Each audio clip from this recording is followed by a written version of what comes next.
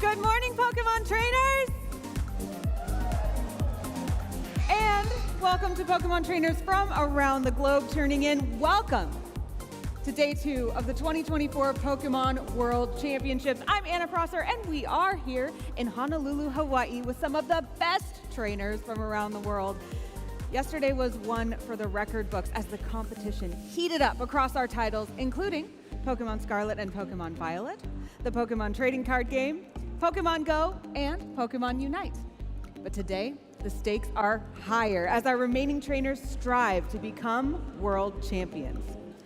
In Pokemon TCG, keep an eye on Jesse Parker, Fernando Cifuentes, and Diego Casaraga, but they'll face stiff competition from the rest of our Day 2 players. In Pokemon VG, Diego Ferreira, Wolf Glick, and Hirofumi Kimura have shown strong and consistent gameplay against competitors and are looking to make the top 8 later this evening. Pokemon Go has its own top trainers going for gold, with Inadequance, Jakobovich, and Out of Pocket looking to secure their place in the grand finals on Championship Sunday. And we have teamwork on display in Pokemon Unite with the top teams so far, Nouns Esports, Talon, and Fennel. Unite's grand finals will take place this evening, so we'll be crowning our first world champions of 2024 before the end of the day today.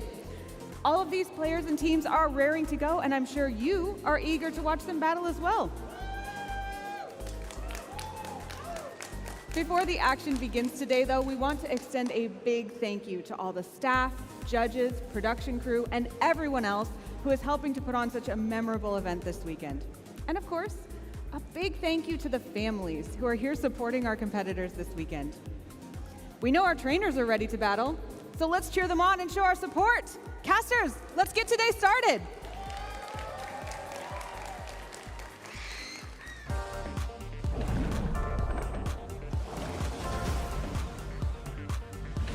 Thank you so much, Anna. Welcome in, Pokemon fans, to our 2024 World Championships here in Honolulu, Hawaii. As beautiful as ever. My name is Chip Ritchie, joined here at the caster desk by Pablo Tablemon Meza. We're so excited to get into our Day 2 Swiss action. Swiss Round 9 coming up. And man, this event is shaping up to be a very interesting one as far as the meta is concerned, what decks the players have chosen to bring. I am eager to get this going, Chip. We had so many cool plays yesterday. We had so many expected decks make Day 2. We also had a lot of unpredictable decks, I would say. Perhaps not in terms of like surprise inclusions, but just like the overall metagame spread of today. I can't wait to see the meta share, because I think we're in for there's a few unique decks that could make a deep run. They're Absolutely. at the top. Yeah, 2 players went 8-0 to close out the day yesterday. 1 player on a Miraidon EX deck, 1 player on Iron Thorns EX. Definitely a shock to see those 2 be the decks to go 8-0 at the World Championships. Yeah, I was not sure how those 2 decks would fare initially, with my initial thoughts for Shrouded Fable and how that would impact the metagame, but as the set came out on TCG Live, as I played more and more, I realized how these 2 decks are just extremely well positioned in the metagame, either by their speed, in the case of Miraidon, or the disruption for Iron Thorns. Let's take a look how our players got to this point here at the World Championships. Of course, throughout the season, they've competed in tons of events, all the way ranging from local league challenges, league cups. We've had plenty of regional championships, and then our flagship events, the international championships, Sao Paulo, Brazil, London, England, and New Orleans in the United States, all leading to our World Championships here in Honolulu, Hawaii. It's been a wild ride to get to this point, Chip. We saw amazing finals, amazing matches in all of these tournaments, and it's time to end with a bang, right? Finish the 2024 season crowning the best trainer. Of course, at these events, all the way from league challenges, all the way up to international championships, our players are competing for championship points. And based on the amount of championship points they were able to earn, that is how they qualified for our World Championships here. You can see the numbers listed, depending on your division, depending on where on the globe you live. That was kind of what was determining how you got to Worlds. And then also, you know, there's tons of Asian countries represented, Asian regions represented here at this event that had a different path to get to the World Championships as well. Yeah, getting here is not easy at all. You can see 600 points for Masters in North America, 500 for EU, 350 for LA. Does seem like a lower number. but it's still very difficult to get to that point. So you know we have the best of the best here. Yes, with the best of the best, without a doubt. The players have worked so hard to get to this point, and many players have already, had this Worlds experience, and they're left to enjoy the rest that the venue has to offer. They are eliminated from the competition. We've trimmed the field down from over 1,100 players down to just a few here in day number 2. Let's take a look at the format for this event. The 2024 Pokémon World Championships event will be showcasing the best Pokémon TCG players and matches all weekend. Trainers from around the world are here to compete for the title of World Champion. Over $2 million in prizing and return invitations for next year's Worlds. Day 1, our trainers face off with Swiss rounds. Trainers who meet the required number of match points will advance to Day 2. Day 2, trainers who advance from Day 1 will continue with Swiss rounds, playing until top cut is determined. Trainers will then compete in a single elimination bracket until a champion is crowned. All matches are best of 3. Who will take the title of Pokémon World Champion this weekend? Watch to find out and follow the action at pokemon.com/play. And these are, of course, the prizes that our competitors are fighting for here at the World Championships. These prizes being the same across all 3 age divisions. Can you imagine being 10 years old and competing for $50,000, Pablo? I genuinely cannot imagine. Not only because me being 10 years old is a long time ago, but that's a lot of money, Chip. Yes, quite a bit. I mean, and even getting to the top 32 locks up $5,000. And there's tons of other things that you earn for placing well at the World Championships. If you get top 4, you get one of those iconic Pikachu trophy cards, the iconic Pikachu trophy itself as well. And then for top 32, players get all kinds of really neat swag, exclusive, over-shoulder bags usually that are given only to the top 32, a hat that's usually stamped with top 32 on it. They really treat you right whenever you do well at the World Championships. They really do. And speaking of doing well at the World Championships, how about we take a look at the standings for today as we're going to get this day started. We have Fernando Cifuentes at number 1, standing tall at 8-0, along with Jesse Parker with that 8-0 perfect record. And Consta Calama, Diego Casiraga, 4 really big names at the top 4, I would say. Yeah, absolutely. I mean, Consta Calama got 9th place at the World Championships last year. He won a regional or special event over in Europe this season. Extremely solid player from Finland. Of course, his brother Juho won an international championships this year. I mean, quite the duo those brothers are. And then Diego Casiraga, the 2017 world champion. He's been in top cut of multiple world championships. He's got the age and experience that most of these players on the list do not have. Will that aid him in pushing forward? And then Ryan Harris at 701. He's a player from America that I think has flown under the radar. He's got a few top 8s under his belt, but he is an extremely strong, extremely solid player. Might not be a household name, but this could be the event for him to push forward and make his name one. And now Miloslav as well. We had him early on yesterday, very confident and carrying that confidence into day 2. Isaiah Bradner as well, fantastic player who has had many close calls.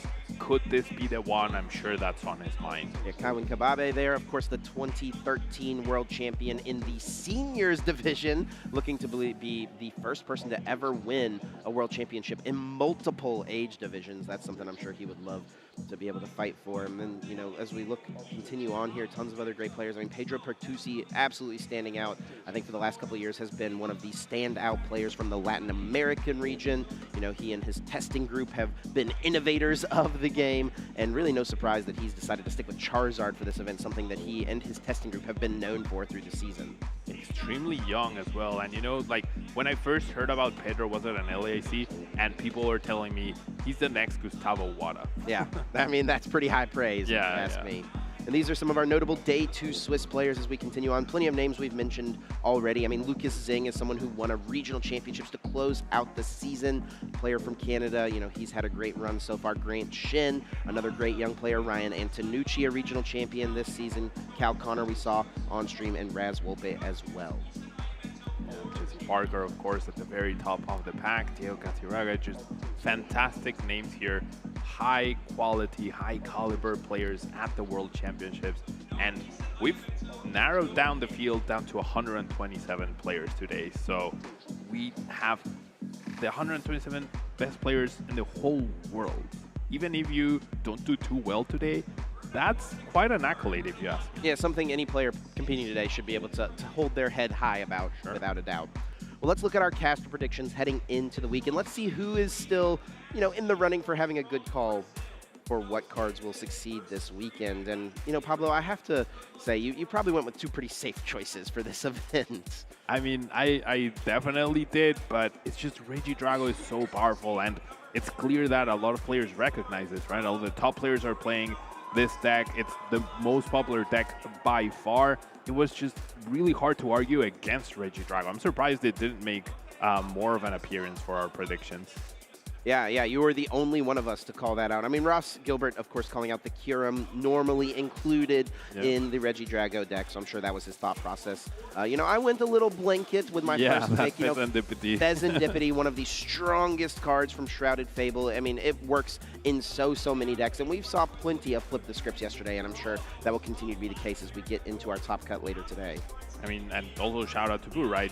Teal Mask Ogre Pony X, also powerful inclusion in both Regidrago and Raging Bolt. So you and her on the same mindset of picking like these powerful support Pokemon that are more likely to be successful overall. But what about Snorlax, Chip? How's Snorlax doing? Yeah, Snorlax has not done super well in this event. It seems like there are a couple players still piloting it to day 2. But as far as alternate win condition decks, or I guess more control style decks, it does seem like Iron Thorns, the pick from Shelby Boo, has been the better call. Of course, Fernando Cifuentes being 8-0 with that archetype to kick off today. And there are tons of players who are 7-1 with it as well. I mean, that deck is something we are probably going to see again before the day is over.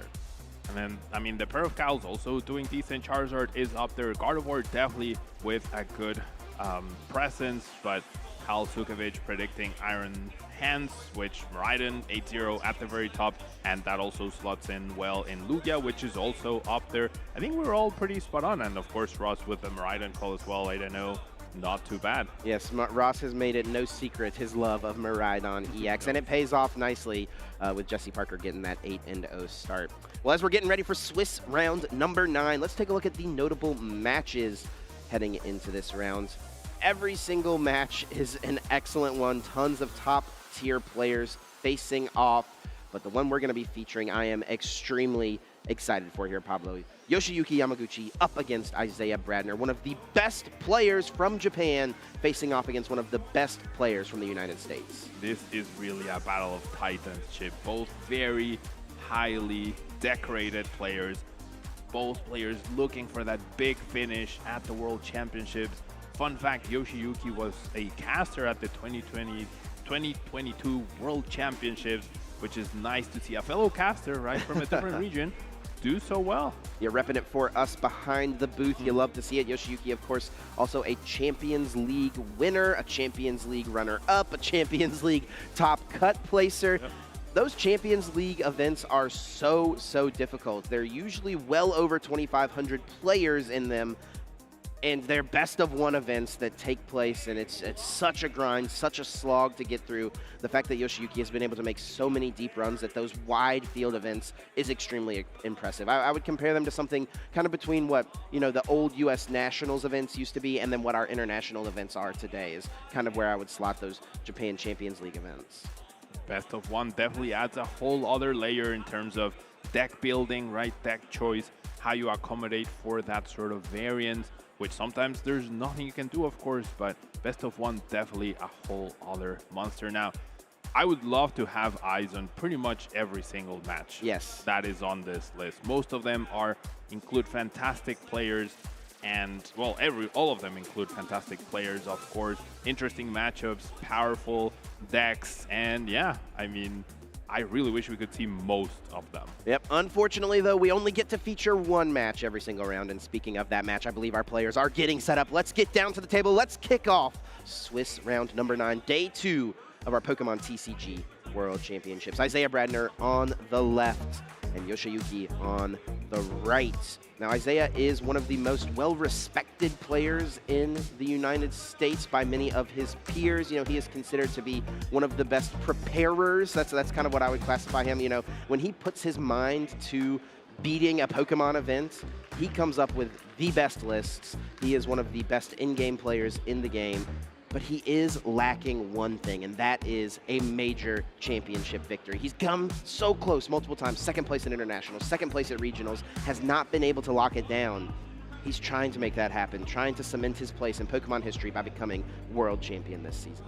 And not only are these top players, we are also featuring a mirror match between the top deck in the format. Regidrago V-Star, far and away the most popular choice among players at this World Championship, and not surprisingly also standing at the very top of the day to start. So interesting to see a mirror match to start off the day, and I have a feeling it's not going to be the last mirror match we get to see today, Chip. Yeah, probably not. And it's kind of interesting. I think some people dislike watching mirror matches, but to be honest, it's so interesting to see how players approach these situations. You know, you spend a lot of time testing your deck for a tournament against all the other decks in the field. How often do you spend practicing against your own deck? For many players, it's not so often. I have to imagine both of these players are pretty well practiced, but they're going to have to make some adjustments on the fly. You know, their lists are kind of interesting here. Neither of them are playing that Hisuian Gudra V-Star, which is normally a very important card in the mirror matchup. How do you predict this matchup going? I mean, the lists are pretty close. They are indeed close. Now, I just saw Isaiah flip, and I do believe he won the coin flip and chose to go first, which should be a big advantage in terms of you get to attack with Regidrago V-Star first, potentially. However, over on Yoshiyuki's side, he is rocking that Iron Leaf EX, which will allow him to potentially be aggressive against any early Mew EX or Squawkabilly EX that Isaiah has in play. So that aggression is not to be underestimated, and we're looking at a 2-2-2 sort of prize map for the most part in this match. Radiant Charizard is going to be a key piece, but that aggression from Iron Leafs could prove to be important. Yeah, there was a tournament over in Japan just a few weeks ago, and Yoshiyuki kind of pulled this Iron Leaves out and made it known as, hey, this is a pretty strong card in the Regidrago deck. It doesn't seem like too many players have chosen to adopt it here for the World Championships, but Yoshiyuki, you know, showing his testing has paid off. You know, he believes this card to be a nice inclusion, and it makes a lot of sense for certain other matchups. You know, matchups where you want to use the Kyurem, it seems like a pretty good option to bring all your energy together and make another attacker without having to use a bunch of energy switch, which you will have likely exhausted by that point in the game. So it's something we could see come up. It, you know, can come and knock out a Mew EX, can come in and knock out a Squawkabilly, something along those lines. Even damaging an Ogerpon or a Regidrago could be important, because that damage can then be supplemented by a Phantom Dive from a Dragapult EX, potentially opening up a 4-prize turn at some point, overturning any sort of price deficit. So it could be that potential early aggression is key for Yoshiyuki to try and overcome this slight disadvantage that he has right now by going second in this matchup. Prize cards going out for these players, and some kind of awkward things right away. One of Pokemon for both of the players. Yoshiyuki's one Squawkabilly EX, Isaiah's one Cleffa, one Radiant Charizard. The Charizard at the bottom means he'll probably be able to take it and utilize it before you know, it becomes too big of a deal that it's in the prize cards. But that Cleffa being prized could be a big deal for Isaiah, and the Squawkabilly, the same story for Yoshiyuki. Squawkabilly very impactful, and I do want to highlight both players prized an Ogerpon EX, which doesn't seem like a big deal, but they are only playing 3 copies each this time around, which means they only have 2 available, which could lead to, oh, pardon me, Yoshiyuki is playing 4 copies, so less impactful for him, a little bit more important for Isaiah. As we head to the table, let's get this match going, Chip. Here we go, kicking things off. Isaiah Bradner will immediately play that Earthen Vessel, discarding a card from the hand in order to search the deck for 2 energy cards, putting them into his hand. Immediately discarding Canceling Cologne, a nice tech card for the meta of this event, but not super useful in this mirror match. Immediately, Isaiah is going to be checking his prize cards. This is kind of his standard thing that we've seen him do, bringing all the Pokemon to the front, make sure he gets a quick check, an adequate shuffle afterwards, make sure that there is everything taken care of, and yeah, he'll make sure he knows exactly what he has access to. Prize checking, such an important skill at the top level of the Pokemon TCG. You can't potentially make any sort of mistake, especially at the World Championship. So knowing exactly which resources you can count on throughout the game so that you don't make plays based on resources that you don't actually have access to is so clutch. Now, this Mew EX start is what we were talking about, right? There's no chance to pick that up, to remove that from play. So it is going to be key to have that that consideration for Yoshiyuki. Maybe he could get those 2 prizes early on and surprise Isaiah. However, you have to imagine Isaiah was watching that Japanese tournament and is aware of the potential threat of the Iron Leaves and might do something about it. Yeah, it's definitely possible. Normally, it would be great to retreat immediately into the Cleffa, but like we pointed out, it is prized. And honestly, there's not really a great option for a 1-prize Pokemon to retreat into for Isaiah. He could retreat into the Kyurem, I guess, but that's not really something you want to put into play, taking up a bench spot, because if your opponent doesn't go for the Iron Leaves and just sticks it active, that could be trouble for you. Isaiah will land on grabbing 1 Fire Energy and 1 Grass Energy off of this Earthen Vessel. We'll see what else the hand has in store. Does he get an attachment to a Regidrago V? Does he get a couple of energies in play through the Teal Mask, Ogerpon, Teal Dance? I do see that Ogerpon right away. I swear that note-taking notebook keeps getting bigger and bigger for Isaiah. Usually he has a piece of paper, and now he has a huge notebook right there. We will see Teal Dance bringing 1 energy down to that Ogerpon and attaching for turn. And an interesting card inclusion here for Isaiah is that Pokestop. Not something we see too often from Regidrago. What do you think of that, Pablo? I mean, it has a lot of synergy with you want your Pokemon in the discard pile. We just saw that Dragapult hit. You also play a lot of very powerful item cards that you want to access. Nest Ball, Ultra Ball, Earthen Vessel, Energy Switch. So it's a very powerful inclusion, very synergetic, but it seems like Isaiah not finding that Nest Ball or Ultra Ball to establish a Regidrago V in the beginning, so we could see some early aggression with Ogerpon, which is definitely not part of the plan here. Yeah, and he's going to just attach this Fire Energy to the Teal Mask Ogerpon EX. Now, that doesn't really benefit Teal Mask Ogerpon. Its attack does cost 3 Grass Energy, but now he has the option to Energy Switch that Fire Energy off in the next turn in order to, potentially make an attacker next turn or in a future turn. Now over to Yoshiyuki. Let's see how he kicks things off. That Regidrago V start is not too bad, especially when your opponent did not even get a Regidrago down on their side. Definitely a slower start for Isaiah. And Yoshiyuki taking a page out of Isaiah's book, checking his prize cards in a similar fashion. I think that hand was a little underwhelming for Yoshiyuki, so he's going to be a little disappointed to see that the Squawkabilly is indeed prized. Otherwise, it would have been perfect to just Nest Ball for that and get going. I'm not sure. I couldn't tell if there was a supporter in there or not, Chip, but that could be a bad sign for Yoshiyuki to start us off. Does have a Regidrago, however, which is more than Isaiah can say at this point in time. Also, something to note from Yoshiyuki here, whenever you're making a deck list for a tournament, sometimes you have to make some aggressive cuts into your consistency in order to add some techs that you may want to play. For example, the Iron Leaves that Yoshiyuki is choosing to play. One of the aggressive cuts Yoshi has made here is to play only 3 copies of Earthen Vessel, usually an extremely important card in this deck, and 2 of them are prized this game, Pablo.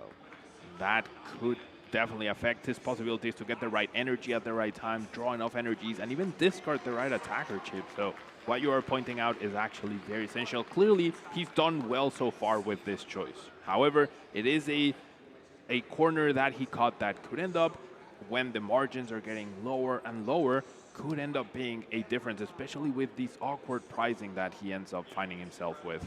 Teal Dance from Yoshiyuki, drawing 1 card. It is that Iron Leaves EX, but like you said, it doesn't look like there's too much going on. It's probably just going to have to be a research. Going for the Pokestop first. There's the Prime Catcher. Boss's Orders goes down, and a Regidrago V. If you're going to play a research, I think drawing Prime Catcher is not one you would like to see.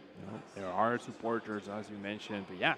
I mean, you'd have to rely on so many energy switches to get these 2 prizes. It might be worth just going for the potential Iron Leaves aggression. We do see the Fezandipity X hit the board. Very key card to recover from any potential Ionos from your opponent. It could be a situation as well Yoshiyuki is considering maybe it's not worth going for the prize cards because his opponent did not get down a Drago last turn, and I think that's what he's going to land on. Now, Isaiah did attach the Fire Energy, which maybe could set off some alarm bells. Is there going to be some crazy Thornton play from the opponent, right? But Isaiah is not playing with Thornton. Interesting, though, Yoshiyuki is packing that tech supporter. Now,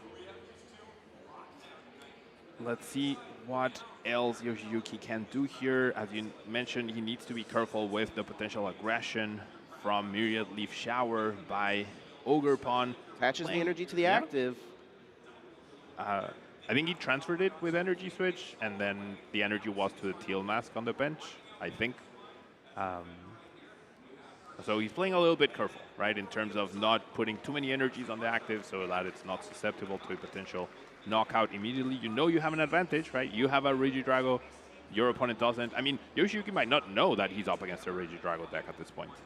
Yeah, I think it's probably pretty safe to assume. It's safe to assume. With the fire energy in play. But and also, like, in day 2, that's a big part of these events is players kind of scouting out, knowing what the other good players are on. You know, these players definitely respect one another, I would say, so probably, you know, are aware of at least of what the other is playing. Now, Isaiah will utilize that Pokestop, bump it right away with the Temple of Sinnoh, and it's just going for an Iono. 6 pretty important cards here for Mr. Bradner. Is he able to find a Regidrago V finally? Let's see what he ends up drawing. Also needs to find energies to potentially be aggressive, but dedicating 4 energies to a single Ogerpon without actually achieving a knockout could be a little problematic as well. Now, I can't tell what he has drawn. I think I do see a Nest Ball. I see Earthen Vessel. I see Energy Switch. I see a Regidrago. So actually pretty good cards overall. Not the easiest discard for the Earthen Vessel. Very powerful cards in hand. I think it's going to be the Ultra Ball. But yeah, I mean, we might get to see a couple extra cards from Restart. But it does feel like Isaiah had an advantage going first, but it completely went away when he wasn't able to get a Regidrago on the bench. Now, it is technically possible for Isaiah to reach for a knockout on the Regidrago V. It would require a pretty hefty investment, I think, you know, a couple energy switch most likely. He does have the extra fire energy on this Teal Mask Ogerpon that could allow for that. It would probably be an overextension, I would say, to go for that play. He's probably going to be thinking a little bit more long game. I mean, setting up the 2-hit KO could be wise, yeah, right? Just get a hit in. Yeah, just get a hit in, get some damage. I believe it would be 180 damage with the energy on the Regidrago. Ogerpon needing 4 total energy because he does need the 3 specific grass, right? That fire adds to the damage, but doesn't help pay for the attack cost. Now, is that worth it? Dedicating your only Ogerpon and all 4 energies that you have access to just to do some damage? Yeah, that's the question Isaiah may be thinking through here at this point. This is the type of situation where I think he would love to get that Cleffa in play, be that 1 prize option, force your opponent to knock that out. And if they don't knock it out, you get to just draw some cards. But, of course, we know it is in the prize cards. Off this Nest Ball here, he's actually debating maybe the Hawlucha. He could do the same thing. Doesn't get the benefit of drawing cards with Grasping Draw, but could bring down the Hawlucha, and I think that is what he's chosen to do. Likely a defensive play, of course, doesn't get the benefit of the flying entry ability as it is not getting into play from the hand. But the important thing right now for Isaiah is to try to prevent Yoshiyuki from taking 2 prize cards this upcoming turn. In this 2-2-2 prize trade-off, whoever gets the first 2 will have a big advantage, and Isaiah not able to do it this turn needs to play a little defensively in that regard as we see the setup of multiple Regidrago just to be extra safe in case one of them does get ghosted. And he does have a pretty solid follow-up, it looks like, for the next turn. Earthen Vessel plus a Research. He's going to be able to dig for that Regidrago V-Star, sending up the Hawlucha and the pass. Now the question here, does Yoshiyuki take the bait? If you find yourself in Yoshiyuki's spot, I have to imagine you're not really prioritizing knocking out this Hawlucha.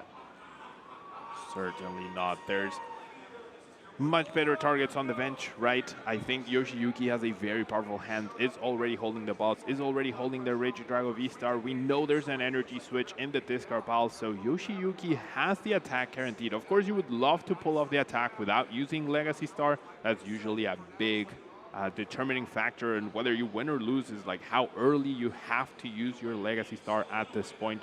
But does have access to boss orders, can chase down probably that Mew EX to start off.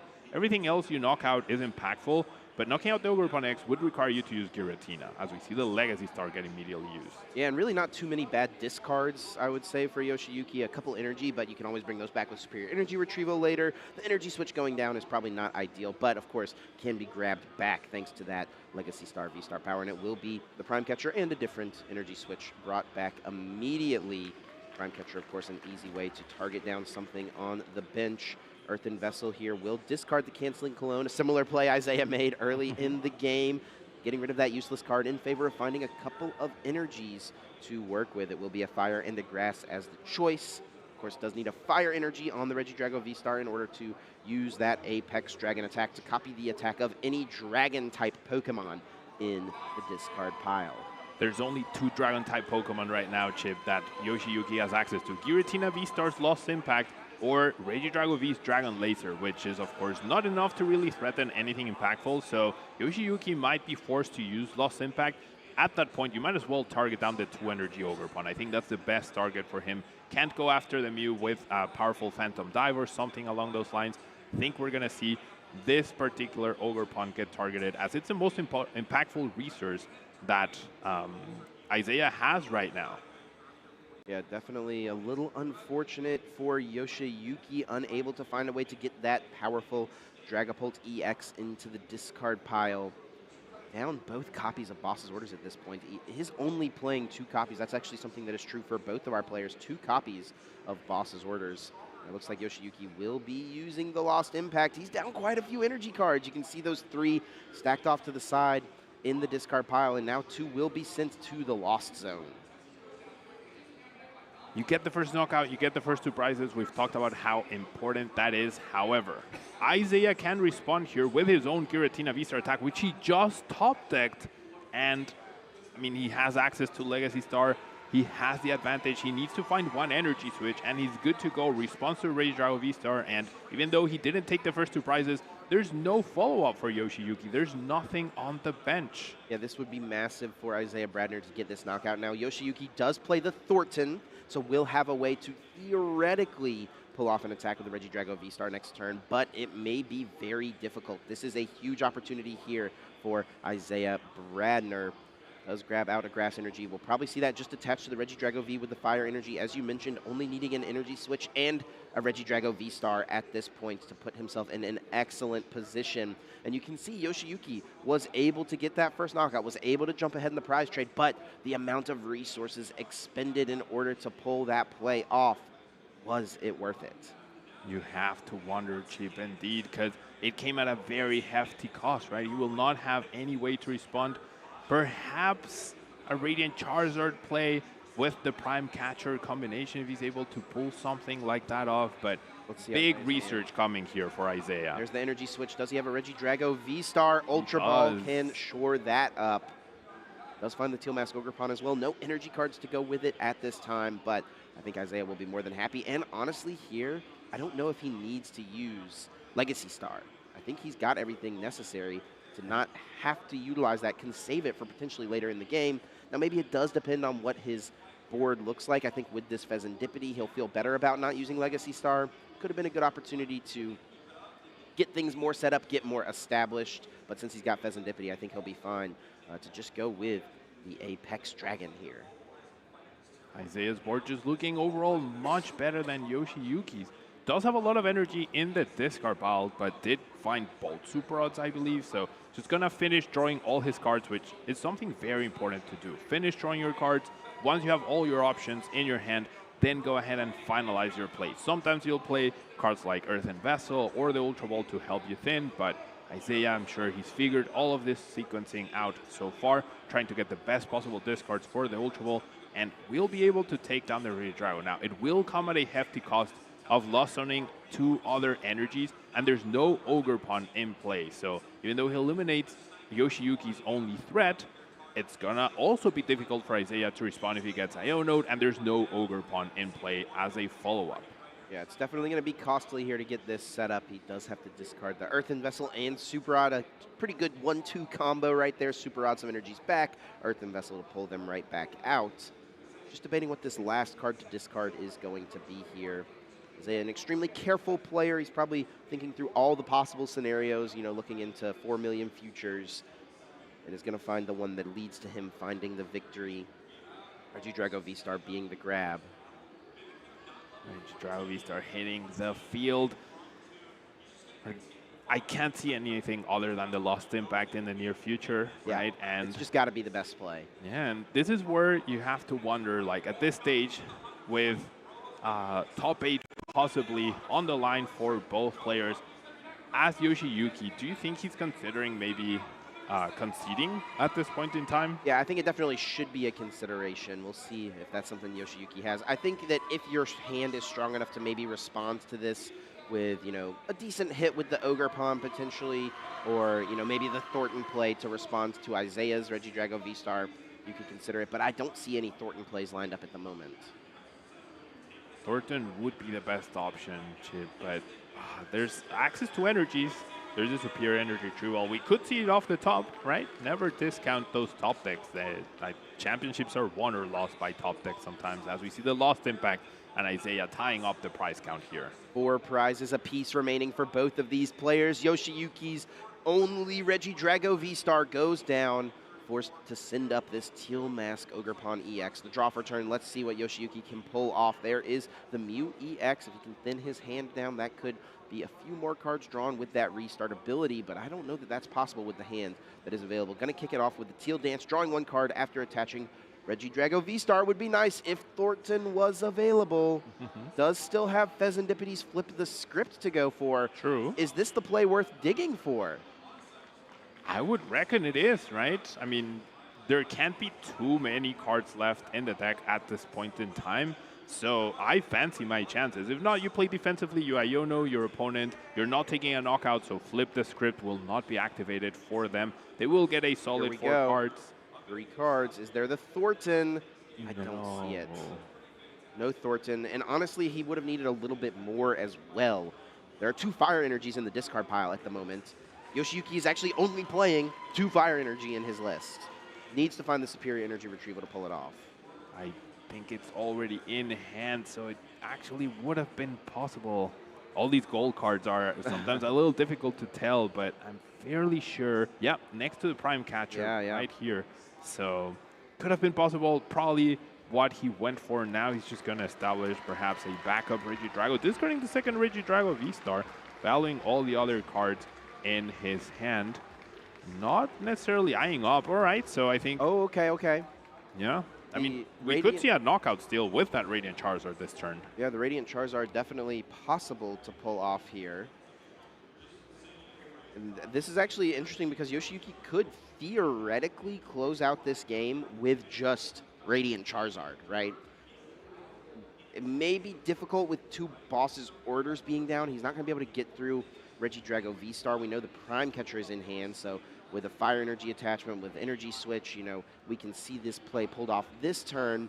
We could see him Thornton in a future turn, but with no boss's orders, you can't, of course, boss plus you can't boss plus Thornton, of course, so it does make things a little difficult. He would have need to boss this turn, I think.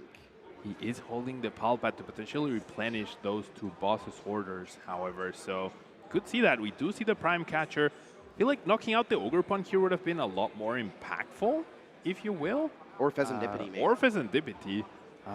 Likely the Ogre Pawn to take down the potential energy, because that's how he could potentially get the backup or the Regidrago powered up again, right?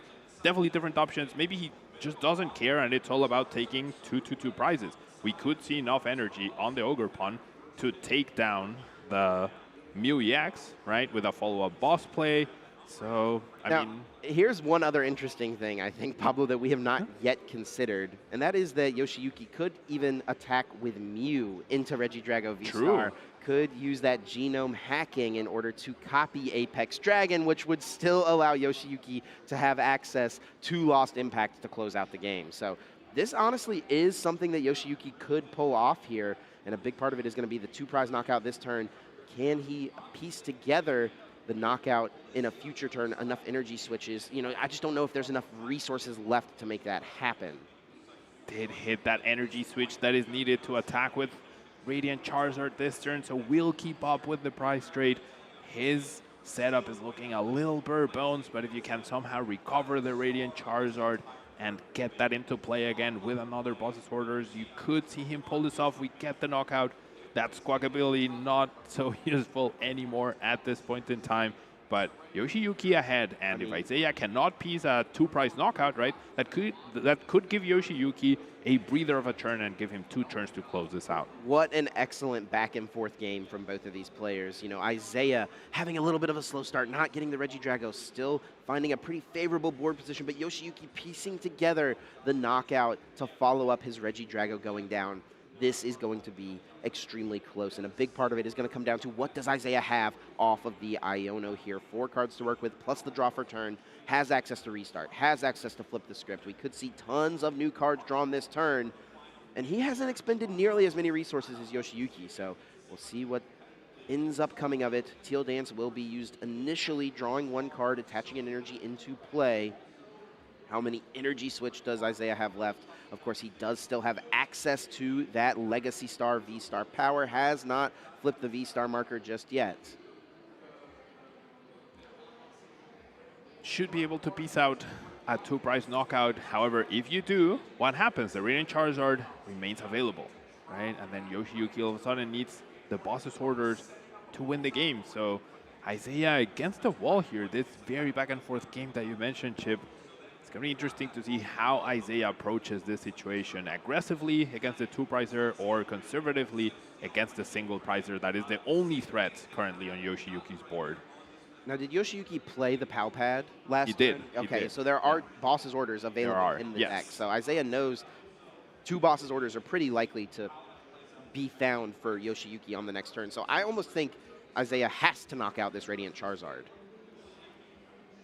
Or you Iono and risk, right? Because the Radiant well, it would be able to attack next turn. So yeah, do you risk Yoshiyuki having the boss? Do you play conservatively and play to winning over the course of 2 turns, which gives Yoshiyuki time to find the Super Rod and also has Mew EX and Serendipity on the bench? That's a lot of extra cards. Even if you Iono your opponent to 2 cards, right? That's a potential 6 extra cards to work with when the deck is getting very, very low at this point. Yeah, Yoshiyuki has found himself, I think, in a favorable position here, but Isaiah Bradner's going to find any line he can and play towards it. What is more likely, that Yoshiyuki would not be able to find the boss's orders off of an Iono, or that Yoshiyuki would not be able to establish another attacker? And Yoshiyuki is down a lot of resources. I have to wonder, if this Charizard goes down, is Yoshiyuki even able to establish another attacker?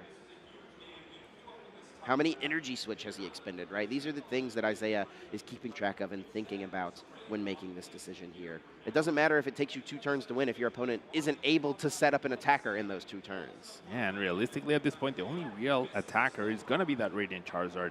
And Isaiah doesn't know if Yoshiyuki has a way to recover it after he knocks it out, right? And that's also part of the risk. And I think Isaiah knows he has to make an action here. You know, he's taken a long time on this decision. Yep. Really needs to make a play, and it will be the Ultra Ball discarding that Regidrago, that Dragapult EX and a Nest Ball going to the discard pile. Searching for any Pokemon. It will be the Kyurem, just thinning here at this point. I'm sad we haven't seen like a big Kyurem play taking a bunch of prizes. It's yeah. not going to happen here for sure. That Triforce attack, incredibly powerful, just not the usefulness in the mirror match, very useful in other different matchups, but thinning, very important. We saw Isaiah counting out his deck, really figuring out if he can research. Now he's getting close to the bottom and hasn't Legacy V-starred yet, so. He does still have a Super Rod available. He actually is playing 2 copies of Super Rod, so we know that he'll be able to replenish the deck, and of course he can always grab one back with that Legacy Star. And it will be the research. Did have the choice of Iono, so it does seem like he is committing to, hey, I've got to knock out this Radiant Charizard and just hope my opponent is going to have a hard time setting up another attacker. This game could come down to Yoshiyuki finding that 1 copy of Super Rod, and that's where Restart and Flip the Script are going to help and get him to that point. But he will have 2 turns to accomplish that, and that's going to be pretty major. Still has a decent-sized hand to work with, has the Mew, has the Flip the Script Serendipity, has Teal Dance even to draw 1 additional card. Like you said, he does not have to do that this turn. You can see why Radiant Charizard is such an important card in these usually 2-prize heavy decks. You know, in regular Charizard EX, we see Radiant Charizard be a huge player. It's the same as well for Regidrago V-Star. Have you seen any other Radiant Pokemon be utilized in Regidrago, Chip?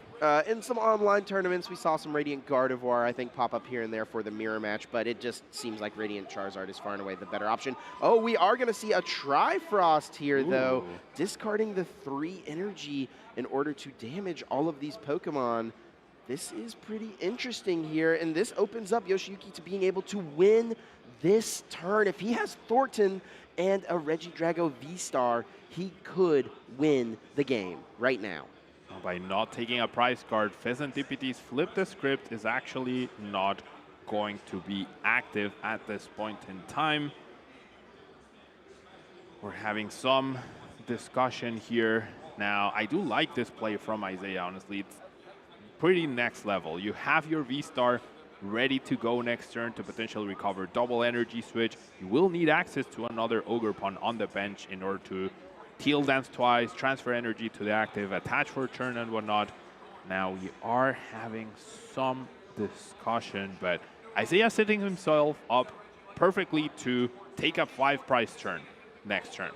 We'll see after this gets resolved what ends up happening here. Limiting Yoshiyuki's hand this turn, pretty important, not activating that Flip the Script. So many things. I gotta give props to Isaiah for that current play. That was really next level. Yeah, and those are the type of plays that separate good players from great players right there. Isaiah recognizing, based on his opponent's resources, it is unlikely. But I do have to say, if Isaiah knew that Yoshiyuki had Thornton, I wonder if he would go for this play. And that may be a factor here. Isaiah not aware of that card that's not very commonly played in Regidrago. It does come up, but it's probably like, 10-15% of players using that card. And that's something that's really important at the World Championships or any tournament really, right? Like we haven't, Charlotte Fable just came out this weekend. We haven't had any sort of successful Regidrago V-Star list, which a lot of players will take a look at and be like, okay, this went through 16 rounds at the World Championships. This is the tried and tested list that I can expect from people at this point in time. So the Thornton tech is something that people are aware of, but it's not the standard, right? And you can make educated guesses on what your opponent might have. You can play around a lot of things, but you can't play around absolutely everything most of the time. Yeah, and Isaiah may see things like, the Iron Leaves EX being included in the list and be like, okay, if my opponent's playing Iron Leaves, are they really also playing Thornton? And Yoshiyuki's found a way to make it work. Now, I do think we're having a discussion at the table. I believe a warning was issued to Isaiah for pace of play, and that discussion is taking place now. I believe an appeal was chosen to be had, which of course is the player's right. And so head judge at the table now discussing things. I believe a translator out there as well, making sure Yoshiyuki understands everything that's happening at the table as well. We are at the World Championships. So many languages being spoken here. We have players from all regions all over the world, and it's what makes this tournament really magical. I mean, internationals also have so many, right? But this is the culmination of everyone's hard work. Yeah, without a doubt. I mean, there's nothing like the World Championships, and probably never will be. So, it's such a joy to be a part of it and get to experience so many different cultures from all over the world coming together in one place, and all for one shared passion, the Pokemon trading card game in our case. The World Championship started 20 years ago to the day almost, and that's a long time. Quite a long time, yeah. You've been to many of the World Championships over the years. You told us yesterday your first World Championships was that one back in 2004. While we're waiting for this ruling, do you have any, insight into, what has changed over the years? Do you remember that first World Championships in 2004 and how that compares to what the venue looks like today? Oh, like I'm sure there's more people behind the scenes right now than there were actual players at the tournament, perhaps. Like, it was tiny. We were like in the basement of a hotel, a fantastic venue, but it was definitely a quarter the size of where we're at right now. But just as magical, Chip, just as magical. And for me, like the first time encountering all these players whom I had never met in person before, they were just usernames behind a screen at that point. So meeting people like Karl Sukovic for the first time, that was really cool. And many other players who are playing today. Not too many left, but yeah, very cool. All right, we're having a head judge on the stage in order to hear both sides of the story, hear from the judges, hear from the players, and, ultimately make the final decision. The head judge's decision is ultimately final here. And it was just a warning, I believe, that was issued, which is a penalty, but it's not a penalty that yields, a double prize penalty, something like that. So you might wonder, like, okay, it's just a warning. Why would you want to appeal that? And it's because it can have an impact on future rounds, correct? It can carry over, or it does carry over one round to the next. We don't know if Isaiah has already had any sort of warnings beforehand, but if this is a recurrent thing that happens to you, it will lead to harsher penalties despite the action not warranting such a thing. Right, so Isaiah not believing that it's warranted, appeals to the head judge, and we're going to have that discussion here. Head judge's decision will ultimately be final. And I do think Isaiah, he was being very careful, right? I think is a way for us to say it, right? He was being very, very careful. It was a tough spot, and he did find a super unique line of play. You don't find those lines of play without thinking about it, right? And thinking through, yeah. Thinking does take time. I wholeheartedly agree, and this play, 100% next level. We were talking about the Kyurem getting thinned out of the deck. That was actually his main plan towards the end, but as you're evaluating all your options, right, going through every scenario possible, maximizing your win condition, this is how Isaiah can potentially win next turn and give Yoshiyuki the most trouble in terms of finding the right resources to close this one out. It's going to be extremely close. Yoshiyuki could just win this turn, like we said. Well, yeah. Yeah, has the option of the Thornton if he has drawn into it, but will not be able to dig super deep for it because Isaiah did not take a knockout. Flip the script, not active. Yes, such an insane next level play. A perfect way to describe it, for sure. Head judge, speaking to both the players here.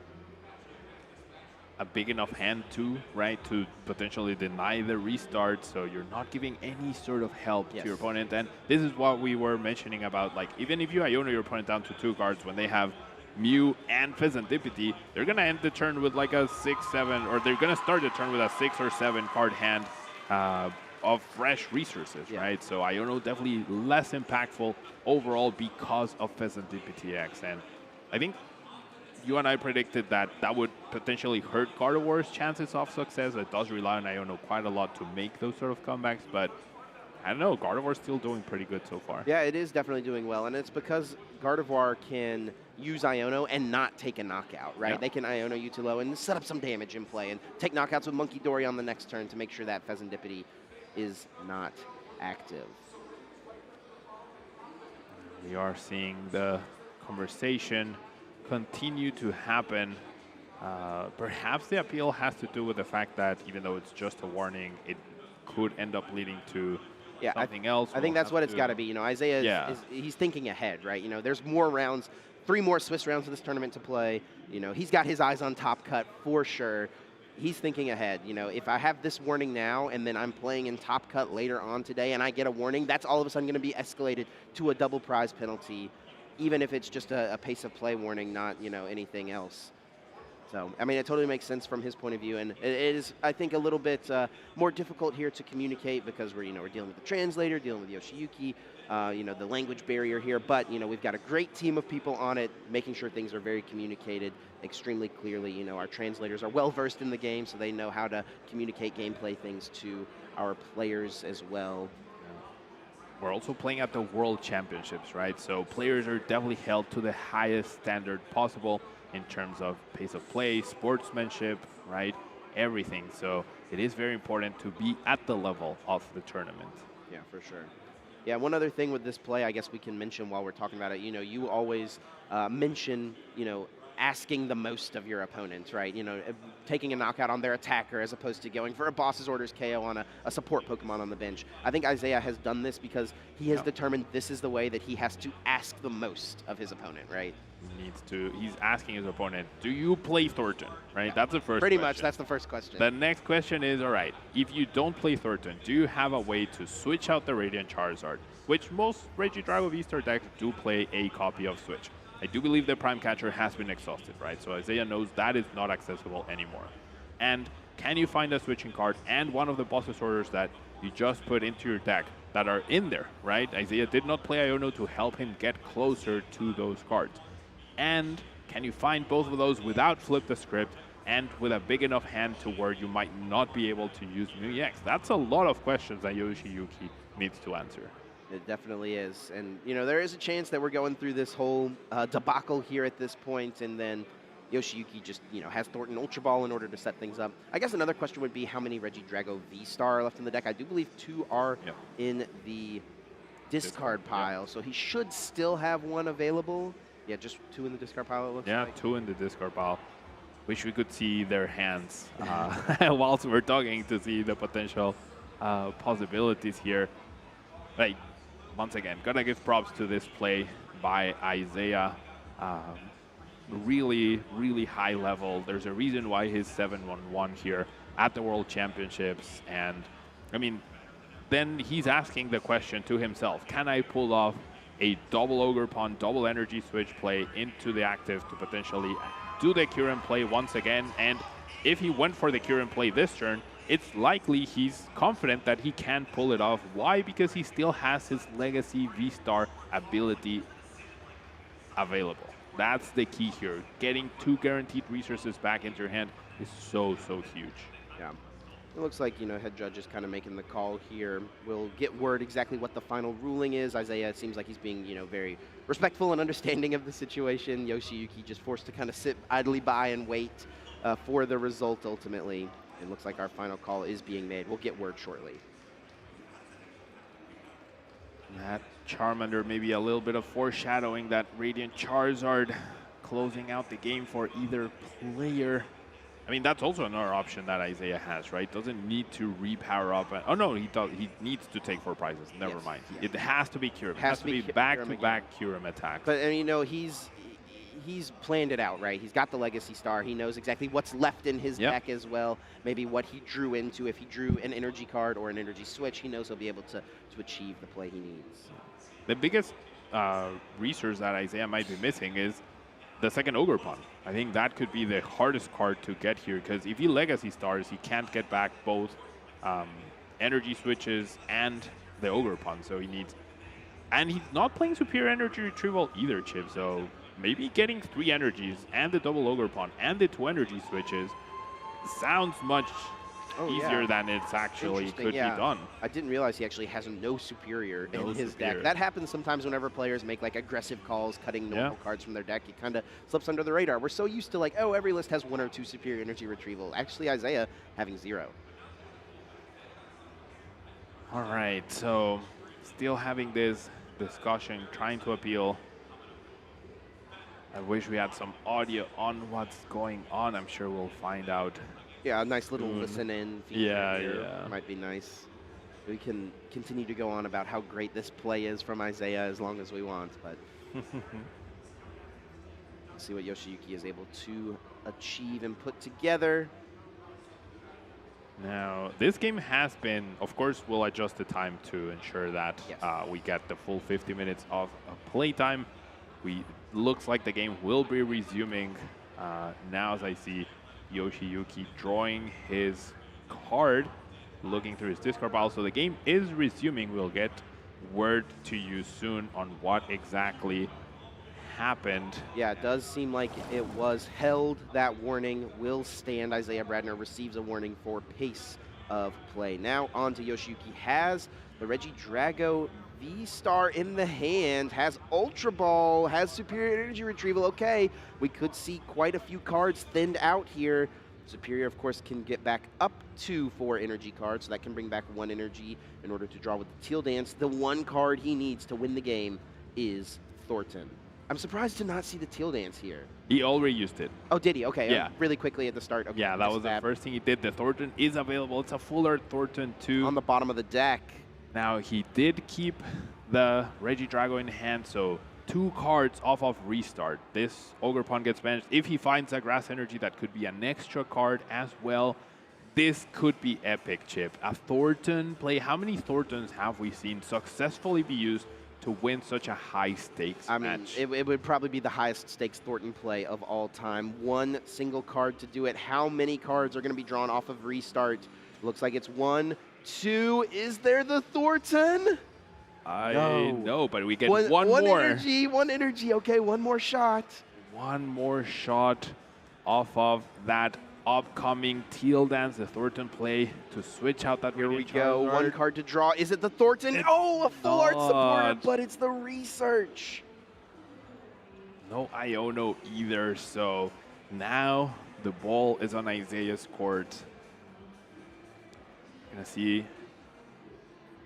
Super Rod, it looks like, is going to be played here before the research. Is there any universe where the Iron Leaves, the Prime Catcher is used, The right? Prime Catcher has been used. There's no Iron Bundle. Can't use Research plus Boss's Orders in the same turn, so I don't think Yoshiyuki has a way to win this turn any longer.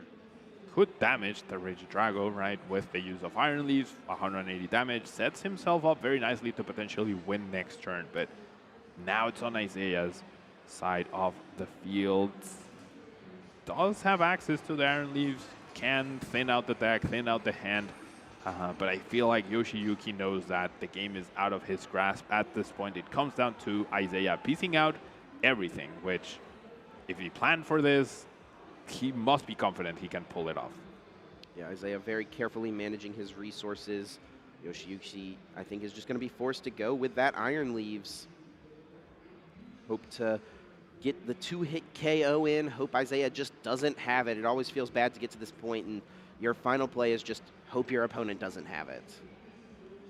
That's what a lot of games come down to, right? At least it's not does my opponent have boss, which tends to be the way things go. But now it's a lot of cards that Isaiah needs to find. His deck is pretty thin. We are going to see that Iron Leaves absorb all these energy and hit for 180, set up Yoshiyuki for success next turn.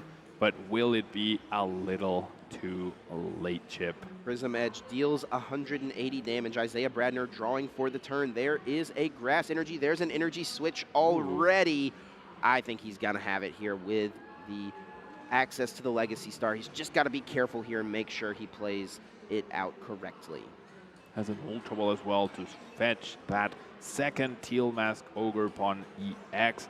Now, we did get word that the warning for Isaiah did stand. It was not appealed successfully, so he knows what he needs to do, and hopefully he does it very soon now. Yeah, if I was Isaiah and I just got a pace of play warning, I would not be taking this long to make a decision. I would, I would be flying.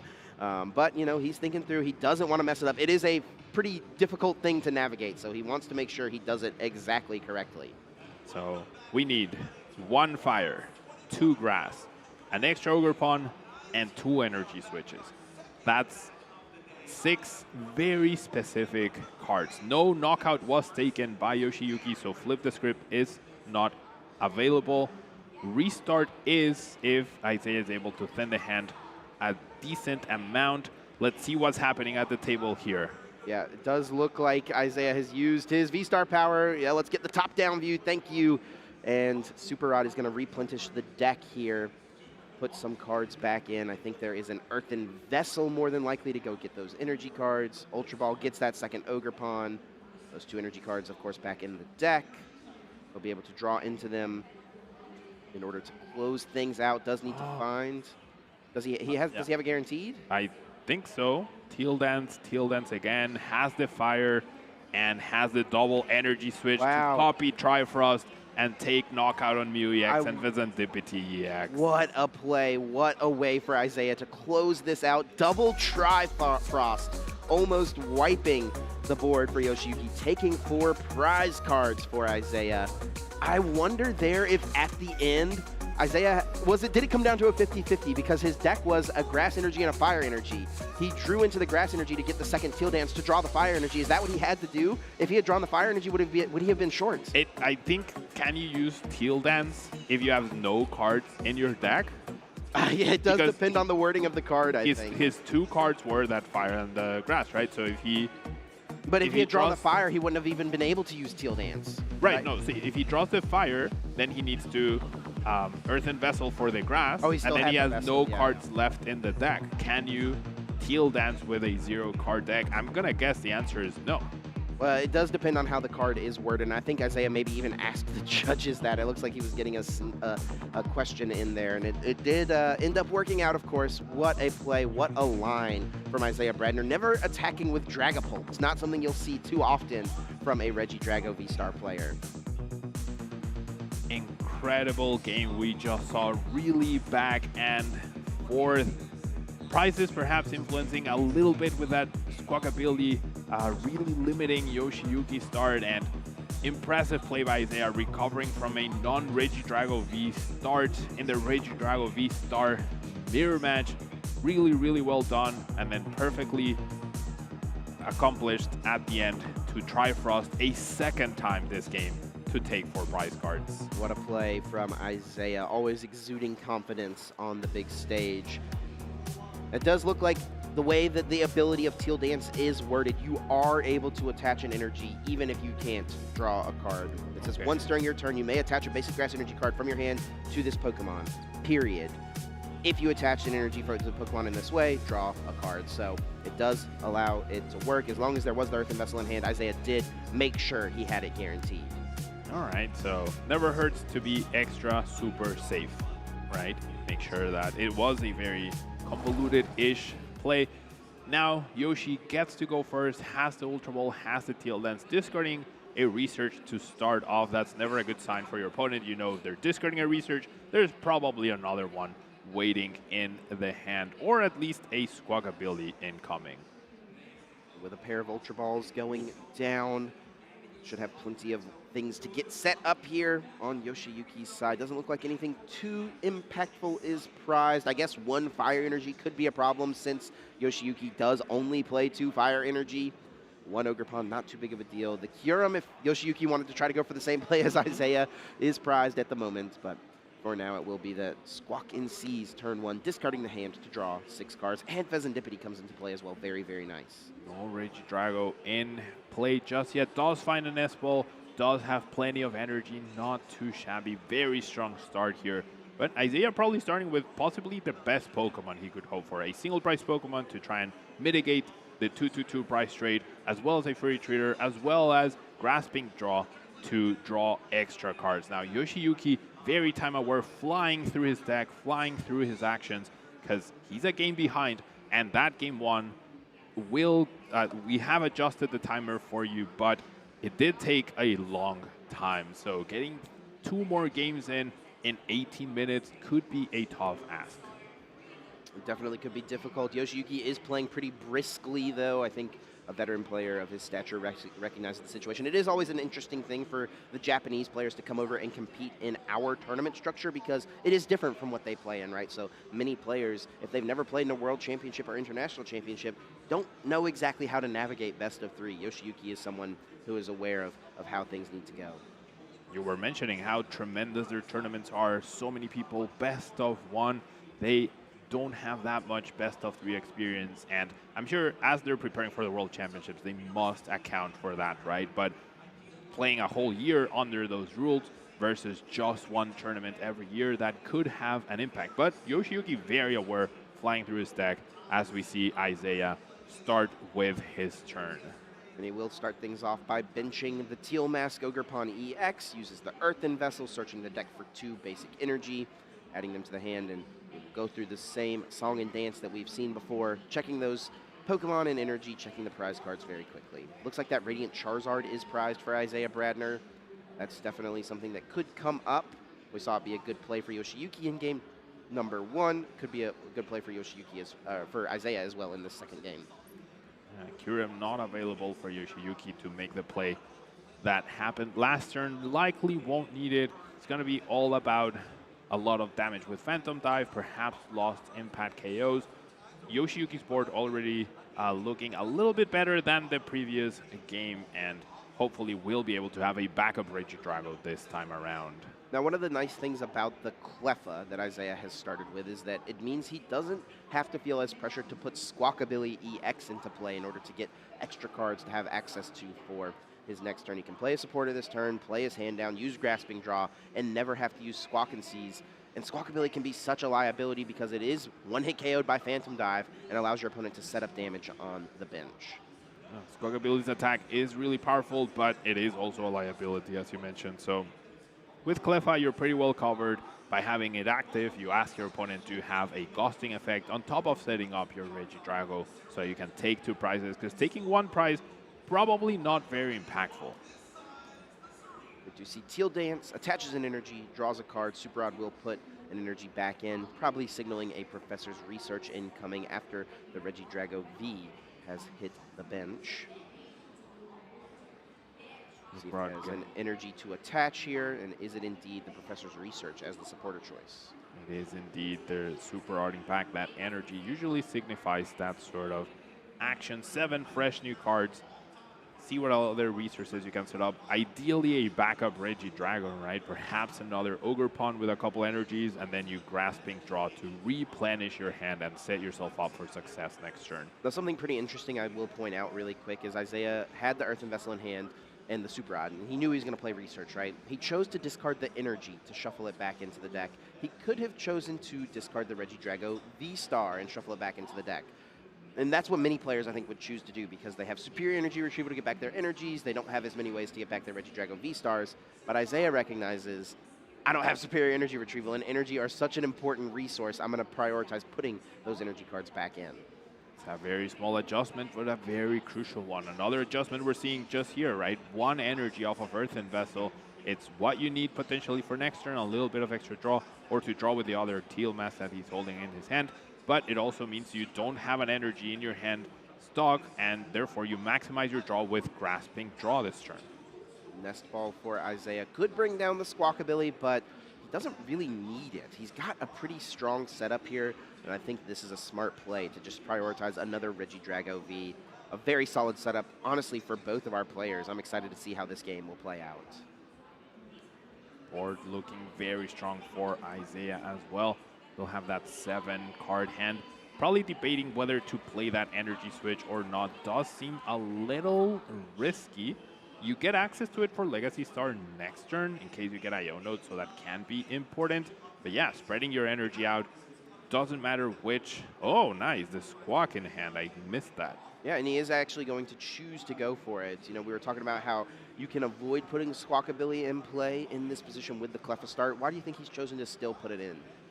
Didn't feel confident of his current hand, just really wants to be the aggressor. I mean, there's value in just having a fresh new hand, right? Get closer to the Regidrago V-Star. Perhaps the early Regidrago V-Star discard made him try to dig a little bit deeper into the deck to make sure that he has the Regidrago V-Star next turn.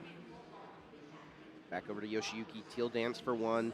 Now another one coming up as well. Does find that Professor's Research, and Ultra Ball can discard a couple of cards in order to get maybe another Regidrago into play. Perhaps Mew EX could make its way to the board.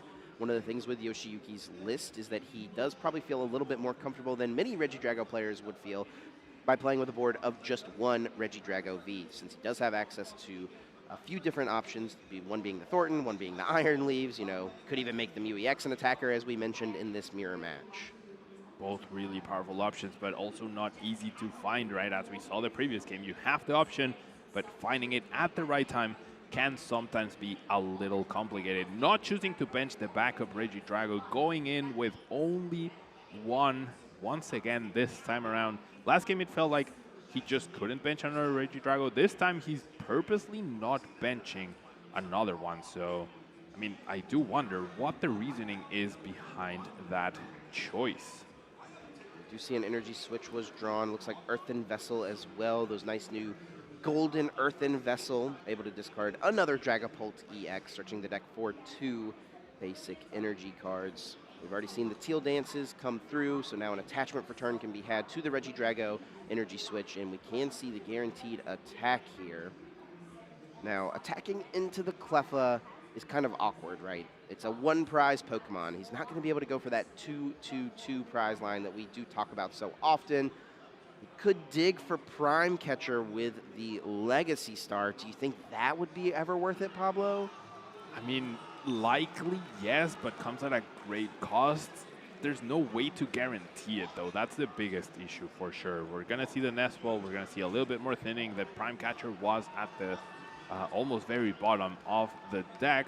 So he will give himself a chance. But as you mentioned, if you want to win this game, you need to make big plays. This could be a big play, but does come at a hefty cost. If you don't take this knockout, it's going to take you 3 more turns. Sorry, if you don't take this 2-price knockout, it's going to take you 3 more turns to actually close out the game, which with the timer running down could maybe not be possible to, like, I mean, you could finish this one, but you're definitely not winning the round, I would say.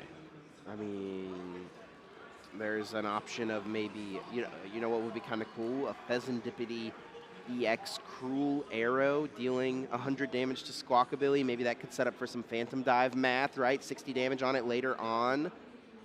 Pheasantipity has a 210 HP, doesn't get knocked out super easily on Isaiah's end. It would be a pretty hefty investment. I don't think we're going to see it, but, it could be a cool. I always like to look out for the cool play. Oh, we're seeing the Legacy Star. Is there Prime Catcher? No.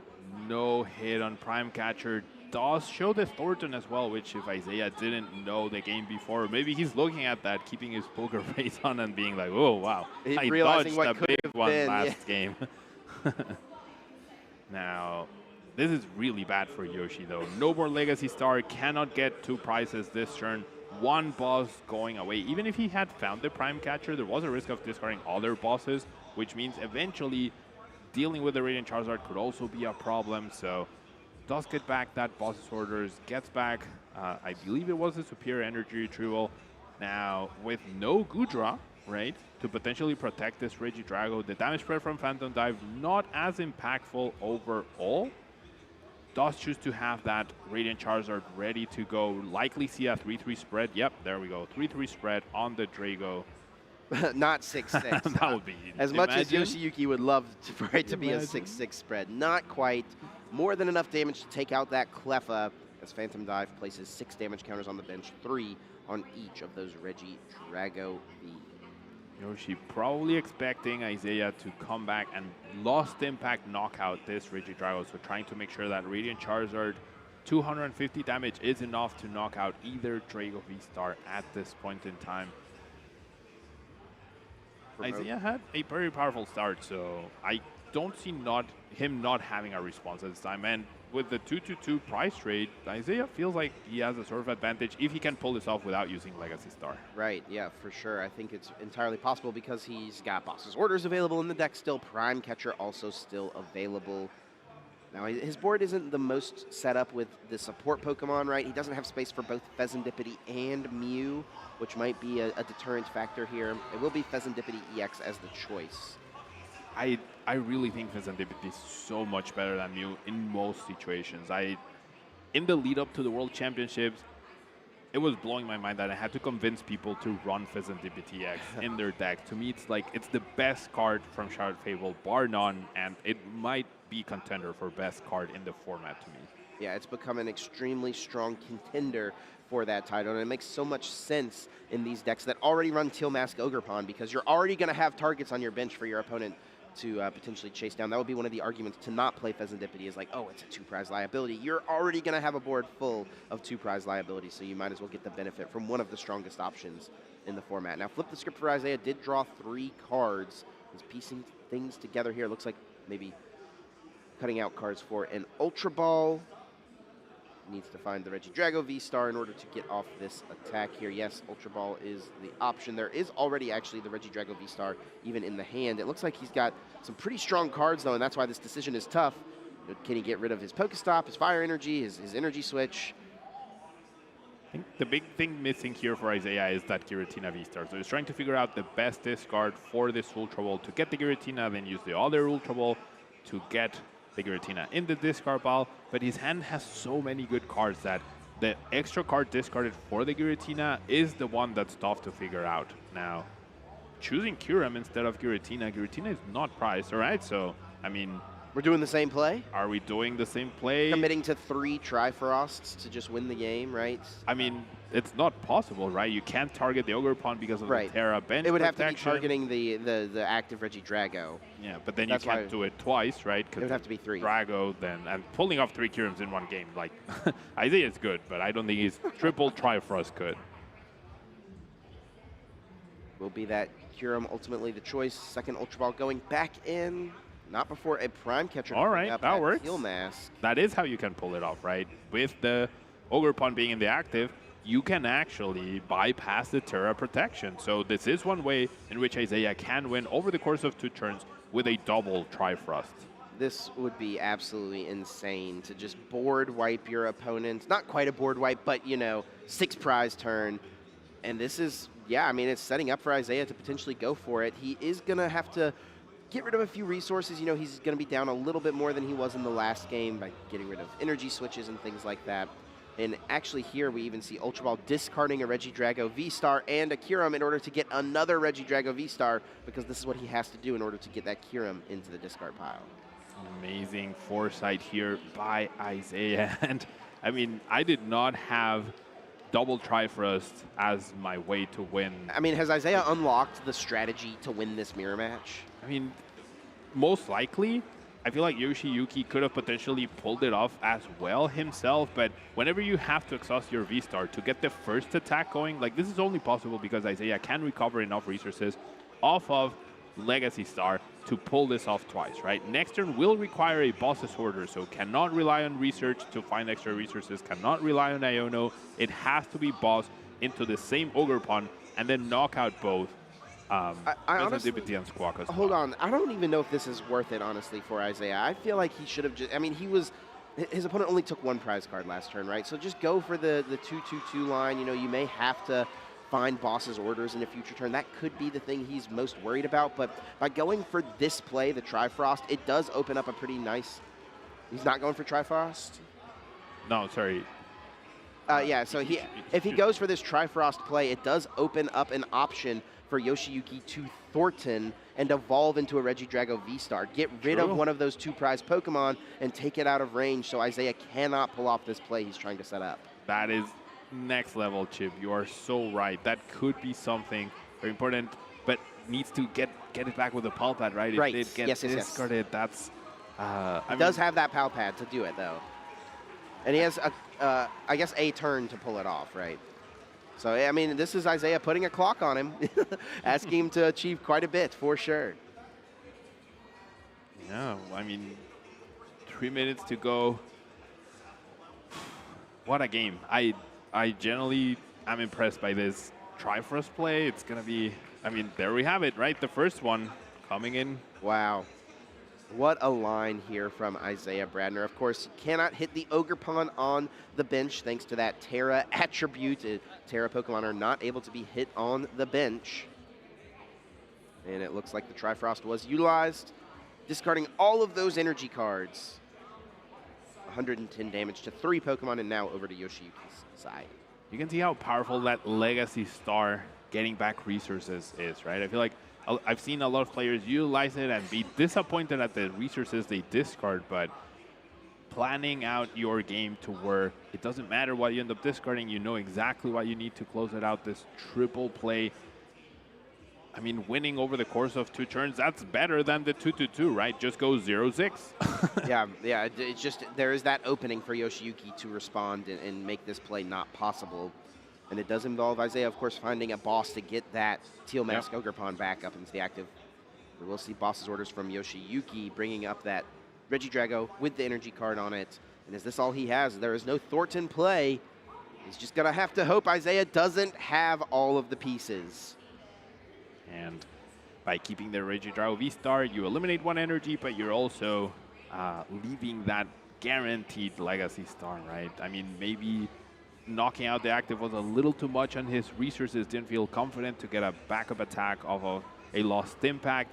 This is the difficult question, right? Like, right now, Yoshiyuki's asking more in terms of energy from Isaiah, but he didn't ask him to have a Regidrago V-Star backup to this one. With 1 in the discard pile, 1 in play, maybe asking your opponent to see if you have a 3rd one could have been an alternate way to go. I think he's got it here. He's got to have it in an Earthen Vessel for the fire energy. Access to Legacy Star that can get back the Prime Catcher. Just needs Prime Catcher plus 2 energy switch, and that is it. That is all Isaiah Bradner needs. Now, he maybe doesn't have it guaranteed just yet, but he can draw almost his entire deck here. He's got Mew EX, he's got Pheasantipity, he's got Research in the hand as well. And of course, you can use Prime Catcher and Research in the same turn. You can't boss in Research, but Prime Catcher is that option available to get back. So as long as there is an energy switch in the deck, Isaiah should have it. Yeah, there's 2 energy switches, and off of Research plus Flip the Script, as you mentioned, Chip, I think it's almost impossible for him to whiff at this point in time. Not even using the restarts for one, just goes for the Research, has Flip the Script still. There it is. There's the energy switch. Yes, he's got it. Oh, double energy switch. We don't. Yeah, sure, that works. Just needs 1 card off of Legacy Star. Prime Catcher flips the Bifrost. V-Star marker. Trifrost taking 3 knockouts in 1 turn, 6 prizes for Isaiah Bradner, a 2-0 victory to move to 8-1 at the Pokemon TCG World Championships. Impressive play by Isaiah. Fantastic foresight, fantastic planning. You have to imagine this is how he was planning to go about it all along, right? If you have your Legacy V-Star attack left over, you can pull this off. That definitely seems like the way to go in this mirror match. Wow, what a play, what a line. Isaiah able to capitalize on the fact that his opponent benched those support Pokemon early in the game, right? And it's kind of what Yoshiyuki had to go for, had to go for the Squawk ability, benching the Pheasantipity before squawking it away, totally makes sense. I mean, you said it best, Pablo. Next level play from Isaiah Bradner. I have to wonder if he's been doing that to his Regidrago opponents all tournament long. I mean, you have to imagine, right? It's such a powerful play. Of course, the Terra protection is there, right? And you can expect there to be 2 targets usually, but what a way to start this day 2, Chip. Things not looking super great for Yoshi in game 1 with the lone Regidrago. Isaiah responding immediately, eliminating his opponent's only real threat from play, leaving himself a little bare bones, but then able to do and recover from this Charizard knockout with a double Trifrost play, thanks to that Legacy Star ability. What a line to find from Isaiah. I wonder how long he's been sitting on that. When did he learn this line? Was it like, a month ago and he's like sitting on, oh, Regidrago is just the best deck by far. Look at this line I can go for. I mean, generally it could be, right? We're all focusing on how Kyurem deals. It's the first with, time I've seen it, It's also the first time I've seen it. You're focused so much on the canceling Cologne into Manaphy, into eliminating your opponent's Ralts and Kirlias, or Charmanders and Dreepies and Pidgeys, but how about a double Trifrost to eliminate your opponent's bench sitters such as Pheasantipity and such as Squawkabilly? I mean, how do you even protect from this? You need some sort of bench healing, which requires a lot to get them out of range of the next Trifrost, or some way to increase their HP to have some protection. And no Regidrago V-Star is playing Bravery Charm pretty much, right? No, there's no shot. Why would you? The Thornton play would have been the only line, right? And play. Yoshiyuki just was not able to pull it off, right? Thornton was already in the discard pile, wasn't able to find Palpad. It would have been a really difficult thing to piece together. And the other cool thing about that play from Isaiah is it just never gives your opponent access to Pheasantipity, right? You've talked about how vital that card has become for the metagame. I mean, it just becomes a useless Pokemon on the bench, right? I mean, Cruel Arrow is a cool attack, but they're not really ever going to be going for it. Yeah, 100 damage, very underwhelming compared to the Trifrost 110 to 3 Pokemon. You don't have to discard the energy, though. Come on now. I mean, sure. Give me something here. Pheasantipity, I mean, it's so clutch. I mean, it definitely helped Isaiah get to those plays at this point in time. Yes. However, he was able to deny his opponent's Pheasantipity as well. So being very aware of that, finding that line, there's a reason why he's 8-1 at the World Championships. Yeah, I mean, and with 12 Swiss rounds, we've got 3 rounds left today. It's going to be tough. I mean, top cut 9-2 might not even be good enough, right? Yeah. 9-1-2 might be the minimum needed to get into top cut. I mean, it's a brutal World Championships out here. It is. With this new format, we have a few less rounds, even less margin for error at the biggest stage in the world, and you can't miss a beat, right? And this is what happened to Yoshiyuki. Was not able to go 2-2-2, was not able to protect his bench successfully. Squawk is very good, but it also ended up being a big liability. It definitely did. Well, let's take a look at what our day 1 meta share was like. Recap that for our viewers joining us today. What was the most popular deck? What were the surprises from our meta in day 1 of this event? Regidrago V-Star, we just saw the mirror match on the screen. 24%, almost a quarter of the room. And then the Iron Thorns EX, the big shock of the event. 5.5% of the day one meta. And of course, one of our players making it to 8-0 yesterday with it. How many Crushing Hammer head flips do you think he got on his way to the 8-0? Over 50%. Over 50%. I feel like with 50%, you're likely to go far. If you get under that, you're likely not to. But like, how much do you need to be above average on the day in order to get to 8-0 at the World? Because 8-0 could imply 16 games, right? Or potentially 24 games played. Now, I'm really interested here, Pablo, to see what our day 2 meta share looks like. How did these decks from day 1 convert into day number 2? Does Regidrago V-Star remain the most popular deck? And sure enough, it does. Wow. And it even picks up some meta share percentage. It's been a long time since we've seen the most popular deck from day 1 hold true into day 2. I mean, reminiscent of Lugia V-Star days of old. Not quite to that level. Not quite to that level, but coming very close, I want to say. Like, Regidrago V-Star doesn't feel to the power level of the original Lugia V-Star, but I mean, these sort of plays, you get so many powerful attacks to choose from.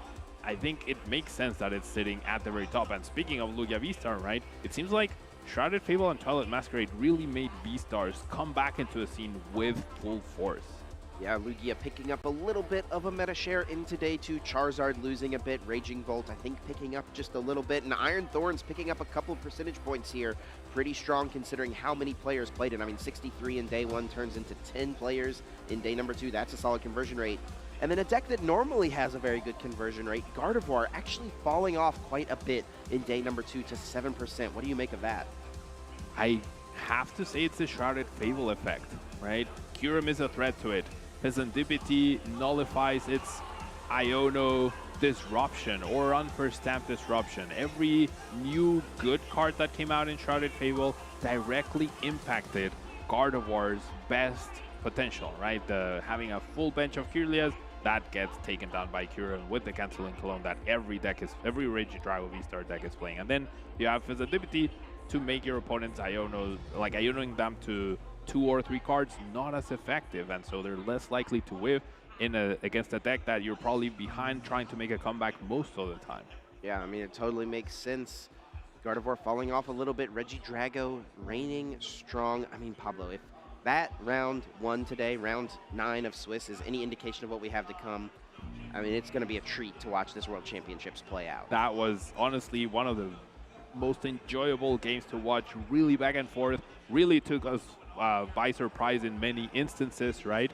And the game lasted a long time, but they were 3-turn games, right? This one, Isaiah won the mirror match in 3 turns in the first game and 4 turns in the second game, so plenty of action really quickly. A lot of aggression as well. Yeah, and that's what I love about our game, just how strategic it is. And I think that was a perfect strategy game, right? Isaiah approached it in a way that many others have not considered just yet. I wonder if players out there in the field are going to, all of a sudden, is there going to be this mid-tournament revelation of how to play the Regidrago mirror? Or perhaps they already know, right? And they've been keeping it off stream because we hadn't seen a Regidrago V-Star mirror yet. Yeah. Well, Pablo, it was a great first round with you today. I'm looking forward to the rest of our matches we have to come.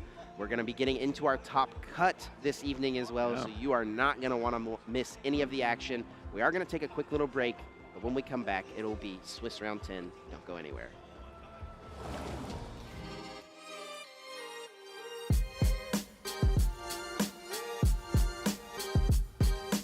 My name is Vini Fernandes. I am from São Paulo, Brazil. I started playing Pokemon back in 2017. I started just going to locals and playing for fun. My Pokemon type will be Dragon. If I had to choose a Pokemon, I would be Giratina. And he's proven himself already getting to top 4 with Giratina V-Star.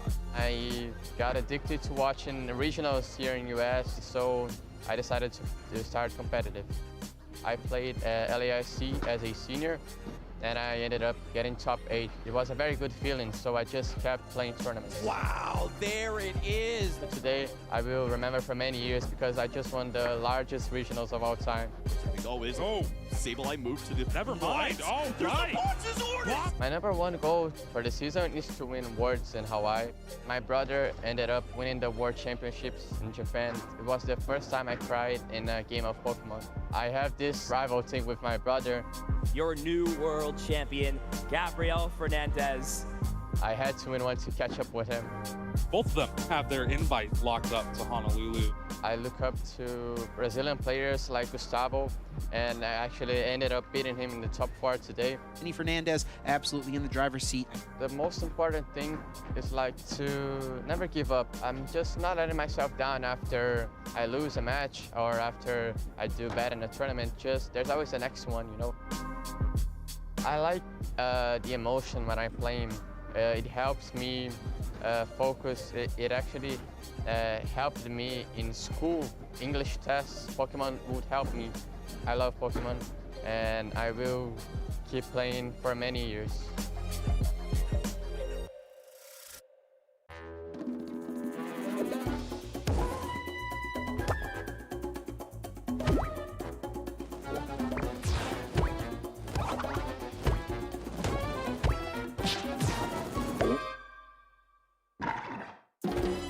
Looking to meet up with other Pokemon fans and make some new friends? Well, I know the place for you. Come with me to my first ever Pokemon League. I started by heading over to Pokemon.com/play and put in my location. All these game stores with different leagues popped up to choose from. While I haven't played the trading card game too much before, I wanted to check it out and learn a little more. So I picked a local game store not too far from my house with a league this weekend. Let's go! Once I got to the shop on Saturday, I wasn't really sure what to expect, but I met Professor Brandon right away, who got me all checked in. I was super nervous, but everyone was so nice. Another player even helped me with my deck, and then I grabbed a playmat and some dice, sitting down for my first match. I played for a few rounds. All in all, it was a great day. Big shout out to all of my new friends who encouraged me to come back. I'm so glad I went. It was super easy to join, and I honestly can't wait for the next one. Hope to see you there too.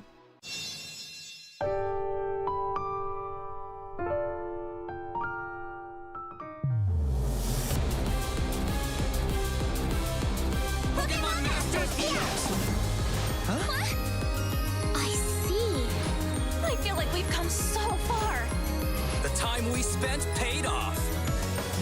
It's hard to describe the joy you feel when you finally come face to face with the legend. How beautiful. No way we're losing. We're going to surpass you. Our first step in the morning is the most important part of the day.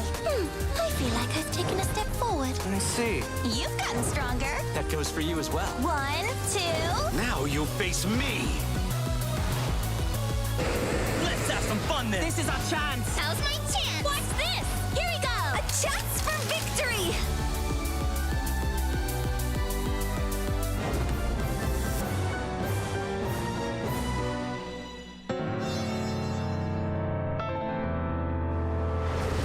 A new kind of power? Oh man, so exciting. Amazing. Classic Nemona. Right, next battle. Hello there. My name is Oak. This world is inhabited by creatures that we call Pokémon.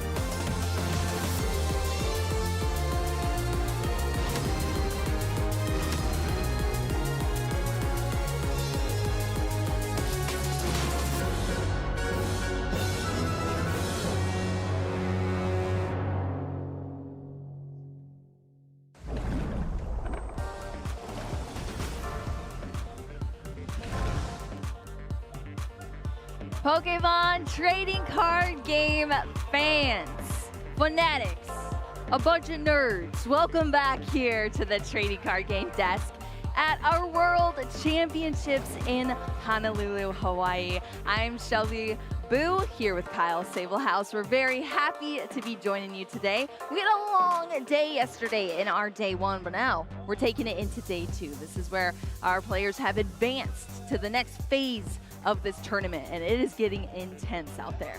Yeah, that's a word for it. It is definitely starting to heat up here in Hawaii. We have so much great competition here, and there's only 4 rounds. Yeah. And you go into day 2, so Woo! every round just that much sweatier. Yeah. We're trying to get a lot of championship points, or a lot of match points accumulated here in order to reach the top 8, or that asymmetrical piece, which we'll get to later on. But a lot of people still with their eyes on the main prize, being the world champion. Yeah, that is going to be for our Championship Sunday, who we will determine for each of our age divisions as well. We don't just have Masters playing out here. We have juniors and seniors, and we'll get to see all of them accumulating on our Championship Sunday. It is the most hype part of the event, at least for me, and we have some awesome announcements and stuff too. I mean, I don't know what they are, but I'm excited for them. But yeah, it's going to be a great day, but still, what happens at the end of today, Kyle?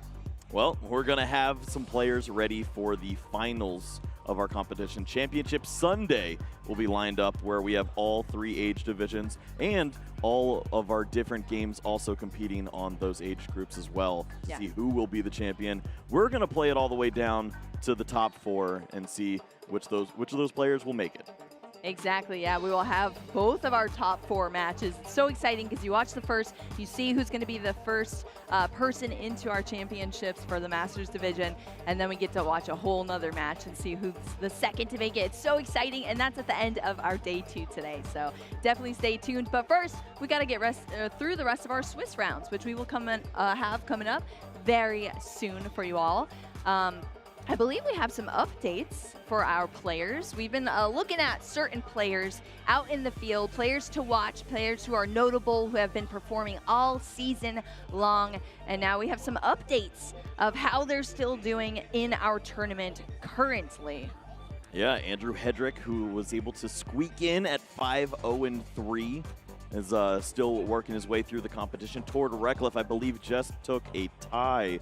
So eyeing up 3 wins in order to have an opportunity at that top 8 mark. And Brent Thomason, how's the wet goose doing over there? Hopefully just as strong as we've ever seen. Absolutely. We see all of the different regions here represented as well. And yeah, some star-studded players that I'm sure everybody is rooting on here.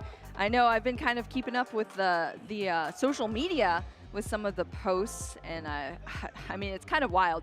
Anytime Tord posts something, it's just like 2,000 likes on it. It's like there's so many I found a fans grape out on the there. floor. Yeah. Exactly. So I'm excited to see how things turn out for our players so far in this event. But yeah, we've got some good matches lined up for you all. And wow, look at this. We got our rankings as well so far in the tournament. Jesse Parker, calm down. 9-0 Miraidon, the lone undefeated player in the tournament right now. And that has to be such a great feeling when you consider that Jesse likely has the next 3 rounds to earn 3 match points. I think Miraidon should probably find a way to get this done here. And we see some other great notable names as well. Consta Kalama really speaks to me. The Lugia player out here, we have not yet featured Lugia, but it's 8-0-1 with a fantastic opportunity to maybe lock in with these next 2 match wins and guarantee a spot in the top 8. Yeah, it's pretty wild. There's a lot of Lugia, and there's several other Miraidon here on this list as well. So imagine those matchups when they face off against each other. That is going to be a little scary. Are we starting to see sort of how this tournament might be shaping up depending on these future matches and who is going to be matched against who, but specifically which decks will be matched against who as well? Yeah, a lot of interesting matchups. You think about the Miraidon there against the Lugia. It's been typically favored for the Miraidons, but honestly, Lugia has a lot of great pieces in the toolbox there to work against that. The legacy energy is so strong, so can't count Consta out of it just yet. Isaiah Bradner, who we just featured, up against Eder. That's going to be a great matchup to check out. And we see a couple interesting decks squeaking in here. Golden Go hanging out here at the tippy top. That's did you expect that that's one, a Kyle? fan favorite if I've ever seen one. Oh, yeah, we like some coin bonuses. We like making it rain out here. Making it rain. Yeah, that is a surprising one for me. There are 2 on this list, I believe, so just shout out to them. And we see, of course, our current world champion, Vance Kelly, still fighting it out there. It is a good opportunity. It's a lot of great names, honestly. It's going to be exciting to see. Yeah, we saw him on stream last night. Let's see if we can see him again, potentially, throughout the rest of this tournament. Well, we have our stream match ready. I believe our players are setting up at the stage as we speak. And as you can see right at the top there, those two names are who we're going to see on our World Champion stage here in our next Swiss round. And it's going to be some pretty cool decks as well. Yeah, did you see Golden Go sliding down the side of the island there on our screen? No, I didn't. It's on there. Ooh. Well, I guess it was showing the future here because Kobe Kawasaki has brought Golden Go to our stage here at the 2024 World Championships. Gonna have to compete though against that formidable opponent in the Charizard EX. And Kyle, I'm sure you're gonna be happy about this. This one has a little self-sacrifice in it. Ah, yes, the ritual. Yeah. Let's see it commence as the Duskull line, the 2-1-1 line. Just interesting what one to follow there. Of course, often we see players target down that Duskull saying, you know what, you're doing enough damage. I don't like when you get to manipulate the prize exchange. I'll just take it into my own terms. But this is a much more standard style of that Charizard EX that we're used to seeing, other than the Tord Reckless one that has a lot more tech inclusions. So should be a really exciting battle between the high hit points of Charizard EX and the rain-making ability of Golden Go. Yeah, we're going to see some cards flying around here for sure. Hayato, I know, has some placements previously in 2023 at some championship leagues or champion leagues. Top 4 and a top 16. Kobe Kawasaki made top 128 at our last NAIC this year, just a couple months, well, like a month ago. Yep, and obviously representing that Seattle area too. Yeah, so that's true. Very strong competition up there. They've been continuing to grow, and sure enough, this has been a pet deck of that region. I've seen so many of them never able to just put it away. Much like the Giratina players, they just keep coming back for more. But it's paying off here, 7-1-1, and maybe there's a couple more coins to be tossed around into that wallet. Yeah, well, let's see how this plays out, Kyle. I feel like we've been getting some great matches all day one. Now let's kick things off with an explosive match here in day 2. Kobe Kawasaki versus Hayato Suzuki. I'm very excited to see this. Let's talk about this matchup as far as Golden Go versus Charizard. I have to believe that Kobe has to think, okay, I'm going to the World Championships and I'm choosing to play Golden Go. What do you think are the thoughts there behind bringing this deck into this specific format? Yeah, I mean, this is the beauty of Golden Go. The hit points are so awkward to deal with. You're a deck that can actually reach a one-hit knockout on a Charizard, take that knockout, and not be return KO'd by Burning Darkness on the other side. They're only dealing max 240, and that's where you see that Dustful inclusion. Shout out. There you go. It looks like it's like surfing a wave here, that Golden Go, with all the coins falling off the board. I love it. Yeah, we're really going to see that inclusion of the Dusclops. Even the Dusclops, not the Dusknor, could be enough, honestly, to just throw off the math, include some additional damage counters for an earlier knockout, but additionally just reaching that third prize card, so Burning Darkness deals 270, yeah, is going to be a big problem. How about the setup for both of these players as far as their initial turns? Do they both have kind of similar pacing?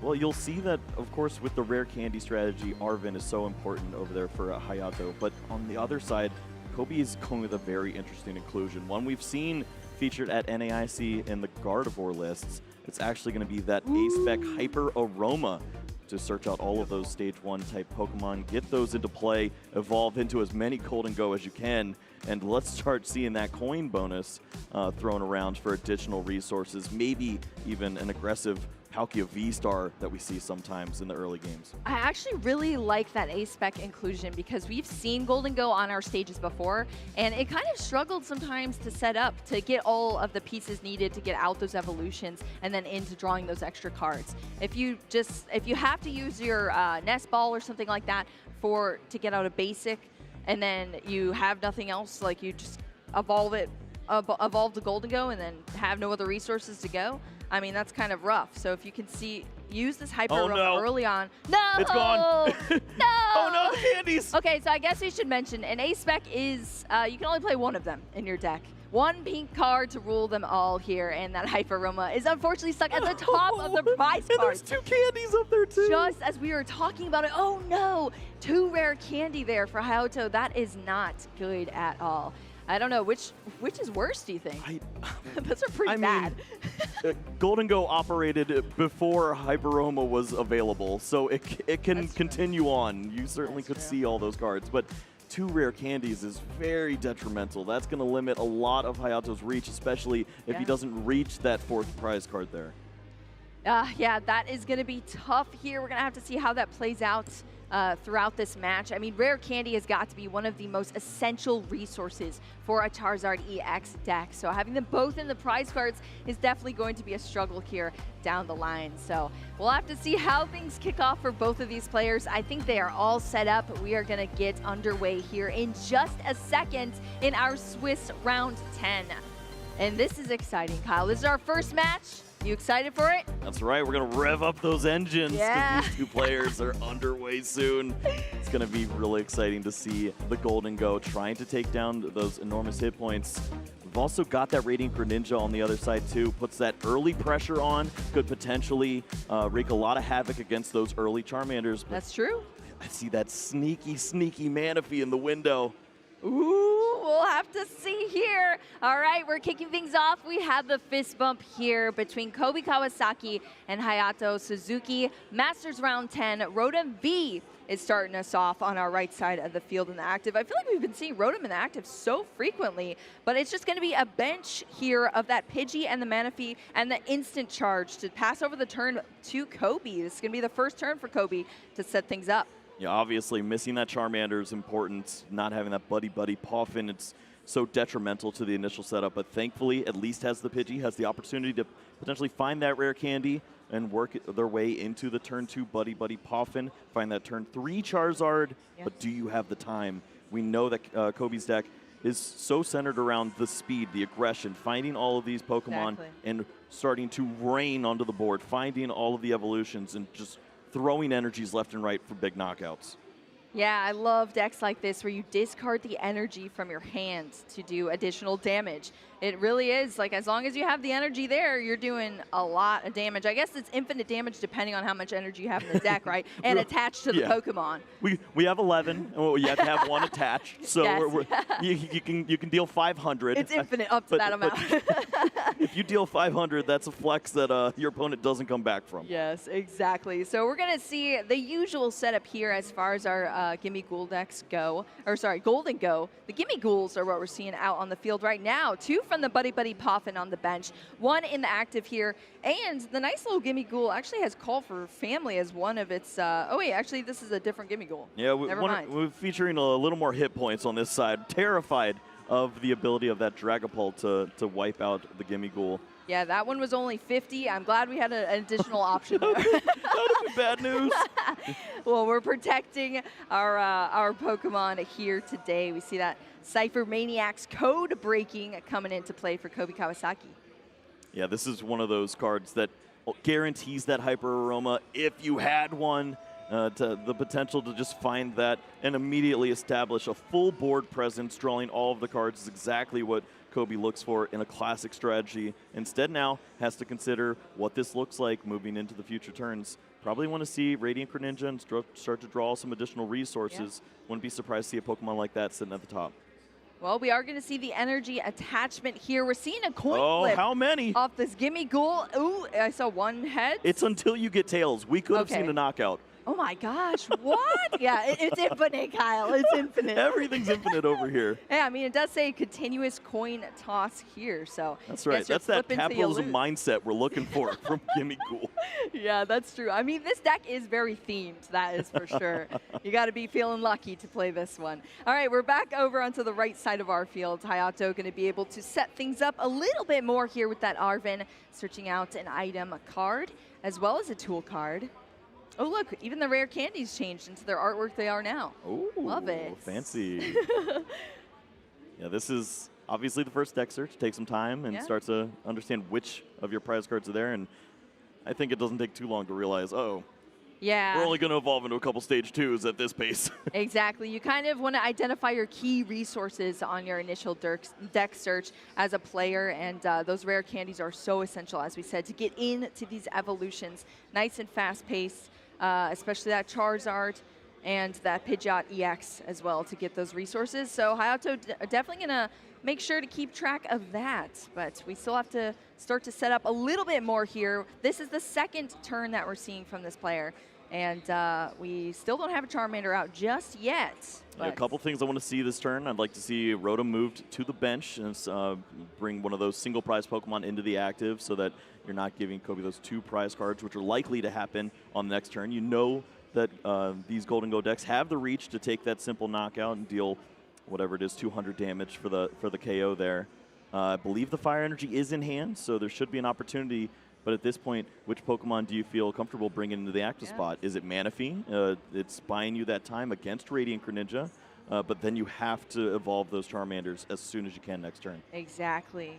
Well, we're going to see that 4 Seal Stone. That is the tool card that is sought out off of that Arven. That is going to be able to put some of the pieces together down the line. We see the Ultra Ball being played now, discarding 2 cards from the hand. It's going to be that Duskull as well as an Iono. Yeah, Duskull goes well with the strategy of giving up that single prize early on. If you do just that, then the next 2 prize knockout your opponent takes leads to that 270 number. You don't need to use the Dusclops or Dusknoir ability, but found that rare candy. That's 1. That's There's 1. already 2 and 3 missing. Yep. So there's 1 final rare candy to get the job done. Yeah, it just limits this deck so much. It makes all of your resources that much more finite, but the Pidgeot EX is an essential piece to this deck. You can use the quick search ability, grab anything out of your deck every single turn, and that is what's going to put these pieces together for Hayato, especially with all of these cards in the prize cards. So we're going to see that evolution there into the Pidgeot EX, straight into the quick search. Now we have those 2 Charmander hitting the bench thanks to that Buddy Poffin, selecting those 2 Pokemon, 70 HP or less. Charmander lined up just fine. If there's a boss's orders and you lose one of these, at least you have the opportunity to go aggressive into that next Charizard line. But what has been established at this turn? Yes, you get to promote one of these Charmanders. It's a little risky. You don't love losing that Pokemon, but ultimately, you're seeing plenty of cards. You should have that backup Charmander. Yeah. This isn't toward Reckliff's list. This is a 3 Charmander style, so should be able to replace that Pokemon on the bench next turn. Well, we just see the instant charge, drawing 3 additional charges or cards now. Now we're going to see this Golden Go come into play, 2 of them actually, and we're going to start this coin bonus, a couple extra cards off of that active Golden Go, and then even 1 on the bench here as well. So that's 3 additional cards to Kobe's hand. Now we're seeing the Nest Ball coming out of the hand as well to get another basic Pokemon down onto this bench. Yeah, Radiant Greninja seems like an ideal choice. The card draw is already run out at this point, and there's plenty of energies to go along with it. So you can conceal cards and draw those additional resources. After that, we need to see a supporter. And the issue is, a lot of the supporters that use the Cypher Maniacs code breaking, they require you to have some additional draw remaining. So perhaps in combination with a final Golden Go, you'd be okay there. That is true, Kyle. Well, the Radiant Greninja that we've been calling for is now finally out here on the bench for Kobe. We're going to see that concealed cards into 2 additional cards in that Palkia V, as well as another card I didn't get to see quite there in the hands, but we have a pretty thick hand so far that I'm looking at. Earthen Vessel is going to be one of those key pieces to get these energies into the hand for Kobe, to be able to start to stack up that damage needed on the Golden Go to start taking some knockouts. As far as prize mapping goes for both of these players, what are we going to be looking at, Kyle, for Kobe's strategy versus Hayato? Well, I mean, Kobe, it looks like he's going to take what he can at this point. If you'll give me a Charmander, that seems fine. You need to continue to draw prize cards. There is always that possibility of some reach if we ever do see the Origin Form Palkia V onto the board. Maybe some energies are extended onto that Radiant Greninja. You can see that in combination with the canceling Cologne and the Manaphy to take a surprise couple knockouts, but ultimately big one-shot knockouts on Charizards is going to be the name of the game, and that requires a lot of resources. Yeah, it is going to be a lot of resources for sure. We've seen that with our Golden Go decks. They kind of start to burn out toward the end of these games, trying to line up those end resources to get those last couple of prize cards. But hopefully, Kobe's specific list for this event is consistent enough to bring us through. That Charmander went down. That's 1 prize card here for Kobe. the back foot now for the Charizard EX. But that's what it likes working with. It unlocks a lot of cards once you're down a prize card there. We're going to start off with the Nest Ball here on this turn for Hayato. Yeah, clearly already has the Charmander, and at this point, you start to weigh the risk versus reward. Does the final rare candy need to be committed this turn? Can you slow down and evolve into a Charmeleon, try to take a turn? You know that it starts to get a little risky, and as the prize cards start to fall, maybe Radiant Charizard's a good line to go down. Yeah, it's going to join the bench now off of that Nest Ball. Going to be set up for later. I mean, I guess that's what you have when you don't have access to all your rare candies. You need some backup plans, right, Kyle? We need some help over here. It's not looking great. I'm sure the heart is definitely feeling excited here from that Radiant Charizard. Getting played down, potentially getting some knockouts here down the line for Hayato. Super Rod can be played as well now. It's wild to see how slim this discard pile really is, but Charmander and a Fire Energy going back into the deck now here from that Super Rod. Buddy Poffin's going to draw that right back out onto the field. Now we have a full bench here, 2 Charmander down. Radiant Charizard as an alternate attacker here. Instant charge is still able to draw some cards. And let's see if we can put the pieces together now. Defiance Ban, which has been unlocked. Now that we're down in the prize cards here, being sought out off that tool card selection, and the rare candy is that last piece needed here from the item card off the Arven.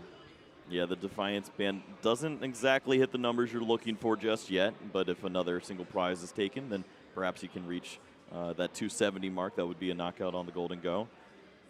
But now the question, it looks like it's being answered. Final rare candy being played down, unless the prize cards can be helpful here.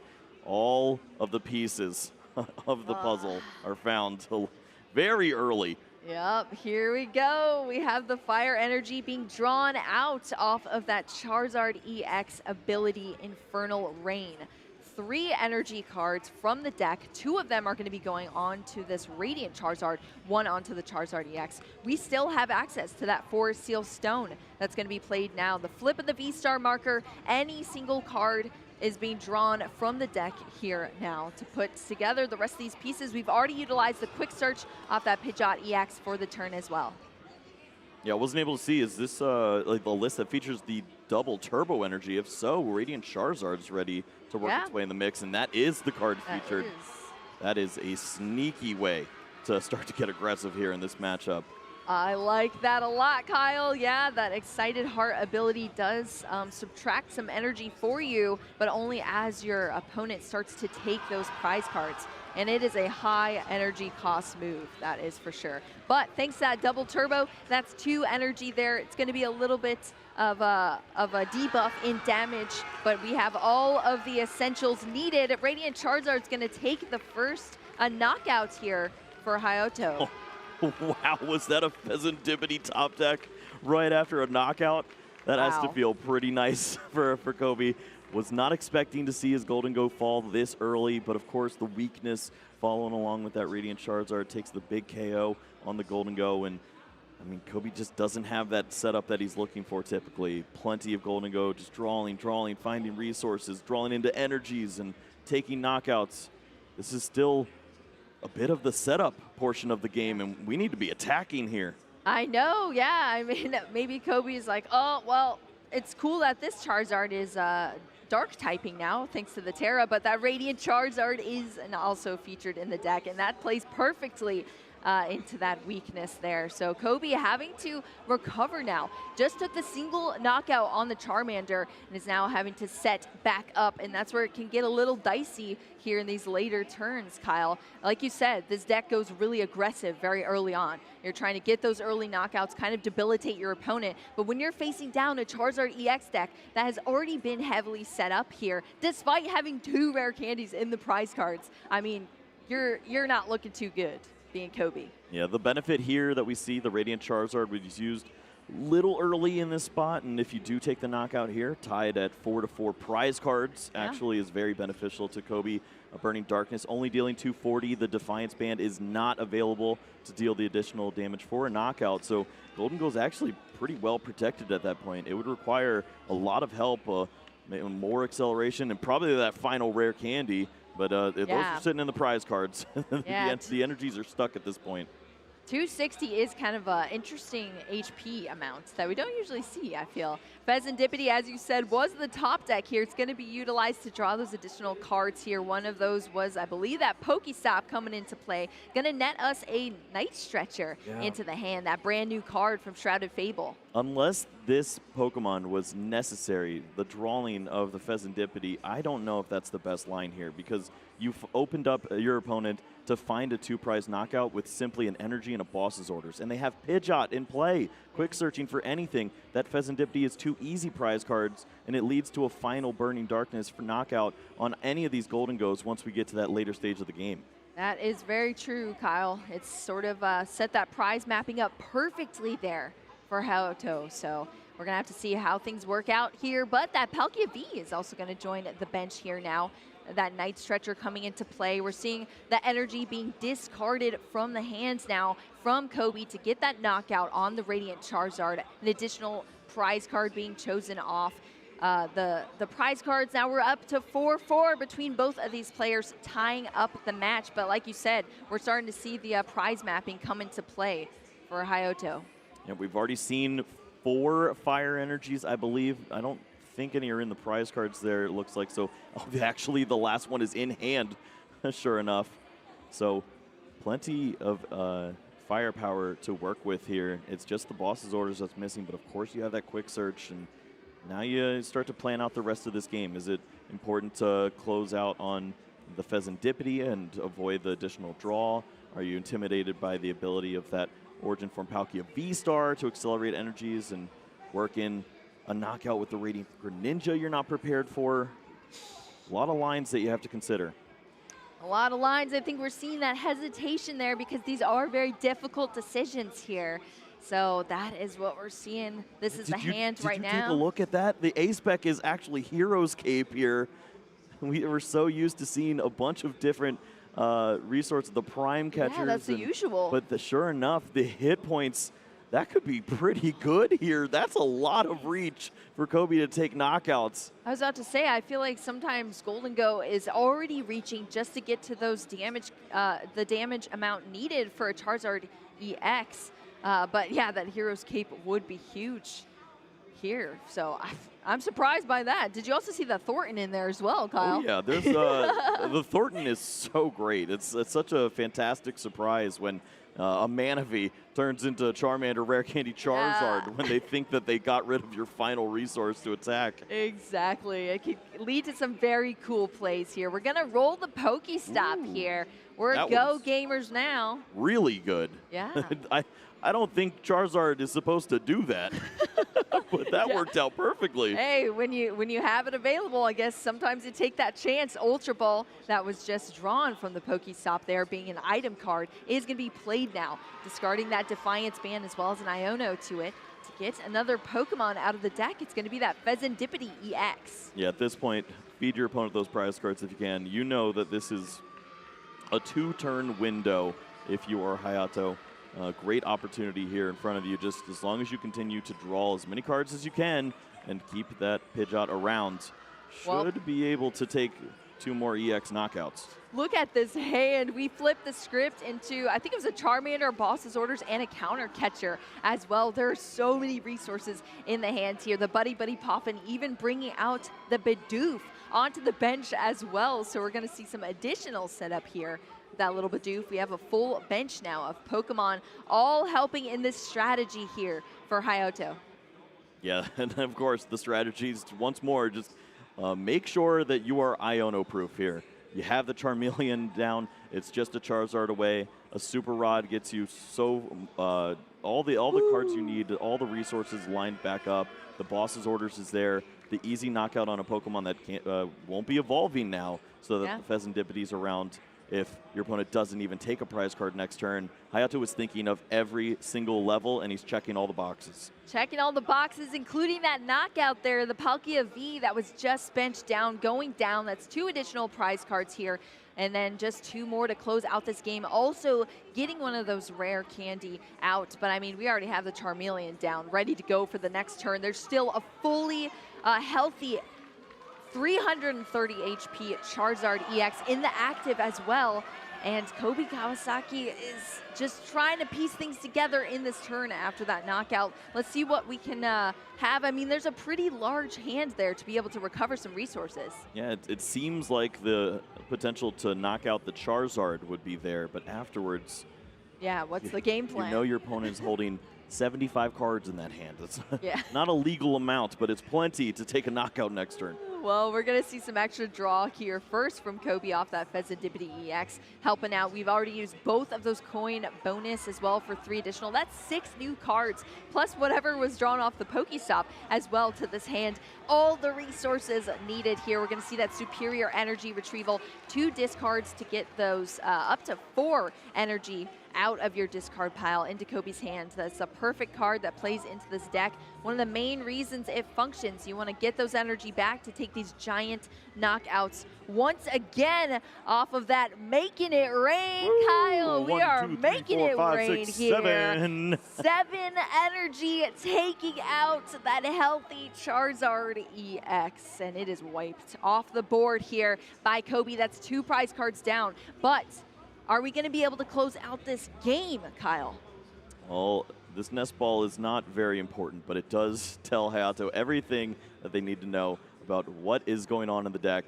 And if Pidgeot's able to search out the right pieces, it looks like that Super Rod is probably one of the important ones, as that leads to the energies required to take the knockout with that Charizard EX. Charizard already in hand, Lumineon searching out the Arvin, I believe, and that should line up all of the pieces. I think Kobe sees the writing on the wall. I love the composure here, taking it nice and steady, lining everything up, and look how neat it is as well.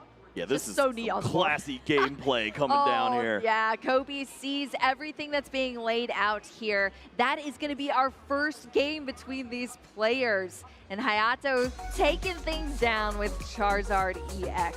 Well, Kyle, we didn't get to see any Dusclops, Dusknoir action, but hey, that was just some nice, clean gameplay from a couple of Charizards. Yeah, the Radiant Charizard with that double turbo inclusion is such a unique strategy that we've seen a few players start to implement here.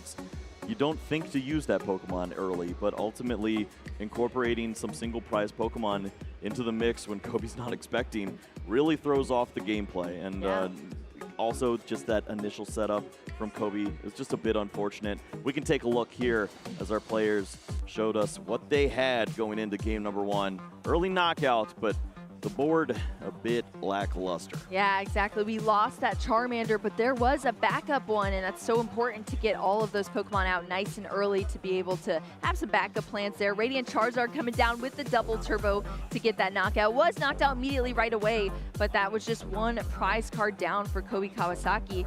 And then Hayato was able to recapitalize on this game, taking out that Palkia V, those vulnerable prize cards going down there from Kobe's side.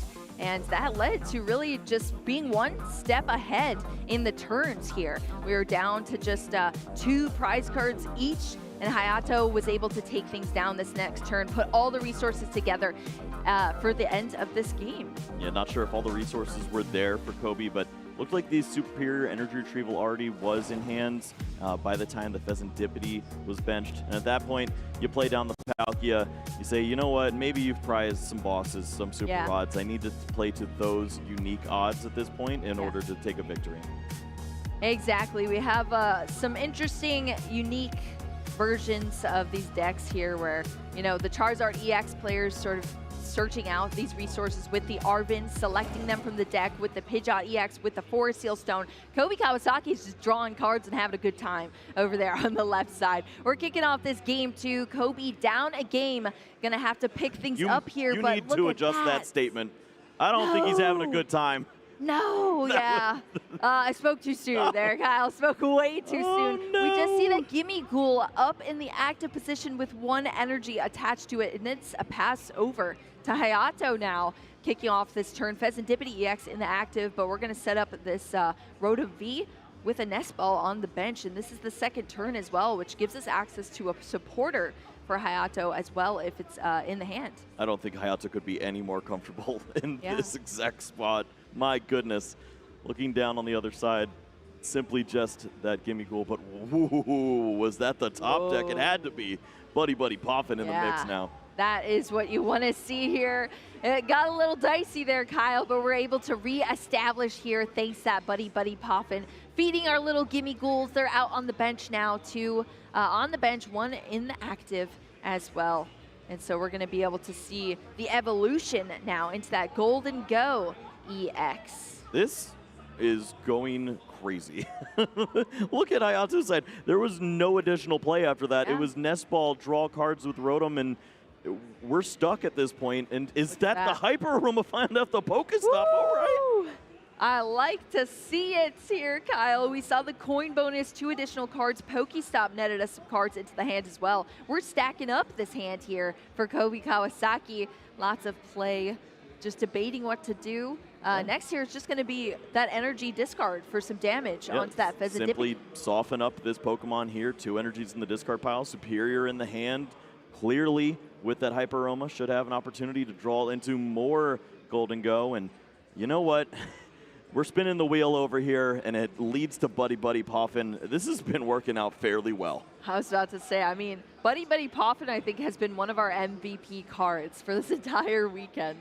It just plays so well into these evolution decks. Remember when this was Battle VIP Pass and everybody would just cry? Yes, I do. I sure do. But that Buddy Poffin for both of our players working out here. Hayato going to search through the deck first off. That Pheasantipity did take that 50 damage from that Golden Go. Just 1 discard into the discard pile, and now we're getting that initial deck search. Yeah, even the discard was pretty solid from the Pokestop. The Bibarel with the Bidoof in the prize cards, the fire energy that you can bring right back with a Super Rod. All the resources are just doing their job at this point. Yeah, exactly. Pidgey going to come down. Charmander, we're seeing the bench be set up here for Hayato. Would you roll the Pokestop, Kyle? Would you? I mean, he did. I know, but would you as a player? If I don't have Buddy Poffin, I certainly would. What did you see the hands? Like, what else was there? I haven't seen it just yet, but I don't think that it's gotten very far. It's like Professor Turo, and I mean, this is still not very strong. Oh, those are all like pretty late game cards there. I don't know if there's going to be a late game. Yeah, we'll have to see here, Kyle. It's just going to be another instant charge into 3 additional draws here. Charizard EX. I think it was a 4 Sealstone and an energy, I believe, as well. Yep, so many cards. Some additional pieces to help out here, but I guess the saving grace on this side for Hayato is there's no Palkia V, so you don't see the acceleration onto the Radiant Greninja to take a double knockout on Charmander and Pidgey. The problem is Hyper Aroma's coming to town, and Golden Goes are going to be flying around. It's very likely to see Boss's Orders knockout. Look at that, the double evolution here on the bench. Those are all 260 HP Golden Go, and they're drawing a lot of cards here. Coin bonus on the bench twice, 1 in the active as well. This is how this deck functions. It just draws you a ton of cards. It has all of the necessary resources to be able to recycle those energies and then take huge knockouts with some Make It Rain action. 50 damage for each energy card discarded from the hands for Kobe. So that's what we're seeing aligned here now, just trying to put on this pressure and start taking these knockouts and getting that leg up against Charizard. Yeah, Kobe is back home now. He's feeling very comfortable. Cards are flying left and right, and it's leading to all the right resources. Radiant Greninja looking for a bailout button here to help out a little more. Pokemon Catcher. Ooh, could we see some more coin flips here, Kyle? We saw it on the Gimme Ghoul. I mean, at this point, we'll find out what the strategy is. Can it be a heads or a tails? Woo! We got the heads. That Charmander being brought into the active position here. The vulnerable little Charmander.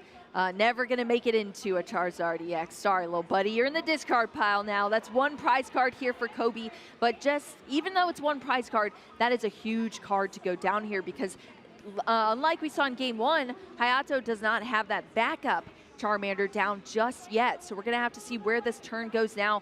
There's a huge hand, but all later game resources as we saw. Let's see what these draws can get for this turn coming up. Yeah, I mean, Kobe sees throw the prize map out the window at this point. Again. It's not worth going for. Oh my wow. Goodness! What does this card do? Can I reread Pokestop? Yeah, it nets you 2 rare candy. That's what it did just now, Kyle. 2 rare candy and a Buddy Buddy Poffin as well. That is huge for Hayato to have drawn off that Pokestop. Now we're going to see these evolutions start coming into play. That Pidgeot EX in the active position now with that quick search ability unlocked. We are rolling now, Kyle. This We're isn't flying, over actually. either. There's Thornton potential. True. We could see all sorts of surprises. That is true. I love the Thornton because it is that spicy inclusion where you can kind of surprise your opponent there when they think they have a lead. Oh, Thornton, now I can evolve and knock you out right away. We'll see if this is the right time. Of course, the pressure that you can put on Kobe seems pretty strong, but if that Pokemon is knocked out, oh boy, are we in trouble. Yes, that is very true. Ultra Ball going to be played down here for Fire Energy and a Buddy Buddy Poffin. Going to the Ultra Ball, that's any Pokemon being drawn out. We see that Radiant Charizard once again. We saw it in Game 1. And we're going to see it here in Game 2 now. Being utilized, it's going to the hands now for Hayato. And there's still a ton of cards. I think this is going to happen. With the Forest Sealstone in hand, I think the ability with Thornton, Rare Candy, Charizard, search the double turbo, Radiant Charizard leads right into the knockout here. Woo! Radiant Charizard once more says, I will not be stopped. Yeah. Turn 2, turn 3, whatever, I'm coming to town. Yeah, I love that double turbo in the deck to be able to make those plays happen. Golden Go, things are about to start heating up for you a little bit because Radiant Charizard is a fire type, unlike that Terra Charizard EX, and we're going to see some action here potentially. Forest Sealstone is also coming into play as well for Hayato. Going to be used. I think we're still selecting the card out. Are all the pieces there? I guess that's the next Rod. question. I'm not seeing double turbo anywhere now. Ooh. So it's Super Rod is looked at as the inclusion now.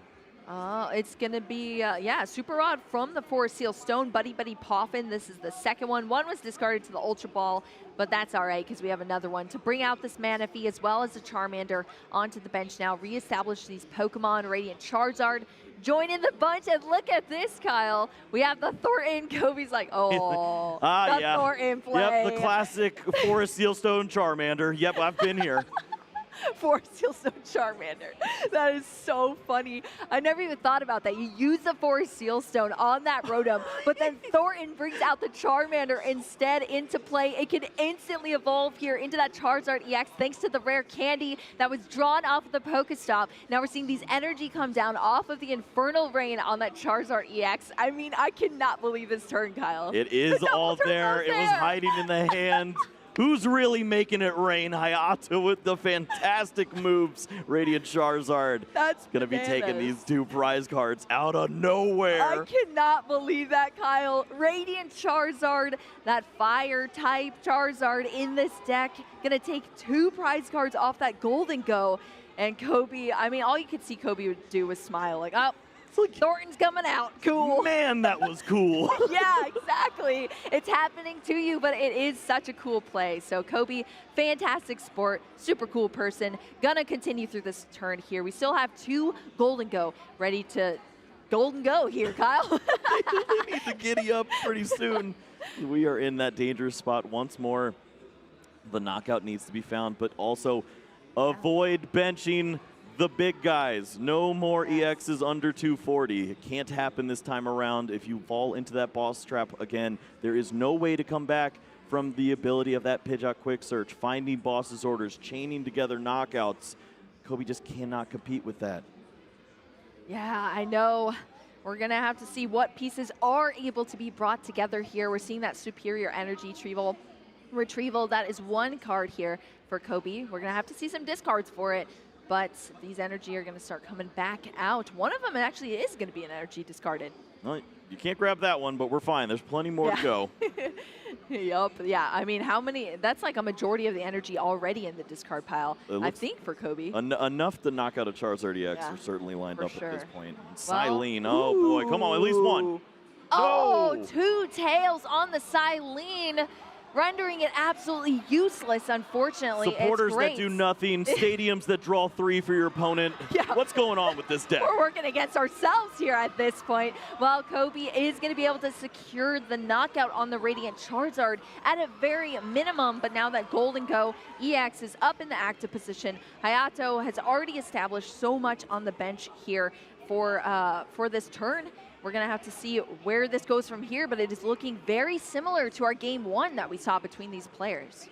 Yeah, this is the difference that we see here. Boss's Orders does not lead to 2 prize cards. Attacking into the Golden Go does not feel great. Super Rod has already been used, so the extension to find another Rare Candy Charizard, Radiant Charizard, just doesn't seem realistic. Yeah. You set up a surprise. Duskull into Dusclops on the following turn. We're Could gonna remove see it? the Golden Go from play after you attack into it. We could see a 4-prize turn, and I don't know if Kobe can do anything about this. Are we going to see it for the first time, Kyle? I know you've been waiting for this. That's right. We love a little ritual, but it's going to take a turn, so Yes, it is. We'll hang on. We'll hang on just a little bit here, but for now, we have this Charizard EX joining us in the active position, fully loaded up with those 2 fire energy required for some burning darkness action here on this Golden Go. Unfortunately, it's a Terra type. It's not fire type this time around. It does have fire energy, but it's not dealing any sort of weakness here. Not going to be able to get the knockout there on that Golden Go EX. It is surviving another turn for Kobe. The Turo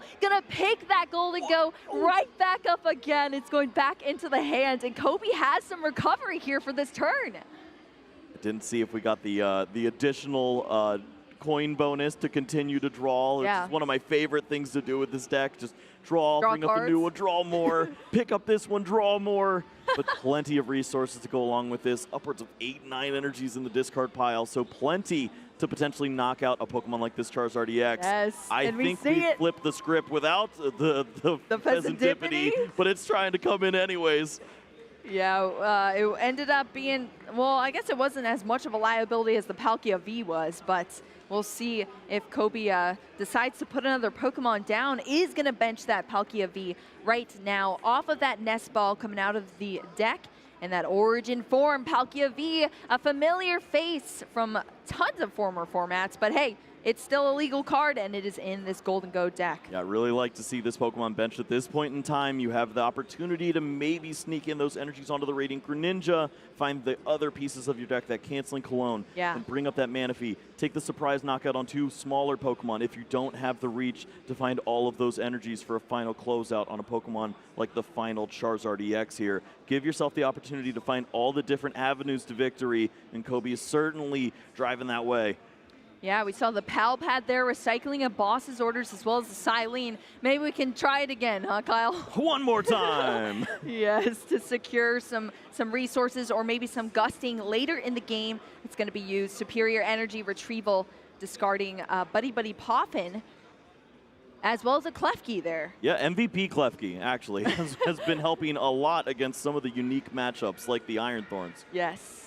But for now, it's hitting the discard pile to get some energy out of there for Kobe into the hand. So I guess I'll take 7 energies. Yeah, that sounds like a winning line. That's double superior energy retrieval now. Getting all of these energy into the hand. This is how we stack up our damage to take these giant knockouts in this matchup. And Kobe Kawasaki's on his way.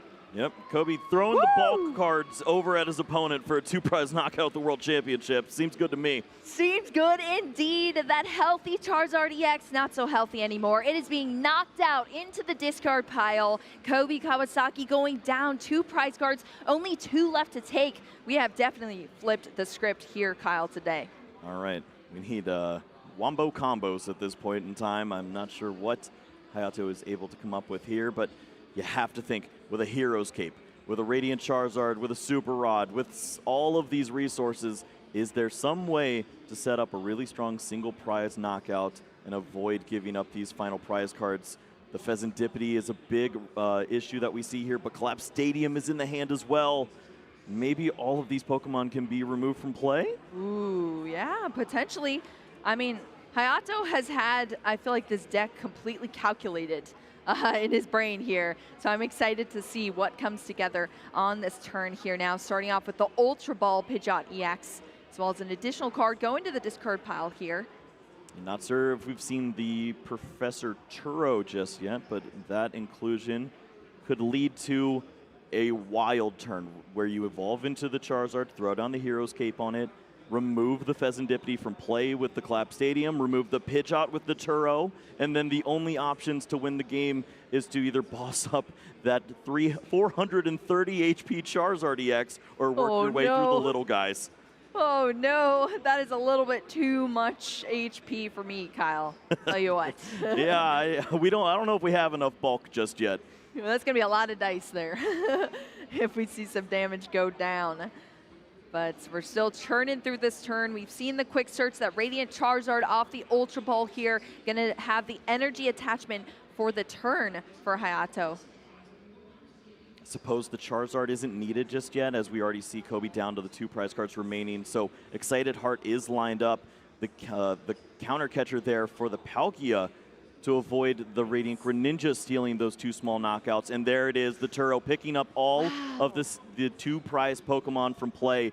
What a strategy coming down here. Hiding all the cards in the hands, Kyle. I didn't even see it, but it came down. It scooped that Pokemon right up. That Radiant Charizard's now in the active position here. Collapse Stadium is in play as well. That's limiting both of our players' benches to only 4 Pokemon at this time. And Hayato's going to take that knockout there on the Palkia. Are we playing Pokemon or are we playing Peekaboo? What is this? Peekaboo. I know, that's what I'm saying. Hey, it's keeping it interesting, Kyle. That's right. It's and surprising. you know what? It's the right line. It's Yes. so great to see the strategies commencing here. And what do you do if you're Kobe? Everything was lined up last turn. All of those Pokemon were available. The EX knockouts looked so juicy, and they're gone. And they're gone.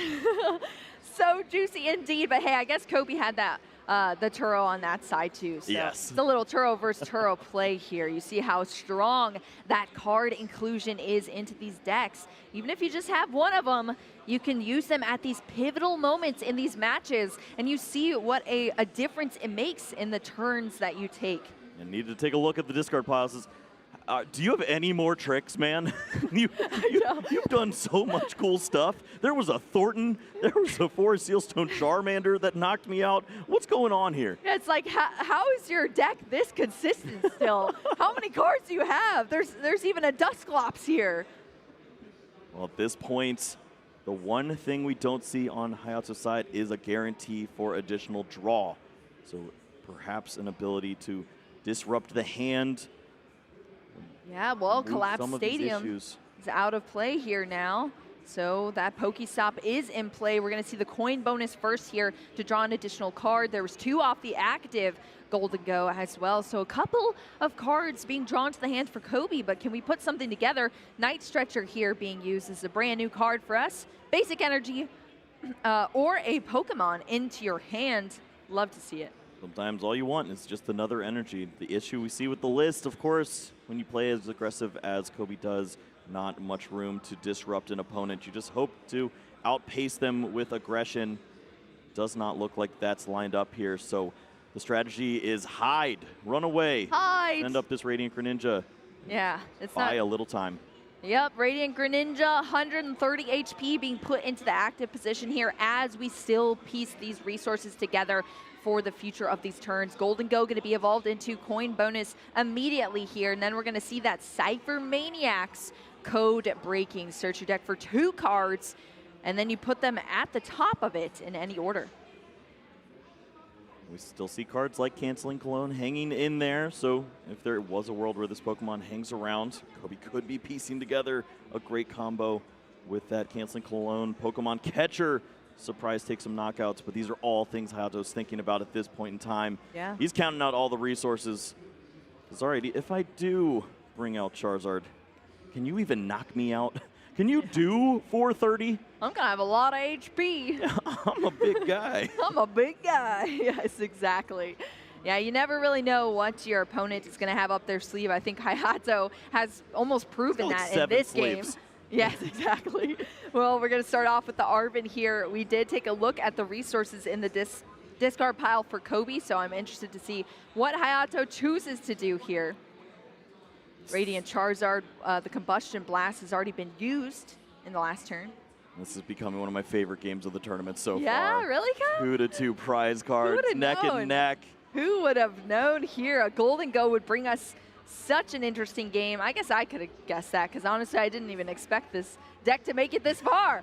So that is pretty cool. And now we're not only this far, we're in our Masters round 10, 2 prize cards to 2 prize cards between these players. And we are still going. That Arvin's going to bring us out that rare candy resource as well as that Defiance Band for Hayato, slimming down this deck right in the end of this game. Yeah, sub 10 cards remaining. The pieces, he knows all the information.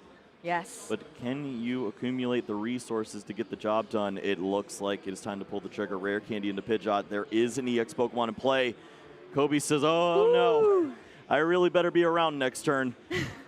Yes, indeed. That Pidgeot EX coming into play here. Dusknoir. Here's the Dusknoir as well. Thankfully, first time we've seen it, I think. Yeah, we've seen a lot of Pokemon evolved, but the issue here is there's a lot of damage counters, enough to remove a Radiant Greninja. Exactly. That Dusknoir being evolved. The Charizard EX coming into play as well. These energy being placed down here for Hayato. My gosh. Still a huge hand. It just feels like all of the resources have just been there this whole time for Hayato, even if they're being drawn off the Pokestop. All right, is there a play then?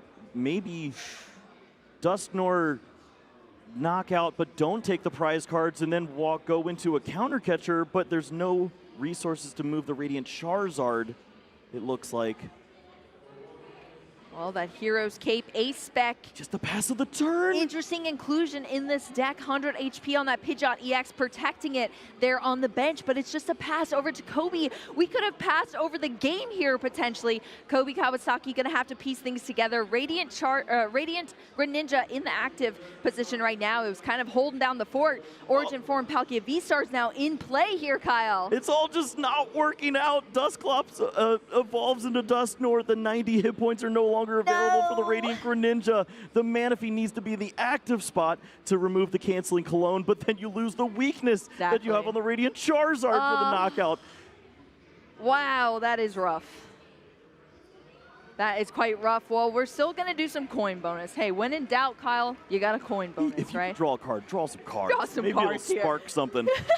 Spark some inspiration. And where we go for this turn here for Kobe, has Hayato been able to buy just enough time to take this game? It is coming down to the wire for both of these players, and Kobe is still piecing things together, looking at all the resources in the discard pile, tons of cards in the hand, but are we going to be able to puzzle those together to be able to secure this game and take a 1-1 in our Swiss round 10? And this is the turn. You know the Radiant Charizard resets. It has the ability to attack you next turn. Need to find a different Pokemon to focus on. Exactly. Are you stalling at this point? Do you bring up a Pokemon that you're not as concerned with? It's the Charizard EX. Yeah, thankfully that was a heads there on the Pokemon catcher. We're 2 for 2 now. Charizard EX joining us in the active. I guess we sacrificed the Silene flips for the Pokemon catcher flips. Switch now into that Golden Go. This one still has coin bonus available, which will now be active for 2 cards. Ooh, and very that is nice. Half of the deck. Little bonus here.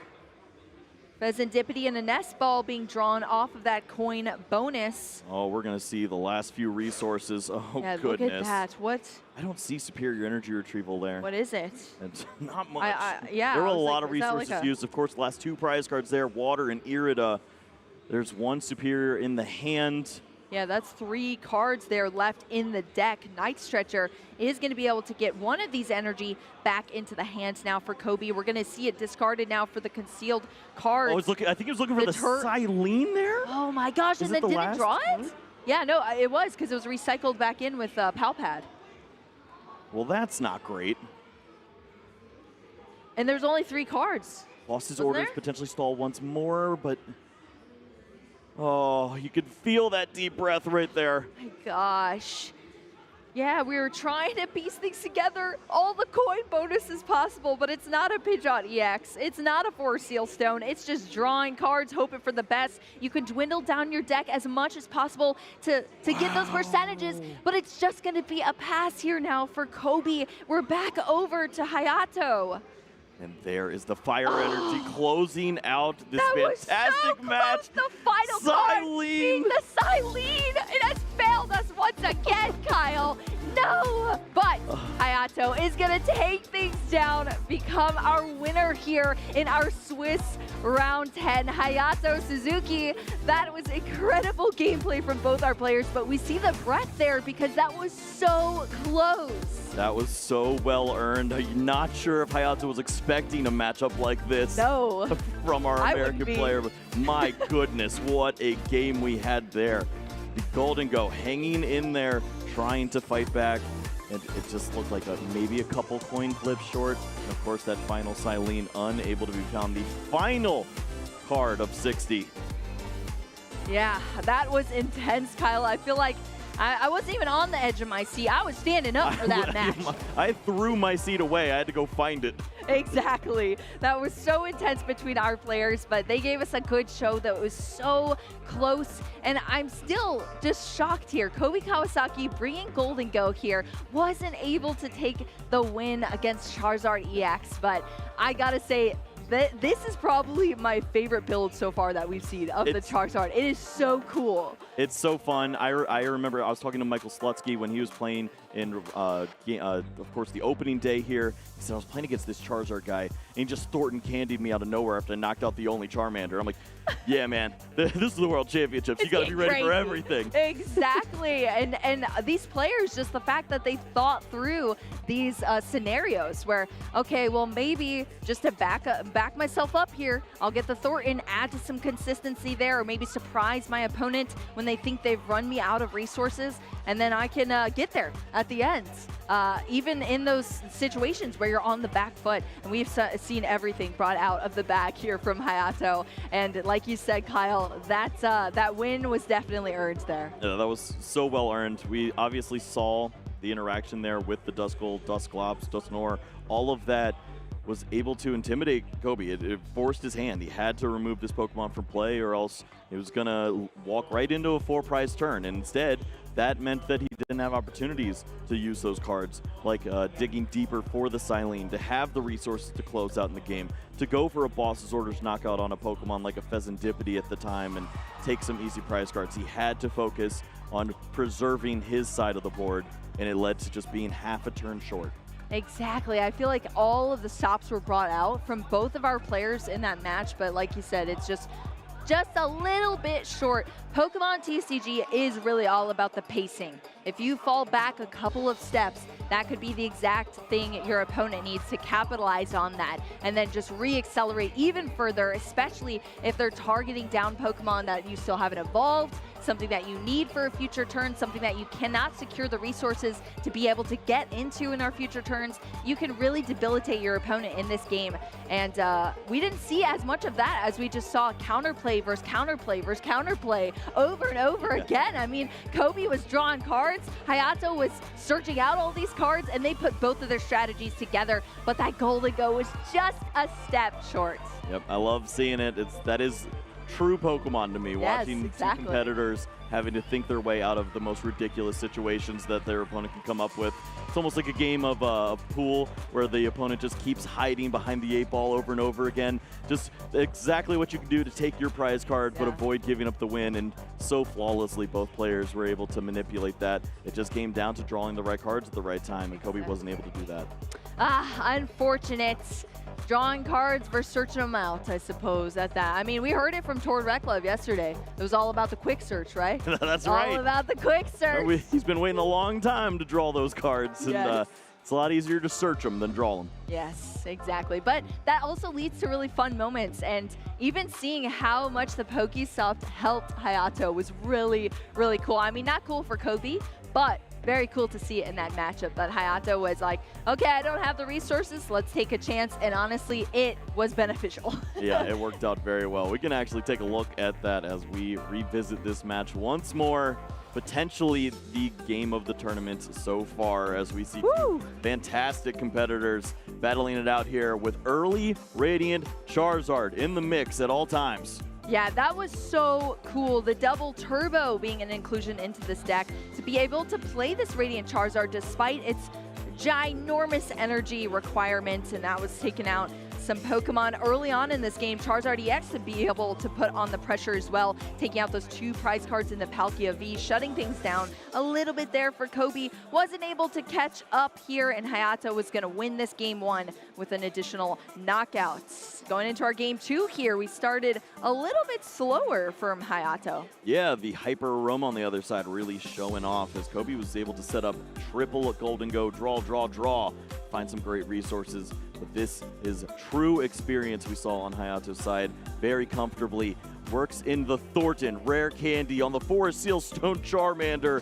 Surprise, it's Radiant Charizard once again taking a big knockout. And there was a great play here as we saw the Dusclops was coming next turn. Remove that with the Turo. Use all the resources to knock out a Pokemon here. But this is where Hayato surprised us once again. Yeah, the Collapse Stadium, the Turo, it all lined up. Single prize Pokemon all over the board. Yeah, we saw the Turo, we saw the Thornton, we had all of the surprises here from Hayato, and it led to a win here in this game. Huge smile, we saw the thumbs up. Now I want to hear from Hayato Suzuki himself. Let's throw it down to the stage with Chip. Thanks a bunch, Boo. That's right, I am here on the stage with our previous round winner, Hayato Suzuki. Congratulations on your victory in this last round. I see that you have played many decks over the season. What led to you choosing Charizard for this event? 優勝おめでとうございます。今シーズンでは様々なデッキを使用してきたんですけど、今回はこのデッキに使用することにした理由などはございますでしょうか？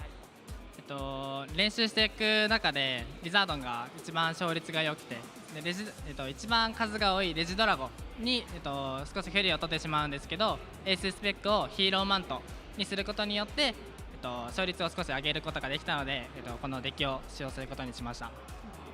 Among the Regi decks, Charizard was one of the strongest picks for the decks, and also by combining it with the Hero's Cape, I thought it made a very strong choice for the deck. Yeah, very interesting inclusion with that Hero's Cape for sure, and it paid off nicely in that game as well. In your very first game, when you set your prize cards out, you had prized 2 Rare Candy. When you searched your prize cards and see you didn't have access to those cards, did that change how you had to play the game? 最初の試合では、不思議な飴を2枚、サイドカードに入れていたことなんですが、こちらがサイドカードに入っていたことによって何か戦略的に、変わったことはございましたでしょうか？リザードン EX に、進化するために不思議な飴が必要なんですけど、輝くリザードンを、不思議な飴がいらない輝くリザードンを早期に、バトル場に行くことと、リザードに進化しておくことで不思議な飴を最小限に抑えることができたので、2枚サイド落ちは少し厳しかったんですけど、なんとかゲームにできましたね。はい。So in order to evolve Charizard, it's necessary to have those rare candies. However, he was able to prioritize, or I was able to prioritize putting Radiant Charizard out onto the field first and make do with the bare minimum amount of rare candies necessary. Absolutely, you played it excellently without a doubt. In that second game, the end of the game was extremely back and forth, and you both were having to make very interesting choices, passing back and forth. What did you need to do to ensure you would be the one that came away the victor in this game? 最後の試合では結構左右していたのですが、お互いパスして、結構重要な選択肢が多かったかと思いますが、勝利を、確保するためにどういう選択肢を行ったのでしょうか？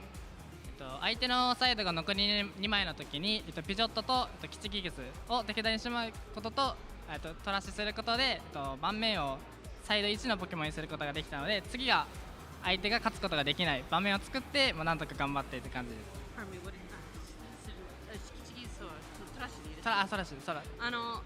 Hi. By making sure that the Pheasantipity was discarded and that the opponent only had two prize cards remaining, I was able to ensure that the field was set up in such a way that I was able to secure victory. Excellent play, without a doubt. 8-1-1 heading into the future rounds. 8 wins, 1 loss, 1 tie. What are your goals for the rest of the World Championships? 現時点では、もう811という記録になっているのですが、今イベントでは、目標は何でしょうか？残り2戦2回勝ってトップカット残れるように頑張りたいと思います。I'd like to win the remaining 2 decks and make sure I make it into the top cut. Congratulations on your run so far, Hayato. We're going to send it back to the casters to get us into our next Swiss round. Thank you so much, Chip. That was a wonderful interview that we just saw from our Swiss Round 10 champion in Hayato Suzuki. That was great to hear from him about his deck choice and that specific Charizard list and that matchup that we just saw as well. Anything you took away from that interview, Kyle? I mean, I was very proud to show off that inclusion of the Hero's Cape, and rightfully so. It seemed like it's a really cool inclusion. It adds a little more depth to the list, as we've seen already. Plenty of surprises, and why not one more? It didn't come to play in our matchup, but we know that if it ever got to that point where you didn't have one of those additional pieces, the Turo, the Collapse Stadium, whatever it may be, 430 is a really difficult number to hit. That is hefty. That is very hefty. You'd need a big trash bag for that one. That is for sure. But yeah, there were so many cool inclusions there. I love to see the creativity.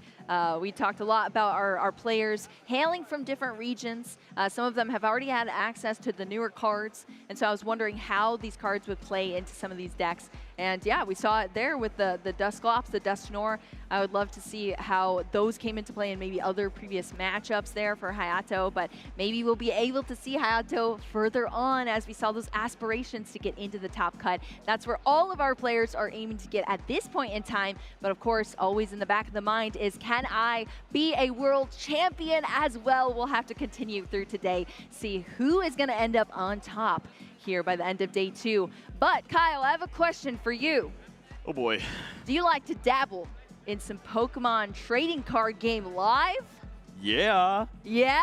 Yeah. Do you like cute looking Pikachus? Oh yeah. Well, I got some swag for you Let's here. go. And for all of you in our Twitch chats, we have some drops going on in our stream right now. You can watch and earn all of this cool stuff in Pokemon Trading Card Game Live. Look at that, all that in-game currency, the beautiful coin, the sleeves, the deck box, even some packs to go along with it. Stay tuned all weekend long so you can continue to earn those Twitch drops and maybe run into me or Boo over on the ladder. What was my Ross Cawthon fan? Yeah, you're Pidgeotto Trainer 22, right? Yes, I'm Pidgeotto Trainer 22. Keep a lookout for her. Check me on the ladder, baby. I'm just Sable House, so take it easy on me. What are you playing on the ladder? I'm gonna be playing something with 4 Thorntons now. I want to surprise everybody. Well, it doesn't end there for you. We have all that cool swag if you participate in our stream. Stay tuned, but we also have a nice little drop for you as well. If you input Outburst Worlds 24, you get this incredible looking Pecharunt EX. Potentially the world champion Pecharunt. That's We've true. seen this as an inclusion in some of the ancient box decks that are actually doing fairly well out here in competition still. So maybe get a head start and get some practice runs with this deck. Yeah, that is a dangerous looking Pecharunt EX. Very cool looking card. If anything, you should add it into PTCGL for just the swag of how cool it looks. Subjugating Chains, what a name as well. That's like intense. That is intimidating. Well, if you don't dabble in the trading card game, we also have some video game exclusives here as well. This is a previous World Championship winning Sylveon, I believe in the seniors division as well it was. If you input Sleep Talk Worlds, you can get it in your Pokemon Scarlet or Pokemon Violet. I need some help. This Pokemon would do wonders for my team that is around sub 20 leveling on everything. Kyle, you need help in a lot of different ways. Thanks. I'll tell you that. Yeah, I'm well aware. So. Yes, absolutely. Well, you can get that help you need in that Sylveon. And that's just one more benefit from staying tuned and here, keeping up with us at the World Championships. in Honolulu, Hawaii, but there's always a lot of Pokemon news going on. Definitely make sure you keep up with our social media. Hashtag play Pokemon, hashtag Pokemon Worlds 2024. We want to see your posts as well. We love hearing from you, who you're rooting for, what decks you're cheering on. I mean, I know out there right now, I'm pretty sure Miraidon is like dominating in our field. There's Lugia out there. We just saw Charizard on the stream. Pretty sure, I think Kobe is now out with that Golden Go, which is so tragic to see. But I know we did have another Golden Go, so who knows who's still hanging out there. But definitely let us know who you're rooting on as well. Yep, we've got some great players still left in the competition. Of course, already locking in their spot, most likely undefeated Jesse Parker, 10-0 with that Miraidon on an unreal experience of a lifetime. We're going to tune in soon to see what's going on with the rest of our players in round 11. We don't want you to go anywhere, so stay tuned. We'll be right back.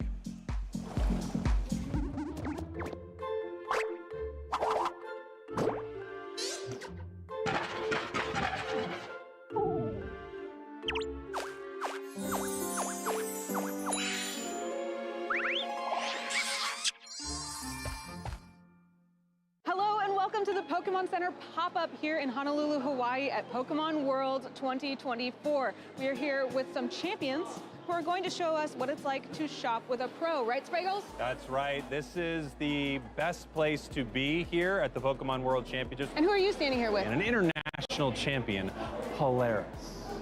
And I am here with international champion, Avery. And what is it like to compete in a Pokemon Championship? Well, kind of stressful. If you're doing a battle, you have to determine if you win or not. How do you feel about competing this year? It's pretty fun. Are you going to win, do you think? I hope so. What are your favorite things to shop for? Plushies. I mostly like the big ones. How do you feel coming here to compete in Hawaii? A little nervous because I don't know what to play yet. I mean, you're a champion. You can make it happen. I love that I've gotten to meet you before, actually, at a Pokemon Center. I've met your family before. What's your favorite part about traveling to compete with all of these Pokemon events? It's really fun to play Pokemon. I love the game. And what's the best part about bringing your family to all this stuff? My dad, mom, and Cyrus, they just come and they watch and they like cheer me, and it's really fun for them. Do you think Cyrus will one day be a champion like you? Probably. I really hope so. What's your favorite thing about coming to the Pokemon Center? Definitely big plushies. What's the #1 thing you're looking for in there? A big Slowpoke. A big Slowpoke. You heard it here first, folks. A big Slowpoke. You told me that you like to look at giant plushies, and I couldn't find a giant plushie, but I found something really big for you. Are you ready? This Pokemon can turn into any Pokemon. What do you think? Pretty cool. There you go, that's for you. You said you wanted a big plushie. I found you something even bigger. Oh. Okay. Yeah, it's big, right? What do you think? I think it's amazing. All right, well, you're taking it home, buddy. All right, let's go. Here we go. Told you it was huge, right? Pretty big. Watch it. Watch its head. Watch its head.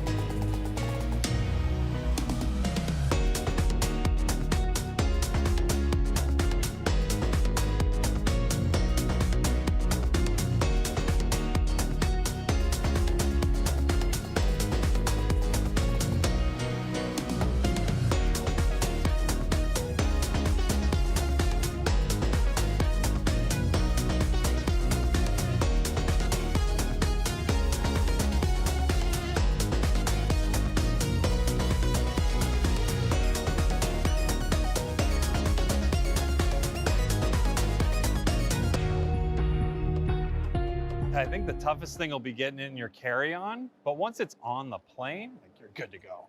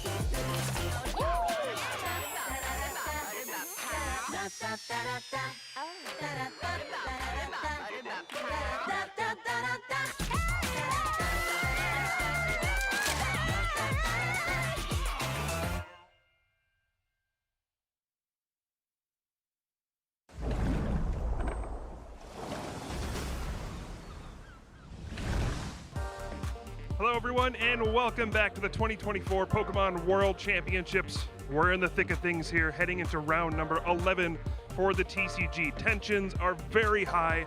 Every match counts here. At the top, we have two Miraidon EX decks. Jesse Parker still undefeated at 10-0. Ryan Harris at 9-0-1. A Regidrago V-Star also at the top. Both Isaiah Bradner and Kaiwan Kababe, a former world champion, sitting at 9-1. Charizard EX, Lugia V-Star, they're hanging around as well. Iron Thorns was starting off strong. Fernando Cifuentes, unfortunately, started 8-0 yesterday, is now 8-2. Some other players to keep an eye on. Diego Casiraga, former world champion, 8-1-1 with that ancient box deck. And Vance Kelly, last year's world champion, at 25 match points as well. The matches are just going to get more and more exciting from here. We're going to have a good one for you. Casters, take it away. Thank you so much for that, Kyle. It's really great to have, some on-the-floor reporting here at the 2024 World Championships. Day 2 here, Ross. I'm Bert PTCG, Shea Burton, and I'm joined with the one and only Ross Gilbert. How are we feeling here? Oh, I'm feeling good. We had a break this morning. We've not been on stream yet. So, I mean, you know what I had to do, Shea? What'd you have to do? I had to go and enjoy the World Championships. Because here's the thing, right? Big tournament, very exciting. And let's face it, we're locked into the tournament. That's why we're here. That's why we're here as casters. But there's actually a lot going on. Right. All around, we've got side events like you would usually expect, but there's even more. And I just think very exciting, Shea. What did you do? And it links in. What did we just see win on stream? Charizard EX Terra.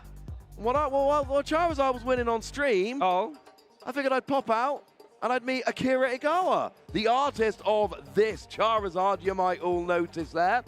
And, yeah, doing a little bit of a signing. There's a couple of Pokemon TCG artists doing signings in the venue, including Akira Igawa. So I got to meet one of my favorite artists and get a poster signed, and frankly, I'm a little bit giddy. Even tried speaking a little bit of Japanese. Oh. Try and use all of my studying I've been doing the past couple years, so yeah. Oh, and then I went and took a picture of Masuda, if anyone knows who Masuda is. So I've been kind of enjoying my time off this morning. Look at star-studded Ross over there, here, there, and everywhere, meeting everyone, getting stuff signed. Love that.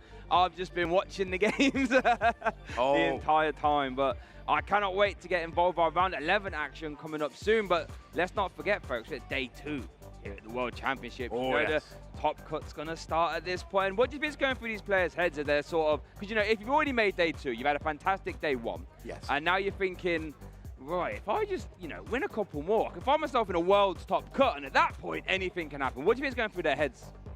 Honestly, for an awful lot of players, they are trying to predict the cutoff. Right. We have an asymmetrical top cut here. What that means is nobody will bubble out of cut. Right. So if the person in 8th has 29 points, I'm not saying it'll be 29, just an idea. If the person in 8th has 29 points, then everybody on 29 points will make top cut. We will have what's called an asymmetrical top cut.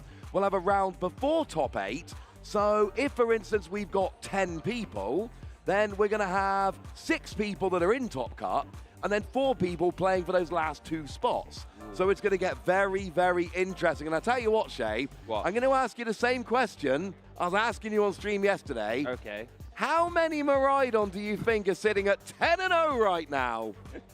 10-0? 10-0. Well, if I look at the standings, I didn't see that many 10-0s. There's only one 10-0. So I'm going to say it's probably 1, isn't it? It is 1. And actually, as we look right now, and Carl alluded to this a moment ago, the top 2 seeds, the only 10-0 and the only 9-0-1 are both playing Miraidon EX. And look, I'm a bit of a Miraidon fanboy. I predicted it almost every event. Although this time, spoke to some players like the lovely Antoine Boulet, and that helped to shape my prediction. It wasn't just predicting for the sake of it. It feels good. Academy at night, making Electric Generator so much better, like we saw with Stefan Ivanov yesterday, has made the deck better. And as much as I just like predicting Miraidon to win, make no mistake about it, Miraidon is legit this tournament. Right now, #1 seed Miraidon, #2 seed Miraidon, and there are more up around the top tables as well. Miraidon has a real shot this weekend, which not a lot of people were saying coming in. No, you're right. And then when we actually had it on stream, and I was sort of thinking about how the matchup would play out, and I'm thinking, yeah, it makes a lot of sense, right? With this influx of 2 prizes, like, you know, like Teal Mask, Ogerpon, and like Pheasantipity now, Miraidon just says, you know what I'm really good at? KO in basic 2-prize Pokemon, and I can do it really fast as well. And like you said, Academy at Night just guaranteeing an electric generator, and then sometimes getting those 2-hitters. You just apply a lot of pressure straight away, and a lot of the times, these sort of aggressive tempo decks, like sure, a lot of decks might have answers, but if you don't have your answers immediately, it can just get out of hand. It absolutely can. It really, really alters the maps. You're generally looking for 2 out of 5 cards, which is very, very, very roughly, I'm not going to do the maths. Point is, 1 out of 4 is much better than trying to hit 2 out of 5. It works out a lot better, and that is what you end up with. Rather than trying to hit 2 out of the top 5, you're trying to hit 1 out of the top 4. It makes your odds significantly better of getting that double hit. And one of the things about Miraidon that we're seeing now is that the double electric generators hit a lot more often, which means Miraidon becomes a real attacking threat in a way it hasn't been in the last couple formats. Last couple formats, you'd get maybe 1 Miraidon, and then you'd kind of have to start focusing on Iron Hand because that's quite energy heavy. So you'd be using a lot of Raikou in the early game as a 2 energy attacker. But now that you're hitting more off Electric Generator because of Academy at Night, you can afford to use Miraidon a bit more liberally, and you look at things like, you know, your Regidrago V with 220 HP and your Teal Mask Ogerpon, which is, you know, under that threshold. And all of a sudden, there's a lot of target. It is a deck which I am really, really following this weekend. And like I say, top seed right now, 2nd seed right now. It is absolutely legit. Any other decks sticking out to you this weekend? I think Charizard seems to be doing really well. We saw it on stream there. But I think the biggest standout, realistically, has to be that Regidrago. You know, it was the most played deck there in day 1. And that has converted really well there into day 2. Still the most popular deck. However, the deck I'm keeping an eye on was that Iron Thorns. You know, that was the 6th most popular deck, I believe, in day 1. And I think that's jumped all the way up to 4th here in day 2. So that's an incredible conversion. So I'm keeping an eye out for that, because you know, we've seen on stream that initialization ability can just grind some decks real quickly down to a halt. And if decks don't have their answers, or they can't find their answers pretty fast, the game can just get out of hand. So I'm keeping an eye on them as well. Yeah, it was something like 1 in 6, just under 1 in 6 converted, which is an absolutely astonishing conversion rate for a deck that was not really picked as one of the best coming in. But I've thrown out a couple of players and a couple of decks. Let's take a look at the current standings that are up to date for the World Championships as we're going into round 11 here. 2 rounds to go before we get that top 8/asymmetrical cut. And you see it there, Jesse Parker 10-0 with Miraidon. Ryan Harris 9-0-1 with Miraidon. But we saw Isaiah Bradner with Regidrago. We've got Kaiwan Kababe there, also Regidrago. We've got Consta Kalama, who is playing Archeops Lugia. We got Miloslav, we had on stream yesterday with Regidrago. We've got Grant Shen, who is playing Regidrago. So quite a lot of Regidrago. But do you remember what Diego Casaraga's playing? He was playing something that I don't think was on anybody's bingo card. He was playing that ancient box deck, you know, really trying to utilize that Vengeance Fletchling attack from the Roaring Moon that deals, what, 70 plus 10 for each ancient cards in your discard pile. That can quite honestly add up at a ridiculously fast rate, and you've got Professor Sada to accelerate that energy. And that's doing really well currently at our 8th seed, so that's definitely one to keep an eye on. Yeah, 2017 World Champion Diego Casaraga. We got 2023 World Champion Vance Kelly. Joshua Van Oversheld, who of course a very well-known content creator in the community, very popular chap.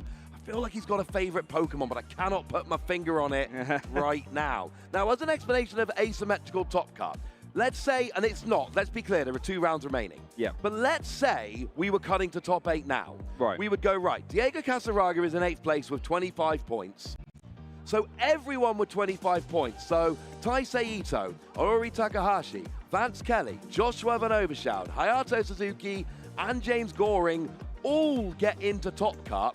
And actually, I believe that means we wouldn't, it might only be Jesse Parker and Ryan Harris that would go straight into top cut, and everybody else would have to play for those remaining slots. It means there's no bubbling out where you've got enough points for Top Cup, but your resistance lets you down. But we still have a couple of rounds before we get that all sorted, and there are two former world champions very much in contention for, and actually I believe Kaiwan Kababe may have won in a younger age division as well. I think you are right, actually, yes. So in terms of Masters division, world champions, there are two who are going to remember. At the moment, it's only Jason Glazinski who has won more than one. Diego and Vance here could be giving us another two-time Masters world champion. That would be absolutely amazing. Writing your name in the history books. And Vance Kelly, still in the running, could do it on back-to-back years, really asserting himself on the Pokemon TCG, saying, right, I'm a two-time back-to-back world champion. And you know what? He's already done it once. So, you know, out of all those people here, we can see only two people have gone all the way before. So they must be thinking, oh, I can just do it again.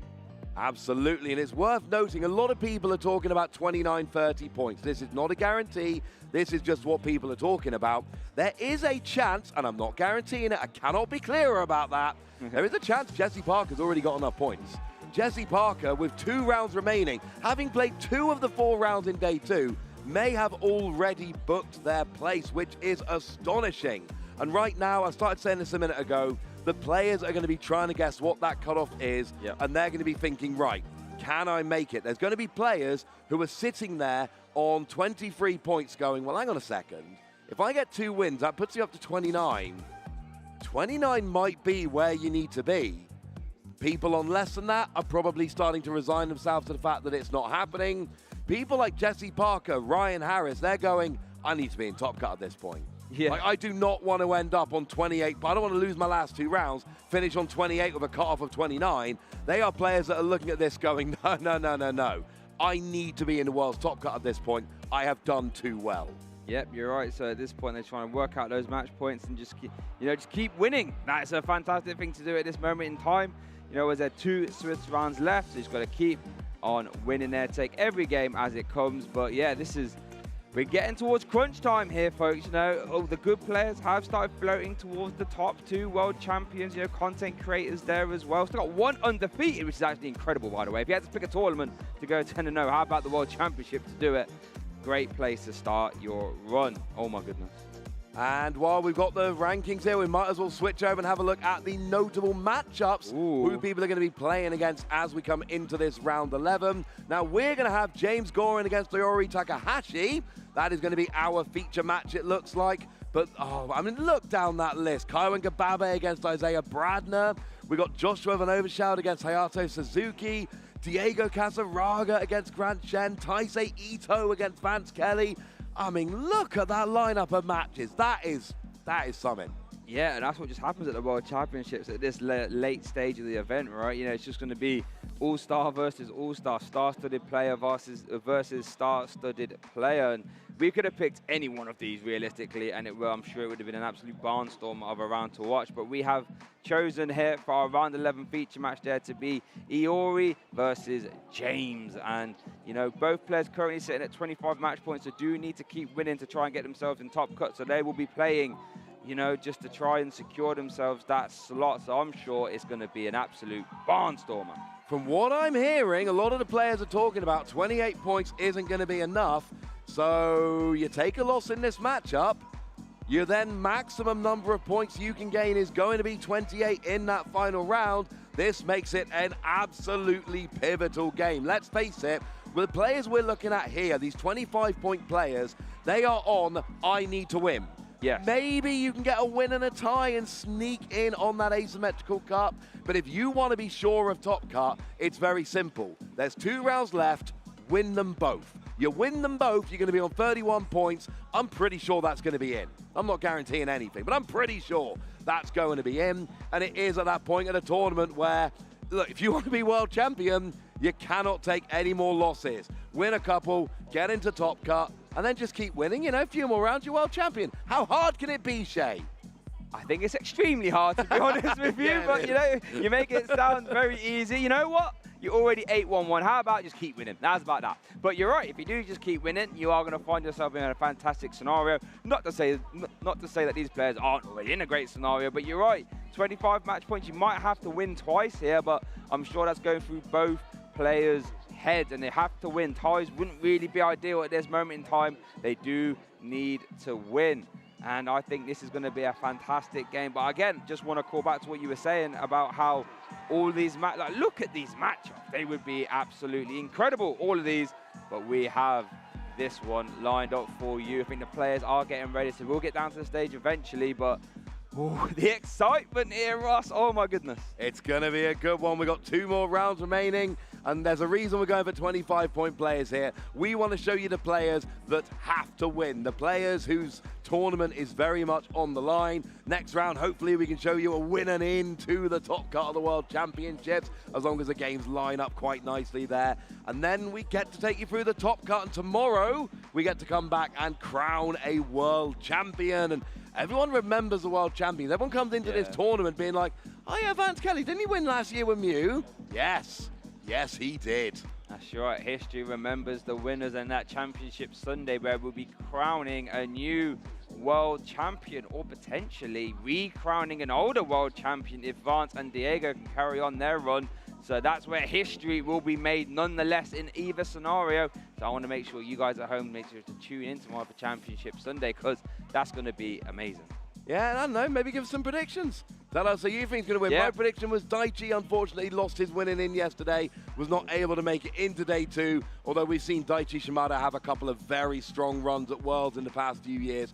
I think Daichi is one of those players I expect at some point to either have a world champion, say come close. It came very close in 2022 with that second place finish. One of the absolute top players in the world. And we got a lot of players here who are trying to join them. Diego on the Ancient Box. I want to see Diego Casaraga's Ancient Box deck. That is a deck I want to see in action. And let's face it, Diego in 2017, brand new format. Burning Shadows just become legal. One Worlds, brand new format. Shrouded Fable just become. I'm just saying there's some parallels there. There are some parallels, you're right, and I really love how the World Championships tend to be in new formats now. It just makes it so much more exciting, right? I guess when Diego did win it, though, it was with a brand new archetype in that Gardevoir. Now, funnily enough, he'd be taking a newer archetype, right? Well, an older archetype, I should say, in that Ancient Box, and maybe refining it and making more of a meta call, but that would be one story, though. Ancient Box going all the way. That would be a story. That would be exciting. You know what else is exciting, Shay? What's that? Round 11 of the Pokemon Trading Card Game World Championships. So let's go and get down to the stage where we can see Iori Takahashi against James Goring, and they are going to be playing for their tournament lives here, trying to make sure they can stay in the tournament and get themselves towards the number of points they need. And oh look, Miraidon. I keep telling you, Shay, in this tournament. Now, I thought Miraidon was a good pick for this tournament. You did, yeah. I think even I was underselling what a good play it is for this tournament, up against James and that Raging Bolt deck. Now, Raging Bolt's interesting, because I feel like these are two decks that are trying to accomplish very similar goals. They're both just going to try and take prizes at a fast rate. Miraidon will be looking to use Electric Generator to power up Photon Blaster and or Ampu very much to take prize cards. But for James, we will be utilizing Bellowing Thunder, which lets you discard any amount of basic energy attached to your Pokemon. You do 70 damage for each one. So I tell you what this match is going to be here, folks, at home in this Swiss round 11 here at the World Championships. This is going to be a very fast, a very explosive, and a very high-octane game that I cannot wait to get started with. Yeah, now it's interesting to note here that Raging Bolt has 240 out of range of Miraidon EX, which we've seen is very good in the early turns. Go second, get a big KO. And it can KO a Teal Mask Ogapon, but it unfortunately cannot KO much else. But you've noticed. I've noticed something very interesting in Iori's deck list here. Tell us what it is, Shay. Yeah, my eyes widened when I saw it. So we just mentioned that Raging Bolt has 240 HP, traditionally outside of range of Photon Blaster. But what I need you to look out for at home is that Iori plays one copy of Iron Valiant EX. That Tachyon Bits will be able to place that extra 20 damage needed to KO a Raging Bolt. So, oh, we've got a lot of stuff to watch out here for, folks. I cannot wait. This is going to be very exciting. It's like prize cards are being, looks like, going to get ready here. Looking here for Iori. We do see the one copy of Luminion and the Blood Moon Ursaluna. And then over for James has prized the Prime Catcher and the Squawkabilly. They are both very important cards. So both players do have some important resources there in the prize cards. It's not ideal, and that Iron Valiant is huge because 220 used to be the magic number. Yeah. For Pokemon V's, 220 was the number you were looking at here. But for Pokemon EX's, 230 and 240 is increasingly common. 220 is often not enough, but Iron Valiant dropping those 2 damage counters, getting you from 220 to 240 makes a gigantic difference. And in this matchup especially, that is how you get that Raging Bolt. But here we go, ladies and gentlemen. We are rolling with round 11, and we got a Teal Dance from Teal Mask Gogapon. Attach an energy, draw a card, play a trekking shoes, and I tell you what, there's a lot of good hikes in Hawaii. Those trekking shoes are going to come in handy. That's it, James putting his shoes on and getting off to the races. Fantastic start. You're going to play that Earthen Vessel. But this card, a Professor Sarda's Vitality, a very important card that will be utilized a lot here for James, letting you attach 1 basic energy to an ancient box, well, 2 basic energy to 2 different ancient Pokemon. That's going to give you an 140 damage swing there for that Bellowing Thunder. Yeah, that is quite nice, as is going second. And here's the thing, this is one of those classic matchups. Take a 2-prize knockout, and then just do that every turn. Take the first one and keep going. Both of these decks are very capable of getting a 2-prize knockout, turn 1 going second. Now, Iori will need to use Iron Valiant to take out that Raging Bolt, and a started Squawkabilly in the active, although to be fair, you still need to switch Iron Valiant into the active. Yes. But that is going to be what we're looking for. If Iori can take that KO turn 1, that is going to put them in a great position. So, decent start from James, get some energy down. Now it's over to Iori here, and the question is really simple. Can you KO that Raging Bolt?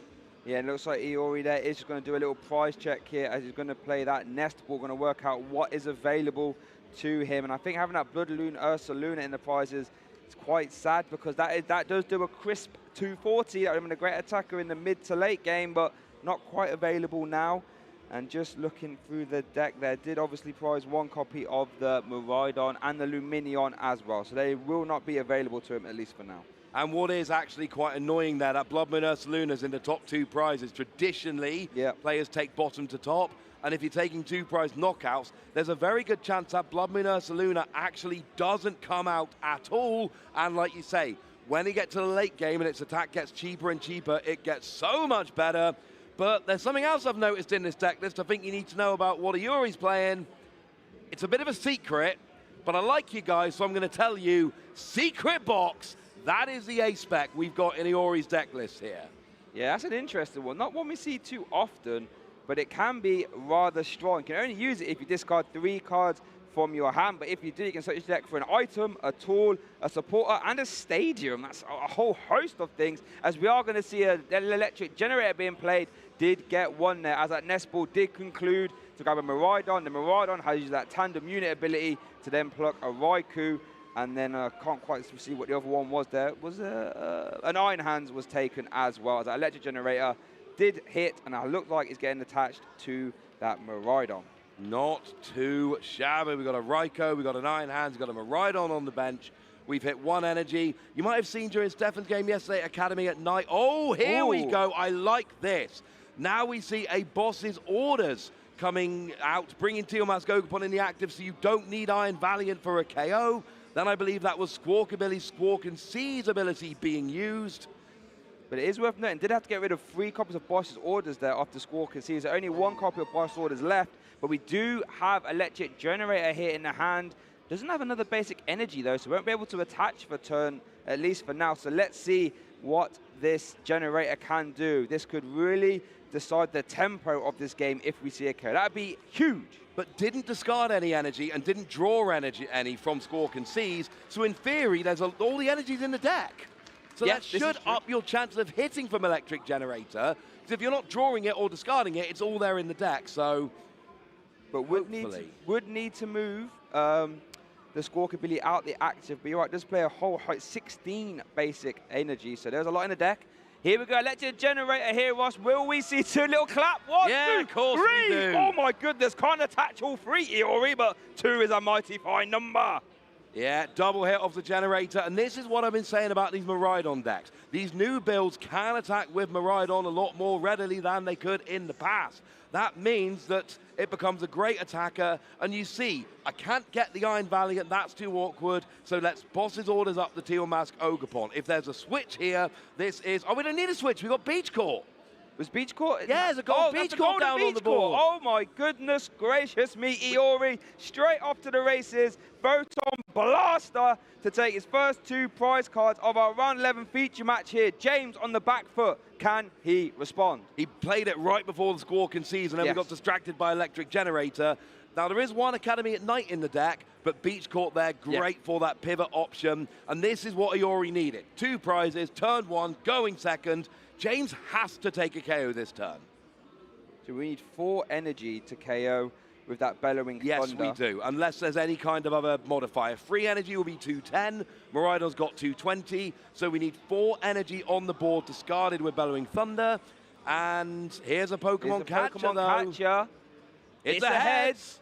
So what we're going to go after here? Going to go after that Raikou, who does have, what, 200 HP, I believe. So 3 energy would get you there. Yep. And we're going to see a Power Pad shuffling in the Professor Cider's Vitality. But that's very important for James. Going to reuse them as often as possible to reload that Bellowing Thunder. So James looks like can respond this turn. So the pressure is going to be back on Iori. But Iori has set the tempo of this game. First player to falter here and miss a 2 prize KO will most likely go 1 game down. Yeah, James has guaranteed the KO here. The KO is already on the board. Now it is set up your board as well as you can. Now, we do see the KO coming out there. Free energy, KO the Raikou. Here's the thing, though. Iori keeps his energy. Yes. And if I'm the Miraidon player, I'm like, cool. Yeah, have the Raikou, because the Raikou's only a good attacker when James has got a full bench. James doesn't have a full bench. You need to hit 220. That only happens with 2 full benches. There aren't 2 full benches. I want Miraidon with which to attack. This is where we need Iron Valiant. This would be huge. And I'm just going to go out on a limb here, Shay. What's that? I don't think James is expecting an Iron Valiant to come down and drop 2 damage counters in a Miraidon deck. I think you are correct. I don't think anyone would be expecting that, but that would be absolutely huge. As James did put a Bravery Charm on the bench, Teal Mask Ogerpon. That's going to boost that HP up to 260. So your Iron Valiant would be fantastic. That Tachyon Bits, when the Iron Valiant is in the active position, you can put 2 damage counters on one of your opponent's Pokemon. Active or bench does not matter. It would effectively be a plus 20. But worth noting, we do see that Future Booster Energy Capsule is attached to the Iron Hands, so that would be quite hard to maneuver around, as we are going to see an Arven being played here. Yeah, absolutely. Go and get the Arven, go and get what you need. Iron Valiant here is what you're looking for, or a Future Booster Energy Capsule. Onyx is not a future Pokemon. It is a future Pokemon, but it's not a future Pokemon. Not the one from Scarlet and Violet. It doesn't get the boost, because that was before we had Paradox Pokemon officially in the game. Yes. You do need the Iron Valiant to get up to 240, and here we go. And they've actually, this is it, because you can use a Nest Ball to get the Iron Valiant, and then you can get something to switch with off of the Forest Seal Stone. So if Iori wants, oh, it's a Pheasant Dipty instead, I don't mind this going and drawing a bunch of extra cards. Yeah, Pheasant Dipty with that flip the script ability, letting you draw free if any one of your Pokemon was knocked out on your opponent last turn. Very, very strong. And let's see what Iori does. Did grab the Forest Seal Stone as well, so we'll be able to attach that. There's that flip the script is being activated here, going to draw 3. Well, we got Energy, Lost Vacuum, Ultra Ball. Ultra Ball will get the Iron Valiant if you want it. And it looks like we're eyeing up the Ultra Ball here. And here's the thing. You see James put the Bravery Charm onto the Teal Mask Ogerpon. Right. James is clearly just thinking, well, hang on a second. You can't KO anything now. Miraidon only hits 220. If you knew about the Iron Valiant, might you put the Bravery Charm on your active Raging Bolt? And this is the thing about playing surprises in your deck. James isn't playing around the Iron Valiant, because why would you play around an Iron Valiant in a Miraidon deck? Yeah, you're right. You really wouldn't. You just assume that they're going to maximum out at that 220 damage. We are going to see energy attached to active Iron Hands. We're going to see a retreat thanks to that future booster energy capsule. We're just going to see a Photon Blaster into the active. I think Iori might not have had a way to maneuver around the Iron Valiant if he could grab it. So he's going to go for the Photon Blaster. What this does set up, though, is a 3-prize Ampu very much as well. It does, or even just a KO of Iron Valiant next turn. Oh, that is true. Because James doesn't know about the Iron Valiant. There's no reason for James to suspect Iron Valiant, so he's not going to play around it. Because why would you? Because no one plays Iron Valiant in Miraidon. So there is a way that Iori can actually win next turn. Iron Valiant, cheeky drop the damage, big KO, job's a good one, off you go. Did see the Lost Vacuum to remove that Bravery Charm as well. As it is James's turn, now going to play an energy retrieval, grab 2 basic energy, and use Teal Mask there to attach that grass and draw an extra card. James does have a lot of options in the hand, does have the Prime Catcher. I think that is being played. They're going to bring up that Iron Hand, switch Raging Bolt into the active. Oh no, I don't think it has a Professor Sada though. So just going to be the Burst Roar, discard the hand and draw 6. That is a lot of tempo lost there for James. Can Iori win this turn? Well, we know it's possible. Iori absolutely can win this turn. All you need to do is go Iron Valiant to KO the benched. You would need some gusting. Prime Catcher is not available because Iori doesn't actually play Prime Catcher. It's a secret box deck. Does play. There is 1 copy of Boss's Orders still available, though. If you can find it, yeah. There is still 1 copy of Boss's Orders available. But Iori doesn't need to win this turn. No, because he just needs to take 2 prizes and win next turn. So could have a bit of a quieter turn. So what do? Here comes the Ultra Ball. Is it finally time for Iron Valiant? And I would love to see James's reaction if Iron Valiant does come out here, because I don't think James is expecting it. There's other options, but it's what I would be going for the Iron Valiant right now. I want those cheeky prizes, personally. Only thing, I don't know if he'll have a way to get it in the active and get it back out. So might not be available yet. Might go for Mew. The problem is you only got 1 bench space remaining, so if you play Mew, you're not playing Iron Valiant here. Again, you don't need the Iron Valiant this turn. Iron Valiant next turn will be fine.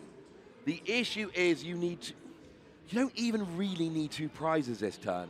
To be honest with you, James can take 2 on his next turn, then you can take 4 because you've got the easy Iron Valiant knockout. So you don't have to actually do much this turn. So that's going to free up a bench spot there from that Hyper Blow. We're going to force James to swap the active. Oh, now, Lost Vacuum this. is in hand, remember, folks. So we could see that Bravery Charm get removed, and then we could see a retreat into a Photon Blaster KO. That is a possibility. This is huge. I think that's probably what we're going to... Okay, so we see an energy on the Mew. Ooh, remember, Mew is that is so good as well, that genome hacking. Here we go. Lost Vacuum, though, going to remove James. Little smile there, thinking, uh-oh, didn't expect that free retreat into the Photon Blaster KO, as Iori will take 2 more prize cards and only has 2 more left to take here. James, what can you do? Unfortunately, well, maybe not that much. Remember, the easy Iron Valiant KO, we keep talking about it. Iori hasn't needed to take it yet, so hasn't taken it yet. But all Iori needs to do is just bench Iron Valiant, get it in the active, boom, win. You know what else Iori could do is attach 1 more energy, Genome Hack to copy Bellowing Thunder, discard all your energy, and that would be a fantastic way to do some damage as well. Multiple ways to win. And let's see what James can do here. Hasn't really done too much here. We're going to have to see a KO at the very least. These are 2 decks that rely on big, fast KOs. Iori has been getting those big, fast KOs. James has not. And it's been as simple as that. James has had to take turns off. Iori hasn't had to take turns off. And, you know, the closest Iori got was leaving a Raging Bolt on 20 damage remaining. So it looks like James did play a Pokestop. Didn't quite get to see the conclusion of that. But I think we saw at least 1 item. There's a Bravery Charm at the top. So I think there was 2 cards hit there. Didn't quite get to see what they were, though, unfortunately. But there has been a staging replacement now. We do see a Teal Mask Ogerpon hit the bench as well. Yeah, Iori's got so many routes to victory next turn, whether that's KOing the Teal Mask Ogerpon, whether it's Iron Valiant, whether it's trying to get a big KO with Mew copying Raging Bolt's Bellowing Thunder. There's a lot of ways for Iori to win and go up 1 game. What James really needs to do here is at least even up the prize trade. Ooh. Give himself a chance next turn. What have you seen, Shay? We did get the Professor Sada. I think that was needed so we can actually get the 2nd energy onto the Raging Bolt. We are going to see a Pokegear 3.0 being played. That looks like that's going to fail, unfortunately. He's going to shuffle those cards back in the deck, but the Professor Sada's Vitality has been found. Okay, so that's going to get more energy on the board. That's going to give, and getting rid of the energy alone is pretty good. Right now, remember, Iori's only had one attacker all game. It's been that one Miraidon. Miraidon has taken all 3 attacks so far, dealing that 220, and there's free energy on the board if you want to copy something like Bellowing Thunder. Well, you know, losing free energy is going to be kind of annoying, honestly. Yes. And it will actually leave an energy. You'll have to attach 2 energy next turn in order to Bellowing Thunder. Right, here we go. Big KO. And look, it really is as simple as, if you can just play an Iron Valiant and retreat into it, you win the game right here. Come on. I promise you guys, the deck list says there's an Iron Valiant in this deck. We're looking at it right now. It says it's there. Oh, so we're going to see bench Miraidon. I'm going to activate Tandem Unit. It's going to consult the deck. Iron Valiant is there. Bowlers are going to just go for a Luminion Boss's Orders, I think, by the looks of it. There we go. Luminion comes down. Search for Boss's Orders. And we're not there yet. We're bringing up. There we go. Bring it up. What are we attacking? We're attacking with a Mew? Wow. We're attacking with something. We're getting a KO. And we have got the game. Now, I'm going to tell you something, Shay, here. Because I think the people at home might think I'm misleading them. And I promise you I'm not. Why? Tell me, Shay. Why did we not see Iron Valiant in that game? I think he always been a bit of a cheeky and saying, I don't want to reveal that. Like, I was in such a commanding position that I don't want to show that is so James can't play around it, right? Like, sure, you could have just popped it out there and won, but if James isn't going to play around that Tachyon Bits threat, that's going to really leave Iori in a stronger position for games 2 and maybe a game 3. So that's my prediction. No, that's the answer. That is exactly what I was going for here. I mean, look, I like the big fancy finishes. Let's go to have a look at replay. We can talk about this more in a minute. Let's see how game 1 went. And we saw that super quick start where we got the double energy off of Electric Generator, putting free energy on Miraidon, taking that first KO on the Teal Mask Ogapom after the Boss's Orders, and Iori just never let up from there. No, and you're right, and James did his best. Yeah, did have the Bellowing Thunder response KO. Did need to do that, but it wasn't on the Miraidon. So this Miraidon could just keep swinging over and over again. The Lost Vacuum Edition, removing that Bravery Charm. And from there, James was just constantly on the back foot. Did get a big Bellowing Thunder there in the mid to late game, but Iori was able to close the game out there with the Boss's Orders and take the first game there in our Swiss round 11 here at the World Championships. Currently 1-0 up. James will have to do the reverse sweep here if he wants to secure himself, or at least attempt to secure himself a slot in our top cut. Absolutely, and here's the thing. Iron Valiant, I love these big flourishy finishes, but actually, I already did things correctly. If you've got something that can provide a big surprise that your opponent really has to play around, but doesn't know they have to play around, don't show it in game 1 unless you have to, because then in game 2, your opponent still isn't playing around it, and then you can go and get yourself that win. So if anyone's thinking I was misleading you, no. Iori's just doing things very, very carefully, and I love it. So it looks like both players are shuffling up. I think James Martin or Mulligan is going to shuffle up there. And if you're James, just thinking, all right, you know, my opponent went off to the races a little bit here. Maybe they don't do that again. Maybe I take the first 2 prize KO, and all of a sudden I'm the one dictating the pace of the game. And you know, Raging Bot is perfectly capable of doing that, right? As it looks like James is going to put the prize cards down. Currently, Iori is 1 game up here. And let's see how this game is going to unfold. Both players, it looks like James has opted for Iori to go first. And absolutely. And that gives us an opinion on how he's going to approach this game. We just saw what happened when you let Iori go second. It did not go great. So here we see the Squawk and Seeds of Squawk ability. Now this is the opposite to game 1. Free energy, hitting the discard, nice and early. Not even any real good places to attach them. It's going to hurt for your Electric Generator later. But we do have Blood Moon Ursaluna that's a really good attacker that we never got to see in game 1. Yeah, it does 240 damage for a start. Good number. And then that Seasoned Skill ability lets you reduce 1 colorless attack cost for each prize card your opponent has taken.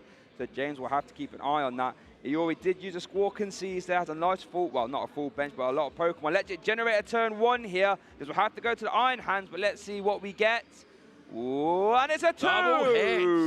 Iori Takahashi. But I'll say, in this matchup, I don't love Iron Hands as much. No. I want free energy on Miraidon, hit 220 all day long. But However, it does take 3 prize cards on a Squawkabilly, though. Well, I was going to say, unless I'm hitting into a Squawkabilly, in which case I am absolutely fine with it. But I do think that with you looking at the Iron Hands now, you're thinking, okay, kind of got to go into Squawkabilly here. Yes. As it looks like, I think there was a switch card being played there or something along those lines. I think we're going to see a restart to draw 1. Another electric generator. Is he going to use it? That would be 2 used, though. And like you said, Iron Hands is good. It's probably not the main attacker, so Iori doesn't going to opt to use that. Academy at Night was also played there. And now it's over to James. Uh-oh. That's a bad hand.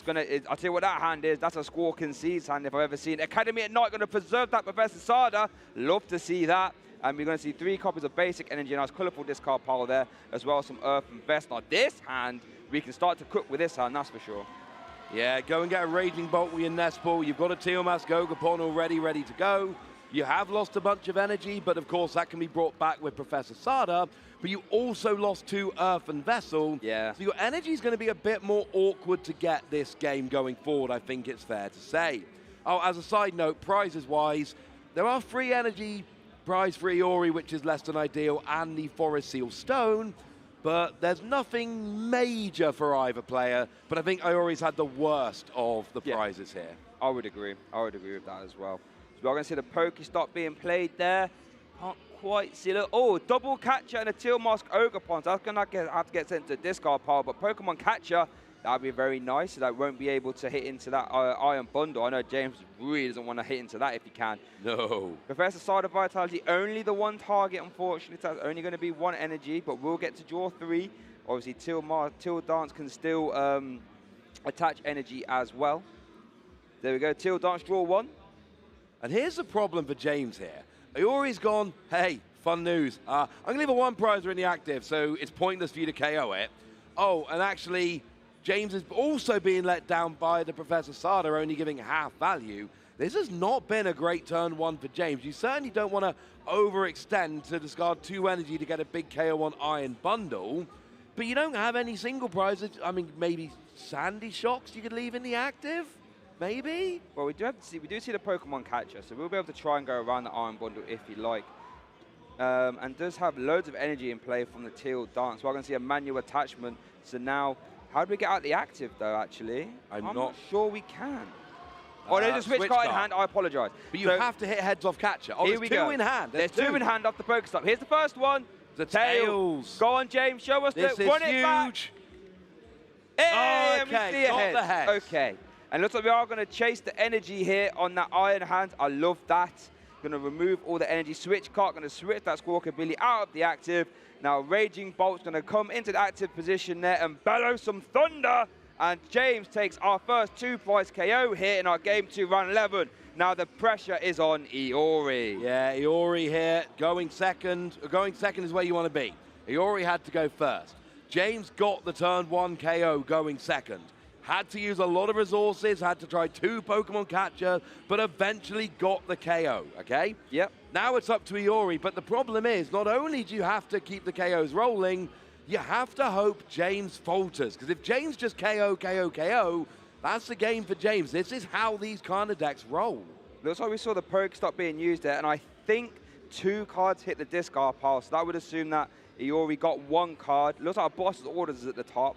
So that would imagine that got discarded at the very least. And let's see, Ultra Ball going to be played here. I imagine he's going to grab the Miraidon, so he can start using Tandem Unit perhaps. Might be a Raikou instead.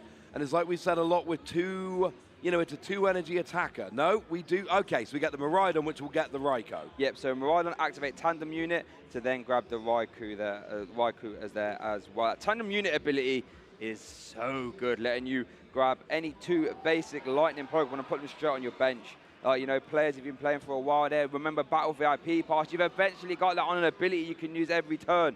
Absolutely incredible. Electric Generator here being played, Ross.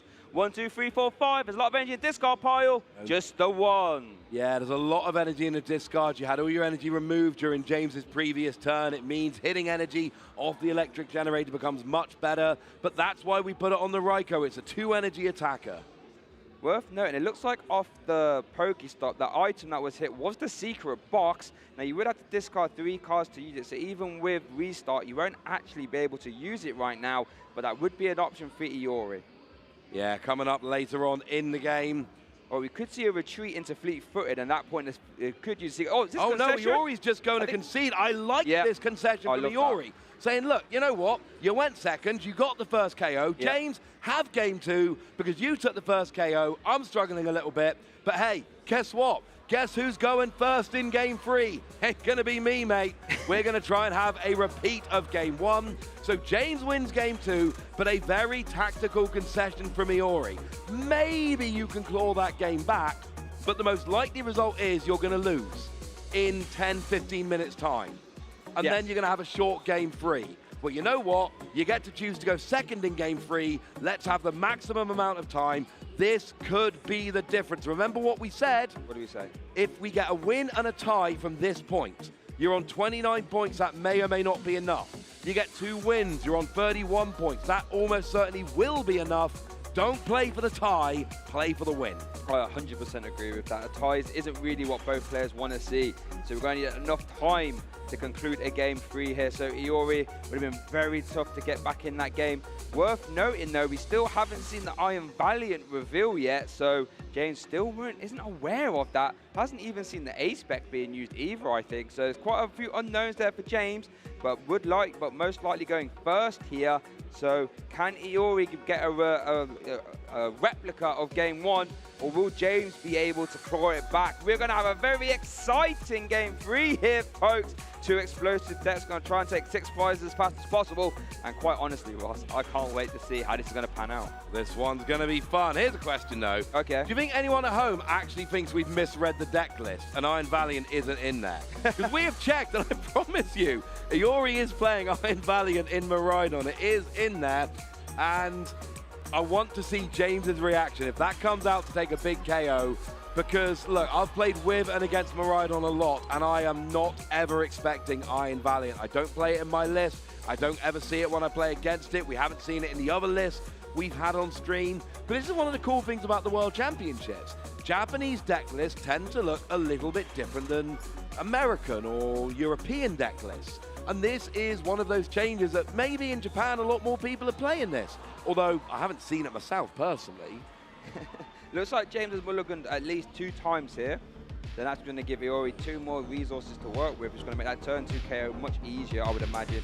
James looks like has got a basic this time, so we'll be able to start the game as prize cards are going to be dealt now there for James. Worth noting, Iori has prized that secret box and the Mew EX, and James has prized 2 copies of Energy Retrieval. But it looks like our game 3 is starting here. Over to James.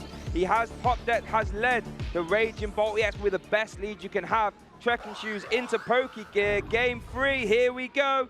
And we are going to see a Teal Dance activation there from the Teal Mask Ogerpon. Manual attachment to the active. And it looks like, another Teal Mask Ogerpon getting benched. And I imagine we'll see a pass here. That is a decent turn 1. You've got 2 Teal Mask Ogerpon down, 2 energy on the board. Right.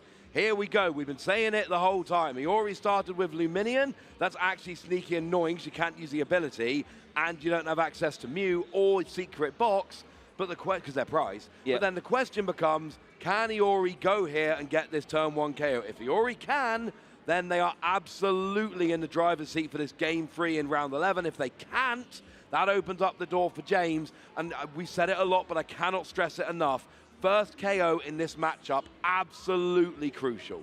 And there we can see Iori's prize cards there, Secret Box and the Mew EX aren't going to be able or available to Iori, at least for now. Now, Iori has a couple of hurdles has to get through this turn 1 if he wants to try and get a KO. Has to maneuver this Luminion out the active, that's the first thing.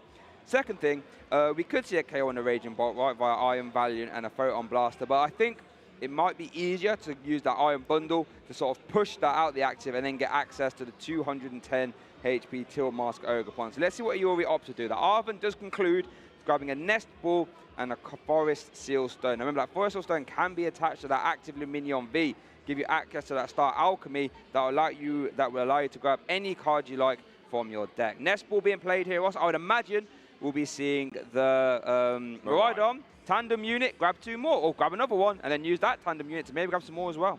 Yeah, that is a great thing about tandem unit. You get to grab 2 lightning Pokemon, but one of them can be a Miraidon that gets you more lightning Pokemon. I agree with you, incidentally, about the Iron Bundle. One of the cool things about Iron Bundle is if your opponent only has 1 bench Pokemon, or in this case 2, but they're basically the same, you can force them up. It's kind of like a Pokemon catcher without the coin flip, or a boss's orders, but it's not your supporter for the turn. It means you can basically force something into the active rather than giving your opponent a true choice. I say basically the same because one does have an energy. That won't be the one promoted from an Iron Bundle. We are going to see that Star Alchemy activation here as well, Ross. So let's see what Iori opts to take here. Going to be that Squawk and Seize. I like that because the actual hand for Iori wasn't the greatest. I thought there was a lot of energy, so we don't really need them. We need to see Electric Generator. So let's see how the Squawk and Seize will treat Iori. I love that ability. Only use it on your first turn, but if you do, discard your hand and draw 6. Fantastic attack here. Yeah, love it. It's only for turn 1, but it's a phenomenal option on turn 1. So get yourself a new hand. You don't really want to discard a bunch of energy. We've got an Electric Generator coming down here. Hits 1 energy. Not perfect, not terrible, but at least we get some energy down. We will need a second Electric Generator to be attacking this turn, though. Miraidon does not do it with 1. And remember, Raikou can start getting KOs. If James has a full bench, don't think it's a coincidence that James never has a full bench in this matchup. He's playing around Raikou. Yep, you are correct. We're going to see a manual attachment to the Miraidon. I got 2 energy on it. We are going to see if it was that switch card. It's going to get Raikou in the active. So can use Fleet Footed to draw a card if you like. Going to bench Squawk Ability EX and Squawk and Seize activation. Now let's see how these new 6 cards will treat Iori. We need to realistically see an Electric Generator. Switching cards would help as well. And it's really upsetting. Secret Box would be a great card to hit. Mew EX would be a great card to hit. Neither of those are options. So we got an energy attachment for the turn. Would love to see an Electric Generator, and I would love to see an Iron Bundle. We've got a switch card. Now again, what we can do is if we can hit 220, but we can't hit 220. Pheasant Dipty only works after a KO. Mew is prize, Secret Box is prize. I don't think Iori's got a route here to getting a turn 1 attack. Nope, there was no Electric Generator there in that hand, so no extra energy will be played. You can sort of tell by the body language there on Iori. Looks a little bit disheartened there, so it looks like we want to see a tandem unit activation. I think that was a failed search there as well. Now this gives James an opportunity to really start to apply that pressure. If we can see a big Bellowing Thunder KO, maybe even with some sort of gust so you can try and KO that Miraidon and remove energy, that could really be backbreaking here for Iori. And it's worth pointing out that going first, you have already had a setup turn. You've already got some Pokemon down. You've attached some energy. So it means that big KO on turn 2 becomes that much easier. And it is a pass from Iori. There is no turn 1 KO. That is huge for both players. And with 18 minutes left, that means James is really on the offensive here. Tails on Pokemon Catcher, not a good start, but does have Prime Catcher in hand. Does have Prime Catcher in hand. We did see the Beach Court retreat there for Iori to get that Raikou out the active. We do see a stadium replacement for a Pokestop. And we are going to see an Iono being played here. So that means we're not going to see a Professor Sada. That's not an option now. But Teal Dance can get you there. We need to see a fighting energy there though, to attack with... I did not see a fighting energy or a way to get one, at least for now. No, Pheasant Dipty only works after a KO, like we keep saying. Squawkabilly is not an option because it's not turn 1. Radiant Greninja, however, could get there. So use Radiant Greninja, discard the energy. I think there's a grass energy in hand. That will allow you to draw a couple of extra cards, lightning as well. So we can even use Teal Dance as well to draw extra cards. We are going to see a Nest Ball concluding for that Radiant Greninja and a Nest Ball going to grab another copy of Raging Bolt EX. All right, James, you have a chance to get ahead here. You've been given an opportunity, but we do need to see a KO. Otherwise, Iori, this could be a very backwards to and fro game. We see a manual, we see a Teal Dance activation. Earthen Vessel, Ross, off the Teal Dance. That'll do very nicely. Discard a card from your hand, search for any 2 basic energy, and that will, of course, include the fighting needed to show that Bellowing Thunder coming in, and that is absolutely huge. Iori's best hope here was James missing the fighting energy, missing the attack, and then, oh, it's Iori now can get the first KO and not let up. That is not happening now, and that is huge. James must be quite a relieved fellow right about now. Must be bellowing with happiness here with the way he found that fighting energy. We did see that Earthen Vessel conclude another Till Dance activation, gets to draw one more card, has plenty of energy. I think we saw the manual attachment to the active there, Raging Bolt. So now Bellowing Thunder is live. 70 for each basic energy you discard from any of your Pokemon. So that's going to be immense, really. We see another Raging Bolt getting benched. Worth noting, there's a full bench now, Ross. We did mention that with a full bench, Raikou can start to be more of a factor. But here we are going to see the Bellowing Thunder activation. Just counting up, going to discard 2, 3. I think we need one. We need one as well. One more here. Yep, one off the active. There we go. 240. James with a Bellowing Thunder KO takes his first 2 prize cards here in the game 3. Iori, you need to respond, and you need to respond fast. Yeah, Raikou now can hit 220 with a full bench for Iori, which actually really, really helps. It's a 2 energy option, but of course Miraidon already has 2 energy, and oh, okay, it's got 2 energy. You need 1 from your hand. You're good, but I think we saw a peek of something in the hand there. Iron Valiant is currently in the hand. 2 bench spaces. We're playing a nest ball here to use one of them. It's got to be Pheasantipity here because, you know, 3 extra cards for nothing. Yes, that'll do nicely. So here, I mean, look, the deal is you KO the Raging Bolt. Yep. You get rid of all the energy on James's side of the board, and you go, look, you need 4 more energy. That is Attachment for Turn, Teal Dance, Professor Sada. If you can pull that off, then yeah, I'm in a bad spot here. So yeah, take the KO, cross your fingers, hope it doesn't come to that. Right, so we saw the flip the script there. I think it was Ultra Ball, Basic Energy, and Boss's orders were grabbed. So we need to see some switching cards, though, if we'd like to use the Tachyon bits. Ultra Ball going to discard 2 copies of Basic Lightning. And let's see what Iori opts to grab here. Looks like Ursaluna is being taken.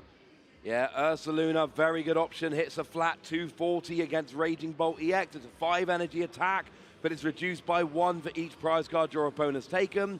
So right now, it's a 3 energy attack. What is annoying, we do actually see 1 double turbo played in the deck. It's not prize this game, but that brings from 240 down to 220, so you're then actually short of a Raging Bolt, and Lightning Electric Generator will not work onto non-lightning Pokemon like Blood Moon Ursaluna. So it looks like Iori was just debating whether to use that Pokestop there. We are going to see it 1, 2, and a 3rd. So 2 copies of Nest Ball, probably not the item we really want to see. We did see a Lightning Energy get discarded there as well. I think Iori hasn't had a problem getting basic Pokemon out of this game. Is we need to see energy and switching cards realistically, or at least ways to buff that damage. Because right now, 240 is outside of range of Photon Blaster. Yeah, and it's one of those things. Secret Box has not done anything in this matchup so far. Imagine if it was a Prime Catcher, for instance. You feel like that could have had more impact. I'm sure there's been plenty of times this weekend where Secret Box has been phenomenal for Iori, but it's not working out in this particular game. Now, we do have an Electric Generator in hand, which it does look like is being played here. Yep, we do see it being played. So 1, 2, 3, 4, 5. There we go. And 2. Double hit. Nice. Straight onto the Raikou. Now, here's the thing. You kind of need a Future Booster Energy Capsule, or you need an Iron Valiant. And even though Miraidon is a future Paradox Pokemon, this version in the card game came out in Scarlet and Violet. An actual Paradox Pokemon that can use cards like Future Boost Energy Capsule came out 3 sets later in Paradox Rift. Yes. So it's not an eligible target for something like a Future Booster Energy Capsule. So Iron Valiant is, I believe, the only way to actually get there. Now, again, this is not the end of the world. No, it's not. Because you can Iron Valiant next turn to take the KO, Iori is actually keeping up with the prize trade here, but you're also leaving James with an energy on the board. Yes. So James does have a way to sort of leapfrog here and take 2 prize cards. However, that hand doesn't really look that great. It's going to have to try and find Professor Sada, as we are going to see an energy retrieval. So there we are. That's going to grab 2 energy there, a basic fighting. And we're going to see a Till Dance activation. Professor Sada here would be huge. Sandy Shocks isn't quite there yet. Pokestop could find Pokegear. That is an option.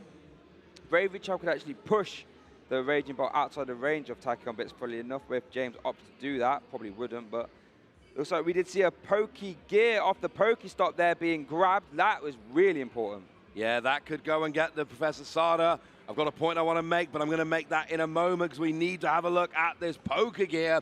Professor Sada, absolutely huge to be got on over here. Does hit it. Well, that is a big hit off of that. Look at that smile there from James. He knew he was in a bit of trouble there if he didn't see the Professor Sada. Worth noting as well, we did see a switch card off that Pokestop.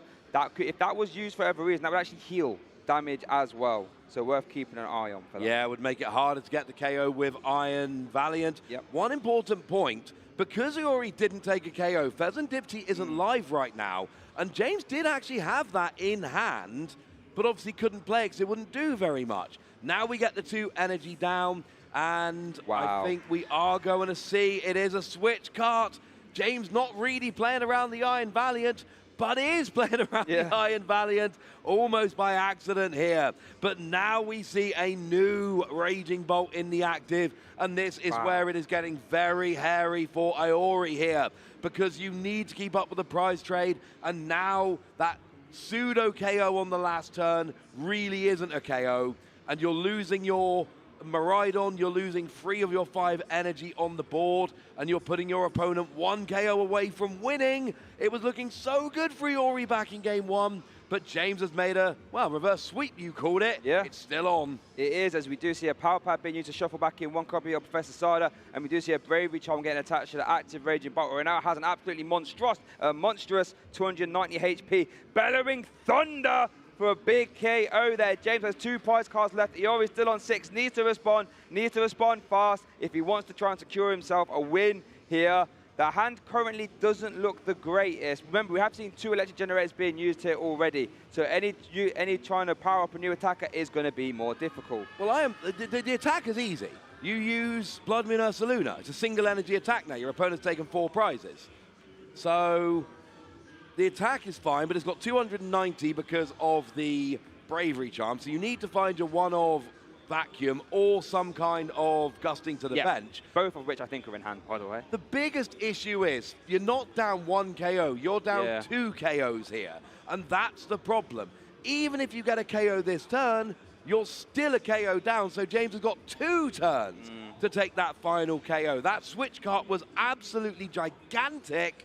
And I'm finding that this game, it's going to be really hard for Iori to get back into this game at this stage. Great game 1.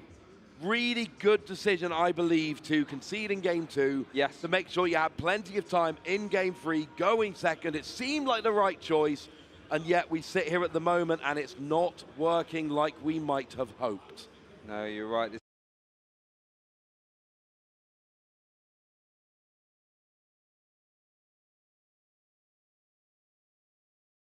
Two KOs back, as you mentioned. It's going to be tough. You have to rely on your opponent missing at this moment in time.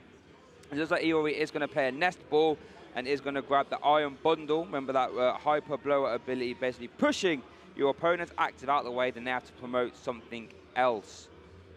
Yeah, and then again, you can KO either the Teal Mask, but if I'm James, I am happy. Oh, here comes the Iron Valiant. Finally, we see the Iron Valiant comes into the active, and this would have been a KO were it not for the switch car.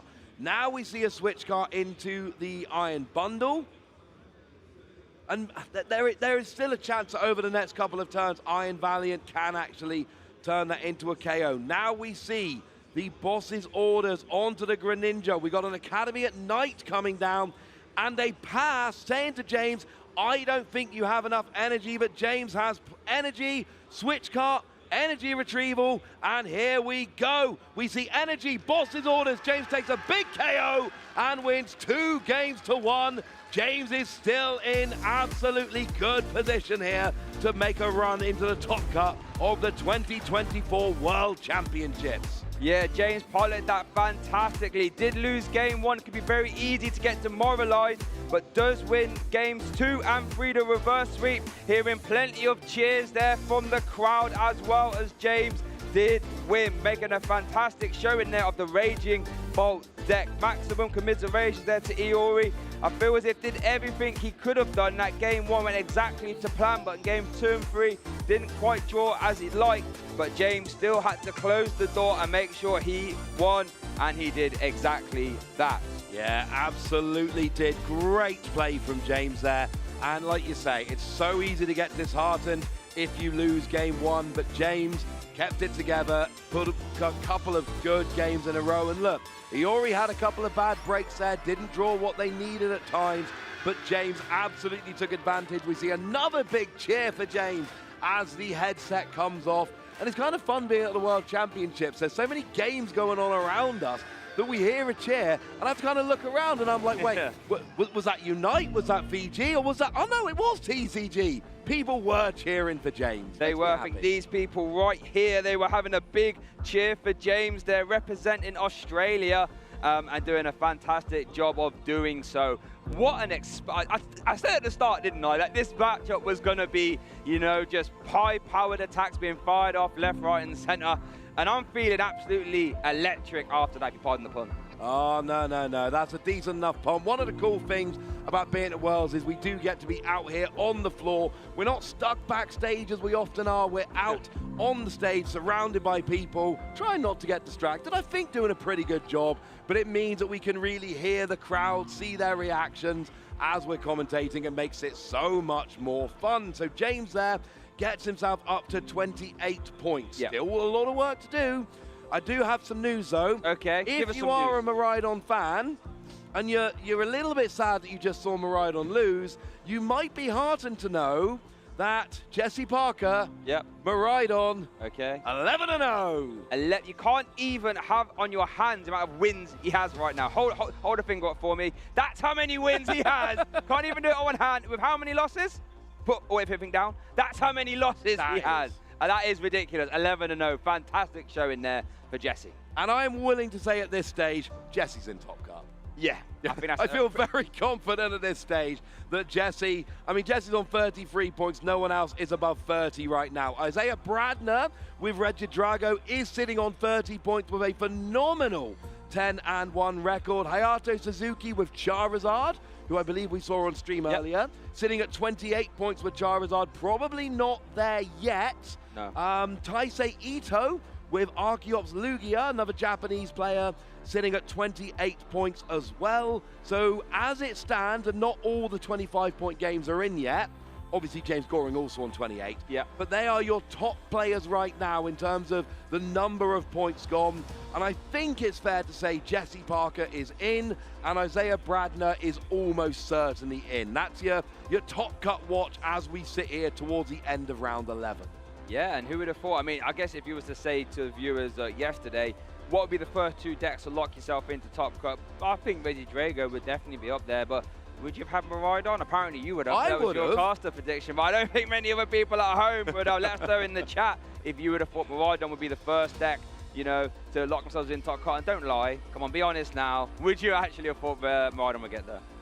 Right, I think we got some highlights to look at. We had a whole 3 games, Shay. Let's have a look at a whole bunch of highlights. So we'll start off here in game 1, where Iori got to go second, and it was fast. We see the double hit there from Electric Generator onto the Miraidon, allowing him to hit for 220 damage. Turn 1, going second, took out that Teal Mask Gogapon, and frankly never looked back. James gets a big return KO, but then of course Iori goes, you know what, I can do that too. More Miraidon, taking out that Teal Mask Gogapon after not KOing the Raging Bolt. And then, of course, we just see that with so much damage on that Raging Bolt, quick boss's orders, and we go to game 2. Pretty much then. In game 2, this is where James was able to do what he wanted to do, take the big KOs. We saw the catchers really impactful, actually, as we did see that Bellowing Thunder for a big KO in that Iron Hand. I'm not sure if he wanted the energy there. Well, if he did, they were in a discard pile after that big KO anyway. And here we see the Greninja coming in real clutch here in this game 3, able to capitalize for James, as he was able to take that turn 1 KO. And Iori was instantly on the back foot here.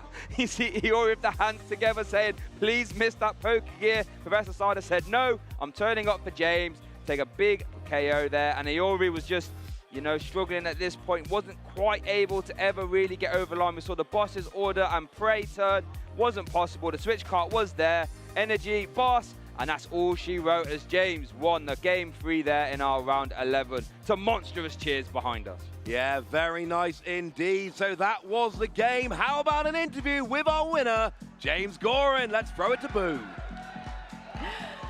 Thank you so much. We're here with James Goring, the winner of our last match. There's a huge group out here, James. Did you come here with this group? Is this your testing group? Yeah, this is us. We had like 20 people come from South Australia, our team, the Sableize. Thanks everyone. But yeah, some 100-odd Australians came with us. Yeah, it's just good to be with friends. Yeah. How meaningful is it to you to be representing Australia here at the World Championships? I love it. Just seeing the little flag come up next to your name is very cool, being on an international stage. But also just having, friends from home so you can just test with kind of, how you would in your living room. All my housemates are here, Yeah. Yeah, well, is this your first time on stream? On stream, yeah. Wow, okay, so how did that feel? You're at the World Championships, first time on stream. How are you feeling before the match? Very nervous. I was having fun today. We've had a few wins, so just going fast is nice. But I had not tested into Miraidon on this matchup at all, so I didn't really know where it was going to go. But yeah, it was just fun. We got around and figured it out. Yeah. Well, this was a super back and forth set of games there. I know that it was kind of not going your way very well, and then the second game, it was kind of the opposite for you. Talk us through that journey throughout these matches. My opponent dropped a 4th copy of Boss's Orders for game 1, and that was, never expected. Very, very good. And then after that, it's just both decks have a lot of 2 prizes in play. If you keep swinging, you keep taking prizes. But unfortunately, if you use damage counters, no prizes, it doesn't translate. Well, why this deck? Why Raging Bolt? I mean, there's a lot of controversy behind it. Why did you choose this deck to bring to the World Championships? I played Raging Bolt because it looks like my cat Rigatoni. Huge shout out, Rigatoni. That's really, really cute. I love that. Well, did you expect to be here now? I think you're 1 win away from a potential top 8 here at the 2024 World Championships. How does that feel, and did you expect to be here? No, this is great. I've been in the winning in for Worlds Day 2 twice before, so just to convert was amazing, and then I won my first round, and it's just kept going. It means a lot. Been playing for some 10 years, so to see Worlds Day 2 and get a couple of wins has been really nice. Yeah. And you're doing it for Rigatoni? Yeah. She's at home watching. I miss her. Well, I wish you luck in your next match, James. It was great chatting with you. Is there any other shout-outs you want to give before I send you out to your next match? Thanks to the Sableize. Just a lot of testing. It takes a lot of work, a lot of reps, and they put up with us, so it's been amazing. Appreciate it. Thank you so much, James. Casters, you have been keeping up the energy. Continue doing that. We're thrown back to you. Thank you so much for that interview, Boo. Massive shout out to Rigatoni there. Love to hear that. And a massive shout out to the Australian community as well. I have plenty of friends over there across the pond. Only really get to see them at these big world and international events, and I love to see them on the highest of stage. Imagine that, Ross. Your first time on stream, and it's a day 2 of Worlds, and you win in such a convincing fashion. Let's see if James can continue his march to the top cut. I'm feeling confident for him. Yeah, that was a very, very strong game. It looked very bad back in game 1, but really able to claw it back there. That was fantastic play. And, it's always sad to see a Miraidon go down, but it's always nice to see, the Australian community really getting behind James there. It really felt like it's James. Oh, well, it's kind of James, but it's also Australia. Because they're all behind him, they're all cheering for him. One of the biggest cheers we've heard on the, really in the hall this weekend so far. So good job to Australia and all of their players representing here. It's lovely to see. Yeah. And, sorry, I did interrupt you there. Yeah. I was speaking to some Australians yesterday. Okay. And they pointed out this is one of the worlds where they finally get the easier flights. Sure. They never get the easier flights, but this year, nice little 10-hour jaunt. I wish I could have a 10-hour flight home. I love the way for Australians that 10 hours is the short flight. That's still quite long, From the UK, 10 hours gets you a lot of places. But you're right, when you hear the screams from the crowd, traditionally it tends not to be from TCG. But when I heard the cheers for James, and I had to look, I was like, is that for James? And I look back and I see the whole host of crowd there.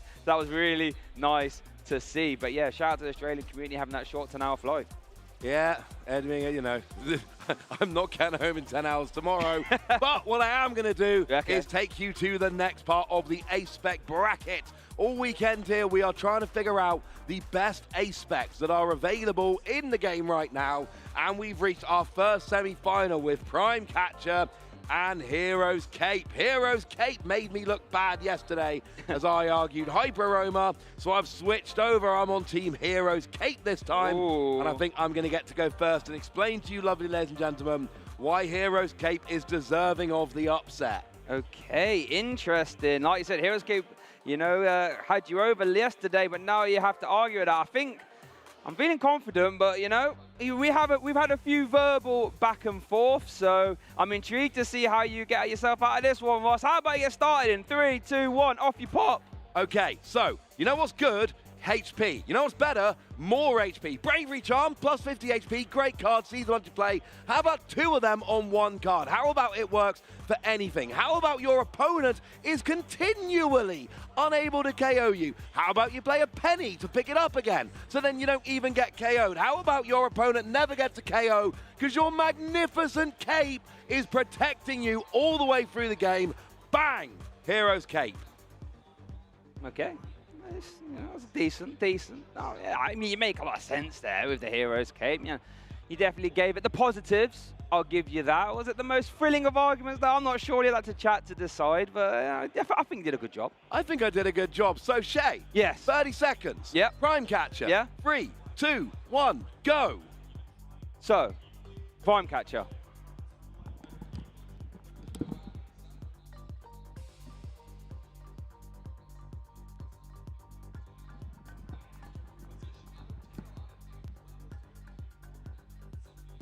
Got 10 seconds left if you want to use it. I mean, that's it. Prime Catcher. You can stop the timer. Production staff. It's Prime Catcher, isn't it? It's good. Gonna have to help you out, Shay, there. Yeah, I mean... Well, you weren't making arguments. I think I might as well put it back there. So, do you think my argument for Hero's Cape was good enough, or do you think Shay's Prime Catcher was enough to convince you that Prime Catcher is, in fact, the better of the 2 A-Specs? Go and get your vote in now over on Twitch. Click that button, get the votes in, and see if I can pull off the upset. And look, I'm just saying, come on, how great would it be if it happened? I'm talking to you. It would be great. You can make this happen, so, you know. I'm talking to you as well. Don't make that happen. It's Prime Catcher, like, come on. How many times have we seen Prime Catcher? Quite a lot. How many times have we seen Hero's Cape? Decent. Not as much as Prime Catcher, though. Like, let's be honest here. It's just Prime Catcher. I don't really say Prime Catcher. Would you rather be described as Prime, or a catch, or a hero? Because if I had somebody describing me, I want to be described as a hero. If someone's like, oh, you're a catch, Ross, I'm like, oh, that's a nice thing to say. But if someone's like, Ross, you're a hero, I'm like, oh, yeah. That makes me feel very good. It's a nice thing to say. Just saying. You do crack me up, I'll give you that. You come out with some stuff that I'm just not prepared for. I mean, you are right. Being called a hero is better, but I'll tell you what is better. How about just being the best card in format? I mean, that is... Prime Catcher is good. I mean, how many times have you seen Prime Catcher for game? How many times? I tell you, no, you saying best card in the format just gives me nightmares from all the times in all the different formats over the years. I've actually tried to make a top 10 list of best cards in the format. Right. Like, seriously, anyone watching at home, when you've done your vote, try and make a list of the top 10 cards in the format. Sounds really easy, and then you're like, oh, but do I put Pokemon top, or do I put Trainers top? Well, do I want the card that's overwhelmingly powerful, or the slightly less good card that sees play in more decks? It is not a fun activity. It sounds like a fun activity.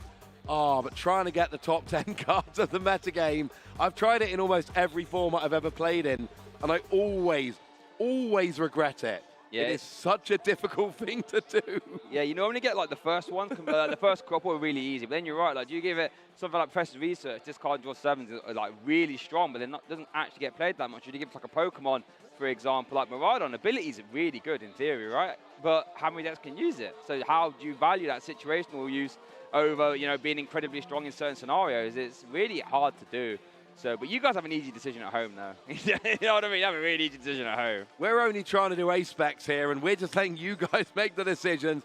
We make the arguments. We put the chat. We put the poll up, and you guys we did cut it down to 8 for them. Yeah. So anyone that really wanted to be voting on Scoop Up Cyclone or Dangerous Laser or Secret Box, you have our apologies. We only had 8 spots, so I think we did a pretty good job with the 8 ace specs. Yeah, I mean, unfortunately for you Dangerous Lasers fans, you did say there was one Dangerous Laser. There was one in day one. There is a single Iron Thorns EX playing Dangerous Laser, which is still more than there was Master Ball. I'm just putting that out there.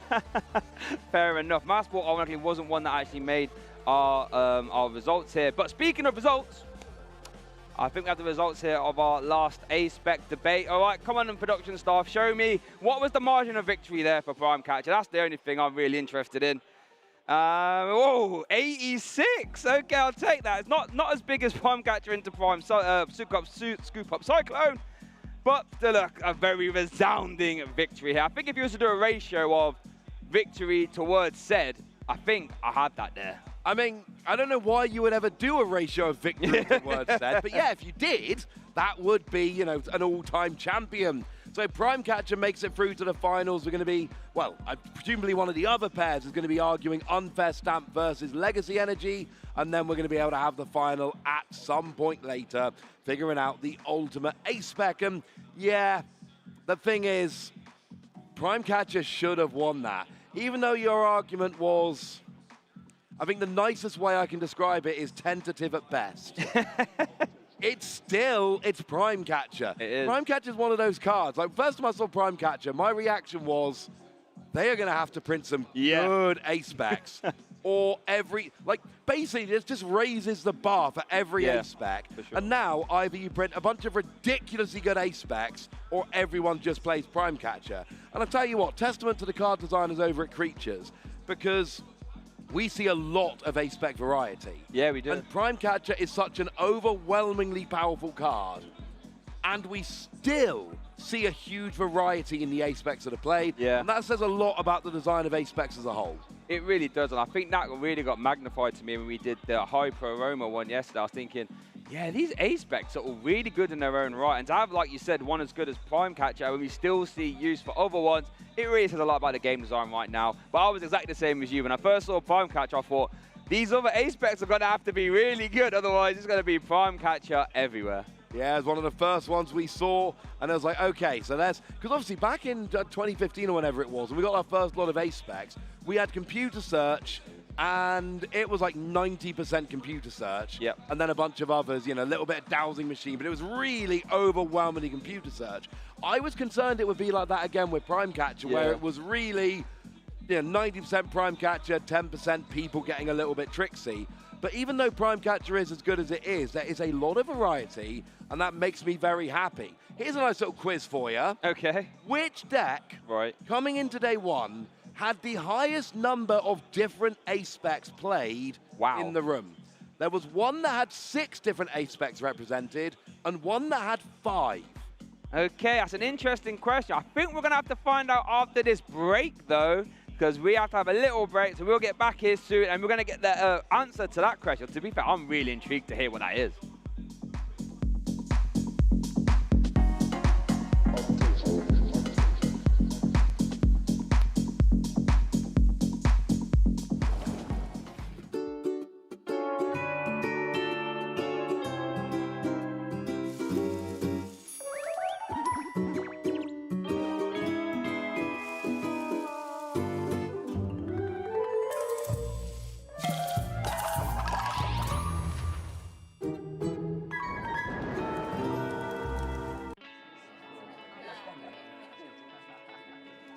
Hey, do you want to play?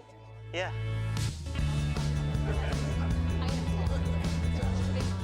Nice. One shot? Wait, that card, yeah.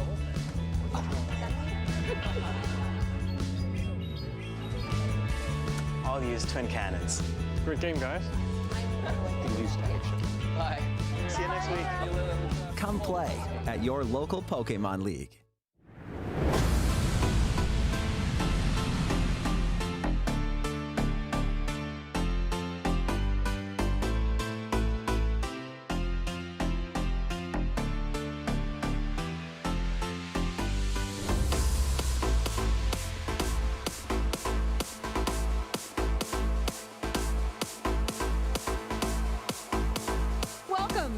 Pokémon World Championship 2024.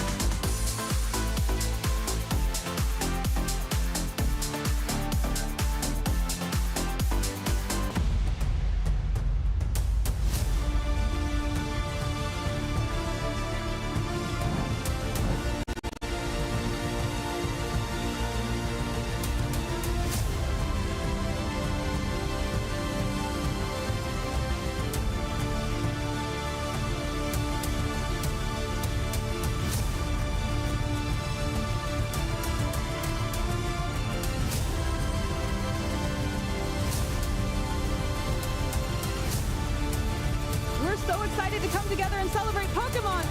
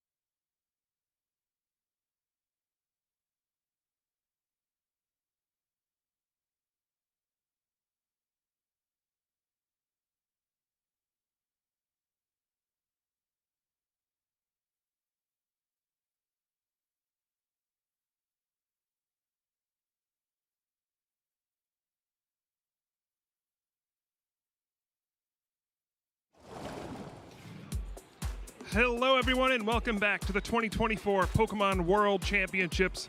Things are heating up here for the TCG. We are in the final Swiss round. Things are getting intense. Here's what we know so far. 2 players locked in for the top cut.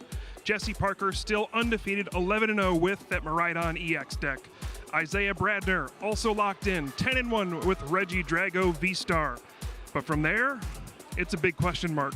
We still don't know, will 30 points or 29 points be the cutoff to make it into the top cut? If it's 29, players like Tord Reklev, Diego Casiraga still in the running to make it to the top cut. If not, 30 is going to be the cutoff. This is as high stakes as it gets. The pressure is on. We have a great final match for you here, heading into round 12 at the Pokemon TCG World Championships. Casters, it's all on you now.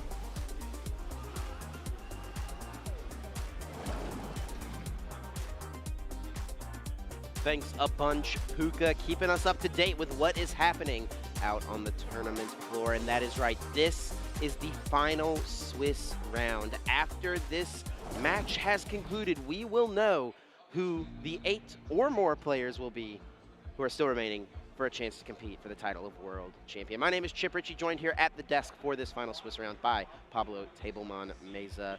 And Pablo is someone who has been in this situation before. Final match win, get into the top cut of the World Championships. What is going through the players' minds? I mean, it's gonna be one game at a time. You know, there's everything to play for, high stake match, but in the end, the next immediate thing that matters is your starting hand, right? This game 1 of round 12, you can't think of top 8 before you get past that. So trying to stay really grounded, really focused on making sure you're at your best in this crucial moment. It could be very easy to get ahead of yourself, but there's still a job yet to be completed. You got to get into top cut first. Well, Puka mentioned a couple of players who have already locked up a spot, a couple of players from the U.S., Jesse Parker, Isaiah Bradner, but there are tons of other players playing right now for that spot. Let's look at our Swiss standings heading into this round, and it's really going to be interesting to see what is that final number. More than likely, it's looking like 30 is the mark to hit, but you never know what could happen. Tons of matches could unintentionally draw. You know, there's so much money on the line for even just the top 16 finish. So there is always a chance 29 becomes that mark to hit. Yeah, as you mentioned, Chip, players naturally tying could lead to the number changing, whether for good or bad to some players. This is the first tournament that we have with this new system, with this asymmetrical top cut. So it honestly can't be anyone's guessing game. I think a lot of us will learn a lot from what happens today in terms of the asymmetrical cut for the future of the season. But yeah, it's looking like if you want to be super, super safe, it's gotta be 31, but then you could end up playing with the 30s that are in that asymmetrical top cut. I think we're pretty much guaranteed to not have a clean cut. I think that's where we're at right now with how the standings are looking, but your guess is as good as mine, Chip. The only player still remaining that could get to 30, that is a former world champion, is Kaiwin Kababe there at the 9 spot at the moment. If he wins this round, he should be locking himself up a spot going up against Michael Davidson. But we've got a match ready for you at the stage. It's already a pair of American players locked up as a spot into our top cut, and it will be 2 more players from the North America region. Of course, Zach Lesage from Canada, Rahul Reddy from the United States. Which one of them will punch their ticket into top cut? North American duel to end the day here at day 2 of the World Championships before we head into that Masters top cut.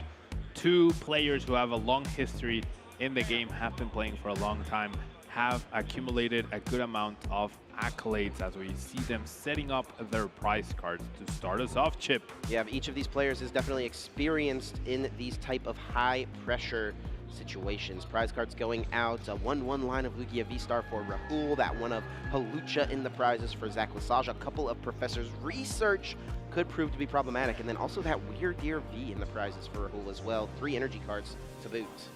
Weird Deer V potential being key in this matchup, does have that quotation marks unlimited damage potential that goes along with the Cinchino, which Rahul is actually playing a very thin lineup this time around. Yeah, it looks like it's just a 1-1 Cinchino line. Still wants the ability and the option to pull that play off, but recognizes, hey, you know, if I bench a Minchino, my opponent goes after it, hey, that's a 1 prize knockout. Maybe that is something that does not work in their favor. Here we go, win and in. Final Swiss round underway, and it will be Zach Lesage kicking things off and immediately discarding a massive card for this matchup, Haxorus. Haxorus with those 2 powerful attacks, 230 damage will be enough to knock out those Lugia Vs quickly before they evolve, and the other attack allowing you to immediately take a knockout on anything that has a special energy attached, which can be stopped by Mist Energy, which crucially enough, Rahul only plays a single copy of Mist Energy. The trend has been so far 3-4 to protect from those Phantom Dive damage counters, but bring down the axe could be very crucial this time around. Yeah, Zach Lesage is definitely going to be trying to bring down the axe, and honestly, that Dragon Pulse attack is also very strong. It is a little costly. You have to discard the top 3 cards of your deck, but it's one of the ways Zach Lesage could turn to knock out a Lugia V on Rahul's side. Looks like Zach Lesage has chosen to just get a basic fire energy. Makes me wonder if a Squawkabilly EX is already waiting in the hand. Usually a good indication. No need to discard too many resources if that's going to be the case. We do see Regidragos hitting the field. Perhaps no. Oh, didn't want to get the extra energy because I think he's going to need to thin his hand down for the restart. In order to do that, though, he would have had to play the Temple of Sinnoh in his hand. And I think wisely here, Zach Lesage has recognized holding off on Temple is going to be the move. We're over to Rahul Reddy's side. He has started with that Raikou, a really interesting inclusion in this list, and immediately plays the Capturing Aroma, does flip a heads. This will allow him to search the deck for any evolution Pokemon and put it directly into his hand. Of course, grabbing that Archeops from the deck immediately. Really want to be discarding those Archeops as quickly as possible and set up for a turn 2 Summoning Star. Now, I see Rahul shaking his head, maybe not super happy at flipping that heads with the Capturing Aroma. I can't really tell what the rest of his hand is looking like. Does have an Ultra Ball, can thin out that one Arceus. Maybe was looking to get a tail flip to get that Luminion V in order to jack, get the double Arceus going, but looks like he's gonna have to find a different way, perhaps having to use, oh no, does have double Ultra Ball. There we go, not bad. He's got those nice gold Plasma Freeze Ultra Balls, iconic in the Pokemon TCG, one of the strongest cards in the history of the game, and that is one of the rarest ways you could be playing this card. Yeah, it's a pretty awesome start, especially because Rahul is playing Squawkabilly EX, and he has a Nest Ball here to go get a basic Pokemon, which will be that Lugia V. Place it directly onto the bench. This is shaping up to be really nice. Both of these players having really interesting inclusions as far as cards go in their lists for the weekend. What do you think about the two choices here from Rahul that we see? Raikou V, Squawkabilly EX. Definitely very peculiar inclusions. Raikou, if you're expecting a high amount of mirror matches, makes sense to have access to a secondary lightning type attacker that's very efficient energy-wise. And then Squawkabilly, we've seen it have so much presence throughout the tournament in Regidrago V-Star, maybe not as much as in Lugia, but perhaps this is going to change moving forward. Back over to Zach Lesage's side of the field. Has an energy card, top deck that Superior Energy Retrieval, not a useful card at this moment. And it looks like Iono will potentially be the choice, and he is going to choose to put that Temple of Sinnoh into play right away. That's a perfect way to offset that legacy energy, really preventing the 2-2 price trade-off potentially, which is something Zach really wants to do. Doesn't really mind going after the Arceus, especially if there's no threat of Minccino at this point in time. Will just try to get through 2 Pokemon, and don't think he drew too well off of that Iono chip, though. There's Ogerpons, but there's no energy. There's a Squawk, there's a couple switching cards, but nothing really too impactful. I think we're gonna need a big restart here for Zach to do something. And it may come down to that restart. There are plenty of cards he could draw. And wow, how about this? Even just benching the Squawkabilly so that he is able to draw more cards with the restart. Ultra Ball and the Giratina V-Star. That can find that Regidrago V-Star, and we may be seeing the Apex Dragon. We might. Does depend on this Legacy Star right here. I mean, finding only one Grass Energy plus an energy switch doesn't seem like a difficult task, right? But you're at the mercy of the top 7 cards, right? So and right it does have to be specifically a Grass Energy. Earthen Vessel does not work because Zach would not have enough cards to discard from his hand. It's gonna be the energy switch and the grass. No other combination of cards help Zach here accomplish what he wants to do, which is a first knockout. And seeing Rahul with the double Arceus in the discard pile already, 2 Lugia Vs down.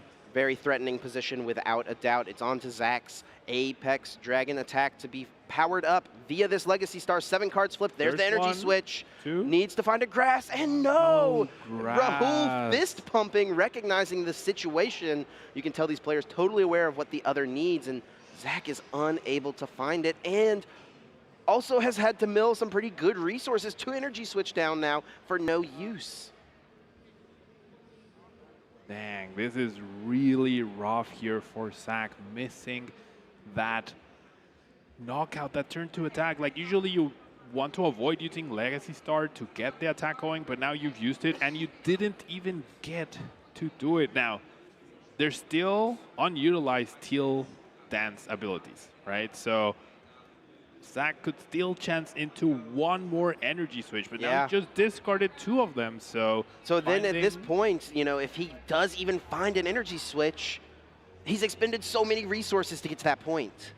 Now, with no Minccino in play, with the weirder prize, Rahul doesn't have any way to deal with an incoming Regidrago V-Star. So it's going to be really lucky if Zach pulls this off, but if he does, he's going to be sitting very pretty right now. He is going for it. Draw from the 1 Teal Dance, has yet one more. Festival, and this card is the Fire Energy. Look at the sportsmanship showing. What's up his cards? Not even going to ask Rahul, do you have the Lugia V-Star? Do you have a way to get 2 prizes? He just immediately scoops. We go on to game 2. Wow, I mean, I am a fan of an aggressive concession in a best-of-3 format, but that might have been a little too early. I think I would have waited to see Rahul put Lugia V-Star in play, and then maybe, yes, you're too far behind, go on from there. But it's not guaranteed that Rahul would even find Lugia V-Star, but as it stands, Zach has conceded game number 1. Rahul jumps ahead 1-0 in this series, and now he finds himself just 1 game away from top cut at the Pokemon Trading Card Game World Championships. That is a very aggressive scoop, which in many situations I like. This one is very, very, I don't know, delicate, right? But I mean, Zach has his game plan. Yeah, he knows what he's doing. He's gotten to this point not by coincidence, Of right? course. Wow, what an interesting way that game played out. Wow, yeah, I mean, and Zach revealed a lot of tricks there in that game that Rahul maybe wouldn't have been aware of otherwise, right? I mean, we saw the Hackstress hit the discard pile. We saw the Temple of Sinnoh coming into play. Zach even revealed both of the copies of Switch that he plays, which is an abnormal count of that card. So Rahul is aware of everything. I mean, even all the way down to the Radiant Gardevoir, Rahul now knows how to approach this matchup. All the unique cards that Zach had coming into this, which perhaps at this point, right, with these players continually being at the top tables, probably sitting very close to each other a lot of the times, like you're bound to find out a little bit, right? But seeing all of them and then not getting utilized effectively at all, Rahul must be in the sky right now. Yeah, both of these players are also very well networked, right? Have plenty of friends, quite the entourage of people to help them out when it comes to what techs or other people playing in their list throughout the weekend. So I'm sure as they were both getting ready to walk up to their stream match, they were getting little tips and tricks here from their friends about, hey, Zach plays this, and to Zach, hey, Rahul plays this, right? Just so they would know, because both of these lists have very abnormal inclusions, to say the least. Yeah, very peculiar. Regidrago and Lugia V-Star definitely out of the norm, but hey, paying off so far for Rahul. Had a very strong start, accomplished the main job, right, which is get Lugias down, get Arceus in the discard pile, did it very effectively, and that's all he needed to do. Yeah, it worked out for him really, really well. Game number 2. I know we didn't see too much from either of these players. I mean, Rahul only played 1 turn pretty much. Zach played out 2 full turns. With the information they both have now at this point, how would you like to see this matchup be approached? I mean, Zach will presumably be choosing to go first here. I do believe I saw him choose or establish that he's going first, which makes sense, right? You get the possibility to get the first 2 prizes, be the aggressor, use your setup possibilities to get closer to winning, and pressure any possible Mincinos, which so far Zach hasn't seen. But I feel like getting to this point, you have to be running at least 1, which I think is the bare minimum. It's just so good as a Pokemon to trade with the 2 prize Pokemon, and we are getting this game started at the table. Already Zach going for that Teal Dance. Teal Dance attaches energy, draws a card. Draw was, I believe, an Earthen Vessel, or was it that Giratina V-Star? Looks like it will be an Ultra Ball, discarding the Giratina V-Star and also the Squawkabilly. That could be a huge hint to the strength of Zach Lesage's hand. Yep, Squawkabilly, of course, gives you the possibility to find cards that you might need for next turn, but Zach saying, hey, I'm good with my hand. So it's indirect information, right, that Rahul now has. Makes an Iono even more appealing, but of course Iono doesn't help Rahul discard Arceus most likely, so that's always a tough decision between the supporter choice for Lugia V-Star players. They want to disrupt, but they need to focus on accomplishing the Arceus discard first. Prizes for Zach didn't seem too bad. Did have an energy switch prize, which can be annoying. A couple of supporter cards as well, one Iono and one Research. That one of Canceling Clone would come up in certain matchups, not super relevant in this one. So I think Zach is going to be okay overall with those prize cards. And we do have a little bit of an update from the floor.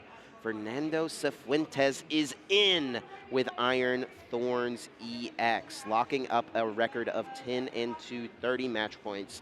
Safe to make it in. Tough break for Brandon Bond, who was his opponent in that round because Brandon was playing Lugia. And Fernando was playing Iron Thorns, so yeah, that doesn't. That's tough. Yep. Makes sense that they are done already. Makes sense for sure, especially if there's no Flutter main of some sort. Look at Did this. you see Chip? Rahul just read the wind, and that's wow. it. We were talking about what happened on the floor. We missed all of Rahul's turn. Which wasn't a lot. No, attach energy, read the wind. We're Lugia gaming now.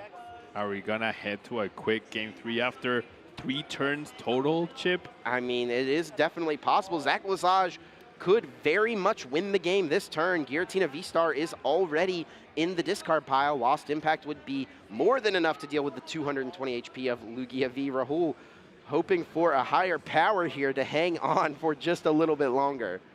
I wanted to touch upon Rahul's prizes. He did prize the Legacy Energy and 2 double Turbo Energy, which could go into effect in terms of like reducing the possibility of Weird Year getting big damage. There's also the Serendipity prize as well, which could have been impactful in a long game. But the chances of us seeing a long game doesn't seem too big right now. I don't know what Zach Lesage has here, to be honest. He looks like he's retreating into the Regidrago, and is going to be Night Stretcher to bring back a Grass Energy in order to Teal Dance draw 1. This is desperate times right here. Oh, I think he's just making the most use out of what he has, yeah. This does mean he's 1 Energy Switch and 1 Regidrago V-Star away from knocking out. And of course, if he finds the Regidrago V-Star, he gets an extra reach into the deck. Now choosing to only grab 1 energy, it's the one he can attach, so he's looking at 2 cards from Restart, 7 from Research, and if he finds a Regidrago plus whatever else he can thin the deck with, we're looking at potentially 14 to 15 cards this turn, Chip. Wow, yeah, there's a huge opportunity here for Zach Lesage, a Regidrago V-Star and an Energy Switch. Those are the 2 cards he needs to find, and he's able to find them in any order, which is really nice for him at this point as well. Attachment for turn, Restart, drawing 2 cards. There's a Grass Energy, there's a Fire. Right. Not something he needs. Here comes the Research, 7 cards to be drawn. Does he find those pieces? At a minimum, Regidrago V-Star would let him continue to dig a couple of Nest Balls, and I don't see it. No, I mean, no Regidrago V-Star. No anything. No anything, yeah. It doesn't have an Ultra Ball, doesn't have an energy to keep drawing with another Teal Mask Ogrepon EX. Is he going to use Celestial Roar, potentially? I mean, I would imagine so. It doesn't really accomplish too much. The Radiant Gardevoir is pretty key here. Like, if you're not going to be able to win right now, the Gardevoir does protect the Regidrago V from Lugia's attack. Now you can no longer do 220 damage. It's 200 maximum as Regidrago enjoys that minus 20 protection, which is very key. But yeah. No lock here for Zach. I don't even think you risk the Celestial Roar. Like, 1 extra energy doesn't really help you too much at this point in time. And you could end up discarding key pieces like a supporter, energy switches, the Regidrago V-Stars themselves. So, I mean, you could do it. Probably not worth the risk. You gotta hope the next Research does it for you. But so far for Rahul, not a single Arceus in the discard pile, which is very, very important. So even though Zach missed, I think he still has a big advantage right here. A little bit of an unfortunate miss, but yes, he is definitely still in a very solid spot. Will choose to switch into the Mew EX. Now that is something that could be KO'd by a Lugia V-Star. What do you think of this? That is very peculiar for sure. Also could allow Rahul to go like boss on the energy-less Regidrago and potentially trap it. So, I mean, maybe he thought he could still restart and then realized it. I'm not entirely sure, but now we're going to see Rahul actually get to play the game. This could have been the fastest 2 games of Pokemon this weekend, Chip. Rahul doing his first deck search. We'll take a moment to just check a couple prizes. Actually going to choose to fail the Earthen Vessel. Does not want to get that lightning energy out. And is going to Summoning Star just for the one single Archeops. This is never the spot you want to be in as a Lugia V-Star player.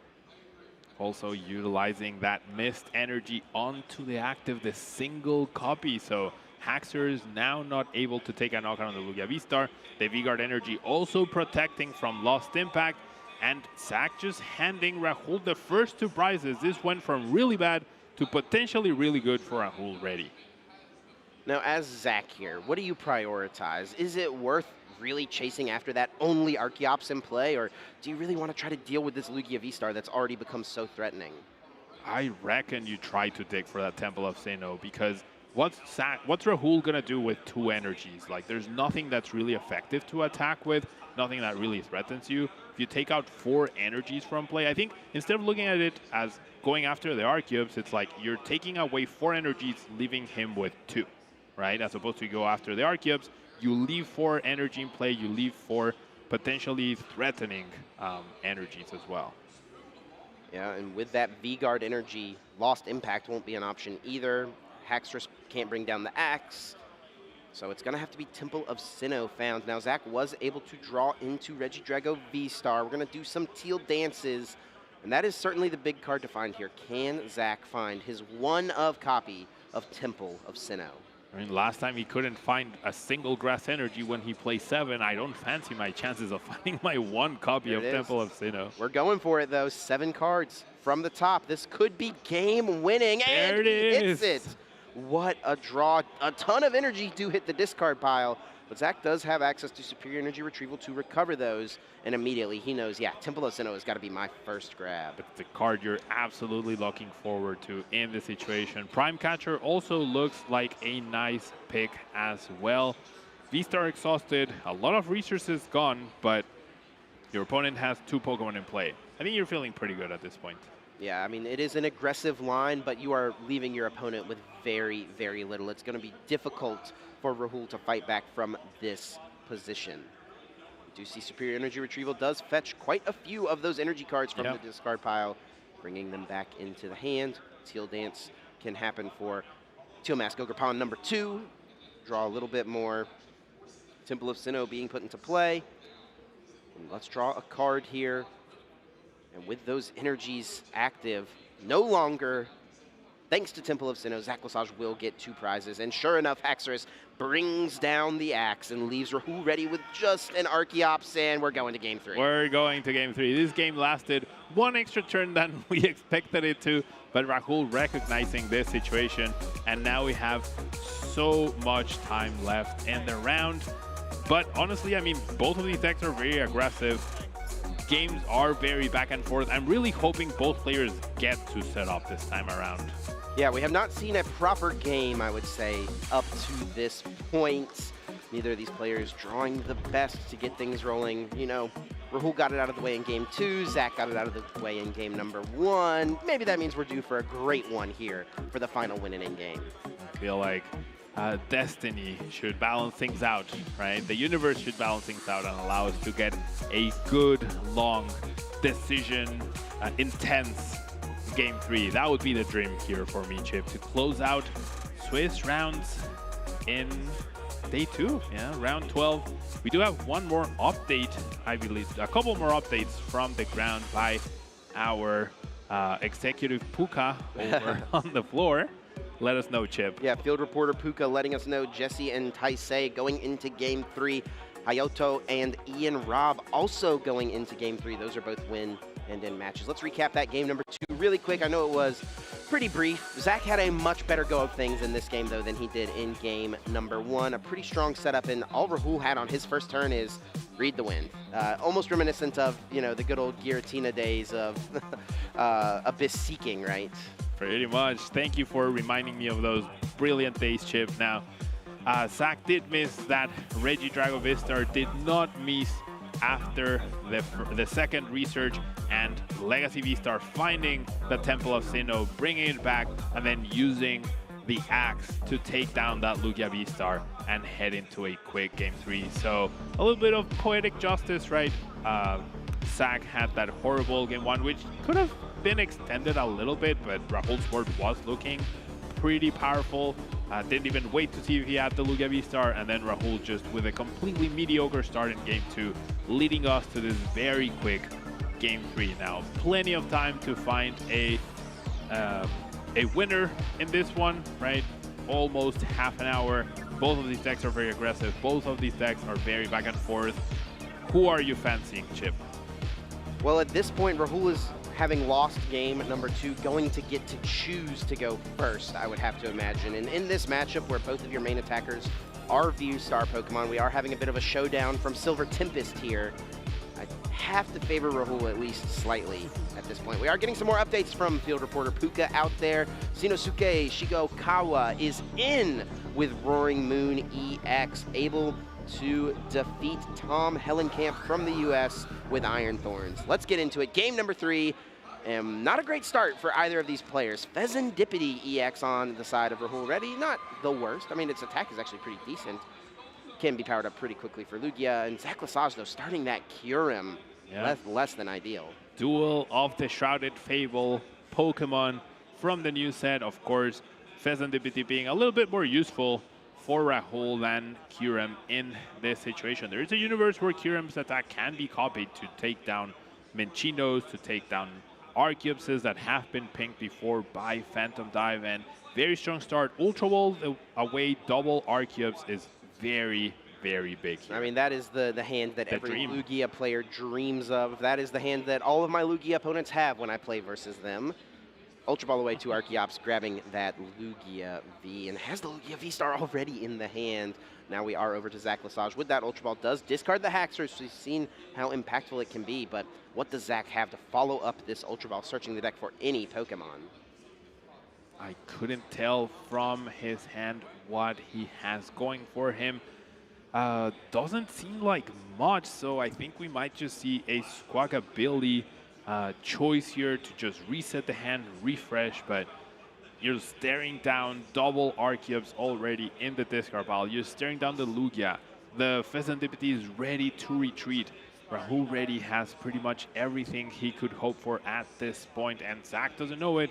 You mentioned the Lugia V-Star is already there, so it would be really good for Zach if he could find an Iono here. And that is the Squawkabilly being grabbed. Squawk and C is able to discard the hand to draw 6 fresh new cards. We are getting crazy updates from the floor right now. Looks like Jesse Parker was able to defeat Taisei Ito and move to 12-0 at the World Championships. Undefeated after what sounds like a very strong turn 1 prime catcher into Ampyu, very much KOing the only Lugia V in play for Taisei. Unstoppable Jesse Parker with that Rhydon deck, as we see the Nest Ball getting played, Regidrago getting established, Zach trying to keep up with Rahul's power hand, but that Squawk didn't give him any energies, gave him a bunch of Pokemon that are probably not very useful at this point in time. So I think Zach really needs to hope that Rahul, even if he has a Lugia, doesn't have a boss follow-up onto this Regidrago V. And there is the Regidrago V being brought down from that Nest Ball. Zach Lesage looking for some energy cards to be put into play, and I actually don't see any in this hand. Does have Mew EX, is going to need to use this restart ability. Oh no, has 3 cards in hand, but that research in order to discard, draw 7 new ones. I missed the research in his hand. Now, these 7 cards are going to be powerful. Did lose Night Stretcher, already Haxorus in the discard pile. Did lose a Regidrago V-Star, so depending on the prizes, that could affect him a little bit, but so far so good.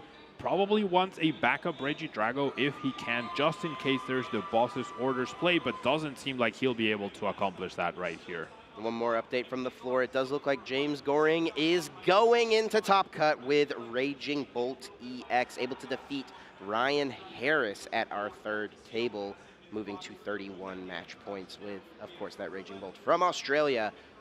And now it will be Zach Lesage passing things over to Rahul Reddy, who immediately is able to evolve Lugia V into Lugia V-Star, has the Jet Energy. But what does he want to do here? You know, when in doubt, just go ahead and flip that V-Star marker, put a couple Archeops in play, and Primal Turbo. Yeah, I mean, I like powering up this Lugia V-Star with that Mist Energy, with the V-Guard Energy. However, the V-Guard Energy is priced this time around, so you're safe from the Axe, but you're not safe from Giratina V-Star's Lost Impact attack. Now, I like this choice by Rahul, choosing to power up the Lugia before researching his hand away, just to make sure that he minimizes the amount of energy that he will draw, but not overdoing it, right? By not using both Archeops before the research. Now the crowd going wild with that Professor Research, 7 fresh new cards. Yeah, totally going wild for the research and not for Pokemon Unite happening right behind us. Not at all, nope. But with research, 7 fresh cards found for Rahul Reddy and plenty of options off of this. We've yet to see a Chinchino hit the field for Rahul. Is this time to try to maybe establish a Minchino to get that powerful one-prize attacker in play? Yeah, knocking out this Kyurem doesn't really do him any favors, although there is the possibility that Rahul could go 1-3 with Iron Hands and then 2 on any of these Pokemon. So could be important, but even more important, having them in Chino potentially down. But that Iron Bundle, Chip, what's that Iron Bundle going to do for him? That Iron Bundle is going to get Kyurem out of the active spot and force Zach to send up one of these 2 prize Pokemon. Almost certainly just going to be the Squawkabilly getting KO'd. You know, it's done its job. Unfortunately for Zach, will go down, but that is a huge card inclusion here for Rahul Reddy. That Hyper Blower ability coming in super nice. And can possibly still establish that Minchino. There we have it, that Ultra Ball. Dream start for Rahul Reddy here. Still needs 1 more energy on the active to be able to attack. Now I wonder if before the Ultra Ball, before you use your Primal Turbo, do you play the Hyper Blower, right, to give a little bit less information to your opponent before they make their decision? Now, even though it's pretty obvious.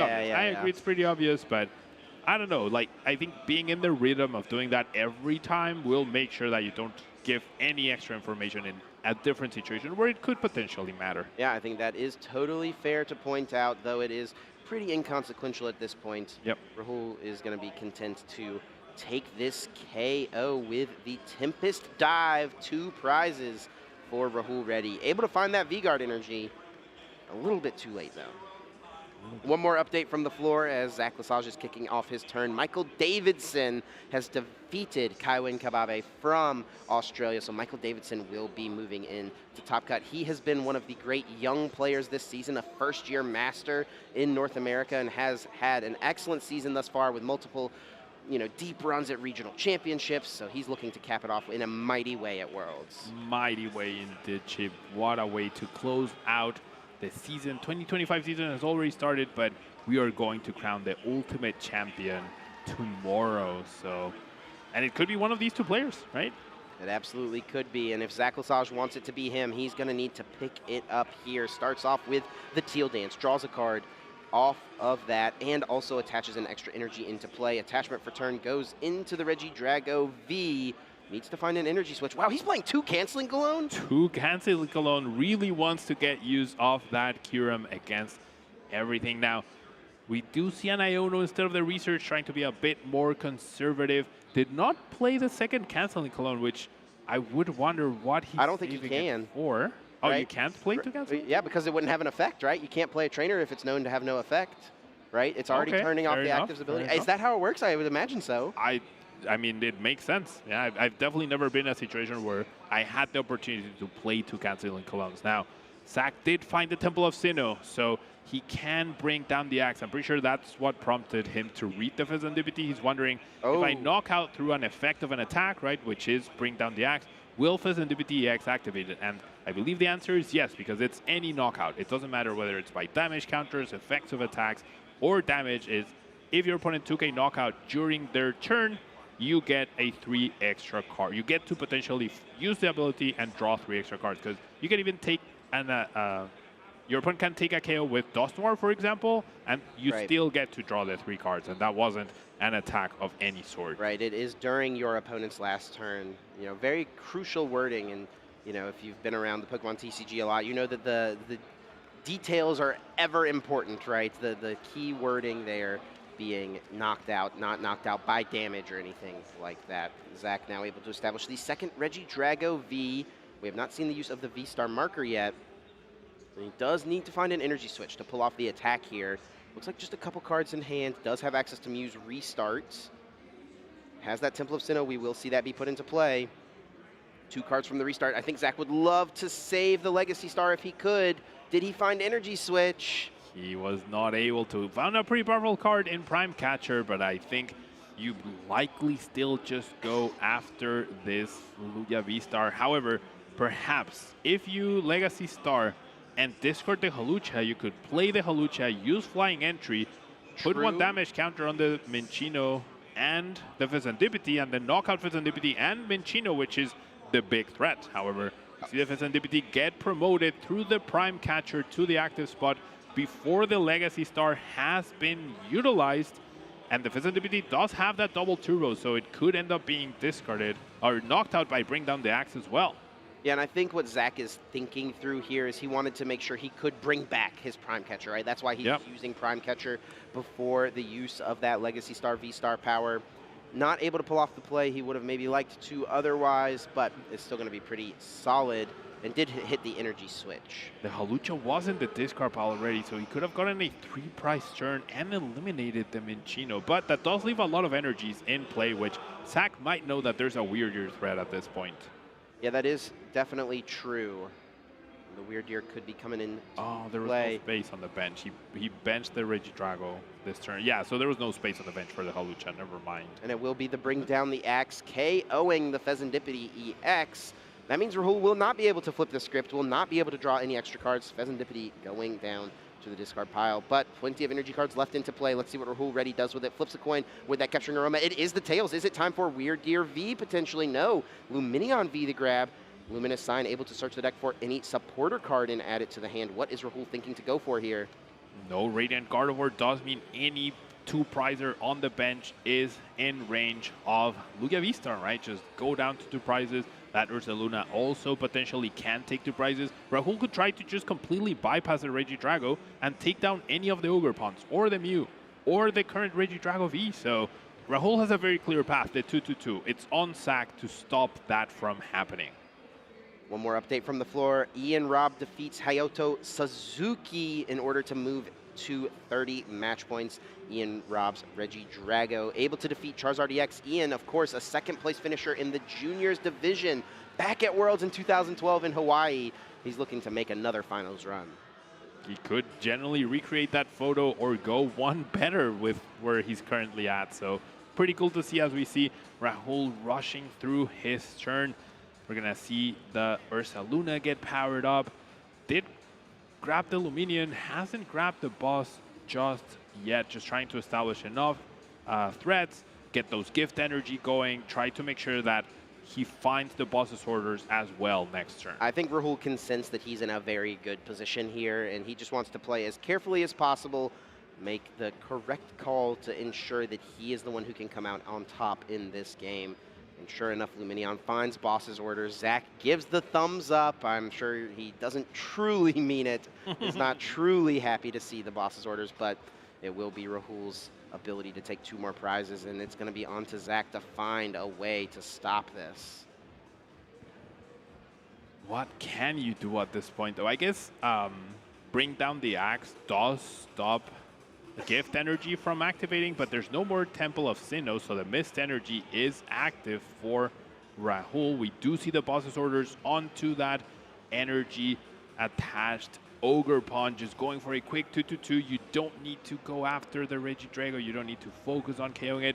And the Minccino is still threatening. However, it does have a double turbo, so its damage is reduced to the point where it wouldn't be able to knock out Regidrago V-Star itself. I mean, in this board from Rahul is looking near checkmate scenario. Zach Lesage looking at the resources expended, wondering what could he possibly do. Is there a stall angle? You can see it on his face. He's scrambling, he's looking, trying to find any path to victory, and this is what makes good players great players. What makes that separation is he's looking for any possibility, any alternate win condition, and I just don't know if Rahul has left an opening. We'll see what he can piece together. The Radiant Gardevoir probably less relevant at this point in time. I mean, it does protect Regidrago and Ogerpon from Lugia, but it doesn't protect them from Ursaluna or a fully powered up Cinccino. Yeah.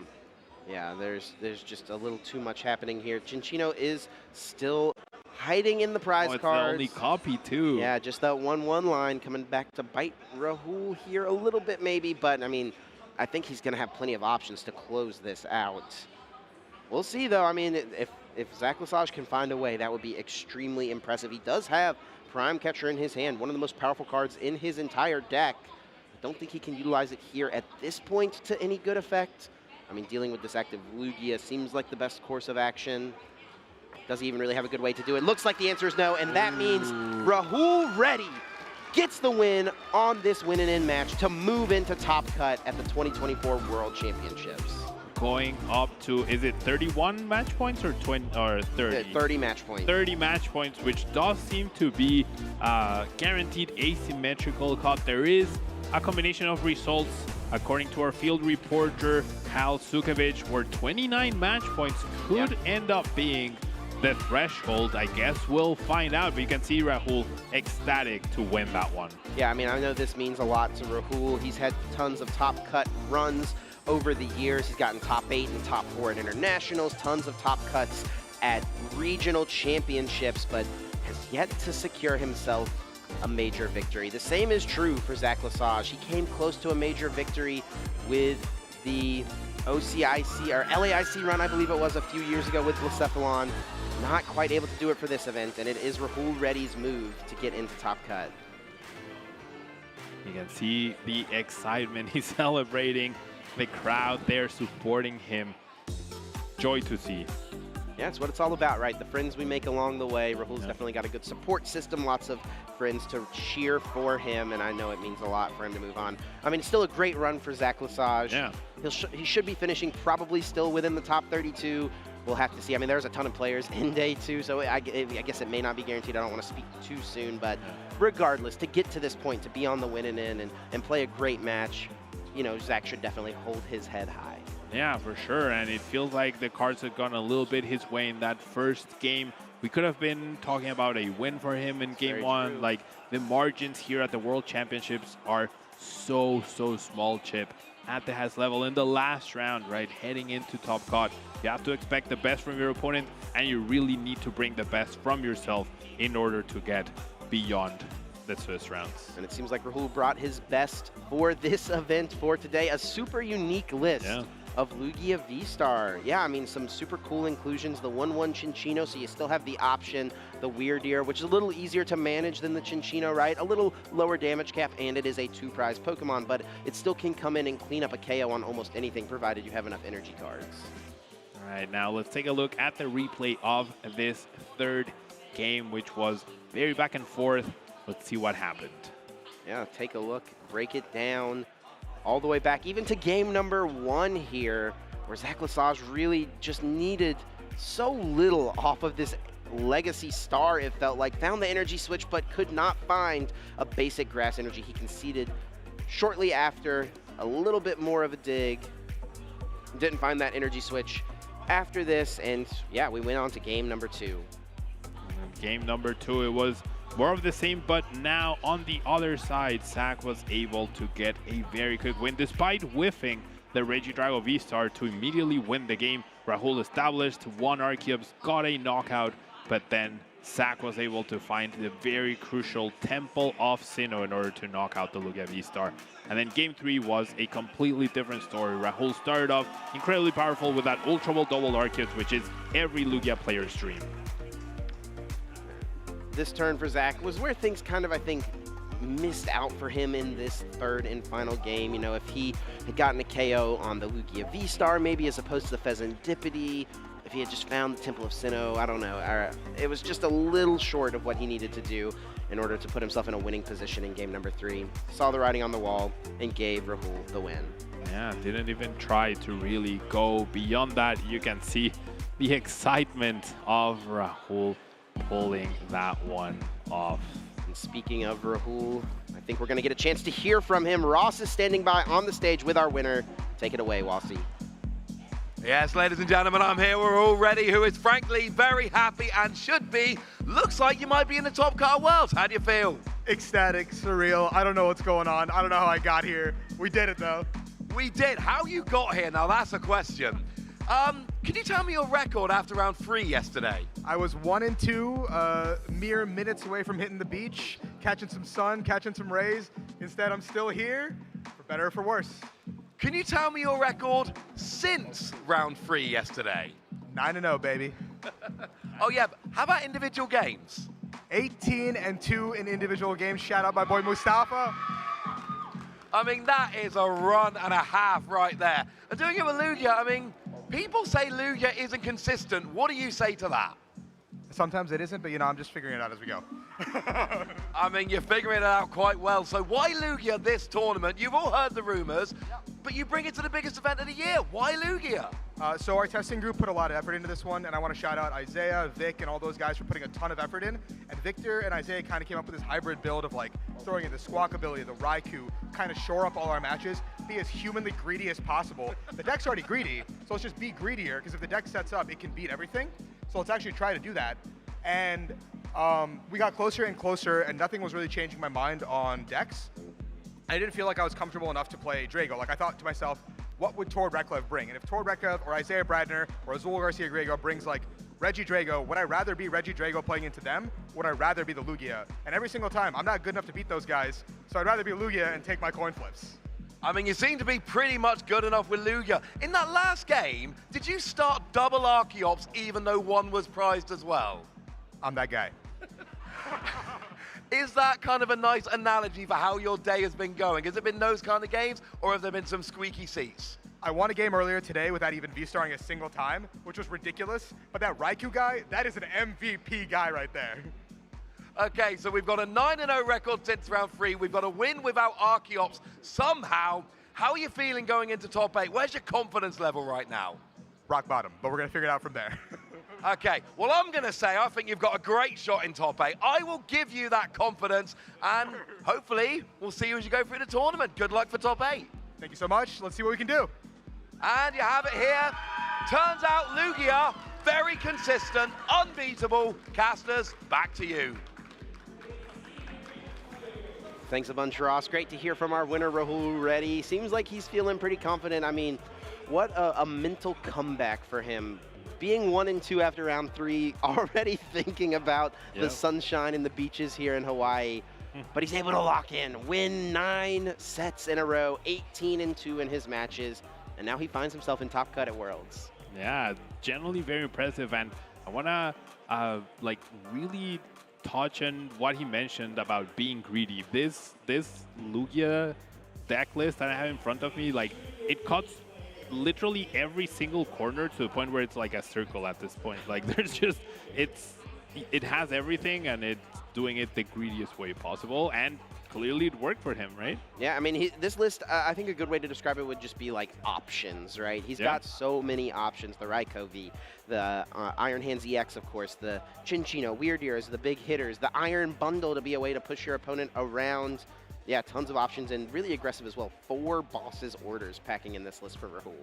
Yeah, just wants to be hyper aggressive. You get set up and you just chase down the right things, right? Doesn't need to deal with a Regidrago V-Star. You just take down Ogre Punts. That's fine. Yeah, yeah, it seems to be just fine. It seems to have worked out thus far. I think we do have just a couple more matches playing out in the field. We've talked about the meta a lot. You know, it's a big deal for all of these tournaments. Let's recap what day 1 of this event looked like and how things translated into day 2. And we've been talking about it all week. And of course, Regidrago V-Star, a quarter of the room. And pretty interesting to note as well when we move from day 1 to day 2. All that changes really is the order of these decks. It is the same 6 most popular decks from day 1 to day 2. Usually we'll see something sneak into the 5th or 6th spot, but that wasn't the case for this World Championships. Yeah, not quite. It's just like, it's been, I think, a lot of what we expected, right?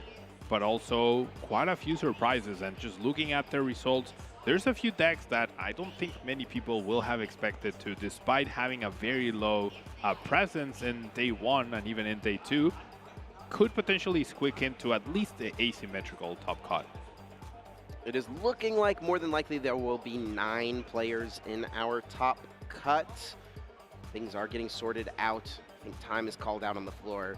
Let's take a look at our day 2 meta and see how things shifted from day 1 to day 2. Regidrago, V-Star, of course, increasing in meta share just a little bit. Not an overwhelming or dominant amount, but it is still far and away the most popular deck. Yeah, I mean, out of 127 players, you have 30 of them playing Regidrago, V-Star 35 to be exact. So it's still quite a good number, but it's to be expected, right? Regidrago is that good. We saw it time and time again on stream. Very few things can really stop it. And even though we just saw it lose to Lugia V-Star, things go a little differently for SAC, and we could have seen a completely different result. And then Lugia V-Star, our second deck right here, has all the potential to accomplish a win at this World Championships, but can it get those Archetypes in the discard pile? That's the biggest question Lugia is always asking. And can it avoid the Iron Thorns EX is almost a bigger question here, as there is Fernando Cifuentes in top cut at 10-2 with the Iron Thorns EX. I mean, that is about the biggest surprise, I think. Maybe not the biggest surprise, but, you know, people, I think, expect these decks to show up, but to show up and actually perform, you know, could people have predicted this? I think it takes a special player as well to make it happen, right? Not only in terms of decision making, but also perhaps with a little bit of luck on your side with those Crushing Hammer flips, with the timing that your Regidrago opponent ends up finding the Canceling Cologne. If it ends up being a little too late, that could be the difference between winning or losing such a crucial matchup. Gardevoir seems to have fallen down quite a bit from its former glory. You know, Gardevoir dominated at NAIC, being 6 out of the 8 top cut spots. What do you attribute this kind of fall off to? I would say it's a Shrouded Fable effect. Yeah, it's like Regidrago, including Kyurem and Canceling Cologne in their deck list every single time, indirectly affects Gardevoir and helps them in the Charizard matchup, Dragapult matchup, Lost Box matchup, right? And Kyurem also big in the Regidrago mirror match, as we saw earlier today. And then Fezandipity X really nullifying those Ionos. That on-first stamp, even an early on-first stamp, is now less unfair thanks to Fezandipity X. So I generally think Shrouded Fable flipped the script on Gardevoir EX decks. Seems I'm like proud of that one. Oh. Well done, well done. Round Thank of you, applause. thank you. Yes, flipping the script indeed. Fezandipity going to be one of the more represented cards in our top cut, I have to imagine. I mean, it's looking like we've got Miraidons, Regidragos, we've got Raging Bolt EXs, even Lugia's playing the card. I mean, Fezandipity, a heck of a card, and if you're ready to start playing competitive Pokemon, you got to make sure you're picking that card up. I wholeheartedly agree, and once again, I think back on my preparation for this tournament, and I can't believe I had to convince people that Fezandipity X was worth it. Yeah, I mean, it's always, people are just generally hesitant to change, right? And that could have been the issue for some people at that spot. But I mean, now it's proven, right? Now the change should be easy. I mean, it's proven how impactful that card could be. We've seen it in such high-level games on stream this weekend. I mean, we have seen some absolutely incredible matches thus far, even just today, let alone what we had yesterday. And I'm so excited to see what we have in store for our top cut coming up soon. Oh, I'm really eager to see. The first question is, are we going to have an asymmetrical top cut, or are we going to have a clean one? We haven't figured that out yet. We still need to input the last results, I do believe. But then comes, well, who's going to make it all the way to become the world champion? Only time will tell, Pablo. Only time will tell. Top cut is coming up shortly. We're going to take a quick little break as these final matches resolve. And when we return, we'll be ready with that very first top cut match. Don't go anywhere. We will return shortly. Honestly, man, seriously, best of luck. Best of luck. Best of luck. Raikou. The dice are flying. Dice are flying. Energy in the air. It's electric. Crack goes wild. Old school gold Ultra Ball buff with the double Archeops. Bang, bang. You know how it do. Yeah, exactly. Here's sauce. Zach. Chef massage. That's all for us, you know? They're screaming for us. They're like, wow, he missed the boss. Wow, no boss's orders. That's the whole crowd cheers.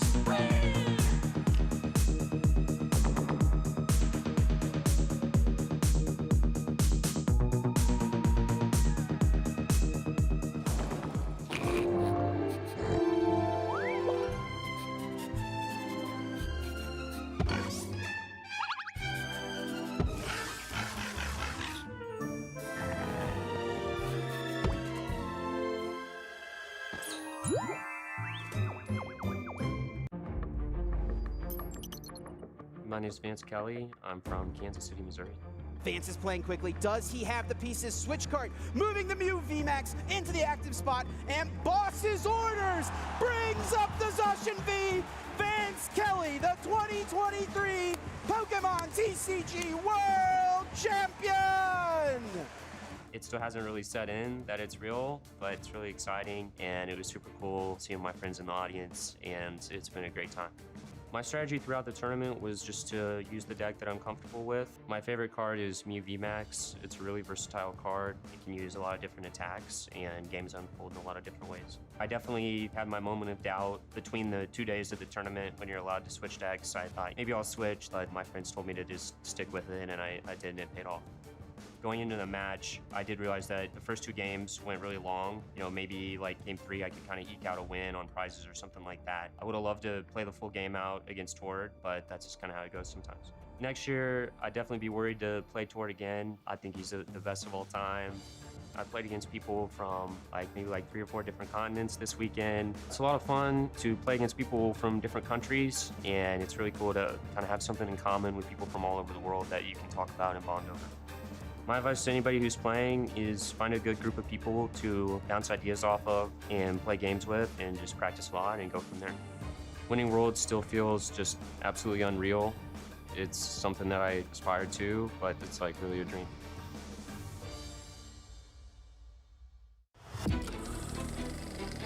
Hey Pokemon trainers!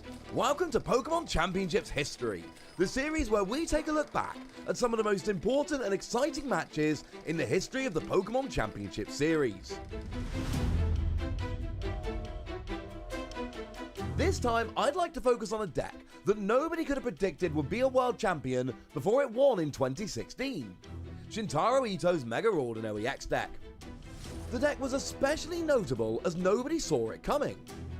The deck saw no success before the 2016 World Championships and was never played to any competitive success again. In fact, the only other notable finish the deck ever achieved was when Shin Akiyama piloted the deck to a 22nd place finish at the same 2016 World Championships.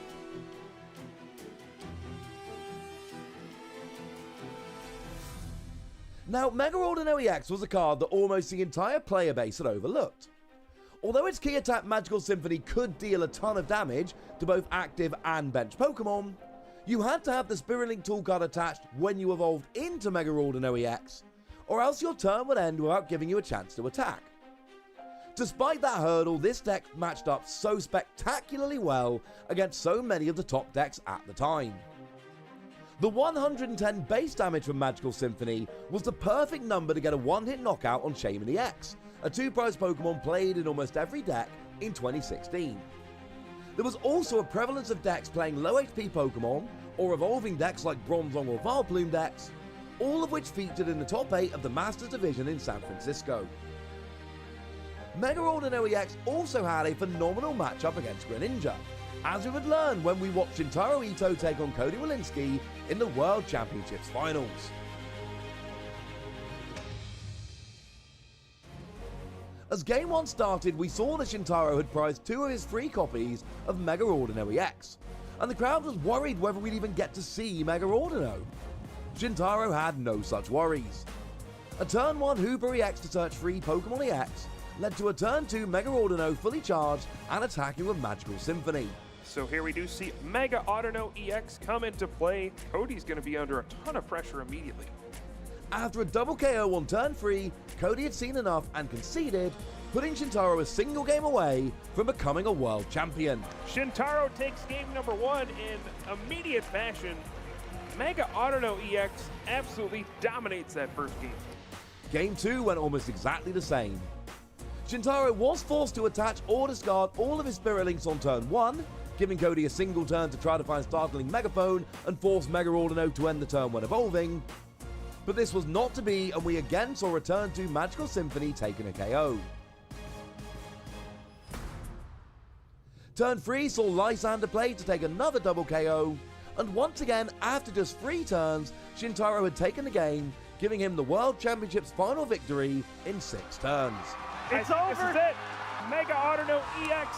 Shintaro Ito came into Worlds 2016 after back-to-back Japanese National Championship top 8 finishes, but left as a household name, something he would only further solidify with a second-place World Championships finish 3 years later. For now, Mega Autono EX remains the most surprising deck to ever win a Pokémon TCG World Championship. Thanks for watching, and make sure to let us know your favourite competitive Pokémon TCG moments using the hashtag #PlayPokemon. Welcome, trainers. You're joined by myself, Shay Burton, and the one and only Tord Recklef. And today we're going to get to know Tord in other ways that you might not get to see normally on the stream. So Tord, how long have you been playing the Pokemon TCG? So I've been playing tournaments since I was 11, but I actually was taught the game by my mom when I was 6 years old. So it's been quite some years now.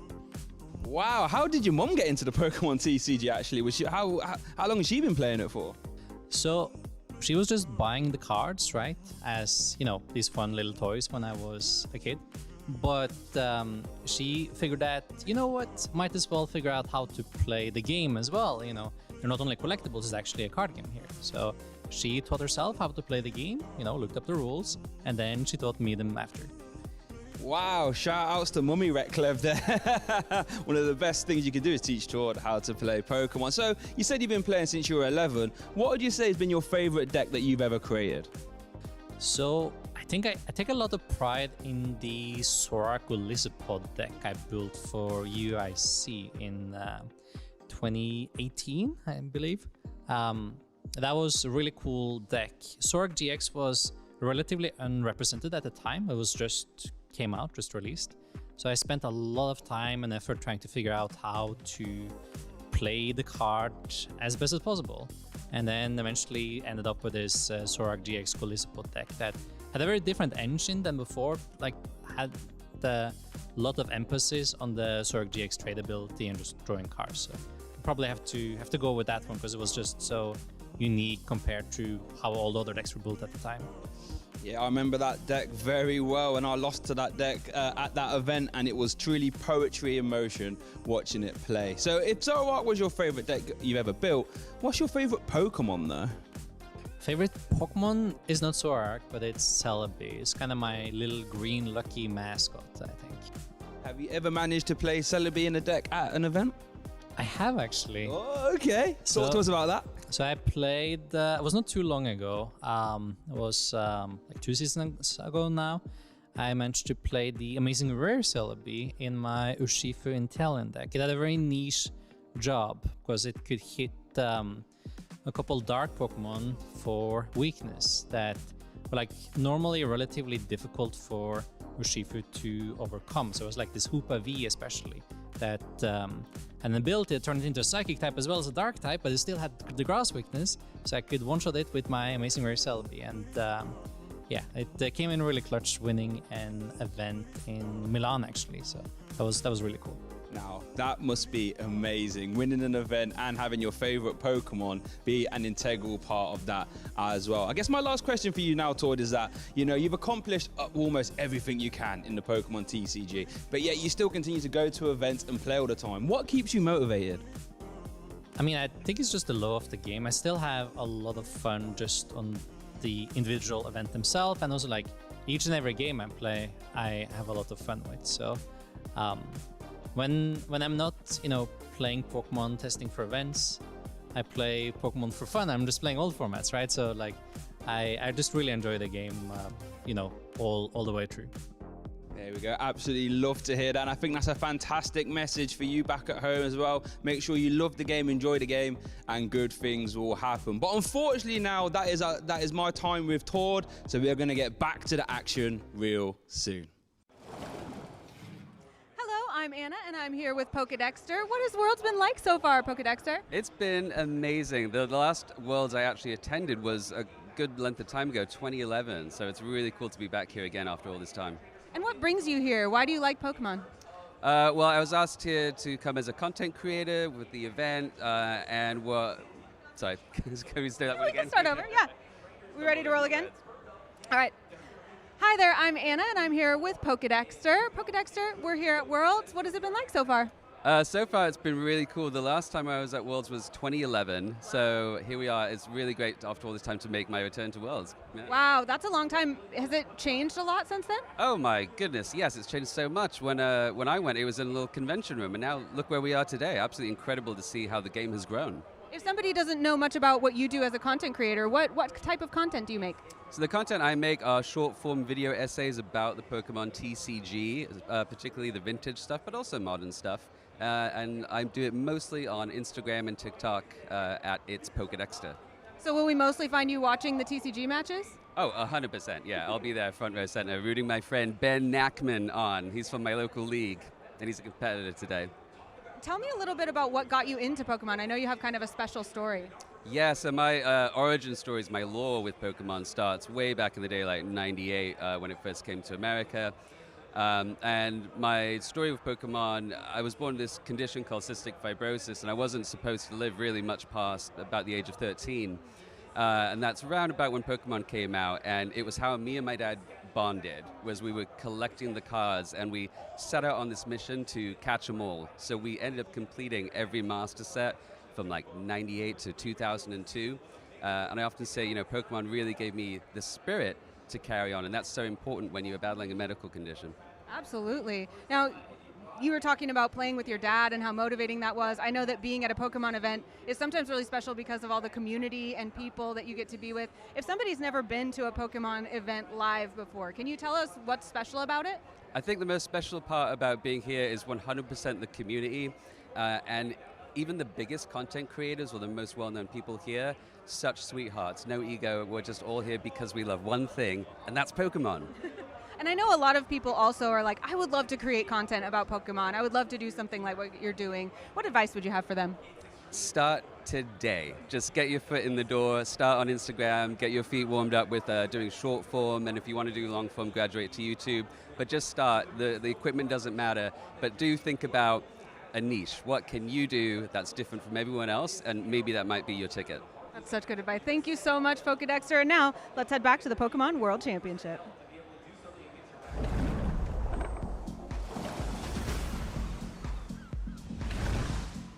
Hello, everyone, and welcome back to the 2024 Pokemon World Championships here in beautiful Honolulu, Hawaii. I am Kyle Pukasukovic.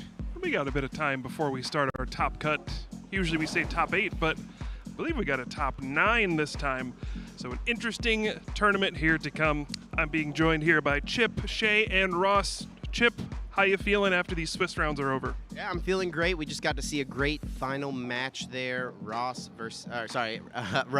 versus Zach Lesage. Commentated by Ross. Yes. Not even.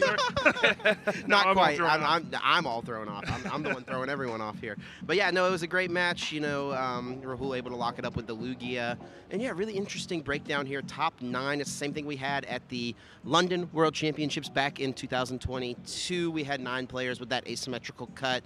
I think, you know, it seems like pretty much everyone is on board with asymmetrical cut. It seems like most players are a fan. Yeah, and lots of tension in the final moments there. There was a question of, would 30 points be the cutoff? Would be 29? Tord Reklev did win his last round to get to 29, but it's not enough. 30 was the cutoff. Shay, how you feeling after that last round? I'm feeling absolutely ecstatic, you know. I'm just so excited to be marching towards that top cut now, because that's where, you know, all the massive prizing starts, you know, all the glory. You know, I'm a bit of an attention geezer, me, so if I was in that top cut, I'd be thinking only a couple more wins here, and then you get yourself the title of World Champion. So quite honestly, I just can't wait to get that started. Absolutely. And Ross, I think you've mentioned once or twice how you predicted Miraidon to do well this weekend. I don't know if have you said that at all this weekend? There is one at 12-0. Did you know that?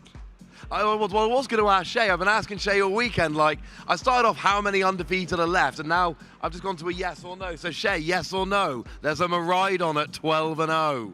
There certainly is, and I've heard about it so many times as well. I love that there's a Miraidon at 12-0. Like, genuinely, I was speaking to, like, you know, my friend Antoine, for instance, who was telling me about Miraidon being a play for Worlds, and it was a deck that wasn't really on my radar. And then I kind of started thinking about it and looking at the, you know, Academy at Night card, helping you hit your electric generator. And the more I thought about the deck, I'm more like, you know what? This might actually be a real thing. And, you know, there is only one in the top 9, but it did go 12-0, so...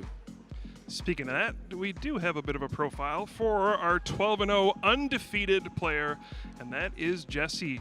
Undefeated with Miraidon EX, and I gotta tell you, I was out there, he completely obliterated his opponent in that last one. He won the game on turn 2. He took all 6 prize cards on turn 2. Turn 1, Ampy very much. Turn 2, Ampy very much. Knocked out 2 Lugia V. That was it. His opponent was devastated, understandably so. But this guy is on the run of a lifetime, right? It feels like every electric generator he plays, it hits 2 lightning energy. Can he be stopped? Yeah, I'm honestly super happy for Jesse. He's not the most well-known of players from the U.S. You know, he wasn't a Tier 1 or Tier 2 invitee. But, I mean, he had a great run to start the season with Miraidon, right? Had the finalist finish in Pittsburgh, top 8 in Peoria. And he is really just genuinely a good dude. So I'm really excited for him. So happy to see him have an insane run, 12-0. And we'll see if he can keep that momentum rolling forward into his top cut matches. Absolutely. Yeah, got to interview him yesterday. He just seemed kind of happy to be here, and he's on a roll. What else can you ask for? And yeah, it certainly feels like this is Jesse's tournament to win at this point, right? Shay, what do you think? Yeah, I think like you said there, Chip, you know, not having the fancy invite, having to start there without the round 1 bye, and just said, you know what, what's the bye? I'm just going to keep winning anyway. And I think that's just such a fantastic testament to him and his ability and his skill and his deck choice. And it just seems to be that it seems to be Jesse's tournament right now. 12-0 and won that last one in 2 turns. That's a ridiculous stat. Ross, I'm guessing you're not going to waver from your pick at this point. I will not be wavering from my pick. However, I need to give a shout out to her already, right? Starting 1 and 2. Basically thinking, well, we've all done it. We've all started those tournaments and you've gone, I picked the wrong deck, things aren't working for me, this is not going well. And then 9 wins on the trot. I think it's something like an 18-2 record in individual games since round 3. Going in, like, I mean, I would say no one's on a better run than that. Jesse is on a better run than that, but still, got to be going into Top Cut thinking like, look, I've won 9 on the bounce now. Let's just keep this rolling. Rahul is a player I'm watching going into Top Cut. It seems like Jesse definitely has the most momentum, but Rahul's probably pretty close behind. I mean, he was thinking about the beach at 1 and 2, right? He was ready to go out swimming, maybe check out the sights to see, but yeah, he ends up fighting back. Yeah, we have heard some world champion stories like that in the past. I remember all the way back in 2009, Steve Silvestro, the Beedrill player, he started off 0-2 in that tournament, and his 3rd round came down to a coin flip on whether his Weedle could paralyze his opponent's Pokemon. If he flips tails, he loses, he never becomes world champion. He flips heads, he buys 1 turn, he wins every round from there, and he becomes world champion. Sometimes those are the very, very thin margins that are the difference between you getting eliminated and potentially becoming world champion. So, hey, Rahul might have seemed down and out at the beginning, but hey, all it takes is a good run, some things to go your way. Anything can happen. But back to Jesse, you know, every time I'm out there watching him, whenever he does something, I feel like his opponents are always just like exasperated, rolling their eyes. Of course, this guy had it again. It was every single turn, you know. Ryan Harris played against him in round 11, started with Iron Thorns EX going first. He's like, all right, there's no way Jesse's going to do anything this turn. And then by the end of the turn, his Pokemon was knocked out. Everything's just going right so far. I don't know if there's anything more dangerous in the Pokemon TCG than a Miraidon player that always has it. And a guy that's genuinely like carefree and just happy to be here. No pressure. All right, another player we have locked up pretty early in our top cut is Isaiah Bradner. So Isaiah has had some top finishes in the last couple of seasons. I remember back to London Worlds 2022, had a win in for top cut in that final Swiss round and had a devastating defeat. And, you know, he's had a couple close calls at internationals as well. Of course, lost to Azul, and then he lost to Tord as well. So just can't seem to break through that barrier and get the huge win. You see finalist, finalist, finalist, finalist. Is this the time for Isaiah to get champion on his resume? It definitely could be, and I promise you, everyone in this top cut wants it, but I promise you, no one wants it more than Isaiah Bradner.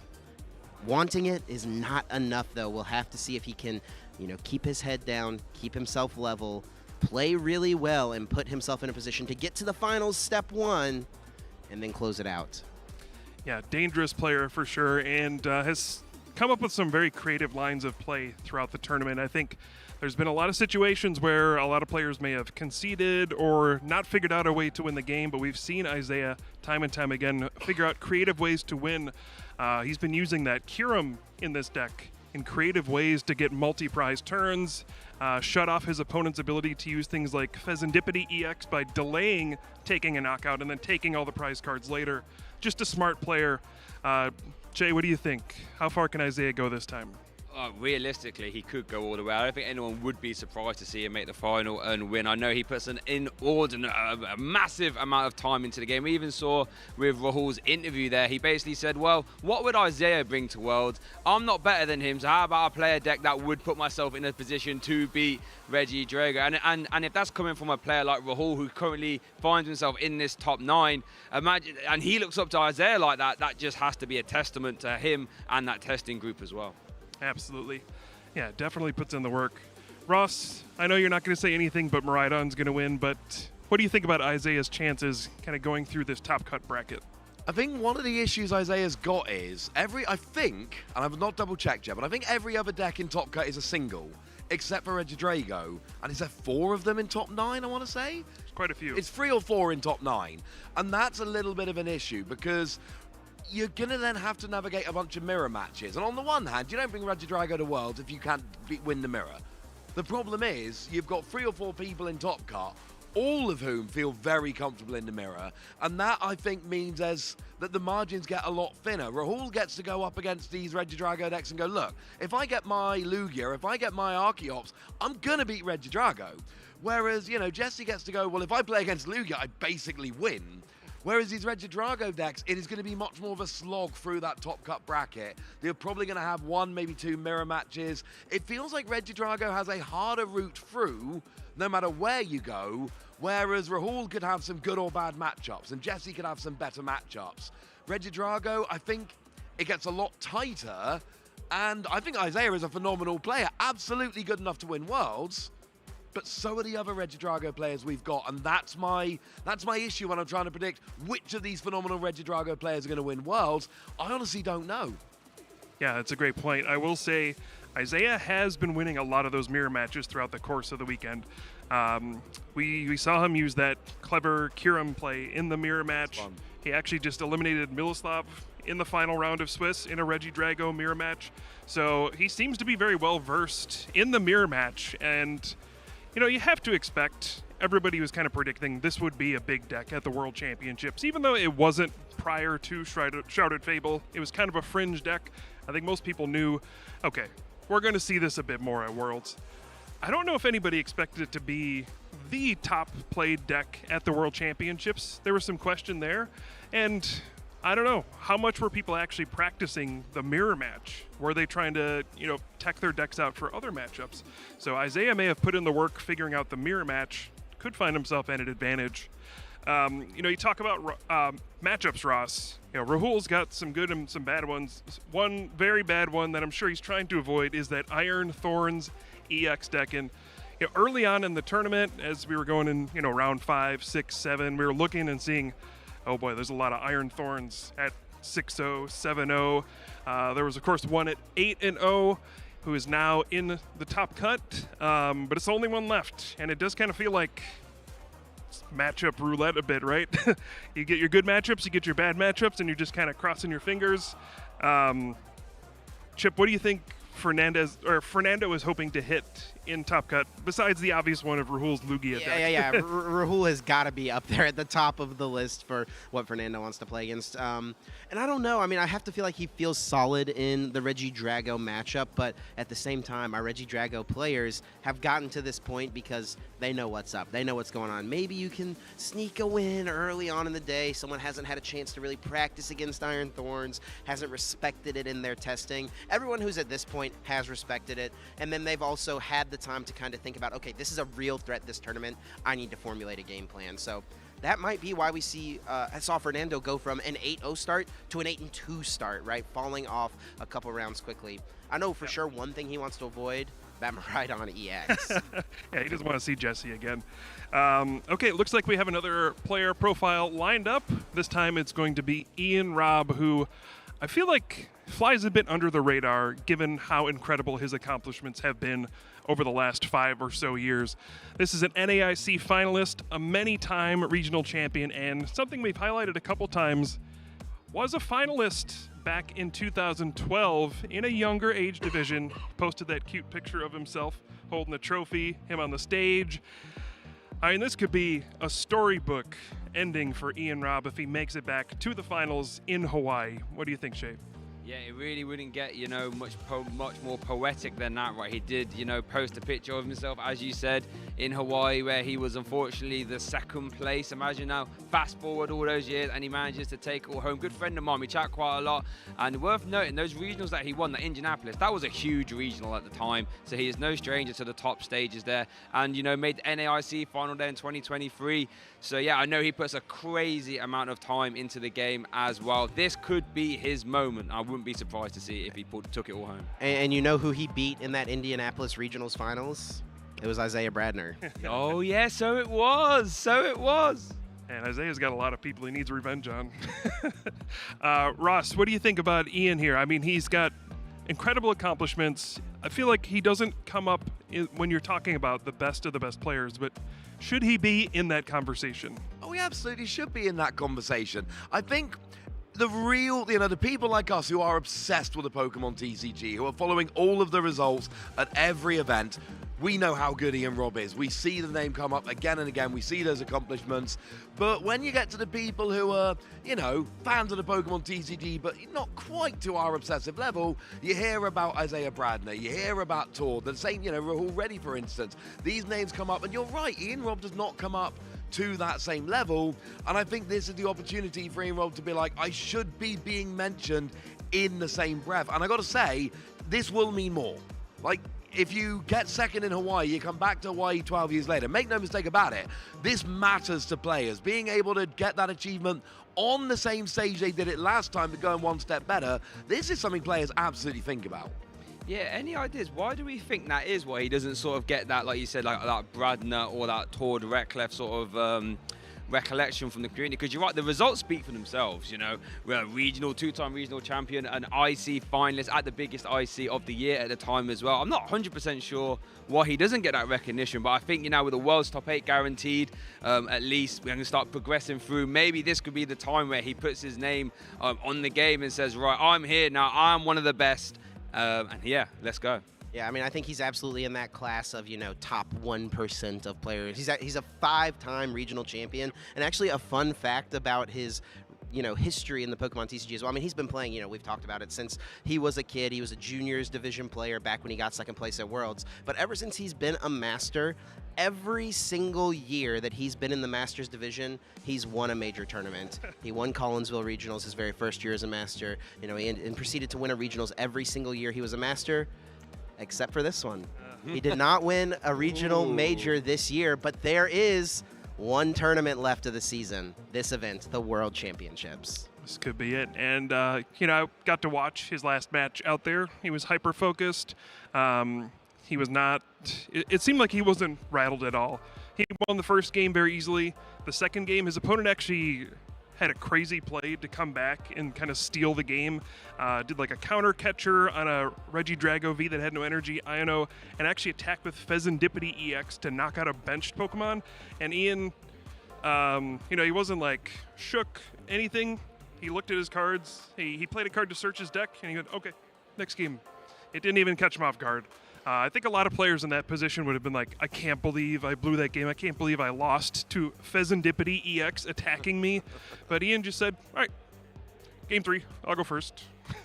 So that kind of experience, that cool demeanor, I think can help him a lot advance through that tournament. And, Ross, as we get deeper into these tournaments, the pressure starts to build up, right? It's one thing to make it to the top cut of the World Championships, but this is where you really start to feel it. You start to get in your head, oh, I only need to win maybe 3 matches to become world champion. And that's where some of these experienced players are able to kind of put those emotions aside What do you think these players are going to have to do as they head into probably the most important matches of their lives? I do think some players are going to have an advantage. I think the players who have been here before, who have won these huge tournaments, you know, you've seen how calm Tord is when he plays, because, you know, when you've won 5 internationals and made top 4 of Worlds twice, it's kind of silly to have those nerves. It's like when we start casting your first event, you're very nervous. By the time you've done a couple of Worlds, you just kind of go up to the desk and you're like, all right, let's get going. And we've seen, you know, we've had a couple of player profiles. We've got players here like Ian Robb, won a major tournament every year, had this Worlds finalist as a kid. There's no way Ian Robb is going to be going into this top 8 going like, oh man, I'm so nervous, you know what, I could get. It's not going to happen. There are other players here who don't have that history where they are going to have to kind of find a way to center themselves, and the answer is different for everybody. We all find those ways to kind of calm ourselves down and center ourselves, and it's going to be important because make no mistake about it, top cut of Worlds, that's a very stressful situation under which to play. I mean, tens of thousands of dollars of real life money on the line here. I mean, it's crazy. $50,000 up top for first place. Yeah, no kidding. I mean, this is the thing you dream of, right? You play the whole season to qualify for this event. Nobody's coming here thinking, I want to, I don't know, I want to make it to top 8 of Worlds and then lose. Everybody wants to win and become world champion. So this is where, you know, the stress really builds up. I don't know. Shay, when you're in those kinds of situations, how do you kind of center yourself and not psych yourself out? Just got to take it one game at a time. But I know players like Ian Robb, for example, chat to him a lot. I mean, he made the NAIC final. I think game 1 didn't go his way. It looked like you just mentioned there, did not phase him at all. Yeah, emotionless. He was just like, okay, shuffle them up and let's run it all back. And I think, you know, like Ross alluded to, players that have been in those sort of scenarios before will be able to just call on those past experiences and just take it one step at a time. So I think, you know, you've been able to compose yourself, take a deep breath in, and just be like, yeah. Okay, you know, a couple more games. But like you said, Chip, that money, though, it might be hard for some players to, you know, think this could be like a £10,000 game, a $20,000 game. It could get out of hand a little bit. I think you have to just put it to the side, though, and just keep repeating what you've been doing over and over and over again to make it this far, and just trust that the cards will fall your way. Yeah, all right. Next up, we've already talked about him a little bit. It is Rahul Reddy. And I think a bit of an interesting case for Rahul. A very experienced player, but very notably has not won the big one. Lots of top 8 finishes, lots of very deep finishes in events. I think a very well-known player, but has not been able to crack in for that big win. And in fact, this is his first time, I believe, in top 8 or top cut of the World Championships. He's had a few top 32 finishes, I think maybe a top 16 finish somewhere. But this is really the first time he's made it into that top cut. Chip, what do you think is going through Rahul's head? You know, in the interview, he said his maybe confidence wasn't super high, but maybe he's playing kind of loose. How do you think his mental is here? I think loose is a good way to describe it. Yeah, I mean, he's definitely just happy to have gotten to this point. Not satisfied just yet, you know. He's someone who's able to lock in when the moment is right, but he's also someone who's able to absorb the pressure of the situation. And, you know, he's a pretty good, high-spirited fellow. I think he'll be able to take whatever happens in stride. And, you know, if the coin flips go his way, he gets the heads on capturing Aroma when he needs it, the tails on capturing Aroma when he needs it, maybe the crucial Mesagoza that gets him that second Archeops in the discard pile. It could definitely be his tournament to take down.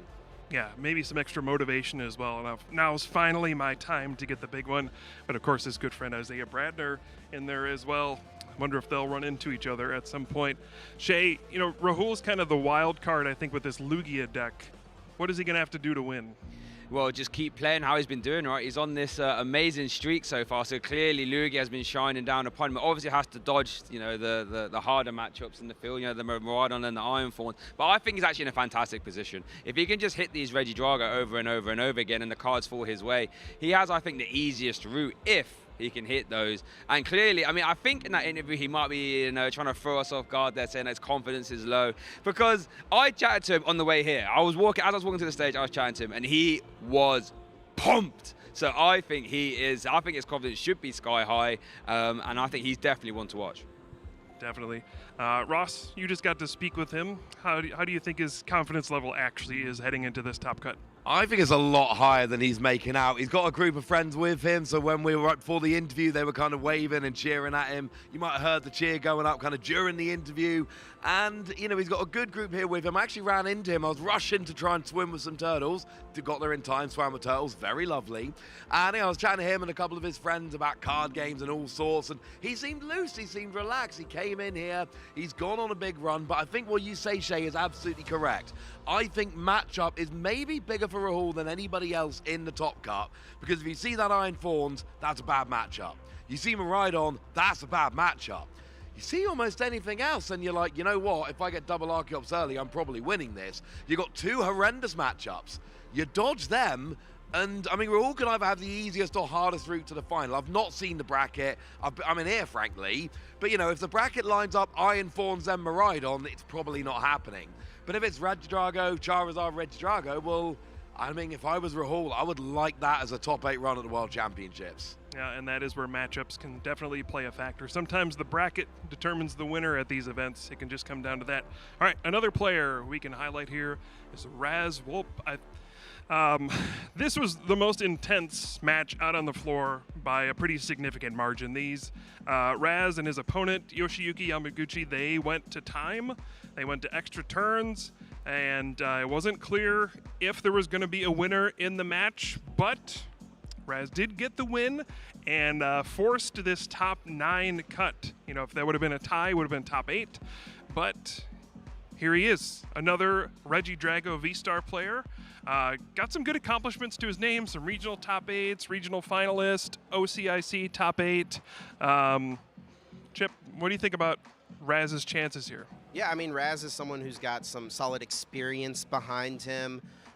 You know, out in most recent years, though, he hasn't been able to break past the top 8, hasn't been able to get to, you know, the top 4 and into the finals. He has that finals finish all the way back in 2018, but does this World Championships have a chance to push him forward? You know, does he have something in his Regidrago deck list that can set him apart from the other Regidragos in the field? I know these fellows here in Europe get to see plenty of Raz. You know, he competes on their circuit quite a bit, so you know, they maybe are more familiar in kind of his game. But I've seen him play, especially at OCIC in that top 8. I remember watching those games play out. He was playing the broken Lugia deck at the time. I think played against a mirror, if I'm remembering correctly, Reagan Retzlav potentially, who ended up making the finals of that event. Yeah. Shay, can you shed any more light on our player here? Have you had a chance to watch him play? Yeah, I'm actually good friends with Raz. We chat quite a lot. Think about the game on the next level, to be honest with you. Like, you know, some of the stuff it comes out with, I think I am operating clearly on a level below how he is, my friend. But he is really well. I think he's got a top 16 Worlds finish as well. No stranger to the biggest of stages. You know, he's one of those names where if you hear him knocking about, you think, okay, if I have to sit down and I see the match clip and I got Raz, I think, oh, goodness gracious me, this is going to be tough. And actually, when I was walking around the stage here with Rahul, Raz was there as well. And Raz was electric. He was bouncing up and down with excitement. I know this means a lot to him, and I know he's going to do everything he can to just keep on winning. This could be his time. Are there any of these players you don't chat with constantly? Every time you said, I've been chatting with this guy all the time. What can I say? I'm a bit of a social butterfly, you know what I mean? I'm here, there, and I'm everywhere to make sure I can tell everyone stories, right? That's what the World Championship is all about, telling these stories. No matter what's going to happen, history will be made. And I just want to make sure I can tell these people's stories as in the best way I can. Yeah, Ross, and you know, Raz was, I think in a lot of ways, kind of the last player to make it into the top cut. Do you think that injects any extra energy into when you know, you feel like you're on the brink of elimination, you don't know if you're going to make it, and then at the very last second, you get the win to make it in? Do you think that's going to give him any extra confidence, any extra energy as we head into this top cut? Oh, genuinely, like 100%. We've all been there. It's a horrible situation where, you know, we have an asymmetrical top cut, but you still need to get the number of points to get into that asymmetrical top cut. You're not going to bubble out, but you still need the right number of points. And you end up in a situation where you sit there and you think this is going to be a tie. This is going to be a tie and I'm not going to make it. I'm not going to get into top cut. And you're like, I'm so close. And then you get in your head and you're like, you don't just think I'm not going to make Worlds. You think this was my best shot. This was my best chance of making top cut of Worlds. I came so close, and I'm going to lose by like 1 or 2 turns right at the end of my last game. That's not fair. And then all of a sudden it works out like, wait, I made it? And it's not making top cut of worlds. It's making top cut of worlds from that position where you were convinced you didn't make it. And that gives you such a buzz. And for Raz, honestly, the big thing here is just ride that wave into top cut, because it's going to be absolutely buzzing. There's going to be relief. There's going to be excitement. And honestly, yeah, I really think there is a thing there where you can go, oh, wait, I actually made it? And it gives you more of a boost, because you didn't just get the I made worlds bump, you get the I'm out, no way I made the top cut bump, and that's a better bump. Yeah, it gets discussed a lot in sports as well, right? When teams get buys in the playoffs and things like that, where are they going to be a bit too comfortable, maybe a bit rusty heading into, that elimination match? And I don't think that's going to be the case for someone like Jesse. He's been actively trying to win each match, but you can see, somebody who's by round 10 was already locked for top 8. They had no pressure anymore. They might not be as energetic or on top of their game as somebody who just barely made it in and had to fight and claw and is still on that kind of adrenaline high. So we'll see if that makes a difference at all. All right, next up, a player we featured on the stream earlier, James Goring with that Raging Bolt EX deck. This was a deck that had a ton of hype heading into NAIC and maybe didn't perform as well as people expected, but now it's here at the World Championships. Chip, what do you attribute this to, this Raging Bolt deck making it into Top Cut? It's one of the few decks in the meta that has a good matchup into Regidrago V-Star, the most popular deck in the room. Now, not to say the Regidrago players don't have a game plan. They've got the Radiant Charizard. They've got themselves a shot. But on paper, I mean, Raging Bolt's pressure is just too great. Its HP is a little too high. And James has piloted it excellently to this point. He's looking to become the second ever Australian player to win the World Championships, following in the footsteps of his predecessor, Henry Brand, who has become just one of the top players in the game over the years since his victory back in 2019. Yeah, I'm really excited to see James continue to compete. And I think something interesting, we've been talking about, each one of these players, it's like, yeah, they've got what it takes to win. And that's just the reality of the World Championships. We're here, we've got 9 players remaining, and each one of them, sure, there may be a favorite here or there, and sure, it may depend on how the bracket breaks down, but everyone here still has a shot. Yeah, and I think James may not be a household name for people, but you look at this resume, almost 10 years ago, he was a regional champion. It's not like he doesn't have experience. It's not like he hasn't won big events before. So absolutely someone like James could come in here and just add world champion to his resume. We've seen it before. Shay, what do you think James is going to have to do to advance through this tournament with this Raging Bolt deck? He's going to have to announce Bellowing Thunder for massive amounts of damage, to be honest with you. But one thing I really like about the Raging Bolt deck is that it's not actually that hard to do that, right? To announce Bellowing Thunder for bigger numbers. It's an all-basic deck. Love that. You can just accelerate energy via Teal Dance. Love that. You got Earth and Vessel in high count, so getting those energies isn't hard. And then we saw that Professor Sada is so good at just accelerating energy. And I think if I'm there thinking with Raging Bolt, I'm feeling quietly confident because, it's a deck that throws out high damage. It has a really decent matchup into Regidrago, but it hasn't got that sort of that hurdle to jump over like a Lugia does. You don't have to get these Archeops and discard pile to start throwing out big numbers. All you have to do is just bench your basics, attach energy, and just slap as hard as you can. So I think he's got a very good route here, and I wouldn't be surprised to see him catapult his way through this top cut. Yeah, and Ross, if you look at this, the Miraidon player, this is probably the deck you want to avoid, right? If there's a potentially bad matchup in the room for Miraidon, it is this Raging Bolt deck. What do you think? I was actually literally thinking that exact same thing because, the game we casted earlier today, Shay, we saw James Goring take on Iori's Miraidon. And, Ori in game 1, great, fast, very, what's what I'm looking for?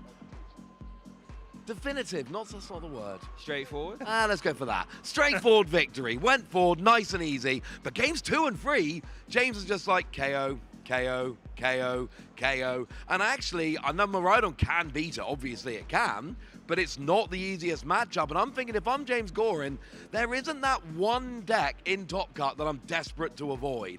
Maybe you don't love playing against Iron Thorns, but Iron Thorns can be a bit slow, and sure, it turns off your Teal Mask Ogapon, but it doesn't turn off Professor Sada, so there's still opportunities to get the energy on and Bellowing Thunder, and I don't think there's a horrendous matchup in Top Cut for it. That's not to say it's going to win, that's not to say all the matchups are great, but whereas Rahul has got those decks he really doesn't want to play, and Regidrago would really rather not play Rahul, and you could even argue that Miraidon probably doesn't want to play James. James is like, I'll play anything, it's all good. You know, one of the lower seeds kind of sneaking in there a little bit. It was one of the players on this huge run, but actually, it doesn't have any terrible matchups, and a couple of losses and ties that James has taken, just kind of one of those things. It would not be terribly surprising to see James just take a run here and win the whole thing. Certainly happen. And one interesting thing, looking at kind of how our top cut shook out, we don't have any Stage 2 Pokemon left in the tournament. I don't think there's any Charizard EX, no Gardevoir EX. One Charizard in cut? I could be wrong. We'll find out. I don't think so. I think it's mostly there's some V-Star, and there's some big basic decks, but I don't think there's any Stage 2 Pokemon. But it has kind of shifted to these very hyper-aggressive decks at the World Championships. We've had, I believe we have, a bunch of the Regidrago V-Star decks, and then Lugia, which, those are more like turn 2, start attacking. But we do have Miraidon, we do have the Raging Bolt deck, and we also have a Roaring Moon EX deck in Top Cut as well.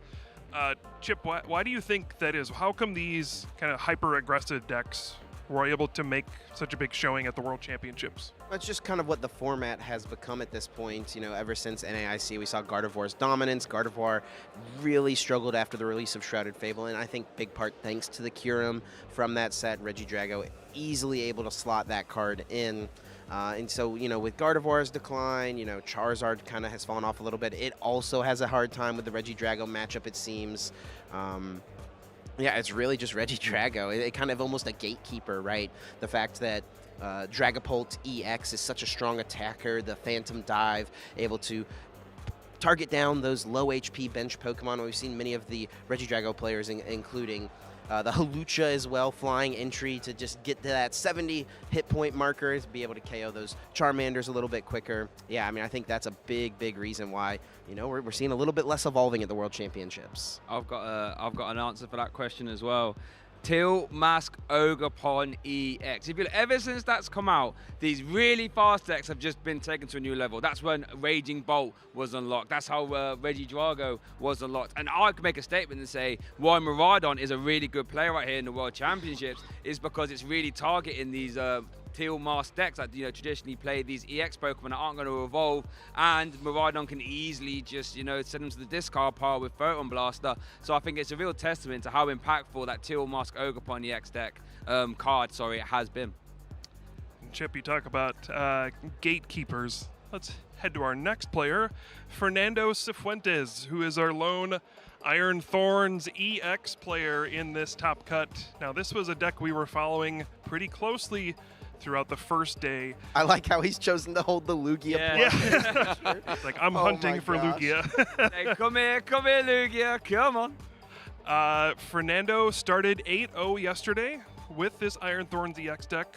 Dipped a bit at the beginning, went 8-2, but then recovered and finished strong to make it to this Top Cut. Ross, why is this deck winning? Well, I came into this weekend, I was very honest and vocal about the fact that I wasn't taking this deck seriously. It seemed to have too many bad matchups. It seemed to be a case of, look, I can turn off your ability, so if I'm doing that, I'm winning.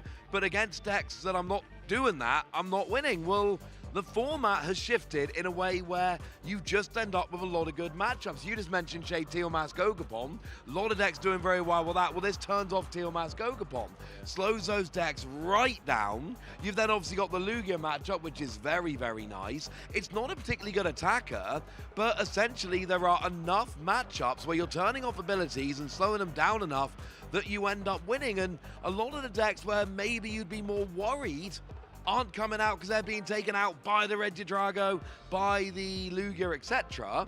And then a deck like this can rise up. It's kind of the counter to the counter, if you know what I mean. Yeah. It's a case of the meta shifts and takes out all the decks you're worried about, and you just end up being a really good counter to all the new decks that have risen up. And there's a lot of meta games where Iron Thorns isn't going to work. People tried it at North American Internationals. We had some very good players. I think Cyrus played it at NAIC. Yep. And it went badly for all of them. No one had a good time with it at NAIC, but we're in a different format now. And frankly, in this format, Iron Thorns has a chance. But I got to say, and it's something you kind of mentioned earlier, Kyle, we had a lot of these doing very well at the tail end of day one. A lot of them have fallen by the wayside. We were in a position at one point to have multiple in Top Cut. There's one remaining, and I've got a question. Are people getting wise to it? Yep. Well, we are heading into the most exciting part of this tournament, the single elimination bracket. I think we've been talking long enough. I think it's time for some action. Thanks, everybody, for your thoughts as we head into the most exciting part of this tournament. But let's get to it. Casters, take it away.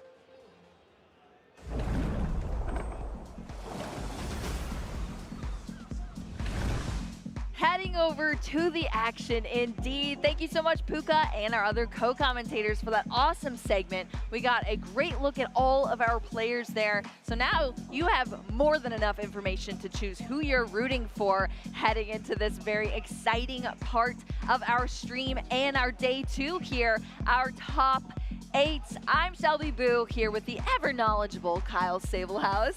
Kyle, you've been saving up your energy for this match? Yeah, absolutely. This is where everything starts to get down to the nitty gritty. We're going to have players competing to see who is making it onto the top 4. And that is when, I mean, names start to get known in the history books. We've already seen, we've gone over so many accomplishments, and they start to mean so much more at the world stage. Well, let's take a look at our bracket before we jump into this first match that we're going to feature for you all. But who's going to be playing who? Who are we about to see on stream? And there's still one match trying to play into this top as well. Yeah, look at that. The asymmetrical cut going down right now. We've got Michael Davidson facing off against Rahul Reddy to see which of these two competitors will be faced off against Mr. 12-0 himself. That is scary. Jesse Parker, who do you think he's rooting for, Kyle, huh? Well, 12-0 Miraidon certainly do like the colorless bird, don't they? Yes, especially after it just dismantled one completely already in the last match. Yeah, two turns, all 6 prize cards. Insane. I'm sure Rahul would love to be in the top 8 and take that win, but Jesse is also rooting for Rahul. Yes, exactly. When your opponent is rooting for you, that might not be the best situation for you. But hey, I mean, we've talked about Rahul, how he's had an incredible run, was going to go to the beach, now is going to be sitting here competing to try to get into our top 8. So good luck to him. Over right below them, Fernando Cifuentes versus Ian Robb. That is going to be a Regidrago match versus Iron Thorns EX. The wall. Heavy is the head that wears the thorn crown. It's a difficult cross to bear, but we've seen that he's done this before, 8-0, and he's continuing on. Is now in the top 8. Fernando is doing a lot of work, but not making a lot of friends. Not making a lot of friends. Hey, Fernando, you're my friend, okay? Iron Thorns is one of my picks for the caster predictions, so I'm rooting for you. Yep. I mean, you got to love what he's done so far. Yes. Obviously, we've seen some of those accomplishments, been working his way through seniors division plenty of years ago. He's just been playing and playing and playing. He's found the right deck for himself here, and this is the one 3 potential matches away from being the world champion. But he's got to go through an amazing talent in Ian Robb. We've seen him playing for quite some time, too. Oh, yeah. I know. I was just looking at the accomplishments from Ian Robb, and you just look at 2024 alone. There are so many top cuts there from our regional championships and internationals. I mean, it's just unreal when you see how much skill Ian Robb has and how consistently he displays that at our events throughout each season. So that is going to be a very intense match. I'm excited for it. Right below them, James Goring here from Australia. I got a nice little interview with James piloting that Raging Bolt, or should I say Rigatoni Bolt, playing it because it looks like his cats. So that is really cute. Is that really the reason? I mean, he actually showed me a Raging Bolt, but instead of the Raging Bolt, it was his cat, and it does look very similar. Fair play. Yeah. All right. Well, maybe if you win the World Championships here, we can take Rigatoni on the next trip. Exactly. Well, what is that matchup going to be? We have the Raging Bolts. What's the other deck? Yeah, I believe this is our, on the other side, we've got the Dark deck. We're playing, what was that there? Well, was this our Roaring Moon? Okay, yeah. I mean, it's what the percentages were not great for Roaring Moon, as we saw. It's a difficult deck to get your friends on, but obviously it's performing very well. The Japanese player here with the 4 Pokemon catchers going very aggressive, just knocking on the door like all of these EX V-Star decks are right now, stealing 2 prize cards as early as possible.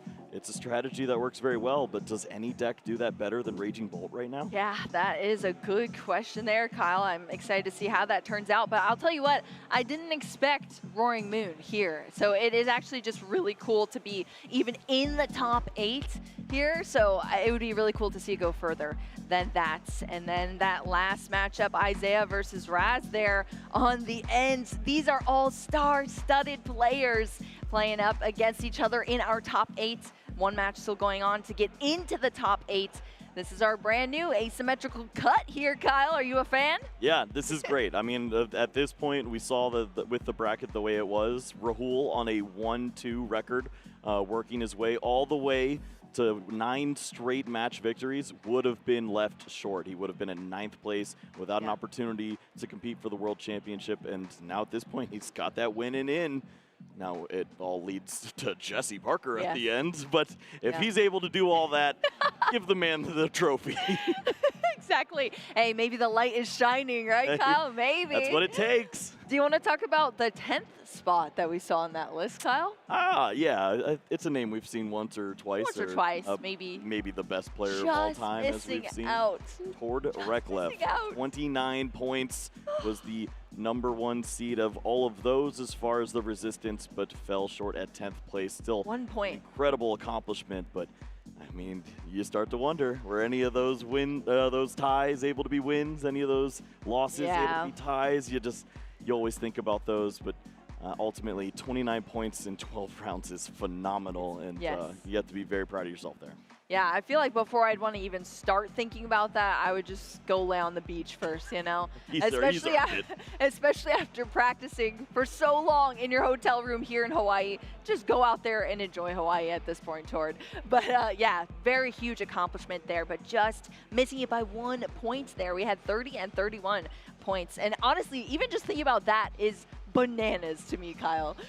That is so many points. Yeah, also, when you think about the way that the rest of the points were laid out, Jesse stole so many points that people were counting on by just beating everyone. He didn't have to do that. He played against a Lugia in the final round. He could have conceded, allowed them into the top cut with him, and maybe had them as a competitor. He said, nah. I want to be the undefeated world champion, and he certainly has an opportunity to do just that. Yeah, I mean, I don't even blame him at this point. That is such an incredible feat to have under your belt, especially I know Chip was kind of saying in that lounge segment, maybe he's like a little bit more of an unfamiliar player, but now definitely a very familiar player here representing North America.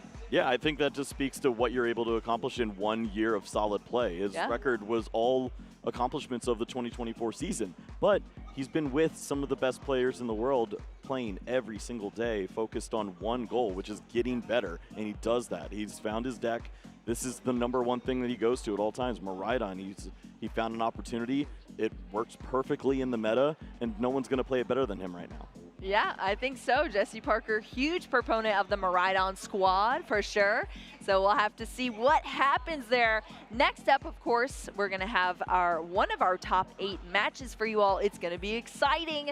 I'm very excited to get into it, but our players are preparing at the table right now.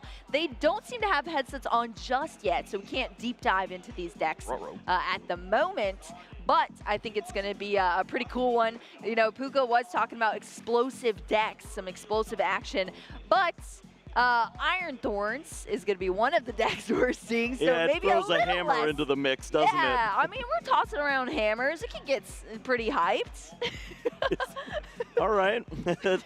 I'm not the biggest fan, but sure. Yeah, I mean, it is a viable strategy. It Yes. works so well. It's consistent in the fact that it will find its attacks early on. Sometimes the supporters just fall so well. You find all the resources to be aggressive, but also play defense and put your opponent in awkward spots. They don't have any access to any of those abilities that they use on Yeah. those rule box Pokemon throughout the entirety of the game. No other Pokemon's in the active spot other than Iron Thorns. Yeah, it's a total wall there, and we're going to see it in full effect coming up very shortly. I think it's pretty rare that you have a deck that is just 4 Pokemon as well. It's always an interesting fact. It seems that any time you do that, everyone does not like the deck. Yes, yeah. It's never anyone's favorite. That's valid. That's valid.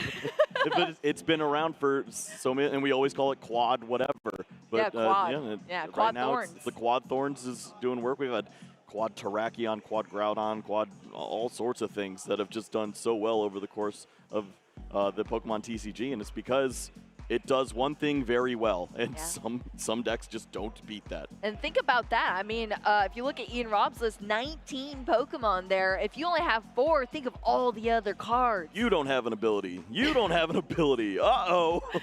You're going to have a rough time getting all of your energies out and trying to make a go at this, but sometimes the hammers don't fall the right way. Sometimes you sneak in that canceling cologne and you shut down some things and have that one big pop-off turn. So be on the lookout for all those different things that can happen in the game. Well, I'll say if I was going to go against an Iron Thorns as Ian Robb playing Regidrago, this probably wouldn't be the time because there's a lot of experience now behind Fernando going through day 1 now through day 2, having gone through all these matchups, learned all of the quirks of the matchups, and just ironing out, no pun intended, hey, Kyle, what exactly this is going to look like facing off against Regidrago. Not only that, but Regidrago is one of those decks that was just guaranteed going to show up in numbers here at the World Championships. So you got to think that Fernando has definitely played through this matchup quite a bit.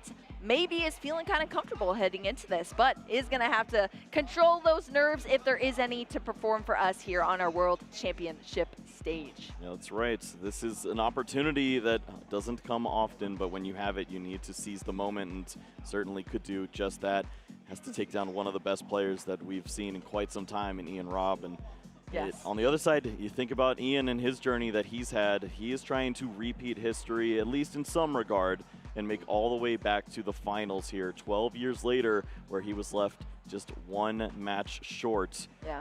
I mean, he was just a young boy then. Just a pup. And he has since hit the gym, won a lot of regionals, and performed at the highest level on all of the different stages. And he has that chance here just now, 3 matches away. This could be his tournament too. Exactly. I mean, Ian Robb, definitely not shy to our stage for sure. NAIC 2nd place last year. Also, 5-time regional champion, Kyle. 5 times, so definitely is very familiar with this spot here, but can he take it further? That is the question here. Let us know who you're rooting for. We're gonna head down to the stage and introduce these players and their decks and get into this top 8 action. All right, we see the crowd settling in, ready to watch our first stream match here in our top 8 at our World Championships in Hawaii. Kyle, I cannot be more excited than this. Yeah, this is where everything starts to get down to the nitty-gritty. We were talking about this. This is so exciting. 2 players with an opportunity to really start to make a name for themselves in a matchup that is fairly interesting. As we've seen the Iron Thorns, it loves to face off against a lot of other different decks. It wants to take out the Lugias and shut off a ton of abilities. Yes, you have the Teal Mask Ogerpon that you're shutting down. Maybe you slow down a bit of Regidrago, but you can tell that Ian was thinking about this. He has an opportunity to make one big turn, and I'm sure he's gonna make the most of that when it comes true. Yeah, I love these matchups when you have players that are just waiting for that pivotal moment to change the pace in a matchup. You're almost just waiting for that opportunity to break through and turn the tables. Why I oughta. Yes, I do see the resemblance in Rob's picture. Oh, look at that Cramorant up there. All right. At That's the last of the Cramorant we will see today. True. Yup.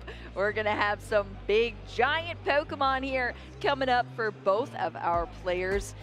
Only one that we're going to see from Fernando, so makes it nice and easy here on the casting desk. These players are going to lay out 7 cards here. They got to start with an active Pokemon. If they can secure that active Pokemon, we're going to see our prize cards next up. These are cards our players do not have access to until they start taking these knockouts, and they need to take all 6 of them to win the game. So we're going to have this coming up here very soon. Ian Rob looking to be in very good spirits here on our stage. Why not? You know, you have a great opportunity ahead of you here to continue to move on in the World Championship, and it's going to be pretty exciting to see. We actually do have a little bit of news on that asymmetrical Tell me, cut. Kyle, tell me. I don't know if Jesse's going to like this, but Michael has already defeated Rahul Reddy. So we are right back to where we started. Eighth seed is going to play 1 seed. 8th seed going against 1 seed. It's going to be Michael Davidson taking down Rahul Reddy with Reggie Drago. So that is going to be the matchup there from our bracket that you saw. Wow, that's exciting, Kyle. Can't wait to see what the results of that is. But here on the stage, we have Ian Rob, Fernando Cifuentes, representing North America, Ian Rob, and Latin America here from Fernando. So very cool match that we're seeing coming up. Who will take it to the next level here into our top 4 at the World Championships? I suppose one thing we forgot to mention as we go about this match with 4 Pokemon in a deck is you're going to see a lot of mulligans. Oh, yes, true. Wait, no, what number are we on right now? At least 2, but probably a few more are coming our way, and that is a benefit that you have to think about over on Ian's side, potentially starting with, what, a 10-card hand? This could be the best turn he's ever had. Yes, exactly. Wow, what a hand, an opening hand. Oh, I got everything. Iron Thorn's is shutting me down. Oh, man. Okay. If you can't find the cologne here, what are you doing? Yeah, exactly. So since these players do have their headsets on, let's get into this deck here. We've talked about this pivotal turn here, Kyle, for Ian, what he's going to have to capitalize on going against Fernando. I'm sure Ian has prepared for this matchup. Iron Thorns has been sort of on the radar. It hasn't been super prevalent. Maybe not the matchup he was expecting here, and he's laughing now because all of these mulligans, but where do you think he's going to go as far as the initial setup into this matchup and how he can best get to that pivotal turn? Right, so Ian has 2 main strategies that he can go with. One of them isn't very pretty, but is kind of cool. Yeah?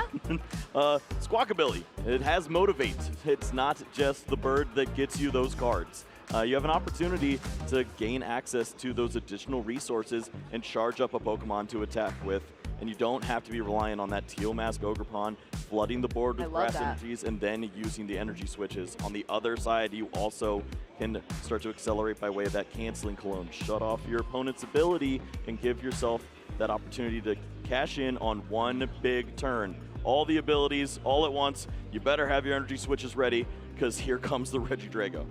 Yes, here comes the scary Reggie Drago we've been talking about. Is it going to be the year of the Drago? The Reggie Drago. We'll have to wait and see if it's going to go further in this tournament for Ian Rob.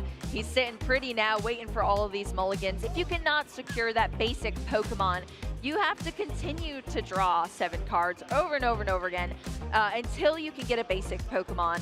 And for each time you have to do that, your opponents will be able to draw an extra card into their hand. So that was what we were settling there. Looks like we've got things figured out now. We're headed into the prize cards here for both of our players. Reggie Drago V, 2 copies of it in the prize cards here on the left side for Ian Rob. Yeah, that's a little unfortunate. It's a 3-3 line, so really putting all of the eggs in one basket there. And the other side, it's not too bad. You can work with all those resources in the prize cards. Should be a pretty exciting game here, Boo. Oh, I'm excited indeed. We see one of those Iron Thorns in the prize cards, 2 future booster capsules. Nothing too wild there for Fernando. We'll see how all these prize cards come into play. Ian Robb looking at this giant hand now after drawing all those extra cards. We have the handshake. We're ready to get into our first Masters Top 8 match here at the World Championships in 2024. I'm super happy to see Iron Thorns EX here on our table, and it's going to start off just by attaching that double turbo energy and passing over to Ian Robb now. Going to start the turn here with an Ultra Ball, discarding those Dragon Pokemon straight into the discard pile. You love to see it. Sign me up. That's exactly where you want to see those Pokemon. Throw them into the discard pile as early as possible, as you're trying to work towards one unique strategy with this deck, using the Regidrago V-Star to copy that Apex Dragon and see all of the different attacks that you could use in a matchup like this. Mainly something that knocks out Iron Thorns. Yes, so we see 2 of those Regidrago Vs are in the prize cards, and they're both at the top. Like, what are the odds of Yeah, we're not going to get there, are we? Nope, but there is still one Regidrago V in the deck there for Ian Robb as well. So yeah, that was the first deck search of the turn. Going to look through the resources here and this giant hand as well, kind of accounting for these prize cards and what strategies he has to work around when he doesn't have access to those cards that are being kept in the prize cards until we start taking some of those up. So taking notes here on the table, a lot of our competitive pro Pokemon players do that to keep track of everything in the prize cards. We do see that Squawkabilly as well hit the bench here for Ian Robb now. Of course, you have plenty of time here, 75 minutes in a top 8, so make sure to follow along as best as possible with all of your resources that you have. Get a good feel for what those prize cards are, and there's no surprise here. You need that Regidrago to last as long as possible. Yeah, for sure. We need it to last because there's not any other ones to access currently for Ian Robb. So we're going to see a couple extra discards here off an additional Ultra Ball, that Hawlucha, as well as that Dragapult. So we have a ton of attackers now. As Kyle was saying, the way this deck works, Regidrago V-Star is able to copy the attacks from these Dragon Pokemon in the discard pile for its own energy requirement. And with that Apex Dragon move. We also have a Legacy V-Star ability on that Regidrago V-Star, allowing you to discard 7 cards and then put 2 of any card in your discard pile into your hand as well. So usually that's a way to either duplicate your resources or get attackers potentially in the discard, or do both sometimes. So Ian Robb is playing through right now, Ultra Balling 2 more cards here, getting that Kyurem out.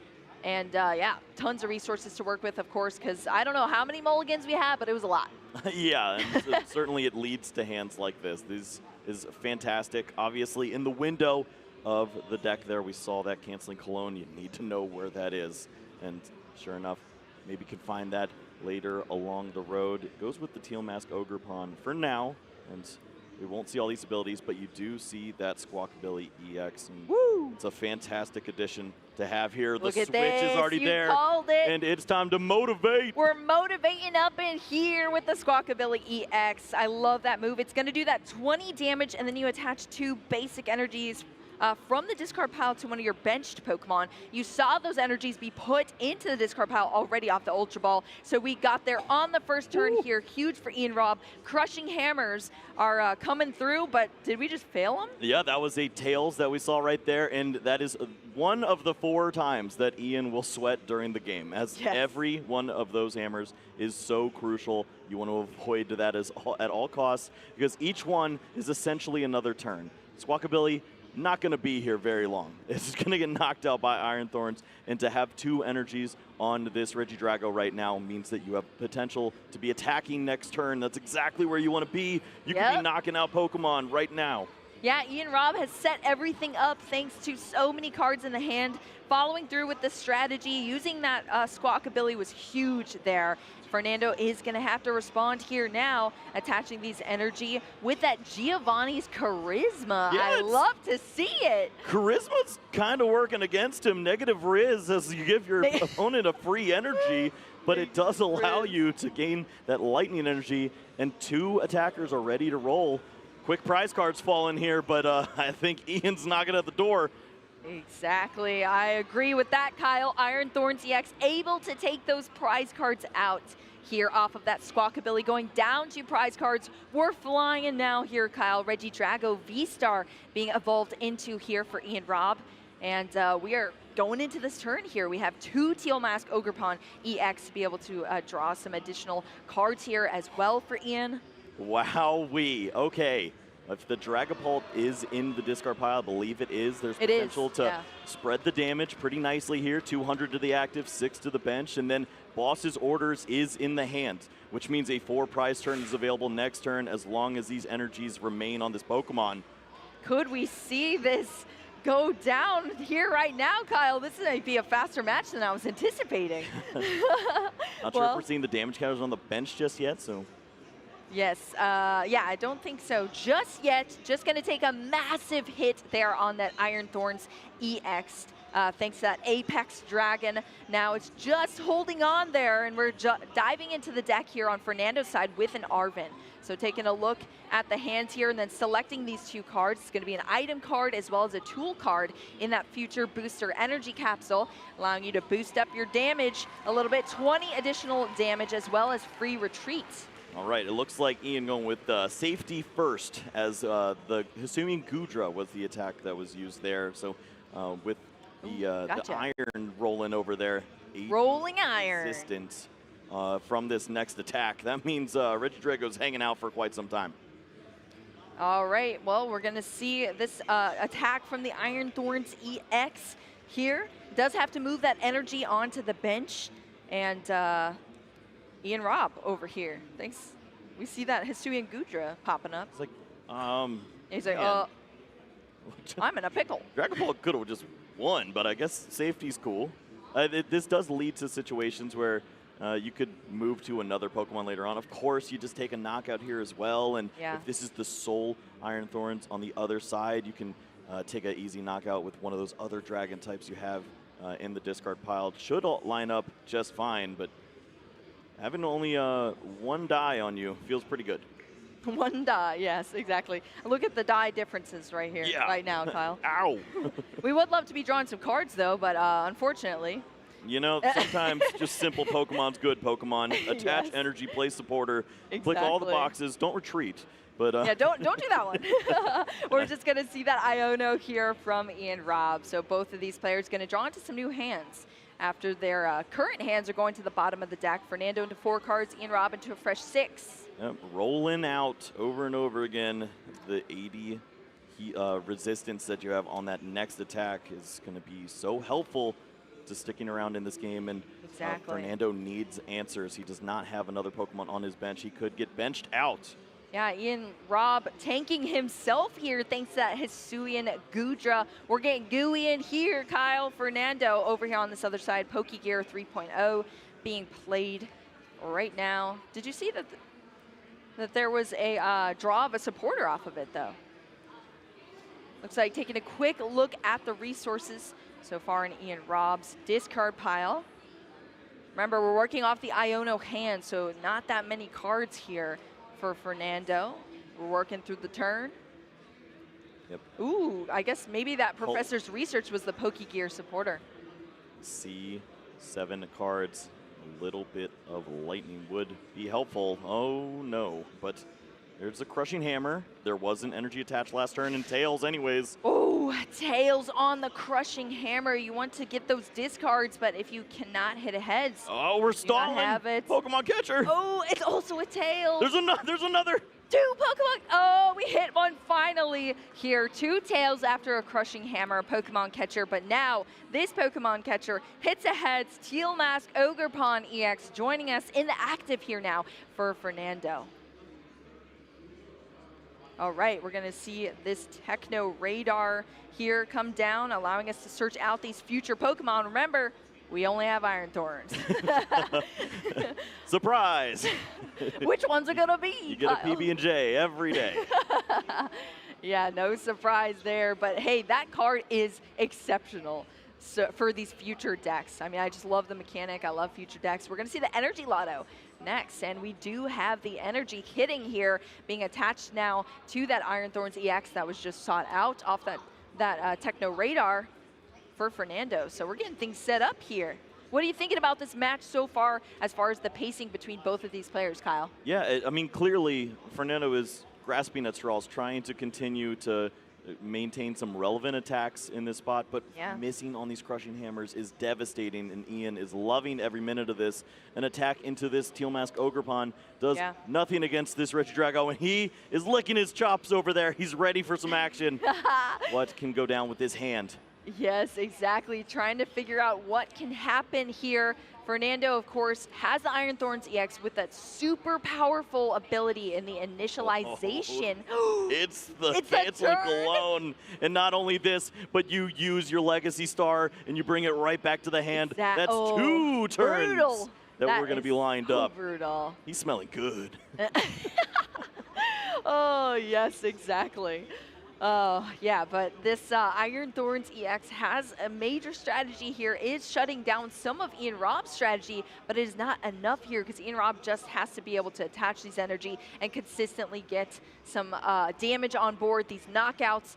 Hey, I guess I can say, Kyle, that at least the prize mapping is pretty easy to figure out. Yeah, 2-2-2. Sign me up for that basic math class. Yes, and you can tell exactly what the game plan is at this point for Ian. Has options like Prime Catcher in the discard pile. Says, nah, I just want some basic energies. That'll do.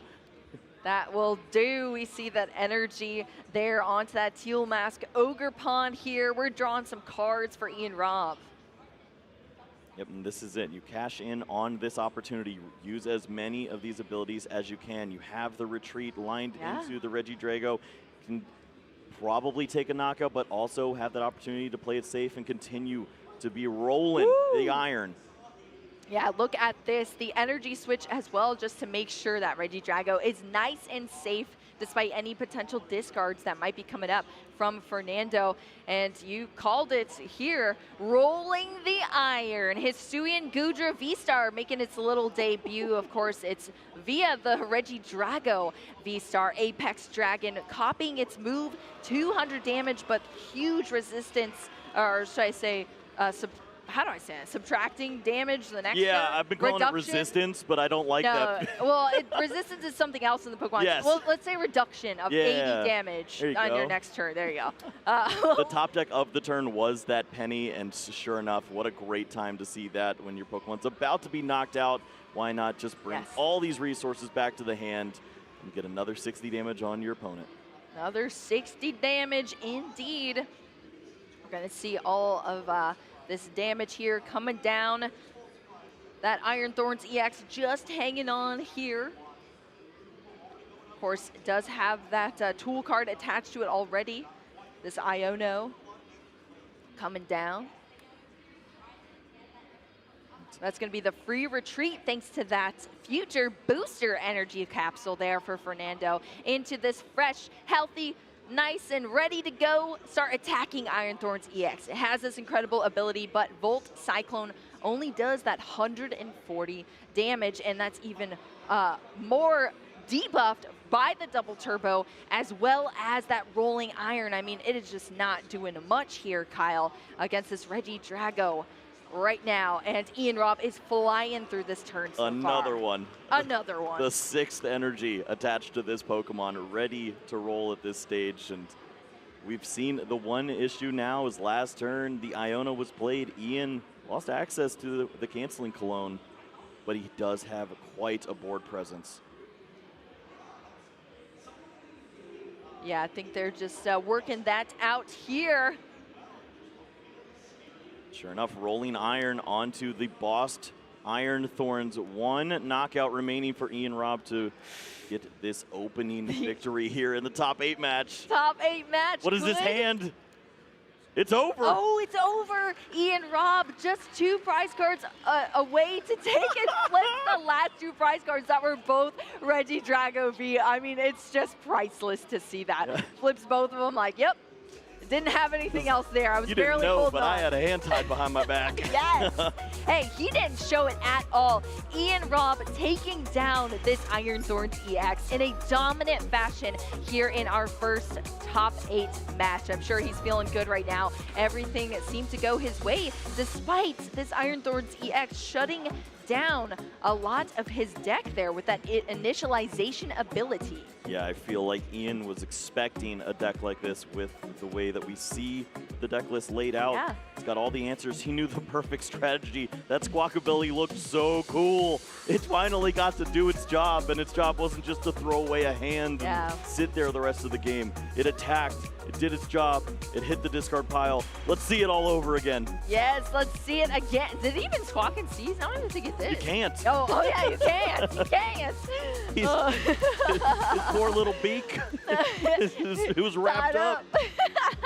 Exactly.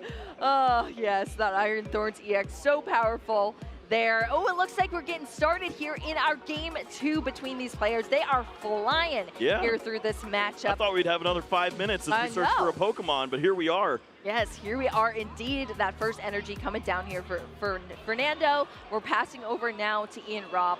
I'm glad that we worked out the mulligans this time. We're starting off with a nest ball here. So I think the strategy that we're going to see from Ian Robb is going to be very similar. Just secure those energies down. Make sure that you have those future turns set up. And like we talked about, 2-2-2, and you're into top 4. Yeah, this is maybe a little different this time around. Finding the one-up switch, the Squawkabilly, the energies in the discard pile, and even some of those additional resources that he had in the discard by way of Dragon-type Pokemon. All of those are really hard to do without the additional mulligans. So that's good true. to see this played a little true. slower, perhaps Celestial Roar. Just start to work your way through. That is very true. There were so many additional cards for so long for Ian Robb in that last game, thanks to those mulligans. These are the prize cards as well for Ian Robb. Dragapult EX in there, one of the Ogerpon. Ooh, and the MVP Squawkabilly. Billy. No. Not the Billy. Squawkabilly EX in the prize cards. It is pretty low there, but you saw how that Motivate was great for the strategy here to start getting those energy out. And it's quite sad seeing that it's not going to be flying around here for Ian Robb. Yeah, it's not the end of the world. This is an attack that you can use in the mid game as well. If your opponent does get off to that great start, use the Crushing Hammers, and maybe Fernando just lines up a board that has no energy on the other side and just continues to attack, attack, attack. You can take that turn off, use Motivate, and maybe mount that comeback. And we saw Ian was able to do that pretty quickly. The only prize cards last game were the Squawkabilly. Exactly. Well, we saw that Celestial Roar off of that Regidrago. Discard top 3 cards, and then if any of them are energies, you can attach them to the Pokemon. Unfortunately, it was not. It was a V-Star, a Teal Mask Ogerpon, and an Earthen Vessel. All very pivotal resources there for Ian Robb. Over on Fernando's side for this next turn, this is our second turn. You can play a supporter here, Colress's Tenacity, Stadium card, and an Energy card. Being available to be sought out of the deck with that card. Pretty cool. Yeah, it's a unique supporter that we see in similar decks like this. Just you need a couple things to get rolling, and any access that you can find to the double turbo, you need to accept that. We've seen Energy Lotto in these decks so that you can search out this energy. It's so vital to have that turn 2 attack and start putting some pressure on. Yes. And Fernando's doing just that. Yeah, pressure indeed. Lost City being played here, and then straight into that Volt Cyclone. Now that we have that double turbo attached, we have all the energy requirement needed, and that damage is going down onto Ian Robb's side, putting a little bit of a timer on him here. We have that damage Regidrago V. We are going to be playing an Ultra Ball here, discarding 2 cards to search out another Pokemon for Ian Robb. But yeah, a little bit of a timer here, lots of damage coming down, and we're going to have to see how he's able to respond.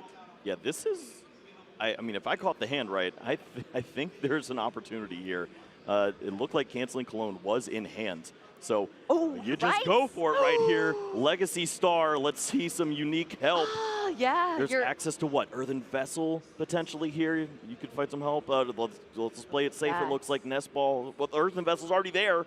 Oh, we're flying. Oh, my goodness. Is it all there? He's got the energy switch. He's got everything. Oh, my gosh. Iron Thorns EX in a dominant 2-0 victory here in our first top 8 match at the World Championships. I cannot believe what just happened. What was that hand? He had it all. As soon as he saw the canceling cologne come down and then the Legacy Star get those 7 cards, I mean, Ian Robb had absolutely everything needed there to He grabbed the card to throw away with Earthen Vessel. That's how cracked that hand was. Congratulations, young man. You're moving on to the top 4. Nice and quick here. Quick business for Ian Robb. And I'm sure that's really nice to see for him because we saw something very similar last season at NAIC. It was against him, though. There was a very, very fast matchup that happened, and it made him 2nd place at NAIC. But now the tables have turned, Ian Robb. Karma is in your favor. You're taking down that Iron Thorns EX, and you're in our top 4 now. Huge congratulations. Yeah, this is what happens with Iron Thorns. You play a deck that is volatile. It doesn't always find additional Pokemon. Sometimes it doesn't even find the first Pokemon. But we got there, we saw one, and there was a moment. And sure enough, Canceling Cologne unlocks so many great opportunities. This is definitely going to be one that we remember for quite some time. I think so too, Kyle. Canceling Cologne, the MVP card there, shutting down that Iron Thorns EX ability in the initialization, unlocking yours and unlocking all of those strategies for Regidrago. And then you see how explosive that deck can really be. I mean, there was just one future Pokemon in the way of all of that happening. And once he had that Canceling Cologne, threw it down, he was able to pop off there and take a win, and that was a 2-0 as well against Iron Thorns. That means Iron Thorns is no longer Kyle. Bye. No, of course. See ya. Huge commiserations and congratulations to Fernando. It was an excellent run, 8-0 at this event. The World Championships continues through in the next day and is able to lock up a top 8 here. It's a fantastic performance, and I'm sure he's going to be looking to build on that. But I mean, this is Ian Robb's moment. What a way to close out and move into the top 4. He's got some great talent waiting for him on the other side, though. I'm sure we're excited to see how those games go. But ours probably finished first out of everyone. Let's be real. That too, Kyle. I was thinking that too. That was very quick here on the stage. Quick action. It was super fun to watch still, though. And like you said, Fernando still has a lot. I mean, we have prizes going down to our top 32 as well. Like, so much cool stuff. There's playmats, there's promo cards, there's a bunch of other cool stuff. I think there's like a keychain or something, which is so Sign me cool. up. You know why I'm here. Where's that keychain? I mean, you get so much swag here if you perform that well at the World Championships. And to take a different archetype into our World Championships as well, succeed with it, I'm really curious to see if Fernando was expecting to do so well with Iron Thorns. I'm sure hoping to go all the way, but is going to end up here right now, but still representing Latin America, making it into our top 8. Huge feat here for Fernando. Huge congratulations. Yeah, and I mean, he's if he was played against any other Regidrago, it's not guaranteed that you see that Canceling Cologne tech in the list. It's not always an inclusion. Any of those, it's a totally different game. You need that pop-off turn. Yeah, Squawkabilly was a pretty cool opener, but that's rare. It's like one switch in the deck, and maybe you do it with a Prime Catcher, but this doesn't happen on turn 1. He was able to do that and follow it up with a turn 2 win in game 2.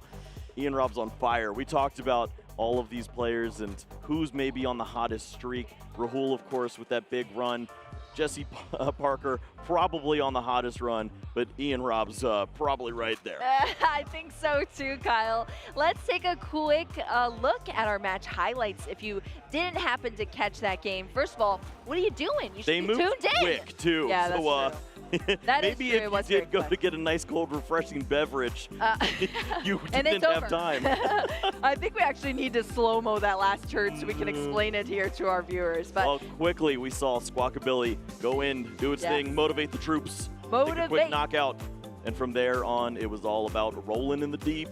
We saw over and over again just playing a defensive strategy, taking his time. Ian accumulating 6 pips over and over and over again. But it's enough, and you get all the way down to 2 prize cards remaining which are both Reggie Drago, by the way.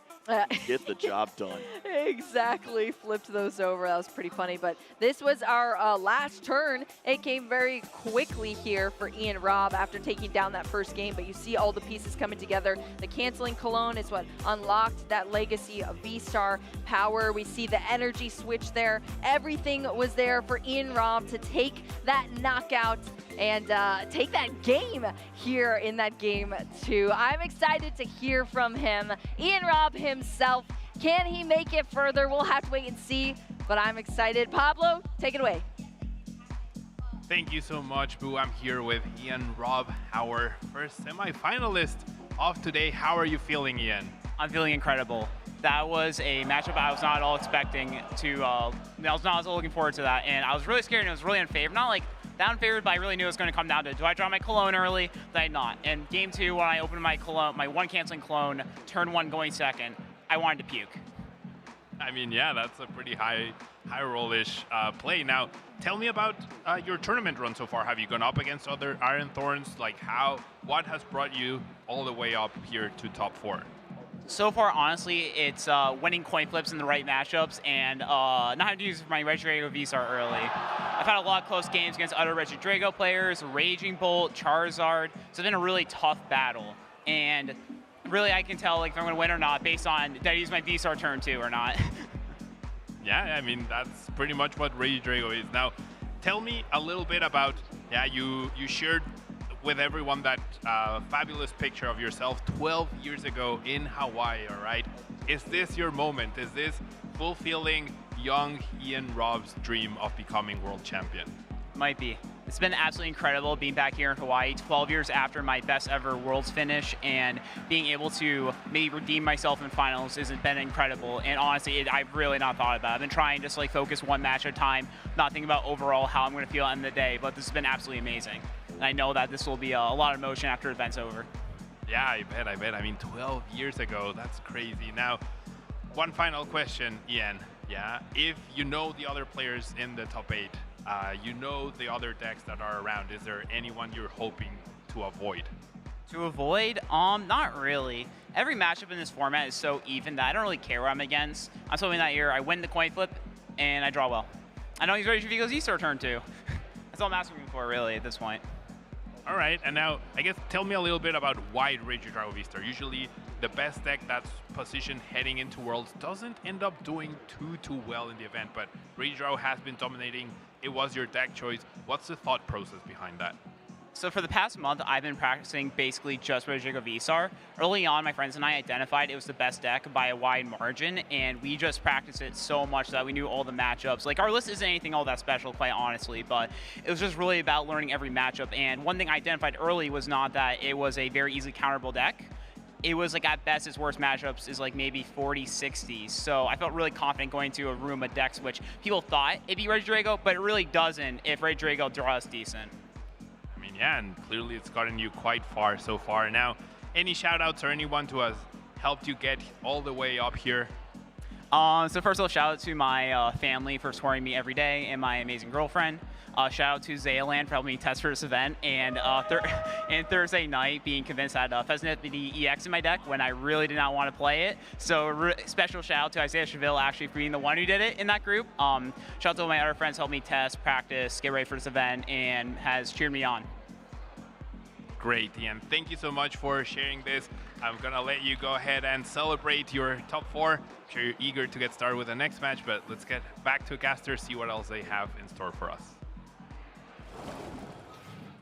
Thank you so much for that wonderful interview. I mean, how humbling is it 12 years ago as a senior, making it all the way to second place, but now here potentially having the opportunity to do it again and get that redemption. I can't imagine how Ian Robb is feeling now. And he said he's just trying to take it one game at a time here so far. And I guess if that ends up happening, maybe then all those emotions are going to flood into him and it's going to be overwhelming. I think if you win this game, that's when you really start to struggle because you got to sleep on it. and you know you've been here before. And it's just writing itself, Boo. This could be an incredible closeout to our event. There's also so many other storylines we're following here. Yep. The undefeated Jesse Parker, can he get it done?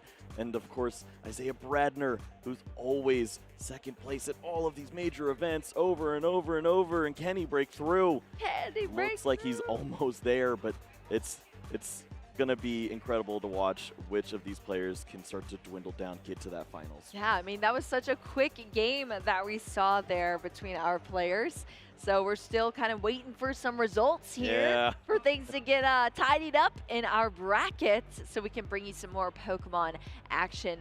But I think we have some fun to have too, Kyle. Okay, sign me up.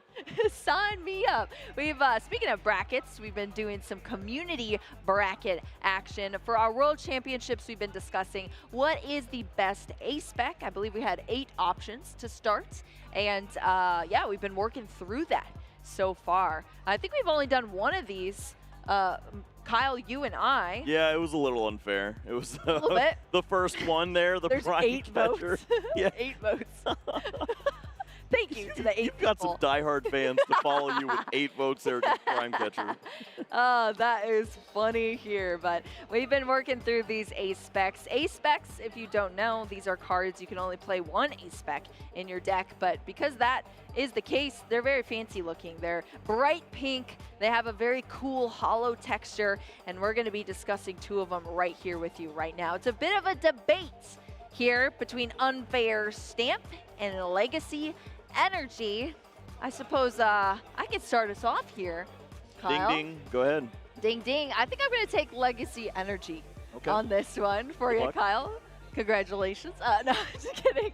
Legacy Energy. So this is a card that you can attach to your Pokemon. It's not just a rainbow energy, Kyle. It counts as any energy here, but if your Pokemon is knocked out, your opponent also takes 1 less prize card. I mean, I've seen this thing thrown onto an Iron Hands. It takes a 2 prize card turn, and then you're a 1 prize card Pokemon as well. That's insane. It's absolutely bananas, and it's an energy card as well. Fits into so many different decks. It adds that extra energy. It allows you... Nope. Nah, not doing it. Not here. It's time to get unfair. 30 seconds. We're going to be so unfair. Okay, Boo? This is one of the most broken cards that's ever been released in the TCG. Yeah, there's some other cards that can put an energy on the field. There's like 8 ways to counter you. I can get rid of that card so easily. I can throw down a temple. I'm chilling. This card destroys games. You get 2 cards as the opponent. I get 5. I've already played a supporter. I'm going to keep rolling. I can keep drawing, and there's no way you're going to run back this matchup. You've got 2 cards to try to figure it out for the rest of the game. And if I found my temple, I just locked you out and beat you in like 3 different ways. You're done. No. Come on, there's so many support Pokemon. You can get out of it, all right? We got Pheasantipity now. It's carrying some weight here. Let's ask Rahul how Legacy Energy feels right now. Listen, that's unfair. That's unfair. Yeah, it is unfair. I'm going to stamp it right here. Oh, that was fun here. I do love Legacy Energy, though. It unlocks a lot for some cool decks, variation of attackers. I don't think Lugia exists without that card. Yeah, exactly. That's so true. It does need to be there. And it gives it that opportunity to compete with the smaller decks that we've seen and beat up on some of those Ralts, those Charmanders, whatever you need. But Unfair Stamp is just crap. It is. I keep calling it Reset Stamp, and I'm like, the Reset Stamp doesn't even go close to what this card does. I thought Reset Stamp was great. This is unbelievable. I mean, how often you just give your opponent the 2 worst cards in their deck, and there's like, no recovery. Man. Aw. I mean, when you have a card that comes out and people are automatically like, this needs to be banned, it's a pretty good card. Besides I'm the not Iron lying. Hands, I don't believe those guys. Yeah, that's true. But yes, Unfair Stamp and Legacy Energy, both fantastic A-Specs. There's a lot of A-Specs now that we have. We've had a couple of sets release some new ones. Do you have a favorite yourself, Kyle? You can't say Unfair Stamp, come on. I mean, I like Prime Catcher. I think that's the next one coming up. Yeah, I mean, It really just depends. Like, if I was going to go off of which one is nearest and dearest to my heart, it's the Scoop Up Cyclone. I had a lot of fun with the first iteration of that card. Yeah. It wasn't ever really like the best A-Spec back then, but it was really fun. We haven't seen anything close to the Life Dew other than Legacy Energy, but I just don't like the fact that it gets countered by all the special energy denial that's in the format. So it's almost there, but it's not Life Dew. Yeah, almost, Kyle, almost. Well, you'll have to vote on which you think is the better A-Spec between Unfair Stamp or Legacy Energy, and it's going to be moving up in our bracket there. But speaking of moving up, who is moving up as far as our caster predictions go, don't Kyle? do this. Please stop. I may have potentially lost the A-Spec battle, but I think I won against you, at least, in the caster prediction. Anyone who likes evolving, shield your eyes. Shield your eyes. It's all over for us. Yes, absolutely. I love how my 2 picks were just featured in the last matchup in our top 8, baby. Yeah, that worked out fairly well. I'd say Shea fans in shambles. That's looking pretty rough. I'm nowhere close to the top 8. Neutralization zone, what a pick. It was on stream, so we'll give him 2 points for that in this game where all the points don't matter. Oh my goodness. Pablo flexing with the Regidrago there. Charizard 10th place, so yeah. Close. That's 0.3.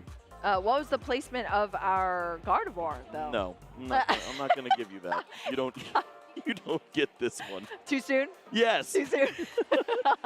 You know, Can we talk about Chip Snorlax real quick? I was about to say, Chip, I feel like going with the Snorlax here, maybe choosing to be the enemy, but also that Pheasantipity that we have seen all over the place in so many decks here. That is a fantastic pick. Yeah. But it's kind of a cop-out It as is. well because it is that supporter Pokemon. Coming from you who chose Teal Mask Ogerpon. Yeah. Hey, that attacks. Get out of here. That attacks. I mean, yeah, but also it's in like 5 decks. Yeah, that's so true. It's like getting the I'll give you coverage that. of Iono. I will Good for you. I will give you that one, Kyle. I think, honestly, Ross is winning. Ross is crushing it. The Miraidon is very undefeated. That's The very Kyurem is featured in so many of these Regidrago decks. Yeah. How did Ross win? Okay, Who let this happen? Honestly, though, Ross literally always picks Miraidon every single time. Well, Like, I think Ross was having Miraidon no matter what. I mean, Jesse's like, I got you. Jesse, the plot armor Here's a here. sandwich. Hop on. I'll take you to freedom. Oh my goodness. Well, Kyle up there as well with the Iron Hands and the Lugia V-Star. Pretty solid picks. We can give him the Iron Hands. That's in the Miraidon. And Yep. Lugia, 9th place, as we've learned with Rahul with the quick 0-2 departure. Yeah, oh yeah. Unfortunate to see, especially coming off that high on the stage. Looking so happy, but I mean, that's a huge accomplishment in itself.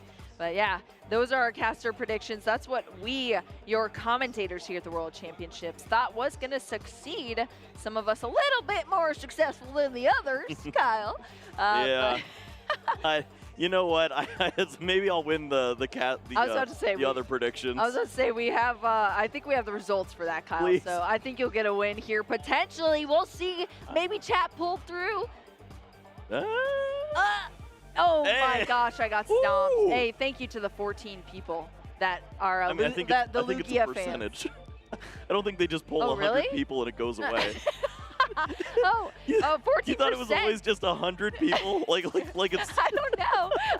Someone said that to me, Kyle. I mean, maybe. Like 14. I just figured it was a percentage of chat. That actually makes a lot more sense. All right, let's do a new poll. Do you guys think that it's the percentage of chat or just 100 people and then we stop it? Do we have more than 100 viewers in our chat right now? I hope so. Thank you, 14% Lugia fans right there. Sorry about the news. Hey, Kyle, you taking that win? I'll give it to you. I needed this. Yep, thank you. I absolutely. We do have word. It is a percentage. Thank you, production, for letting me know that. And I think I said it before, and nobody corrected me. You and your 8 friends in that first one, you were just having a great time. Oh, 8 people. They're my buddies. There you go. Oh, man. Okay. I have news.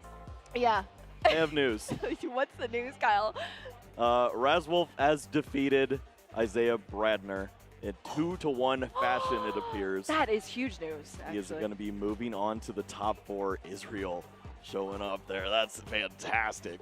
My goodness. Well, we're laughing over here, but there is still a very intense competition going on. We're in our day 2. We took you through our first top 8 match, but there's still a lot to go. And we're going to have that action coming up very soon. Thank you all so much for hanging around. This is not the last time you're going to see us. We'll see you in the top 4 here at the end of our day 2. But until then, stay tuned. We're going to have some great matches.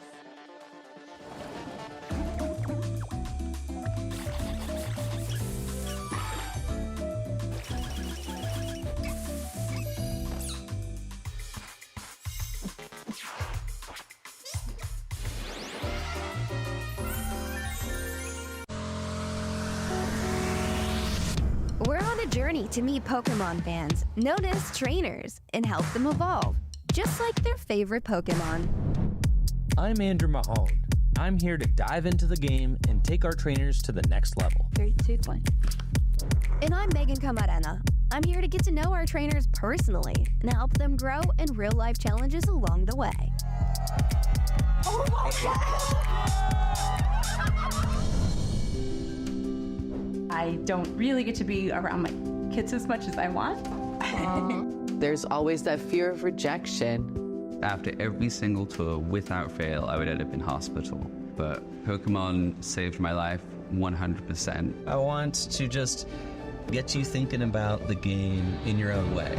Yeah, and don't be afraid to trust your gut. EV VMAX. Whoa! I feel ready. Let's go. Good luck. You're gonna need it. I love you, but it's time to attack. And I'm gonna hit you with a G-Max petal. All right. I think I'm destroying you.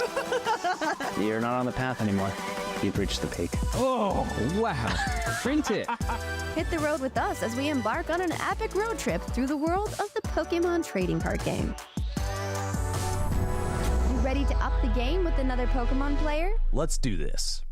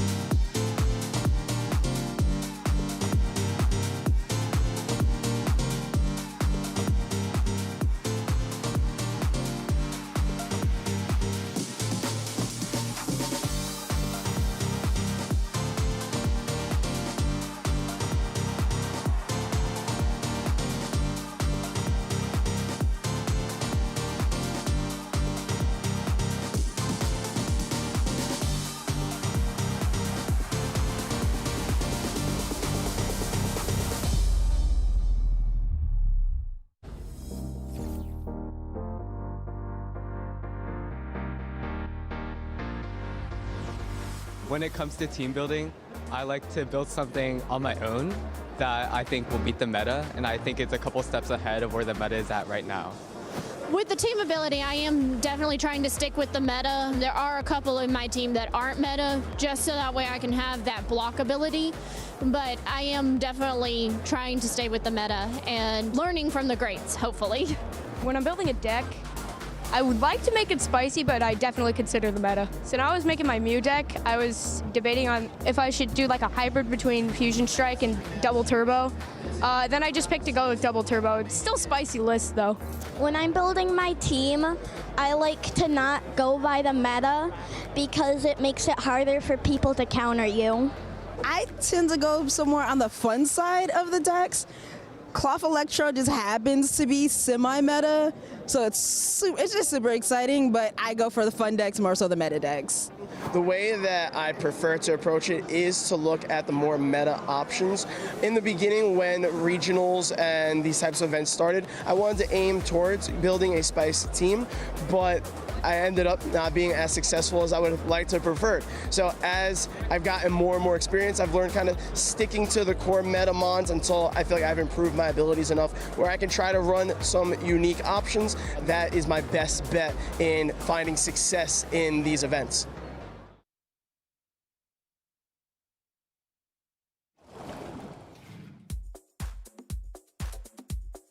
Welcome back, ladies and gentlemen. We are rolling along with top 8 here in Honolulu, Hawaii at the Pokemon Trading Card Game World Championships. A couple of the top 8 games have already concluded, but I'm Ross Gilbert and I'm here with my good friend, the lovely Shay Burton, to take you through another lovely top 8 game. Shay, it's coming down to it. How hyped are you right now? Immeasurable amounts of hype. Oh my goodness. I know we said in the lounge earlier before the top cut, I have quite a few friends, funnily enough, in this top cut, and just seeing them, you know, navigating their way through these games is just building up my levels of excitement. I hope I can do my best to channel this excitement and transfer it over to you at home. Quite honestly, Ross, I just can't wait to get these gameplays started and see who's going to be our next world champion. We're not too far away from seeing who that's going to be.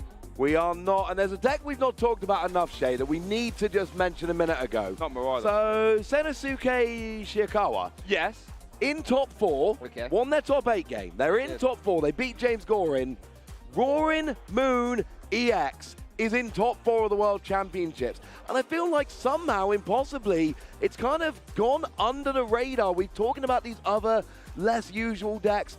I don't know how, but Roaring Moon has flown in all the way to top 8, and we barely even mentioned it. Yeah, it's interesting. It's one of them, when I first heard about it, I thought, that's a bit of a surprise. But then I sort of started thinking, I sort of alluded to this in the lounge earlier, about how a lot of decks are doing well here. They're targeting the Teal Mask Ogerpon decks, right? So Iron Thorn's targeting that, Raging Bolt targets that as well. And you could make the argument that Roaring Moon EX is a similar thing. It's a basic Pokemon that has no problems with that Calamity Storm reaching that sort of 210 HP kind of range with damage, right? And against anything else, you know, auto KO with Frenzy Gouging, never a bad thing. And now it has, you know, tools like the Pheasantipity as well to flip the script, draw cards, all basic deck. I think it sort of falls into that sort of aggressive tempo kind of deck. We have cards like Dark Patch as well. So yeah, it might look a bit surprising, but when I actually sat down and thought about it, I thought, that makes a lot of sense. Yeah, why don't we take a look at all of the top 8 decks of all of the players now that top 8, of course, was set with Michael Davison getting into that top 8, knocking out Throw already here. So we have got Miraidon with Jesse Parker. I was right, it is 4 Regidrago in the end. Ian Robb, Isaiah Bradner, Raz Wolp and Michael Davidson. And then we've got 1 Roaring Moon, 1 Raging Bolt, 1 Iron Thorn. So really, I kind of want to switch Senosuke and Isaiah around just to make it nice and symmetrical. But we've got ourselves half of the top cup, Regidrago, half of the top cup, other stuff. Not really the other stuff we were expecting. Where's Charizard? Where's Gardevoir? Yeah, I would make the argument that this top cut is essentially Regidrago versus Regidrago counter decks, in my opinion, right? Well, I sort of talked about how Roaring Moon can fit that sort of Regidrago targeting deck. We know how Iron Thorns does it, and we know how Raging Bolt does it, and Miraidon all looking to target Regidrago. So it's going to be a bit of a battle of the titans. Who will win, the Regidrago or the Regidrago counters?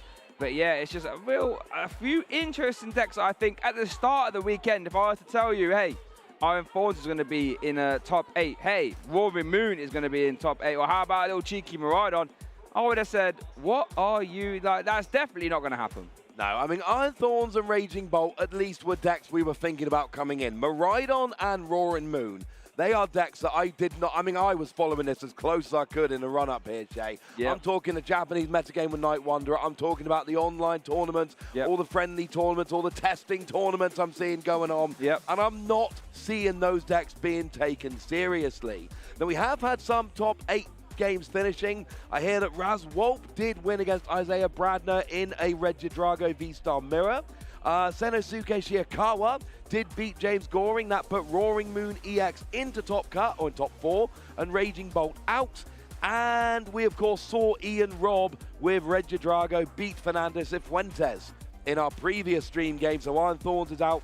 We've still got 2 Regidrago in top 4. It could be 3 by the time we finish this game.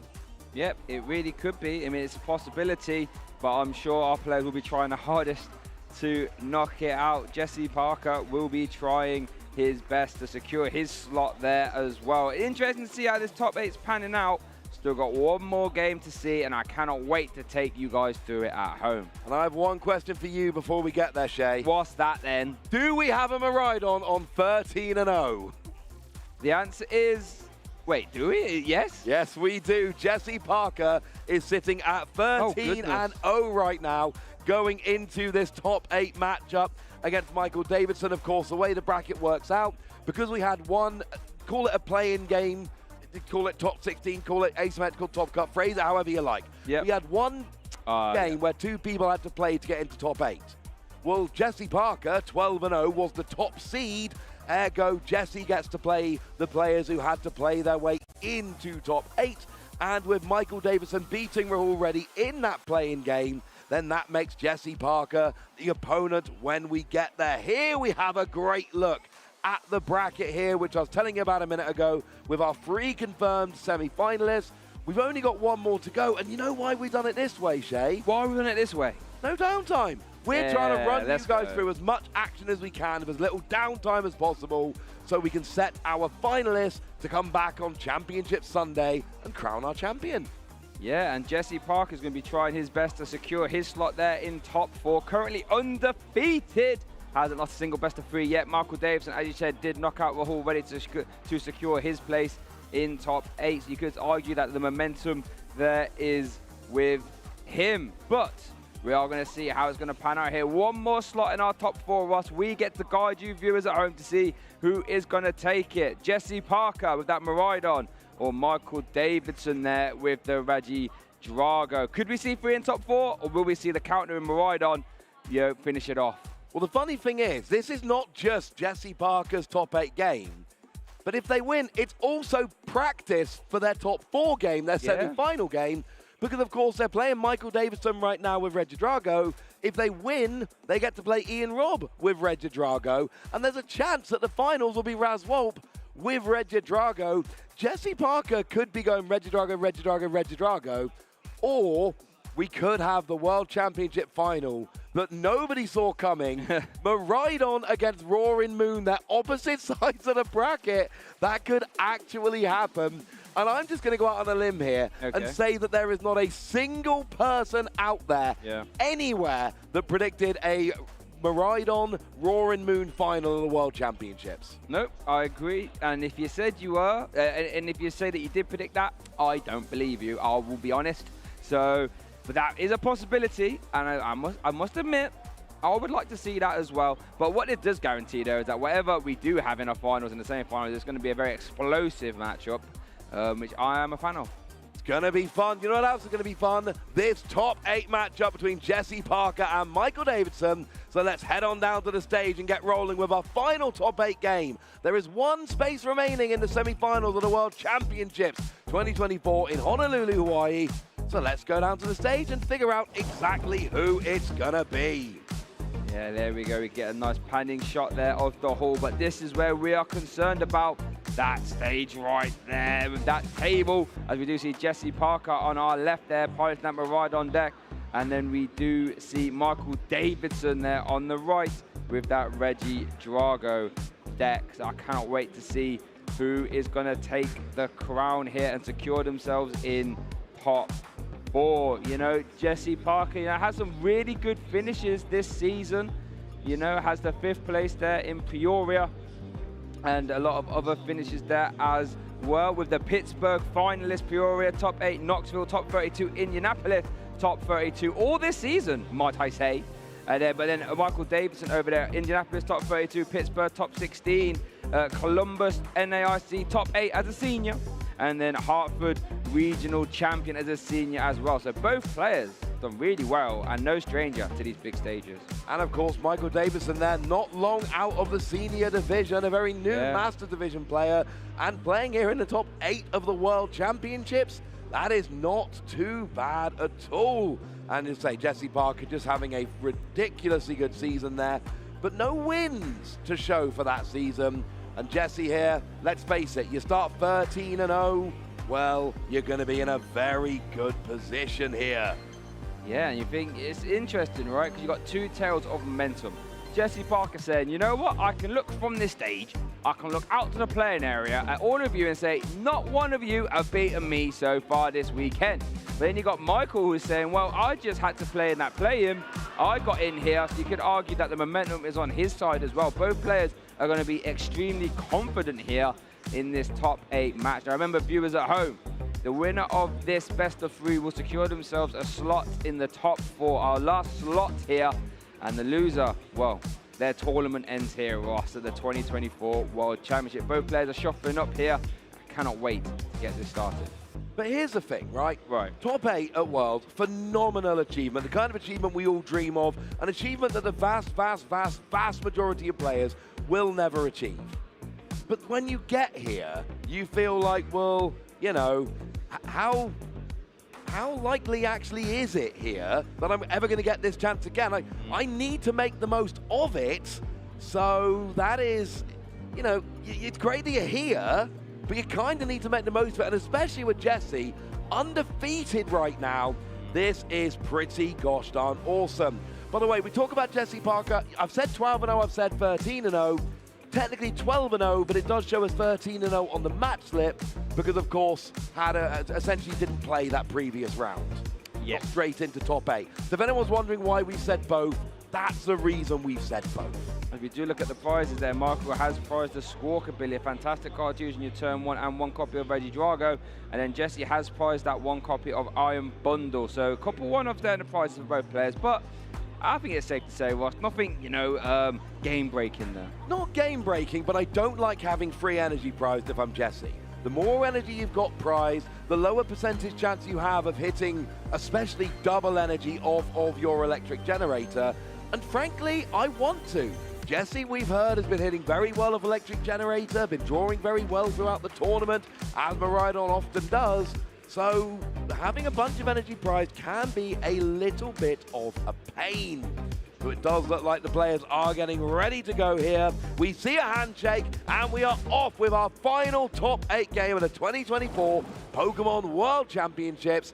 And it looks like we see Michael going first here, and we know that Miraidon can have some fun going second. It really, really can, but Regidrago needs to go first, and Michael is going to kick us off here in our top 8B feature match. Has led his Mew EX, that restart ability and a genome hacking attack. Jesse Parker has led Miraidon EX with that tandem unit ability and that photon blaster attack. Michael Davison is currently concluding that nest what's being played. They're going to allow him to grab a basic Pokemon, in this case Regidrago, and pop it straight on the bench. Yeah, Regidrago, of course, you need that nice and early. And you said about Regidrago going first, you're right. It's not a basic deck. It's an evolution deck. You need to get your Regidrago V and evolve it into Regidrago V Star in order to actually make it work. So turn 1, you don't have a good turn 1 if you're Michael. That's something that Jesse is going to be looking to really try and take advantage of. Let's make sure that I can get a very good start. I want to get ahead on prizes before you've even got rolling here. So turn 1 for Jesse, going to be very important. Michael here, playing an Ultra Ball, just trying to essentially set up. You've got 2 Regidrago V here already. That's a pretty gosh darn good start. And Mew in the active, hey, nice bit of rebooting. Yeah, restarting, sorry. Get some extra cards, why not? Yeah, and it's got a free retreat cost as well. But worth noting though, all these Pokemon that Michael has put down, there are 2 prize Pokemon obviously. And they all have under 220 hit points. So that means Photon Blaster is currently very live here for Jesse, as I'm sure he knows that taking these 2 prize cards earlier, as early as your first turn of the game, might I say, could really put the pressure on in this top 8 feature match. Yeah, and Jesse has been feasting on Regidrago a little bit throughout this tournament, and this is one of the reasons why it ends up being possible. Because you go, well, you basically get the first attack against Regidrago. If you go first, they have a turn where they're not really rolling, and then you get the first attack. If they go first, you go second, and you get the first attack. Either way, if you can have a good turn one, it can work. And Michael puts that Regidrago in the active, knowing that a good turn from Jesse here will leave it in the discard pile, and Jesse up by 2 prizes. So it looks like Jesse is going to have his first turn here, going to activate that tandem unit ability, one of the best abilities in the game, letting you search your deck for 2 basic lightning Pokemon and pop them straight onto your bench. Looks like Jesse is going to do a little bit of a prize card check here, going to work out what is available to him. And yeah, we'll just play a copy of Blood Moon Ursaluna, worth keeping an eye on that. But nothing, as we said, the prizes there were just on the left, nothing too impactful. No, but I'm looking at Jesse here, right? Okay. And I'm seeing that we've got a bunch of energy in the prizes, which is not ideal. 3 in the prizes, right? Yes. And I'm also looking, and I'm seeing, I think there were 4 energy in hand. Yeah, there was quite. 7 out of 16 energy which aren't in the deck. You know what that means? That means that actually when you play those electric generator, you know, you're expecting to have 13, 14 energy in the deck. You've got 9. That is lowering the odds quite a lot here. So, yeah, there's 7 energy unavailable in the deck right now for Jesse. That is going to hurt, and we're going to see an Arven. Yep. Traditionally, you go for electric generator here, but the odds are against you a little bit. The odds are, that is a fantastic point, actually, as we are going to see that tandem unit concluding. You're going to grab the Raikou and the Miraidon as well. But we do see this Arven being played. Now, you're right, we could be seeing an electric generator being grabbed here just to try and keep up the tempo. We do see a Prime Catcher in Jesse's hand there, worth noting. And we do see the Forest Seal Stone currently in the hand here as well. So let's see what Jesse does target here. It looks like we are going to be riding the electric generator train still, though, with that rescue board. That will give the Pokemon attached to 1 less retreat cost. Worth noting, Miraidon does have a 1 retreat cost, so that will retreat for free if there's a rescue board attached. But I tell you what, though, if this electric generator hits 2, you just attach 1 for turn, you attach the rescue board, retreat, and boom, that's going to be 2 prize cards for Jesse straight away. It is, and the day I see a Miraidon player play a turn 1 Arven and not get an electric generator, I mean, I don't even want to think about that. It is unconscionable. That's what you do with Miraidon. Oh, and here we go, Ross. The electric generator is going to be played. 2 energy. There we go. Cross to the hands. Oh, just the 1. Honestly, I see. There's so much energy not in the deck. I don't think 1's a bad result here. It's not. It's not. Getting 2 with 9 energy in the deck would honestly be, that is well above odds. Getting 1 is a decent shout. Now, we do see the Forest Seal Stone in the hand. So if Jesse really wants to, could attach the Forest Seal Stone to search for another one, but it looks like he's going to attach to the Raikou there. So that means that the turn 1 Photon Blaster probably isn't going to happen now. Yeah, and you saw the decision there from Jesse, just thinking, where do I put this energy? Raikou is a 2 energy attacker. That is why you put it on there, so you can attach and you've got the attack rolling. Miraidon takes a 3rd energy, and you could Forest Seal Stone for an electric generator, but Jesse's seen that there's energy prized. They've been able to search the deck. They know there's energy in hand. They know they're pushing their luck a little bit here, so has to go a slower route, and this is not what Jesse's looking for. With this matchup for Jesse, the deal is very simple. Turn 1 KO on Regidrago V, because the V-Star has too much HP. It's got 280. You don't want to deal with it. No. The good news is you can hit with your Raikou here and then finish off next turn, but that gives Michael the opportunity to knock out your Raikou, and then they're ahead 2 prizes. So it looks like we saw the Star Alchemy being used, going to grab the Squawkabilly. Prime Catcher into the Mew.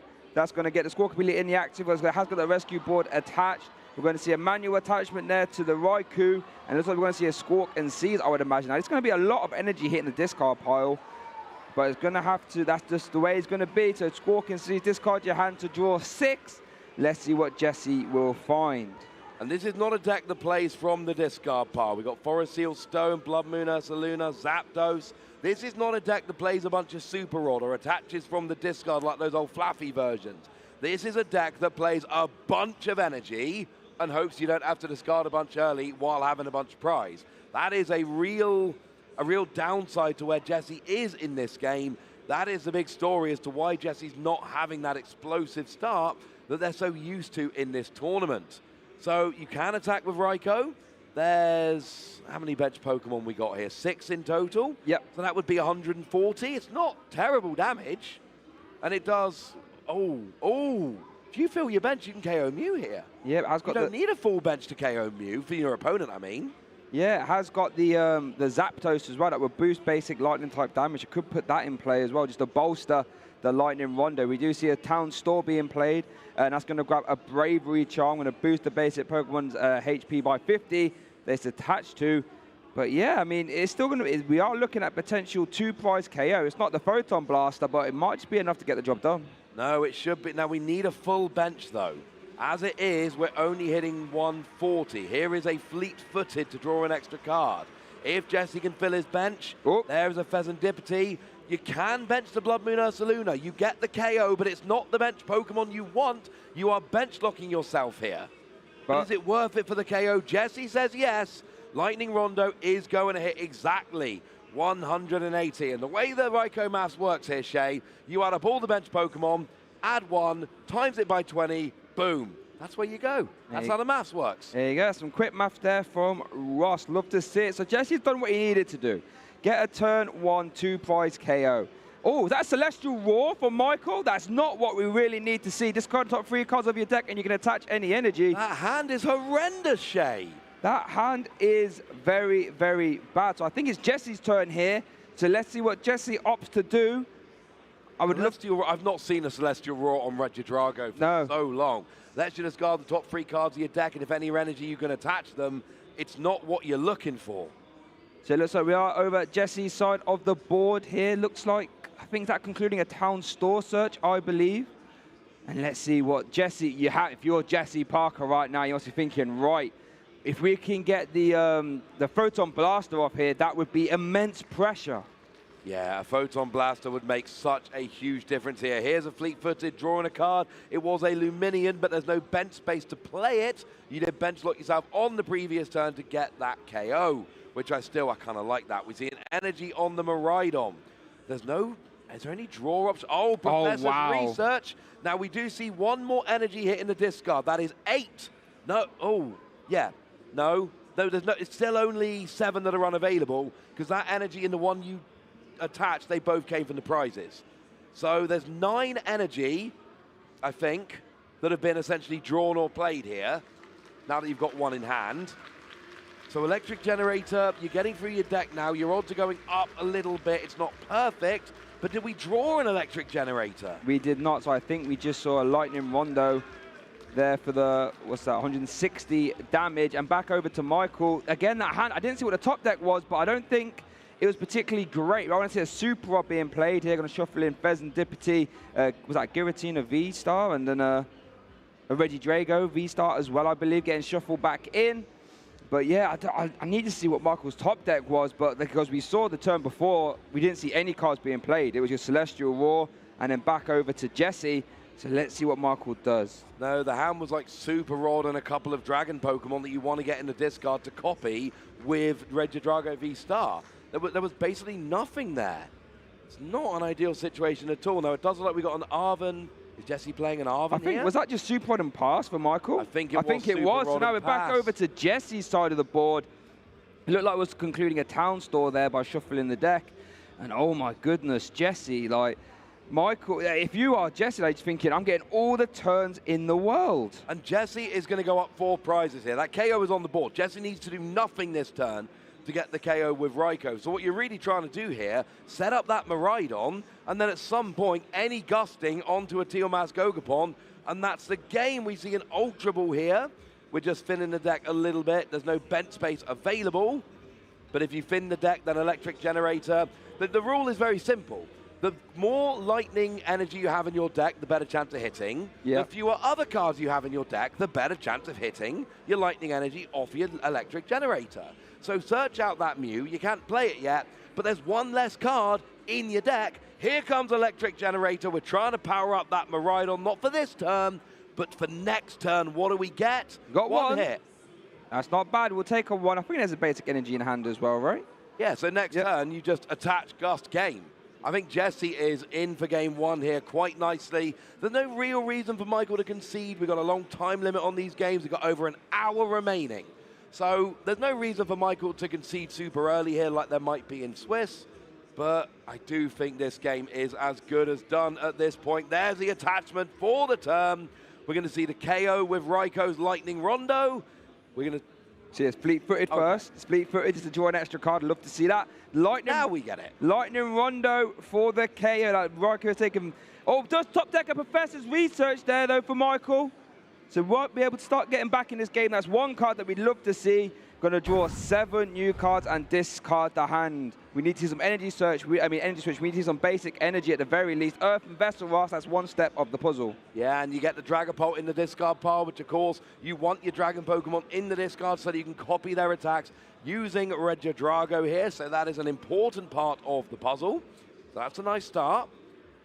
And you're going to get yourself some basic energy with the Earthen Vessel as well, which is lovely. And then you can, the problem is you've got no energy on the board. So you need an attachment, and then you need your energy on a Teal Mask, then a second Teal Mask, attached to that, double energy switch, V-Star, and then you can only be down by 2 prizes. Yep. I mean, that is the line. That is the line. It's asking for a lot, but that is what Michael will need to start piecing together if he wants to try and stay in this game. We do see Teal Mask activation there, Teal Dance, I should say, after concluding both those Earthen Vessels. We do see energy switch in hand. There's a concession there for Michael. Jesse Parker's currently 1 game up here in our Masters Top 8B feature match. Michael wasn't really able to get in the game, but Jesse capitalized and is currently 1 game away from being in top 4. And there's going to be a huge sigh of relief from Jesse there. Jesse's deck did not do what it was supposed to do that game. We had 4 energy in the opening hand, 3 energy prize. That locked Jesse out of almost half his energy, basically, from being able to be hit with Electric Generator. We saw the Lightning Rondo from your Raikou early, which was not ideal, but at least you got it onto a Mew. Getting it onto the Mew was a very big deal, being able to get that KO. And then Jesse had a bit of a slow game, a bit of an awkward game, but when your opponent's doing nothing, that is absolutely enough. And that's the thing. If I'm Michael, I'm thinking, hang on a second, my opponent did not have a great game there. I just had an even worse game. So let's head over to the replay here, remind ourselves how it happened, and here was the big turn 1 Lightning Rondo. Yeah, super impactful for Jess. Like you said, didn't really have the best of resources available, but knew that his route to victory would be taking a 2-prize turn 1 KO, and had to go about it a sort of long-winded way, but it got there nonetheless. And that Raikou was just saying, well, if you're not going to do anything, Michael, I'm just going to Lightning Rondo again, Lightning Rondo again. And then that was pretty much all she wrote. Michael did have 1 turn to try and piece together a comeback, but unfortunately wasn't able to, and just, well, that was all she wrote. Picked all the cards up, just have a nice, quick game 1 then. Jesse, big sigh of relief. And make no mistake about it, even though Michael didn't really piece together a lot, like you said, Jesse didn't have the greatest of resources to work with, but still had to close the door there on that game 1 and did exactly that. Yeah, did a good job there, doing what you needed to do. And both players are going to be, and that's the thing, you know, Jesse had a pretty convincing game 1 victory.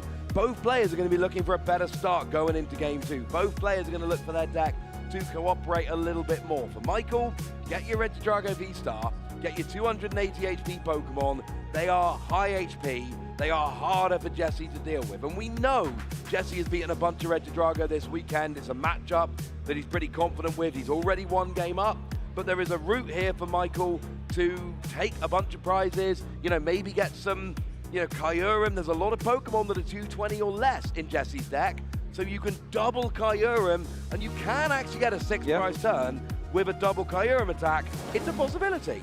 It is a possibility here, and it looks like Michael will let Jesse go first. Worth noting, Michael's prize cards, 2 copies of Ogerpon EX, Teal Mask Ogerpon EX, but that Prime Catcher as well currently in the prizes. For Jesse, again, those basic energy center want no part of this, and they're currently in the prize cards, as well as 1 copy of Rescue Board, which is his only copy, actually. So we saw that being utilized in game 1. That's currently not an option for Jesse. And Greninja is in the active. It is not a Pokemon you want in the active. Not being able to retreat is going to be a pain. There are some Switch Cart in the deck, though. For Michael, he only plays 3 Teal Mask Ogerpon. And you really want 2 on the board, so you can Teal Dance, double energy switch, get your Regidrago going in a single turn. That is going to be a little bit awkward for Michael, because he's only going to be able to get 2 energy on the board per turn. That is not enough to power up a Regidrago. It means every turn's energy attachment is going to be a little more important. Yep, those energy attachments are going to be crucial, as it looks like Jesse here is concluding in quite serious an Ultra Ball by the looks of it. Going to grab that Miraidon EX, and also going to activate that Tandem unit. to grab 2 lightning types and pop them on the bench. I'm going to do a little prize card search as well.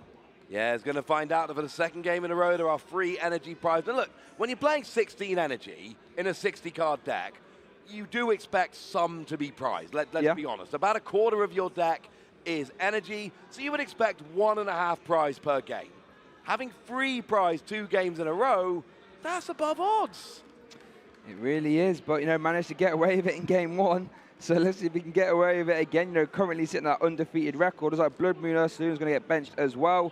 As a Squawkabilly, we're going to see those Squawk and Seas here. We are.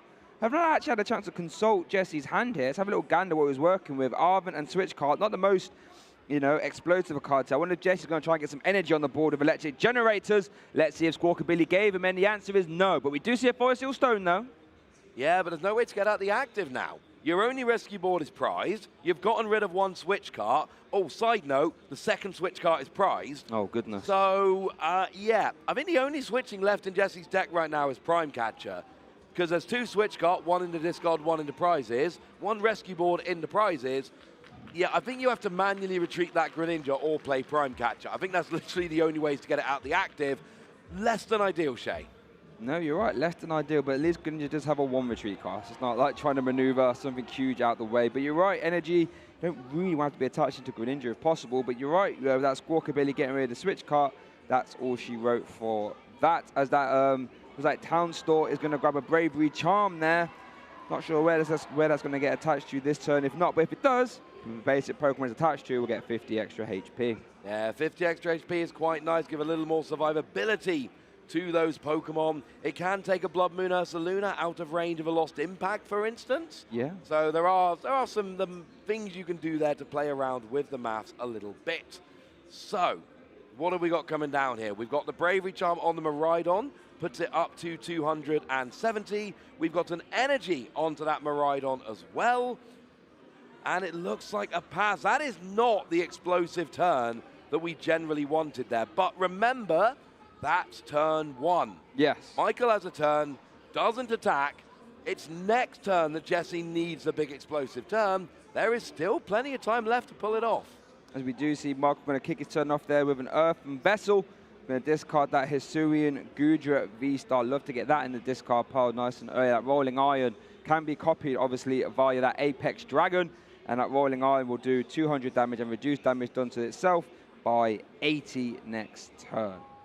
Yeah, that's always going to be fun. Give yourself that extra survivability. 280 damage is not really what Miraidon loves hitting. 220, that's the magic number. That's what Miraidon's really going for. That's what you get with your Raikou. That's what you get with Miraidon. Zapdos puts it up to 230. Getting up to 280, yeah, that's a little bit more of an ask. So you're trying to avoid the Regidrago V-Star as much as possible. It's why these early KOs become so important. And then you gust around a little bit, maybe take out 1 V-Star, and that's your route to victory. There's your prize map. So it looks like we're going to see an Ultra Ball going to grab the Squawkabilly.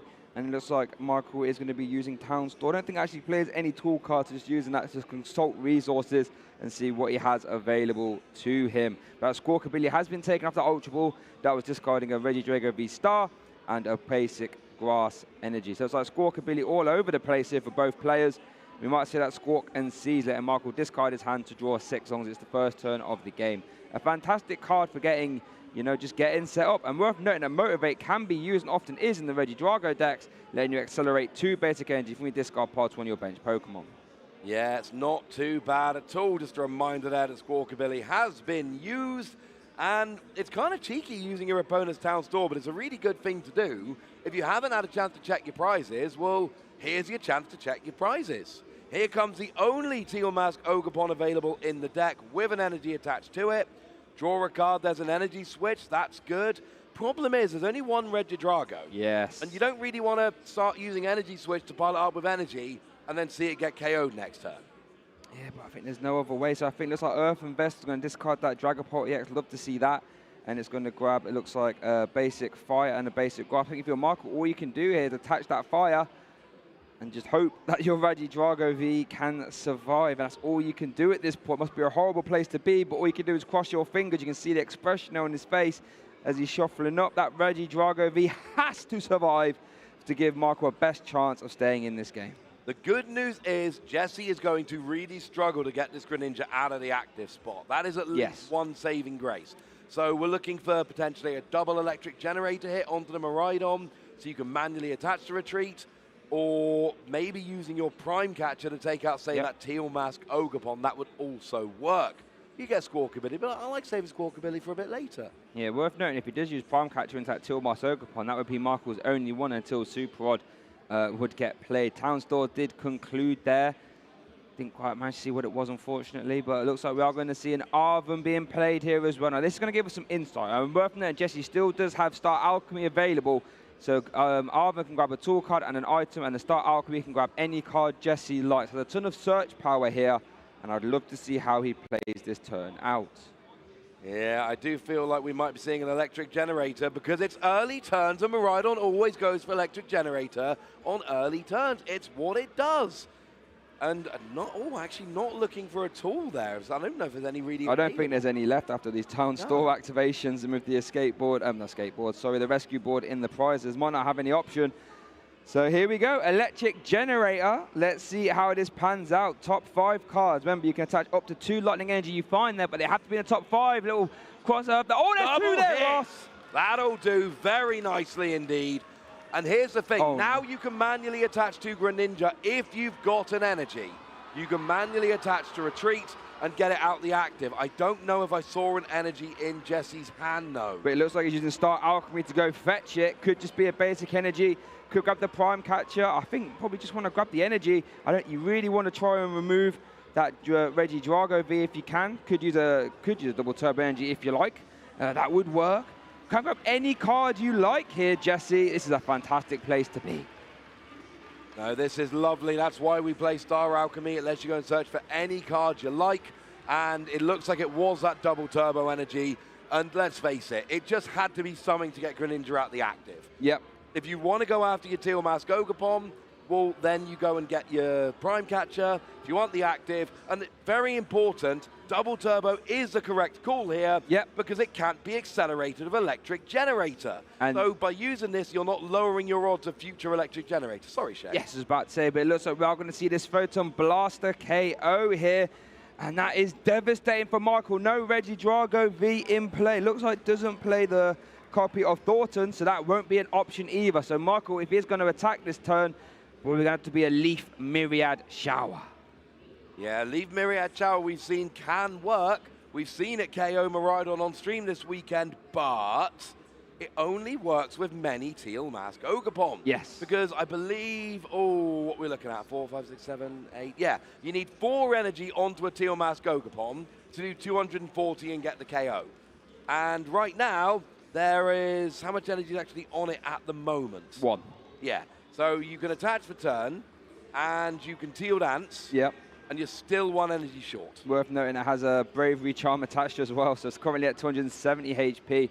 So we are going to say that Teal Dance activation, going to draw a card there and attach the energy. I think that's Professor Churro's Scenario. Oh, goodness gracious me. That is not the hand you want. Terrible hand. Oh, no. Michael Davidson, is there a way to navigate out of this? Only has 2 prize Pokemon in play as well. Worth noting, Photon Blaster, but you do have to maneuver your Miraidon if you do want to attack next turn. But, yeah, looks like we're going to see an energy switch onto the Squawkabilly. Presses Churro's Scenario. Going to see what? And then bench the Teal Mask Ogerpon and use Motivate. Oh, Teal Mask again. Teal Dance, I should say. Just to draw an extra card. See one more card. It's a Fire Energy. No. The hand is Regidrago V-Star 2 Fire Energy. There are no real relevant attacking options on the board, and you're using Squawkabilly to build up your Teal Mask Ogerpon that is not even your main attacker, and it's not going to take much for Jesse to KO this Squawkabilly, go up by 4 prizes and get into a phenomenal position for potentially getting into top 4. Oh, and we can see an electric generator off of concealed cards. Yeah, it does still need to maneuver around, because Photon Blast, you can't attack 2 turns in a row. Does have electric generator, so could power up the Raikou. That is a possibility. Could even, you can just retreat into the Raikou at this point. Like, it's not the most efficient use of your energy, but you can.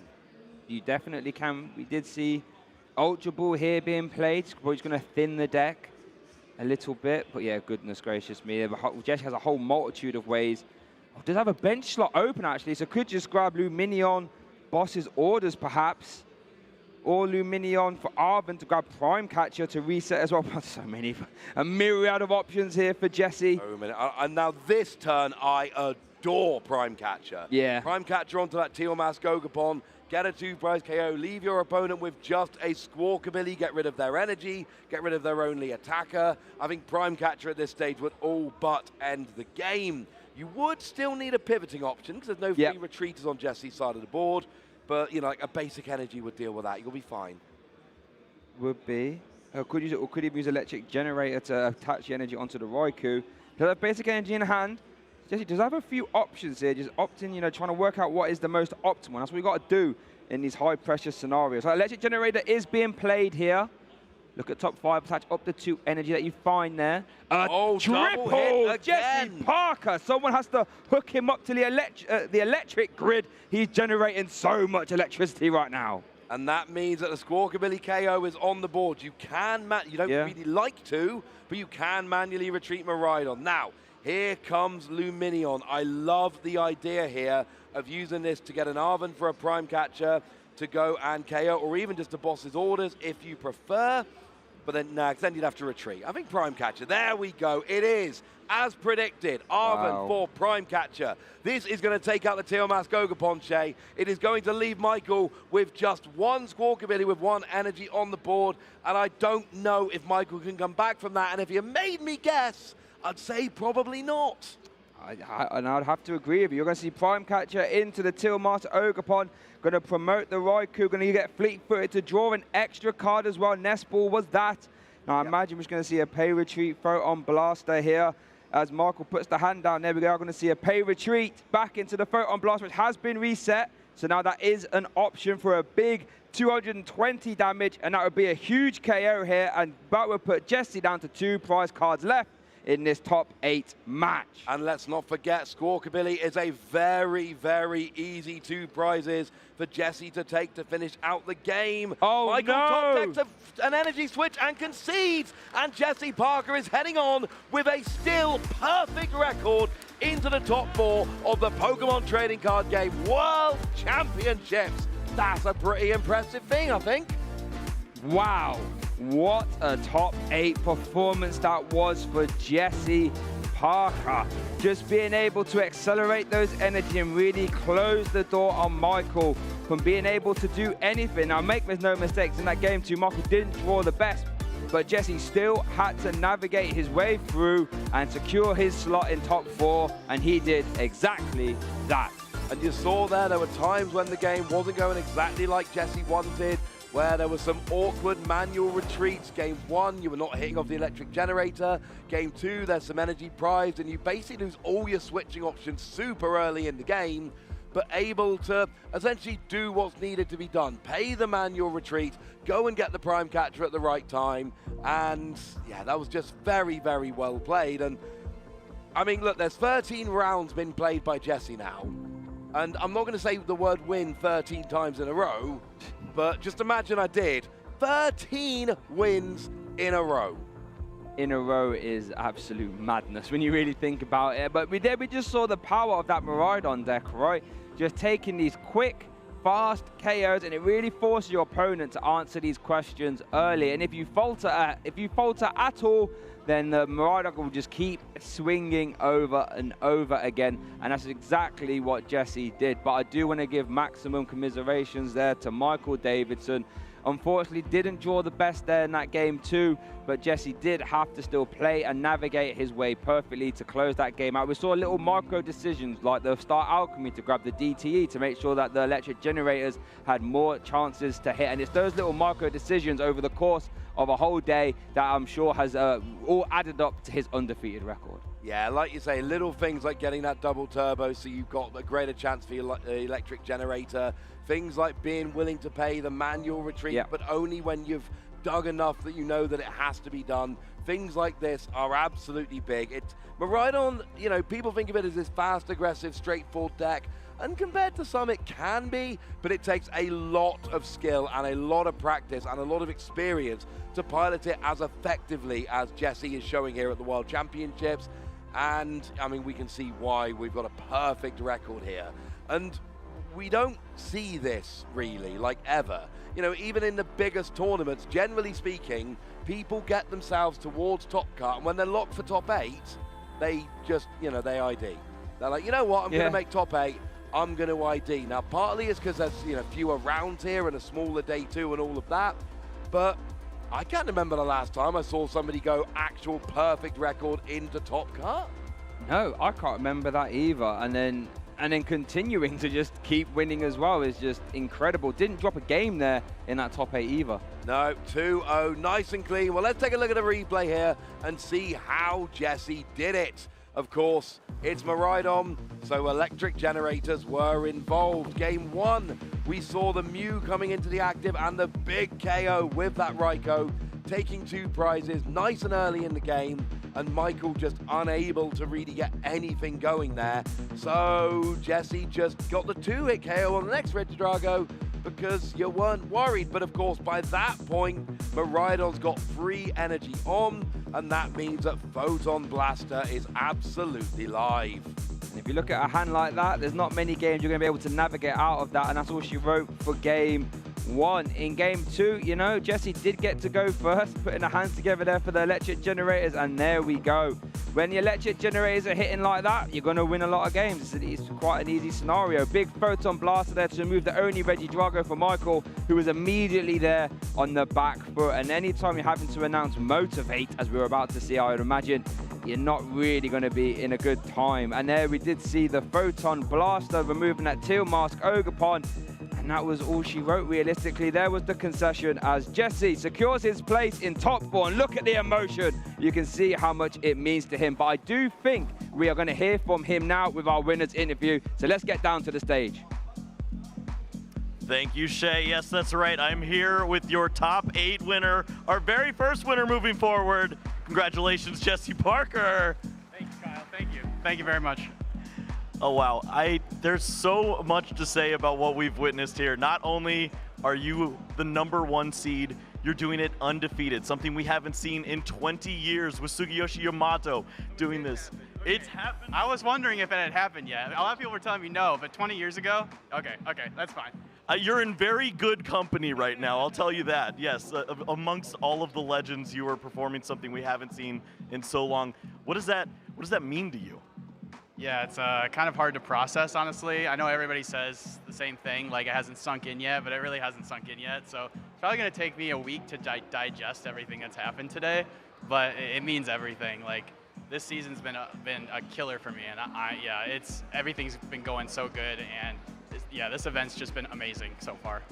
What does it mean to do this not only at the World Championship stage, but with Miraidon? Miraidon, the deck that's been with you all the way, and you finally find the perfect opportunity to bring it back and perform at the top stage. What does that mean? Yeah, it's kind of funny. I was saying this in my stream match yesterday, but I started the season playing Miraidon because I felt it was a really good spot. I played it at last year's Worlds with Path to the Peak in the deck, and then I got second at the first regional with it, and then top 8'd the next regional.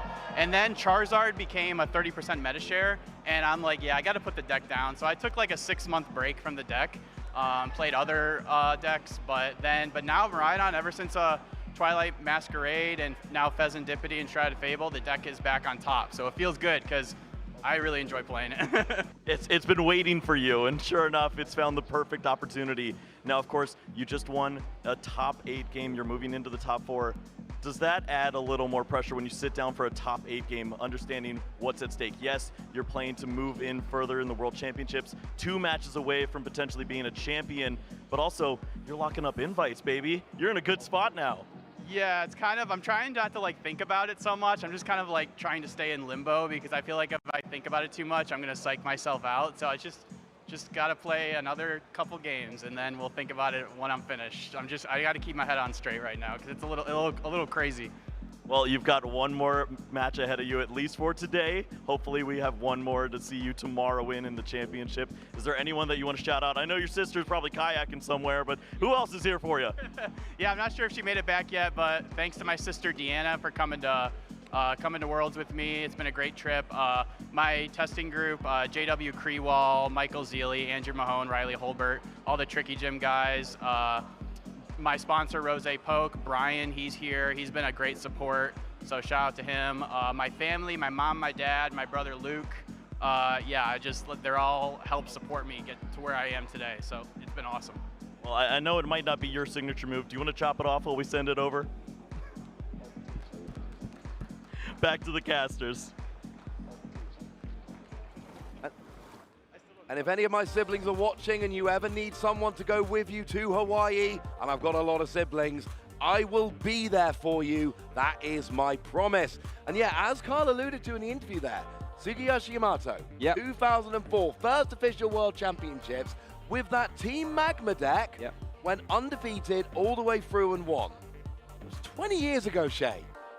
Yeah, like talk about a history lesson. All the way back at the first ever World Championships, and that Magma Groudon deck was amazing. And can that Miraidon deck do the same thing? Well, it's done a very good job of it so far. Only 2 more wins needed, and Jesse will be able to match that, winning a world title without dropping a single round. What a fantastic stat, and what a way to etch your name in the Hall of Fame along the absolute pantheon of world champions. And it's worth noting, back in 2004, that Magma deck was a big surprise. Japanese players came and won all 3 Age divisions because it was not a deck we were prepared for, and it did not go great. What we are prepared for, though, Shay, some freebies. Hey! We got some free gifts for you, lovely ladies and gentlemen. We've got some Twitch drops and giveaways going throughout this weekend, like, for instance, these Pokemon Trading Card Game Live Twitch drops you can see on your screen here. Yeah, who doesn't love freebies? I love freebies. And you can get yourself these nice Worlds-themed deck box, sleeve, and coin. Look at the back of that coin. Come on.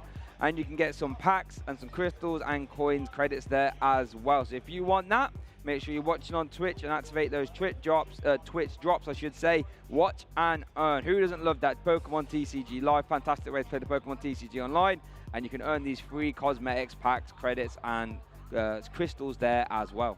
Well, that sounds good, right? Okay. But sometimes I don't want to have to do Twitch drops, or I want to do that, but then I'm not satiated. Sometimes I want to put in a code. Okay. Well, I've got wonderful news for you, Shay. Right. Pokemon Trading Card Game Live, Outburst Worlds 24. Put that code in and get yourself a special illustration rare Pecharunt to be used in Pokemon Trading Card Game Live. Yeah, look at that artwork.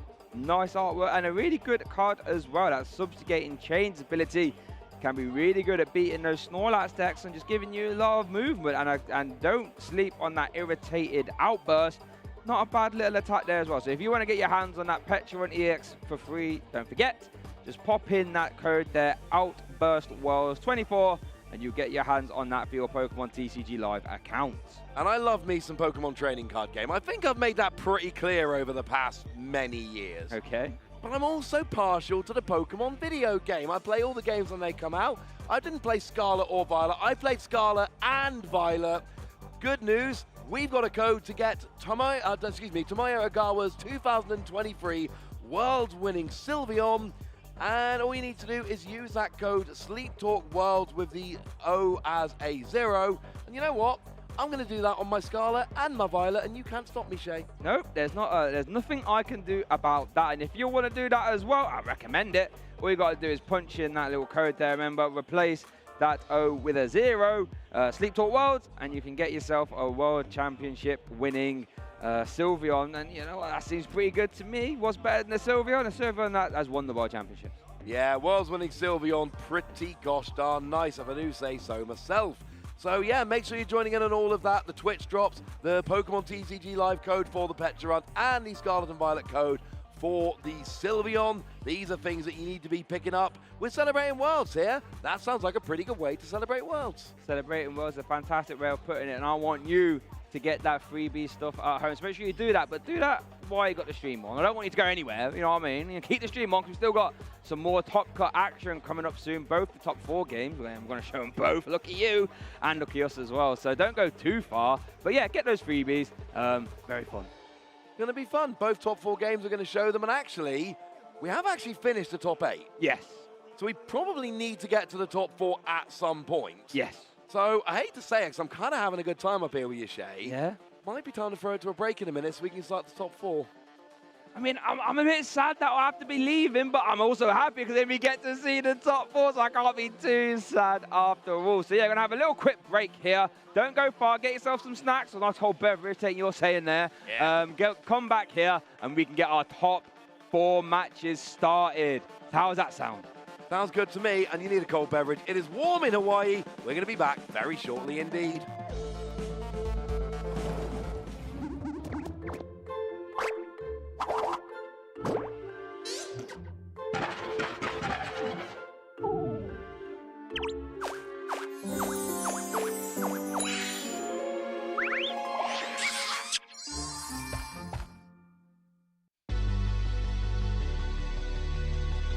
So I started playing Pokemon at the end of 2017, beginning of 2017 area.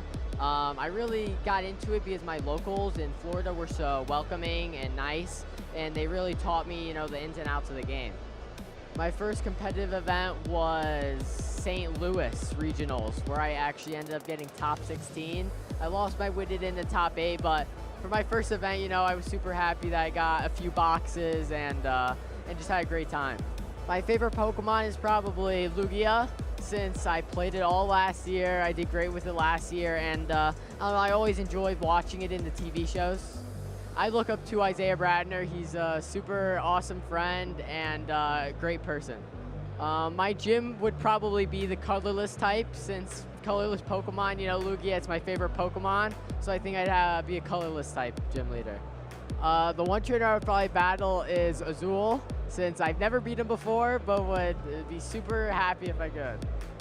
My favorite part about Pokemon events is just my friends. Obviously playing Pokemon is super fun, I enjoy it a lot, but hanging out with your friends, you know, you can't really beat that. My go-to event snack is probably just chips and a drink. That's usually what I have throughout the whole event. I usually don't eat lunch because nerves, you know, but then I make sure I have a big dinner afterwards. Yeah, if I won the World Championship, I'd probably make a call to my parents first to start. You know, they've supported me ever since I started playing the game and just been a great supporting role. I do not think I am Team Rocket.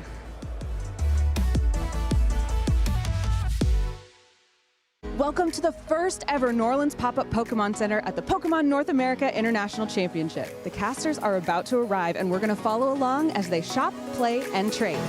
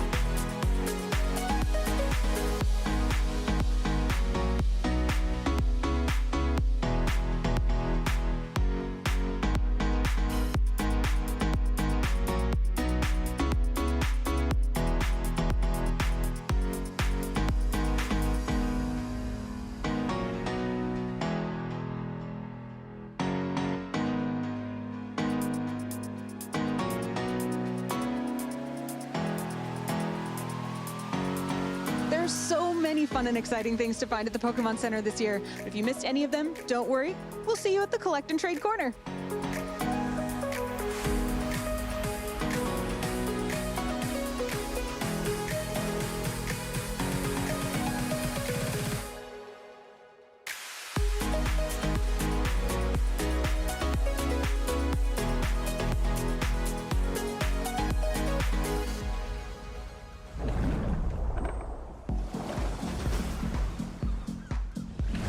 Back in, Pokemon fans. Our 2024 Pokemon Trading Card Game World Championships well underway and just a few matches remaining. We're about to get into our first of 2 top 4 matches to be featured today. My name is Chip Ritchie, joined at the desk by Pablo Tablemon Mesa. We have seen some incredible games thus far. We know that an American is guaranteed to make it to the final match based on the other side of the bracket, but we'll be looking at the opposite side for this match. Pablo, how are you feeling at this point in the tournament? I mean, I can only describe this as what we just saw from our previous match, it's electric. Yeah, I feel the energy, it's been amazing to see all these high-level plays, these really back and forth, very quick and aggressive decks come all the way to the top. That's exactly what we're going to have with this top 4 match. Yeah, very much looking forward to it. Let's take a look at the bracket at the moment, how things have broken down to get us to this point into our top 4. Of course, we just saw Jesse Parker take down Michael Davidson to put his ticket into the semifinals, where he will be facing off against Ian Robb. That'll be the other match to be featured after this one. We are going to be showcasing Shinosuke Shiokawa from Japan and Raz Wolpe. Very much looking forward to this match. It's going to be Roaring Moon EX, perhaps the biggest surprise deck of our top cut, up against the least surprising deck, Regidrago V-Star. Yep, and I mean, you have to imagine he's gone through quite a few Regidrago V-Stars to get to this point, right? And I do want to give a shout out to Petulant EX, the card that you thought people would regret having in their deck. Okay. How are you feeling about Petulant right now? What a call out right now on the stage. It really be your own people that come after you. Yeah, you know, I was more thinking along the lines of, you know, maybe a Zard player would tech it in and then regret that decision because they played no stall. That was my thought process. Same for an Ancient Box player. But it turns out it's a very strong option as well in this Turbo Roaring Moon EX deck. Not only for the option to pivot around, you know, really strong synergy with the use of Dark Patch, an item card you can only use on Darkness-type Pokemon on your bench, but it's also a pretty strong attacker at the end of the game. Oh, it certainly is. It just keeps getting stronger and stronger. And that switching ability definitely opens up quite a bit of space. No need to dedicate switch cards into the deck. Synergizes pretty well with Prime Catcher as well. So yeah, Petulant DX, probably the biggest surprise, combined with Roaring Moon EX, a card that can take down anything with that crazy frenzied gouging attack. It's going to be a very interesting matchup without a doubt. I have to imagine Shinosuke has practiced plenty against Regidrago V-Star, but I would honestly be kind of surprised if Raz has tested against his opponent's deck, that Turbo Roaring Moon EX. Yeah, I mean, Raz went through quite a few top players to get to this point. But yeah, I mean, it wouldn't be at the top of my priority list to test against Roaring Moon if I was heading to the World Championships. Here are the rest of our top 8 decks. Of course, the story of the tournament has seemed to be Jesse Parker and his electric run thus far to the top 4. You know, there were 4 Regidrago V-Star Teal Mask Ogerpon decks in our top 8. There's also that Raging Bolt EX deck from James Goring from Australia. Fernando Cifuentes shocking the world with Iron Thorns EX and Crushing Hammer. And then just on the outside looking in, Israel Reddy got 8th place after that play-in match up against Michael Davidson with his Lugia V-Star deck. Did take away from a little of the variety, you know, 50% of the top 8 decks being the Regidrago V-Star. Might not be everyone's favorite thing, but the deck is so strong, and it really does have so many options.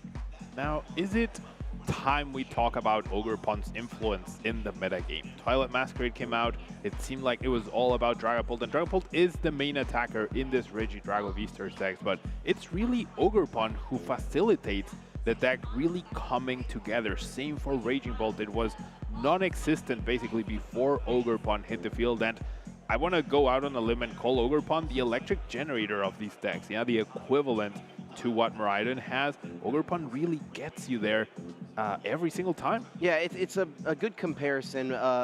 It's more of like a 2-card combo as opposed to the 1-card combo of Generator, but the 2-card combo is guaranteed, right? If you play a Generator, you look at the top 5, you have a chance to accelerate 2 energy cards if you see them, but when you use Teal Dance on Teal Mask Ogerpon EX, you guarantee get that energy in play, you guarantee draw a card, and when you find Energy Switch, you guaranteed are able to move it to your attacker. Yeah, quite a few cards to get there, but I mean, decks are built around relying on that ability, and I mean, clearly it's worked out so far. It really put Regidrago V-Star at the very top of the metagame, and I would not be surprised to see a Regidrago deck take the whole thing down, not only because of the inherent power of the deck, but also because of the 2 amazing players that we have left piloting the deck. Oh, without a doubt, without a doubt. It's going to be very exciting to see how things conclude here. I'm extremely excited for the match we are going to have the opportunity to feature here, Pablo. Very much looking forward to it. And I think a great story to follow with these top 8 decks as well is that most often in the Pokemon trading card game, the decks that are the strongest are the ones that allow you to break the rules of the game, right? You normally are only able to attach 1 energy card per turn. All of these decks break that rule, perhaps with the exception of Iron Thorns, but you can also accelerate extra energies with Technical Machine Turbo Energize. So there are still options to get those extra energies. Extremely strong. You know, you can normally only play 1 supporter card. A lot of these decks are playing Prime Catcher, which gives you a supporter card type of effect as an item card. Yeah, it just seems too strong. You can only draw 1 card per turn, right? Teal Dance allows you to draw an additional card. If you Teal Dance again, another card. In Jesse Parker's deck, you've got Radiant Greninja. We've got Squawkabilly in many of these decks. And that's basically a research, right, as an ability. Yeah. And then Iron Thorns is the opposite, right? It's like the strict teacher that brings everyone down to playing by the rules, right? It keeps everyone honest. Exactly. No broken abilities, no extra energy, no extra cards for anyone, not even itself, right? But the deck is designed to play in that slower environment, and unless the players can hit their Cancel Cologne early, just like we saw Ian Robb do, yeah, it can slow down decks enough to where it overwhelms them at that point. Now, we got to point out the difference, really, between top 8 and top 4. I mean, because making top cut at the World Championships, I mean, an incredible accomplishment. Everyone should hold their head high about, but the difference between top 8 and top 4 is pretty massive, to be honest. I mean, you get the Pikachu trophy card. You get the Pikachu trophy itself. You get an extra Paradise Resort stamped card, right? And you also get a free invitation to next year's World Championships. I mean, what an incredible prize in and of itself. That is a big selling point, as you mentioned. There's so much to play for between those 2 matches. It feels like one of the most momentous, right? Like, you get to top 4, you're like part of that group, but you land in the top 8, it's like you were so close to the big prize. Yeah, I mean, especially with the change coming to the season next year, right? The top X amount of players from each rating zone getting into the World Championships. That takes a lot of pressure off of these players for their next season. No need to compete with anyone else. You can either, play the events or not, but you're already qualified to the big party at the end of the season. And big party indeed it is. Very much looking forward to getting into this game. We've seen some of Raz in the past at our international championships. If you've watched our European broadcast streams in the past, you've definitely seen plenty of Raz. But Shinosuke is someone who may be a little unfamiliar to us, right? We don't get to see the players from Japan all that often, basically just at the World Championships. Every once in a while, someone will travel to an international championships. And Shinosuke, someone is a little unknown to us, but turns out is a great player, has made it to top 4 with the most surprising of all of our deck archetypes. And it turns out he was a Champions League champion in the Seniors Division back in 2022, won the Yokohama Seniors Division tournament. I mean, you say back in 2022 as if it was ages ago. It's only 2 years ago, right? And so clearly a very young player, just like Michael Davidson, right? And you gotta admire how passionate these kids can be about the Pokemon trading card game.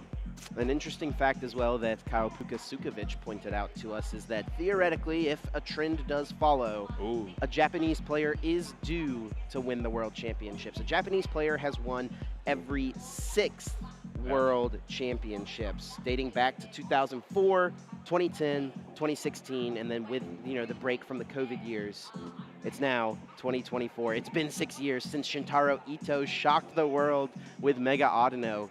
Could it be Shinosuke's tournament to take down? I mean, Team Magnus Groden as well shocked the world as well. Petrant with Roaring Maniacs, definitely shocking, but I do believe we have our table ready to go, Chip. Let's head down and see our players. Very much looking forward to this match.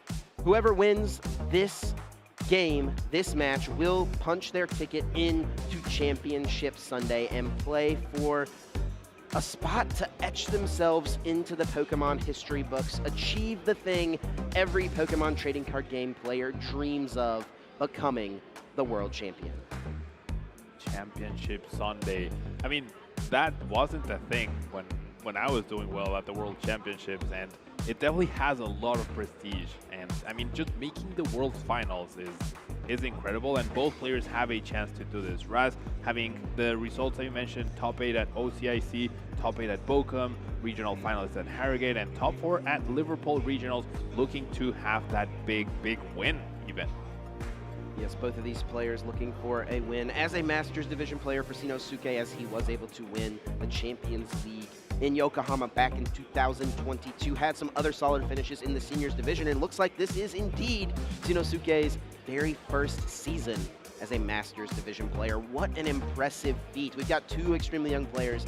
You mentioned Michael Davidson, of course, with his top 8 run. That was cut short. Now Shinosuke keeping it up for the young guns here into our top 4. And with what a deck, right? Like Roaring Moon EX, something completely unexpected. I had Roaring Moon in my tier list at the very bottom. I luckily bumped up Miraidon the week before Worlds a little bit higher. Turns out it was a good call. But yeah, Roaring Moon EX, I mean, it's going to be interesting to see how this matchup plays out. Frenzied Gouging, of course, a way to deal with Regidrago V-Star, leaves you susceptible to our Retaliation Phantom Dive because of those damage counters. So yeah, it'll be interesting to see how Shinosuke approaches this, as clearly he must be prepared to deal with Regidrago. Yeah, and I'm more interested to see what Raz does here. Now, as these players have their headsets on, we can kind of talk about these lists, and I'm looking through things here. Raz does have, you know, a couple good cards for the matchup here. Obviously, Steel Mask Ogre Pawn EX is a grass type. It can hit the Roaring Moon EX for weakness. That can be an aggressive way to try to take prizes early on. But I'm noticing one thing that is missing from Raz's list that I think would normally be extremely good in this matchup. There's no Radiant Charizard. No Radiant Charizard to offset that 2-2-2 price trade-off that has been the theme of the weekend. That would be great, right?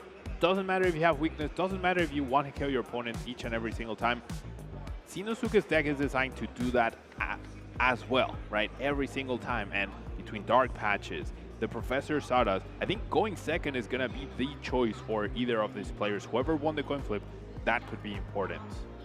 We will have to get word of who is going first, who is going second. Without a doubt, will be an important part of this match. Players drawing their opening hands have to find a basic Pokemon in this opening hand of 7 to get this game underway.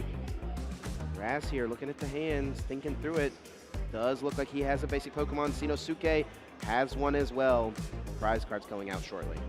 Now, I was watching a little bit of Raz's match against Isaiah, and like, I distinctly remember Raz getting his Regidrago V-Star knocked out. He didn't have a backup Regidrago, and he was almost like doing a little bit of a dance on his chair when that happened. Now we do see triple Grass Energy being prized, a copy of Dark Patch on the other, and the single copy of Roaring Moon getting prized.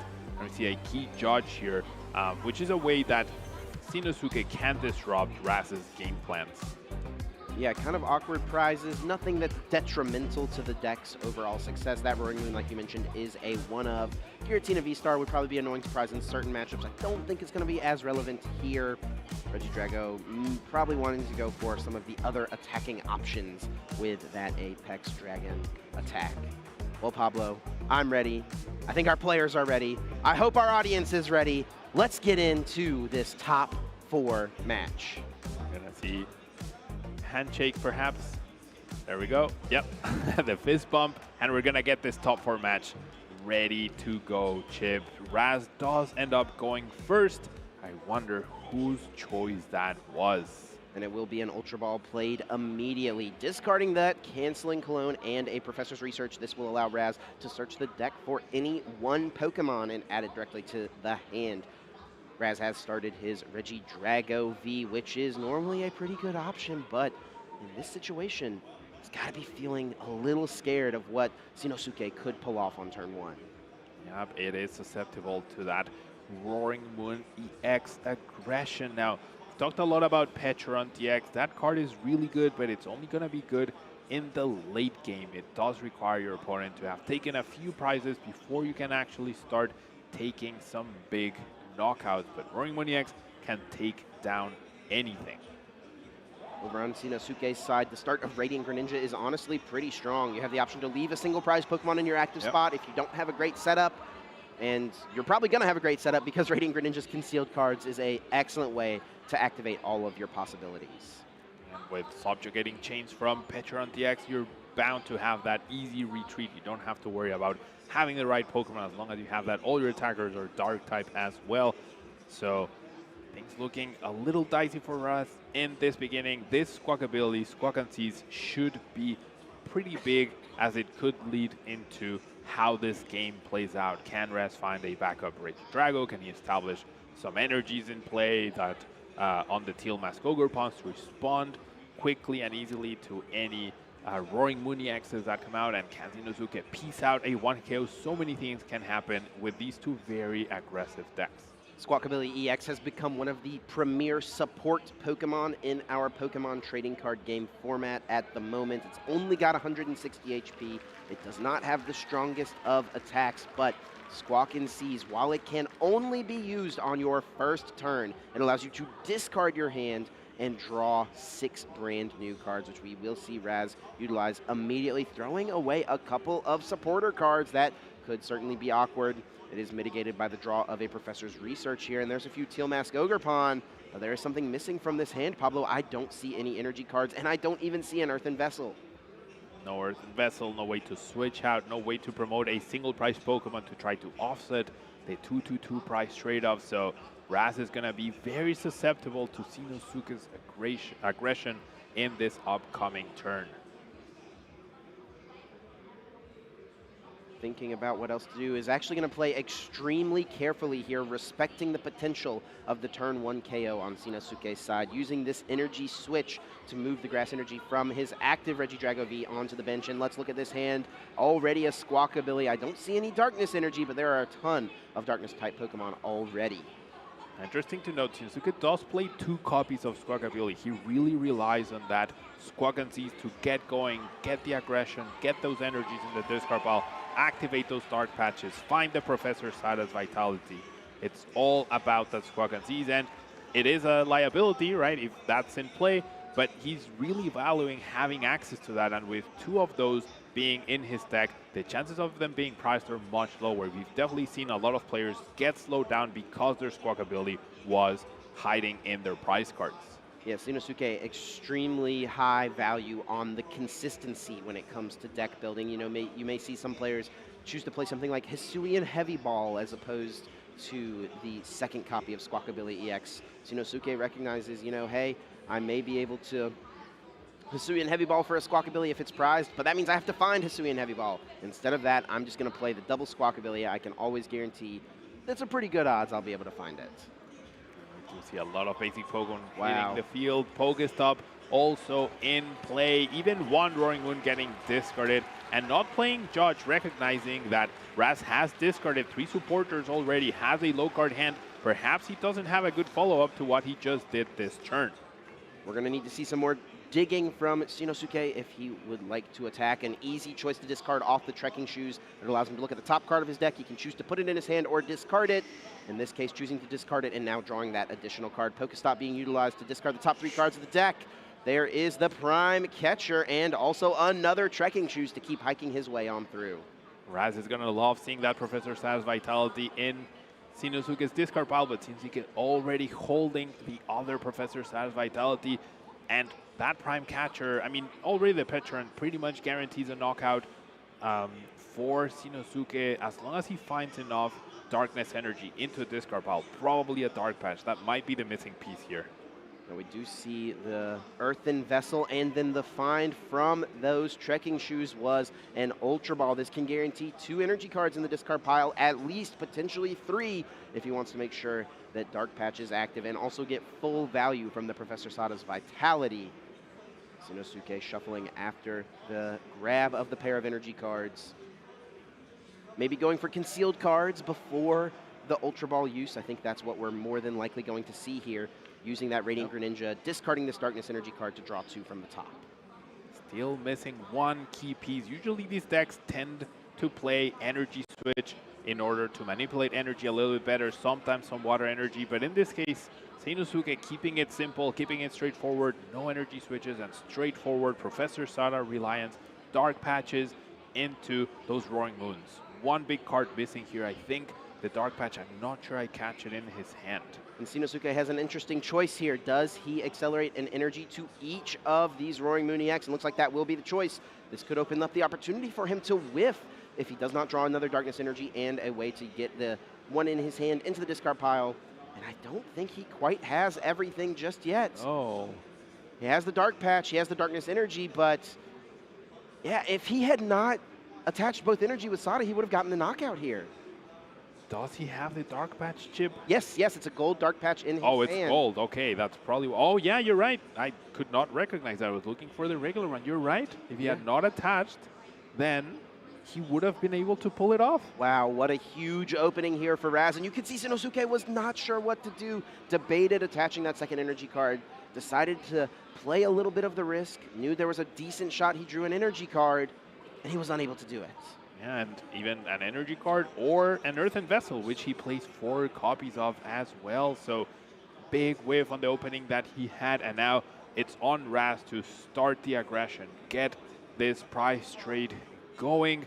And I mean, he also needs to overcome the issue of there being a Radiant Greninja in the active spot, right? Taking 1 prize card, probably not good enough at this point. It's gotta be 2, and therefore you need to boss or prime catcher, which you only play 1 of, but he's still missing the V-Star, the energy switches, still a little bit of ways to go for Raz to get an attack off here. Yeah, Raz does need quite a bit, needs to find that prime catcher. Nest Ball able to grab Mew EX from the deck. Of course, Nest Ball allowing you to search your deck for any basic Pokemon and place it directly onto the bench. If Raz is able to thin the hand down, he'll be able to use this restart ability in order to draw cards up until he has 3 in the hand. A nice way to get a few extra cards drawn here and there. It's actually going to be Raz utilizing Shinosuke's Pokestop, and for a pretty decent value, as he is able to find an Ultra Ball and superior energy retrieval and minimal loss here, and honestly a good discard from that Hisuian Gudra V-Star hitting the discard pile. Yeah, wouldn't mind seeing a Gudra KO on the Squawkabilly on the bench. No energies in the discard pile right now, so the superior energy retrieval not super useful at this point in time, but already has the Regidrago V-Star. Can get a Dragapult DX here off of this Ultra Ball. Maybe a second Regidrago V-Star. I thought there was a research in hand, but I guess oh, he just discarded. All right, so I think a little bit more used it even. I think he like kicked off the turn by using it. No, he discarded 2 in the beginning, and then he chose to discard the one he had in his hand with the Ultra. So gonna play a more conservative Iono, does recognize that there's a lot of cards in Shinosuke's hand at this point in time, so wants to try to limit the options. We do see that Regidrago V-Star being pulled from the deck, evolving the active Regidrago V. Legacy Star is going to be an option at some point this turn if Raz needs it to pull off a really powerful play. Legacy Star is so key, right? I mean, I think when it came out, you wouldn't compare it to Lugia V-Star's ability, but at this point in time, you have to recognize how powerful it is, thanks to the other cards that have been released to help sustain the deck. It seems like Regidrago was one of those decks that just got a little bit of help from almost every set that came out, you know. More Dragon-type Pokemon being released, more Earthen Vessels coming out, and it was eventually Teal Mask Ogerpon EX being the thing to send it over the edge alongside Dragapult EX. It was just a pass from Raz after evolving both Regidrago V-Star, choosing not to utilize Legacy Star, and now the ball is back in Shinosuke's court. See what he's able to achieve. Wants to check the discard pile, see what resources Raz has already utilized. What do you think about Raz's decision there, not using Legacy Star, not digging further for an attack? I mean, there must be a reason for this. He must be planning to take like multiple KOs at once. Maybe wasn't feeling confident on his chances of attacking, maybe trying to rely on disruption a little bit to be able to win through that. I mean, I am a little bit puzzled, to be honest, but I'm sure Raz has calculated this and has factored this into his decision-making in order to beat this matchup. They had a lot of time to think about what to do against each other, right? And look at this from Shinosuke. Multiple Pokemon catcher in the hand. That is because Shinosuke is playing 4 copies of the card. We do see the first flip being utilized, and it is a heads, bringing Teal Mask Ogerpon EX from the bench up into the active spot. This is much easier of a Pokemon for Sanosuke to knock out this turn. Professor Sada's Vitality will bring 2 Darkness Energy from the discard pile, attach them to each of those ancient Pokemon on the bench, and draw 3 additional cards. Sanosuke continuing to dig through the deck with a Trekking Shoes, looking at this top card, debating if it is worth holding on to or is it better put in the discard pile. Having a good think about it, it is a Dark Patch. That's a pretty strong card. Very strong card, very useful throughout the whole game. It's how you get to power up the right Pokemon at the right time. Now, this Pokemon catcher is really big because this allows Sanosuke to get a 1 KO through Calamity Storm without the self-damage from Frenzied Gouging, and that means there cannot be a 4-prize retaliation through the use of Phantom Dive in a future turn. And I'm pretty sure we lose the resource of the Pokestop. We do get poisoned in the active off of that subjugating chains. So a little bit of damage, but it's way less than Frenzied Gouging. Yes, not too bad. A very worthwhile trade-off as well. Using that subjugating chains does poison this Roaring Moon. Only 1 single damage counter placed for it, and a 2-prize KO is awarded. Sanosuke jumping ahead here in this first game. Raz will be immediately responding to kick off the turn with an Iono, forcing both players to shuffle their hands, placing them on the bottom of the deck. They will draw a number of cards equal to their prize cards remaining. Raz here getting 6 cards, and how about 4 energy from that draw? That is crazy. When you already have 3 energy in your prize cards, then you draw 4 in a row with 1 in play as well. Now, off the Teal Dance, a very crucial Ultra Ball will allow him to potentially get that Dragon Ball DX in the discard pile, but will likely require, unless Restart draws him an energy switch, to utilize the Legacy V-Star to get something going. But this does seem like something that Raz was planning. Go behind, get a powerful Iono going. There's no Serendipity X in play to help Sanosuke sustain his hand at this point in time. And maybe you don't get a KO, but you Phantom Dive plus the poison, then all of a sudden that Roaring Moon is 10 HP away from getting KO'd, regardless of which attack it uses. If Sanosuke uses the other Roaring Moon as well, it could be, I don't know, it could lead to no threats available for Sanosuke at some point. Teal Dance accelerating a Grass Energy from the hand to that benched Ogerpon EX. Getting an extra energy card in play, 1 additional card able to be drawn. Raz Wolpe now just an energy switch away from pulling off his first Apex Dragon of the game. Has not been able to find it as of yet. And it may be time to flip that V-Star marker. It may be time for Legacy Star. There's no energy. Oh, there is 1 energy switch in the discard pile right now. So the attack with Apex Dragon is guaranteed at this point. And I think this will finally reveal what Raz is planning. Big V-Star here. 1 card likely going to be the energy switch. I wonder what the other card will be, Chip. We do see the 7 being discarded, having to think now about what the other card will be. I agree. Of course, 1 does certainly need to be the energy switch. The other choice is certainly up in there. It could depend on the strength of Raz's hand, perhaps a supporter card. Perhaps he will value getting back more recovery as far as energy cards go. It does look like superior energy retrieval is being considered. It also could be another energy switch to move those energy cards around to prepare for the next attacker. Very important when there's the threatening Frenzied Gouging, right? Like, it's pretty much almost guaranteed that Sanosuke will take another 2 prizes no matter what. So it's very important for Raz to make this decision very crucial. We do see the energy switch, transferring the energy to the other Regidrago. I couldn't tell what the other card was. I think it was superior energy retrieval, probably expecting to retaliate with Ogerpon, maybe giving up on the possibility to attack with Regidrago. And I think the game plan might be try to make Sanosuke miss off of Iono. I think that's what we're playing towards. Look at this game plan. It's going to be a Trifrost. All right. Perhaps taking a page out of Isaiah Bradner's book. We saw this play from Isaiah earlier on. Raz was able to defeat Isaiah in their top 8 match. And Raz is effectively putting Sanosuke on a clock. You've got to win. You've got to respond. You've got to disrupt me and do something, or else I am going to win next turn. Pulling that off without your V-Star will be a little problematic, right?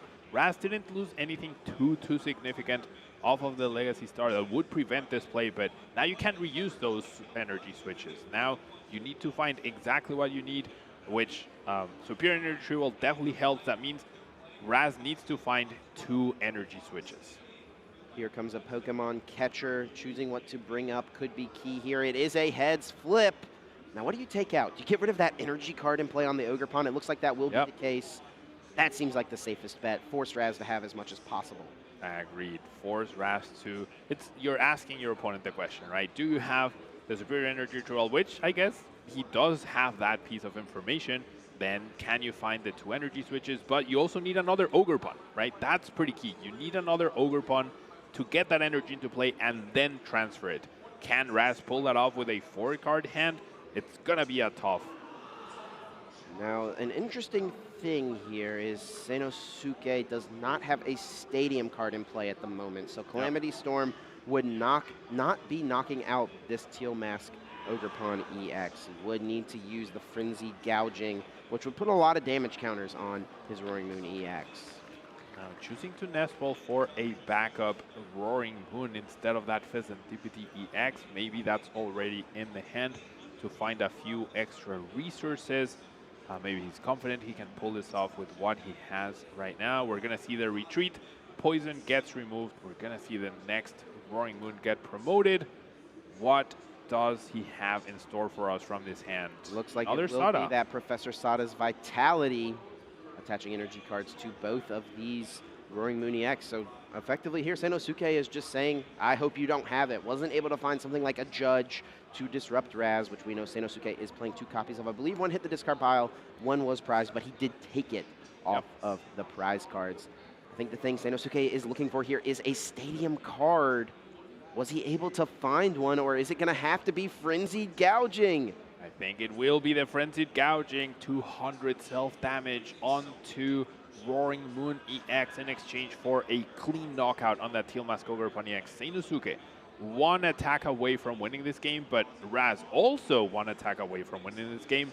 Can he find the 2 energy switches left in his deck? There aren't any in the prize cards. There are 3 energies still there, but he does have the Superior Energy Retrieval. So the energy part of this situation is covered. It's how do you find those 2 energy switches? There aren't that many cards in his deck. Not too many cards, not too many cards. There is the Earthen Vessel discarding a boss's orders. I see 1 energy switch. Yeah, 2, the very bottom, almost. Yeah, they're 2 they're gold. Them, those gold energy switch from our favorite expansion, Roaring Skies. Yep. There's 8 cards left, I think, in the deck. Does he have a research available? I know 3 are gone. I couldn't tell if the last one is in the hand. I feel like if it were, we would already be seeing it get played. It doesn't look like it. It could come down to Raz drawing into a supporter card here. He also does need to utilize the Superior more than likely. That's another piece of this puzzle. There's no Pheasantipity X in this list. There's no Pheasantipity X to support the situation. So Raz might need to draw both energy switches off of restart. Mew EX will need to be the hero for Raz here. It will come down to this restart more than likely. This is going to be extremely close. Raz needs to win this turn, needs to pull everything off in order to get this knockout. Otherwise, Sanosuke will more than likely win the game on the next turn. It's not guaranteed. Sanosuke having energy cards on 2 Roaring Moon on the bench. Split a little too thin here, potentially. Right. I think there's exactly 7 cards, 7 or 8. I couldn't tell. I think we're going to see the Teal Dance first. Oh, wait, there's only 1 Teal Mask. So it's actually impossible to pull off at this point. It's not. It's not possible to pull off. Attach the turn, send up the Cleffa, and Grasping Draw. Looks like a restart to be used first. Yeah. Got to make sure that you don't draw your whole deck here, Raz. 3 cards in the hand. Looks like there is more than 4 in the deck. Grasping Draw, cross the fingers. Sanosuke, it may come down to Pokemon Catcher. It may come down to Prime Catcher. Does Sanosuke have the pieces to pull together the knockout? Now, an interesting thing here as well. Sanosuke needs to find that Gust card, can knock out the Mew EX on the bench with the Calamity Storm, does not necessarily have to use the Frenzy Gouging. Does have Prime Catcher available as well. Can he reach that card? That is the question. As one Prime Catcher, one Pokemon Catcher, one Boss's Orders as well. So Radiant Greninja could be an option. Yeah, I think it was 2 Pokemon Catcher for what it's worth, so that's an additional out as well. 4 cards to find. 2 of them yield a 50-50. 2 of them win you the game on the spot. 2 energies being thinned out as well. This is coming down to the wire. You have to assume after that Grasping draw, Raz will have the combo. Right now, he only even needs 1 energy switch instead of 2. So Seinosuke has to win this turn. Otherwise, Raz will likely walk away the winner of this match. It's going to be very close, and it could come down to this concealed cards. 2 cards to be drawn. 1, 2. It's a Pokemon catcher. This is a massive flip. Tons of money on the line here for game number 1. And it's a heads. Is going to choose to bring up the Regidrago V-Star and actually just go for the Frenzy Gouging. It does indeed work, even though the knockout happens on the Roaring Moon EX. Seinosuke getting the win in game number 1. Was that 3 for 3 head flips on Pokemon Catcher?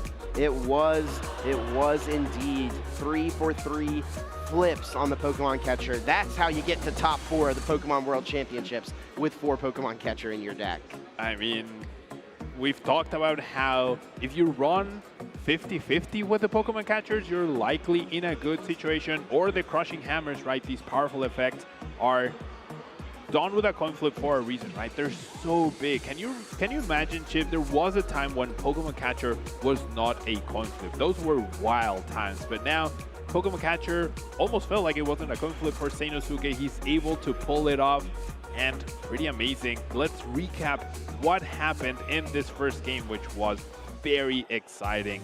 Seinosuke getting the first knockout with the Pokestop, with that Calamity Storm, getting those first 2 prizes, and Raz responding in very surprising fashion, utilizing Kyurem's Tri-Frost attack to set up a win next turn, a 6-prize win, and getting so close. Getting so close indeed. Raz went for the play Isaiah Bradner has seemingly patented, and it just was not quite there, did not quite have the resources due to using Legacy Star earlier in the turn. And the game very well could have come down to this flip right here. Pokemon Catcher hits the heads, brings up any of those 2 prize Pokemon, Seinosuke with the win. That was a immense coin flip. That, I mean, I feel like we're seeing Confusion flips, Pokemon Catcher flips, Crushing Hammer flips as well, end up deciding games. And even though some players dislike it, these keeps things very exciting, especially for us, Chip. Yeah, I'm not the one on the receiving end on the Pokemon Catcher or relying on it, so I'm happy to see the excitement happen. How about all these flips that we've had recently deciding super high stakes games? This one right here, of course, you got to cast that Masters Finals match at NAIC with that $10,000 Confusion flip. Yep. I mean, it was only game 1, but you don't get to see that often. I've been playing for 20 years. I don't think I've had such a high stakes coin flip as the one we just saw or as the one we saw that day at NAIC. Well, our players are already underway here in this game number 2. Raz Wolpe once again prizing 3 Grass Energy. He'll realize that super quickly from this Earthen Vessel that he has played, allowing him to discard that Hisuian Gudra V-Star. It could have been any card, but it does turn out Hisuian Gudra V-Star is a pretty one to get down, and now he'll be able to search the deck for any 2 energy cards, basic energies that is, and add them to the hand. Now, interestingly enough, Raz, now having lost game 1, did choose to go first. So it seems like his major game plan is going to be that win over the course of 2 turns, trying to avoid the 2-2-2 as he knows he's up against a more aggressive deck and he can't challenge that. So it seems like it's going to be the Tri-Frost plan again.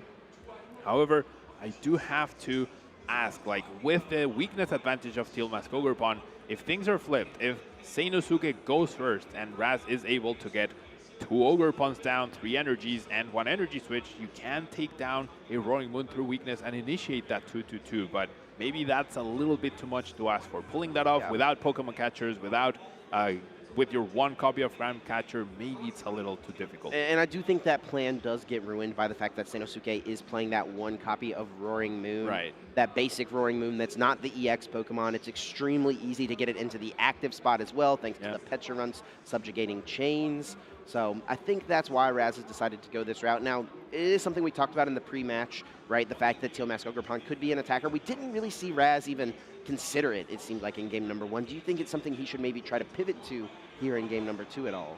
I mean, if he had considered it, I do believe he would have chosen to go second, right? There are a lot of Pokemon that Sanosuke can promote that are not grass weak. Maybe he's not confident on pulling that off through Squawk and finding a boss's orders. It's not as an aggressive deck as Sanosuke's deck is in the very first turn, so trying to just go for the double Triforce, sorry, and if you get to go first, you're more likely to be able to set up that first Regidrago V-Star without using the Legacy Star. I think that's the biggest key here.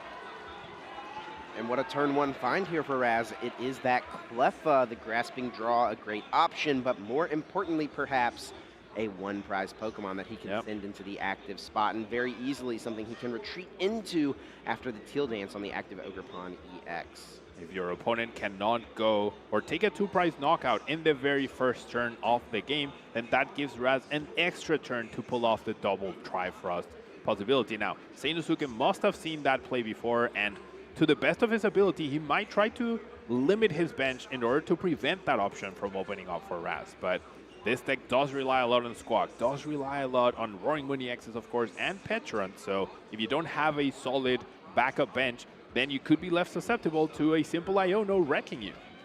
Pretty good draw from the first couple of trekking shoes for Sanosuke. Was able to find a Dark Patch off of the first one, able to grab into that. Actually, excuse me, I do believe it was a Pokestop, a pretty powerful card in the early turns of this game. And the problem as well with this plan from Raz is that it is completely nullified by a Pokemon Catcher. If Sanosuke can find Pokemon Catcher, or of course that one of copy of Prime Catcher, we could still see the combo turn out. And oh my goodness, look at these prize cards, Pablo. 3 Pokemon Catcher. 3 Pokemon Catcher. All the ones that were used last turn, the last game, Raz was like, no, I don't want you to have them anymore. I'm just going to call your deck, leave them in the prize cards. Wow. Please don't use them against me. Wow, so that is a pretty tough beat there for Sanosuke. Would have a decent shot to draw into them with the 4 available in the deck, so has a pretty good shot in order to get ahead, you know, especially the way he was flipping in game number 1. Now it's going to come down to 1 Pokemon Catcher, 1 Prime Catcher, and can he draw those cards as well? Yeah, it's going to be a tough ask, right? You do have Squawk, of course, you have Pokestop, you have those tracking shoes, but you also need to get a Roaring Moon on the bench, right? You cannot Dark Patch to the bench, and in order to pull this off, you will need a Dark Patch and Professor Sada. So big Squawk and Seas coming here. This could be a big breather for Raz if Sanosuke doesn't have a powerful turn. There's Pecharunt EX being placed onto the bench, and Prime Catcher's already found in this opening hand. That is pretty good. Use it right now. Bring up this Regidrago and a Darkness Energy. Is there a Dark Patch too? There is. Now the only thing Sanosuke is missing in order to get this turn 1 knockout is a Professor Sada's Vitality or another Dark Patch. Yeah, wow, and with that Pokestop, you have even more deck. And there's the Dark Patch. There it is, wow, and the Sada too. He's got everything. It is a good day to be Sanosuke Shiokawa using this Pokestop, discarding the top 3 cards. How about 3 item cards to be drawn? Oh my gosh. There's nothing stopping this Roaring Moon EX deck. The underdog, I want to say, in this top 8, the unexpected deck. I mean, working like this, I'm not surprised it's gotten all the way to the top. I mean, this is working like a well-oiled machine, firing on all cylinders. Sanosuke may have missed a little bit in game number 1, but he is not missing in game number 2, and this is going to be a pretty steep hill for Raz Volpe to attempt to climb out of. Ultra Ball from Sanosuke, discarding another Ultra Ball and a Darkness Energy. This will mean he's able to get full value from the Professor Sada's Vitality in the hand, attaching a Darkness Energy from the discard pile to 2 ancient Pokemon in play. Of course, the pair of Roaring Moon EX on the bench being the recipients of the incoming supporter card. And then 3 cards will be drawn additionally after that. The turn is still not over. Could this be any more perfect, Chip? I don't think you could handpick any better cards. We also find the Greninja. Oh We're going to see more. We're going to discard the other Squawk. Then even more energies. This is crazy. Even the luxury of not needing to potentially play the Earthen Vessel does decide to do it, but what an amazing start for Sanosuke here. I am without words. Wow. Wow, what a setup, what a start. And this will take Raz's Regidrago V out of play. It'll take a Fire Energy out of play. Raz actually only playing 2 copies of the Fire Energy, so he will need to find yet another copy of the card. He's going to need to find everything next turn if he wants to respond to this onslaught from Sanosuke. All we need to see now is Subjugating Chains. And actually, you know what? We're not done. We're going to keep on digging here. Yep. Trekking Shoes grabs another Sada. Why not? There's already a Dark Patch in hand. You know what? Should we just play it? We were doing everything else. I would say so, right? This is incredible by Sanosuke, and he's not even going to have to use Frenzied Gouging. He will be able to take the knockout with Calamity Storm, debating whether he wants to start powering up that Petrant. I guess that was the pause. But we're going to see that Subjugating Chains. I did not expect to be saying that in top 4 at the World Championships this weekend. But indeed, we are saying it alongside saying Calamity Storm, discarding the stadium from play, 220 damage, taking down that Regidrago V in 1 single hit. Also, Sanosuke, looking at these prizes, was able to draw a Pokemon catcher. He's going to be able to go for it again next turn. How can Raz Wolpe respond? Nest Ball here, able to search the deck for any basic Pokemon, placing it onto the bench. A Teal Mask Ogerpon EX could be a choice to get another another energy card into play in order to draw more cards. Mew EX also a consideration. This is where we would often see Pheasantipity, but as we mentioned in Game 1, it's a card Raz has chosen to omit from his list this weekend. I mean, Raz's game plan of double Kyurem is still very valid, right? If he can pull that off, but not even a single energy in play does require double Ogerpon plus double energy switch plus Regidrago V-Star. 2 turns in a row! Energy, 2 turns in a row.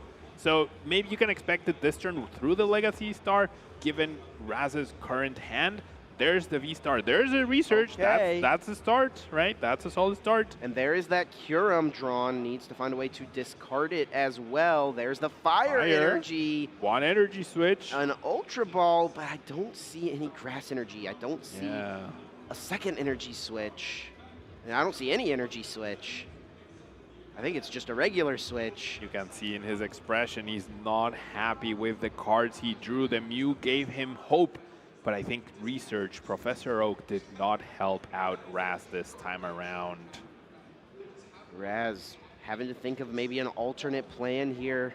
This is where the players will try to find that 1% chance to come back into the game. It does seem ever so unlikely at this point. But when you're sitting across from a fully powered up Roaring Moon EX, an opponent with 7, 8, 9 cards potentially in their hand, you know that your odds of getting through the next turn without your opponent taking a 2-prize KO are not that high. The other Roaring Moon already almost powered up. So even if you piece a knockout here, it's just gonna be really, really difficult. Eyeing up the Regidrago V-Star, does have a Nest Ball for the second Ogerpon. It's gonna come down to Legacy Star, but there's not even a backup Regidrago V at this point in time. Yeah, Nest Ball can grab that, so at least gives him a shot, but that may actually need to grab the Teal Mask Ogerpon. Yeah, exactly. To get the energy Otherwise, you're not attacking this turn. I mean, Raz might have to bank on Sanosuke whiffing for a turn and using Grasping Draw again. That might be his best chance, but given what we've seen so far from Sanosuke's deck, from his decision-making, Sanosuke is going to be very aware and will do his best to target down that Regidrago V-Star, and this game could be decided by another Pokemon catcher coin flip. Sanosuke is 3 for 3 on those flips thus far. Could he go perfect 4 for 4 in this top 4 set? And it may be what it comes down to, as Raz has just grabbed that Regidrago V. Probably not even going to see the Legacy Star here. More than likely just the Grasping Draw. Has 1 more card to debate to play. a prime catcher he's debating, perhaps? It was another Pokemon. Oh, it's the Kyurem. Gonna retreat potential. Oh. That's well, interesting because now he can't Trifrost. That eliminates the option to Trifrost to win this game. So, I mean, that works too, but then you're not grasping draws, so this pretty is much how tells your opponent this might be Raz saying, this is my best way to get the Kyurem in the discard pile. Yeah. Hoping my opponent whiffs and they have to attack into it and knock it out. Now, there's no Iron Bundle, and the Cleffa would mitigate that as well. Not going to start with the Pokemon catcher, so going to keep it interesting. Might try to go for perhaps dig for the boss's orders if he can find it, and keep the Pokemon catcher. I feel like Pokemon catcher definitely gets stronger if you're able to play multiple at the same time. Now, Sanosuke is playing just one single copy of Boss's Orders, but he's got a pretty decent amount of dig for it in this current hand.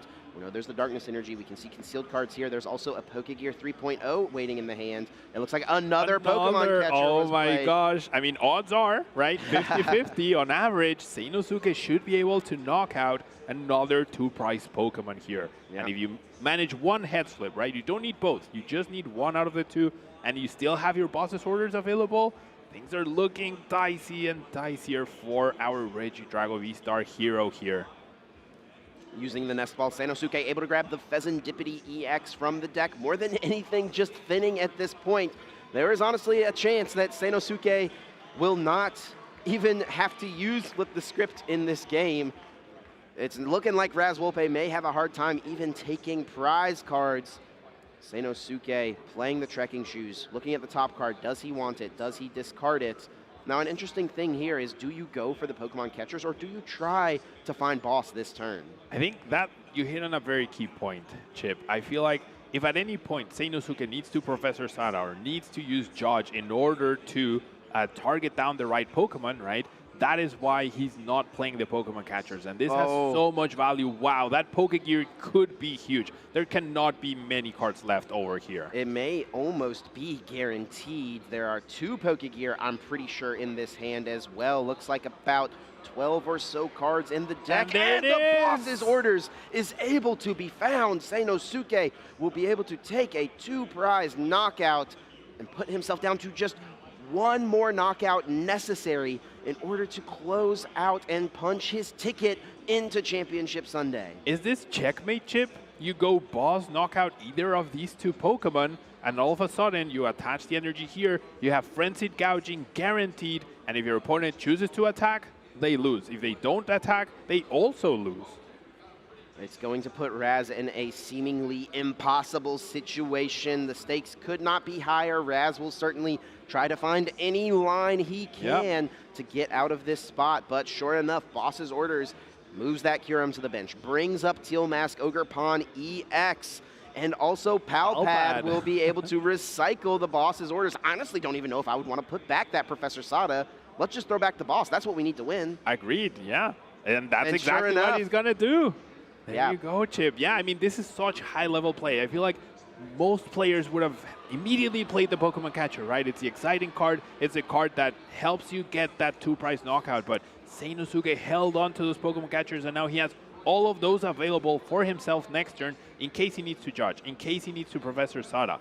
This is huge. I'm extremely impressed with this play from this young player. He is able to take the knockout. 2 Pokemon catcher remaining in the prizes at the moment. 2 fully powered Roaring Moon EX. And there we have it. Raz Wolpe recognizes he cannot close this one out, and Sanosuke will represent Japan in our TCG Masters Division Finals. What a match, what a display, what a powerful display of this Roaring Moon EX deck. Who needs to deal with Regidrago V-Star when you can just KO every supporting Pokemon around it and just win that way? Yeah, quick 2-2-2, 3 turns in order to win probably many games. This is how he approached the World Championships, and it clearly worked. We are certainly in for a high-flying final match tomorrow. We do still have one more top 4 match to be played tonight to determine who the other side will be. Wow, and we do have to, of course, say congratulations to Raz for the run top 4 at the World Championships. A historic moment with the best deck in the format, in theory, but it wasn't the best deck in this match. For that title, it is Roaring Moon EX. Regidrago V-Star could just not cope with the speed of Seinosuke's Roaring Moon EX deck, and Roaring Moon roars into Championship Sunday here. I am so glad we got to watch that. Like, that was almost a flawless display of play. Decision-making, play, aggression, perfect. A feeding frenzy for Seinosuke there. A feeding frenzy. Yes, indeed. absolutely destroyed all of those 2 prize Pokemon on the bench, taking out Regidrago V in Game 1, taking the energy card out of play for Raz, taking out Teal Mask Ogerpons, knocking out Muse. It was just an onslaught of Darkness-type attacks. Through the history of the Pokemon TCG, Darkness-type Pokemon and Psychic-type Pokemon have been some of the strongest. And most often, those are ones that end up closing out the World Championships. Will it be another Darkness-type deck? Yeah. Making its way into history. I mean, Dark Patch has been historically a very successful card, right? I don't think any of us had Pecharunt DX making it to the finals of the World Championships this weekend. Yet here we are with Roaring Moon EX in the grand finals. I mean, are we witnessing, you know, a new contender in the making here? Seinosuke, so young, a first-year Masters Division player, you know, saw so much success in Japan in the Seniors Division, a name we don't get to see very often. Is this going to become a new household name when it comes to the great Japanese players that come to mind? I mean, I would not be surprised if that were the case. Clearly, we saw a flawless display, and I think that shows how, I mean, age is just a number, right? Like, Seinosuke played as, I want to say, the professional player that he is. He played flawlessly, made the right decisions, didn't overdo it with the resources, conserved the right cards, played the right cards at the right time, prepared for the future, holding on to those Pokemon catchers. I can't emphasize enough how much not playing those cards is so, so good. Yeah, and it's really one of those things that can, you know, help take a player to their next level. It's easy to recognize, oh, this card is strong, it's playable right now, I should utilize it. That's not always the best play. Yeah, just because you can play a card doesn't mean you have to. I try to get the people that I coach to memorize that, and they, like, it's just such an important concept. Just because you can attach an energy during your turn doesn't mean you have to. We talked about breaking the rules of the game, but just because there is that rule, you also don't have to do it. Yeah, players, you know, it's called like good card syndrome, you know, see good card, play good card. Not always the case. Holding off on that play can be strong. I mean, I remember an interview Tord Reklev did where he talked about, you know, recognizing Jason Klaczynski, you know, someone he looked up to, watching him play matches and seeing Jason would do something simple like not play a supporter for turn, hold off on playing that in so he would conserve it for the next turn to in his opponent to a lower hand size. And that was just like mind-blowing to Tord as a young man. You know, how do I emulate that? And yeah, that's what we've seen so far. Now let's relive this last match we just saw that was, I want to say, back and forth, had a lot of exciting moments from Seinosuke's side and Raz's plan of Kyurem that almost came to fruition. Yeah, Raz went for it, didn't quite work out, it was very close. Seinosuke's Roaring Moon EXs were a little too strong. A little too strong, Chip. So let's go watch the highlights of this game before we head to the interview with our Japanese player. It was a pretty decent start for Raz. Had a few Pokemon in play, but Seinosuke, after not getting off the attack turn 1 of this game, you know, seemed like there was a decent opening for Raz. Wasn't able to capitalize, and Seinosuke did take the first knockout. And in this matchup, it seems like that is the big deciding factor here. If Roaring Moon can take that quick KO, it might be tough for Regidrago to fight back.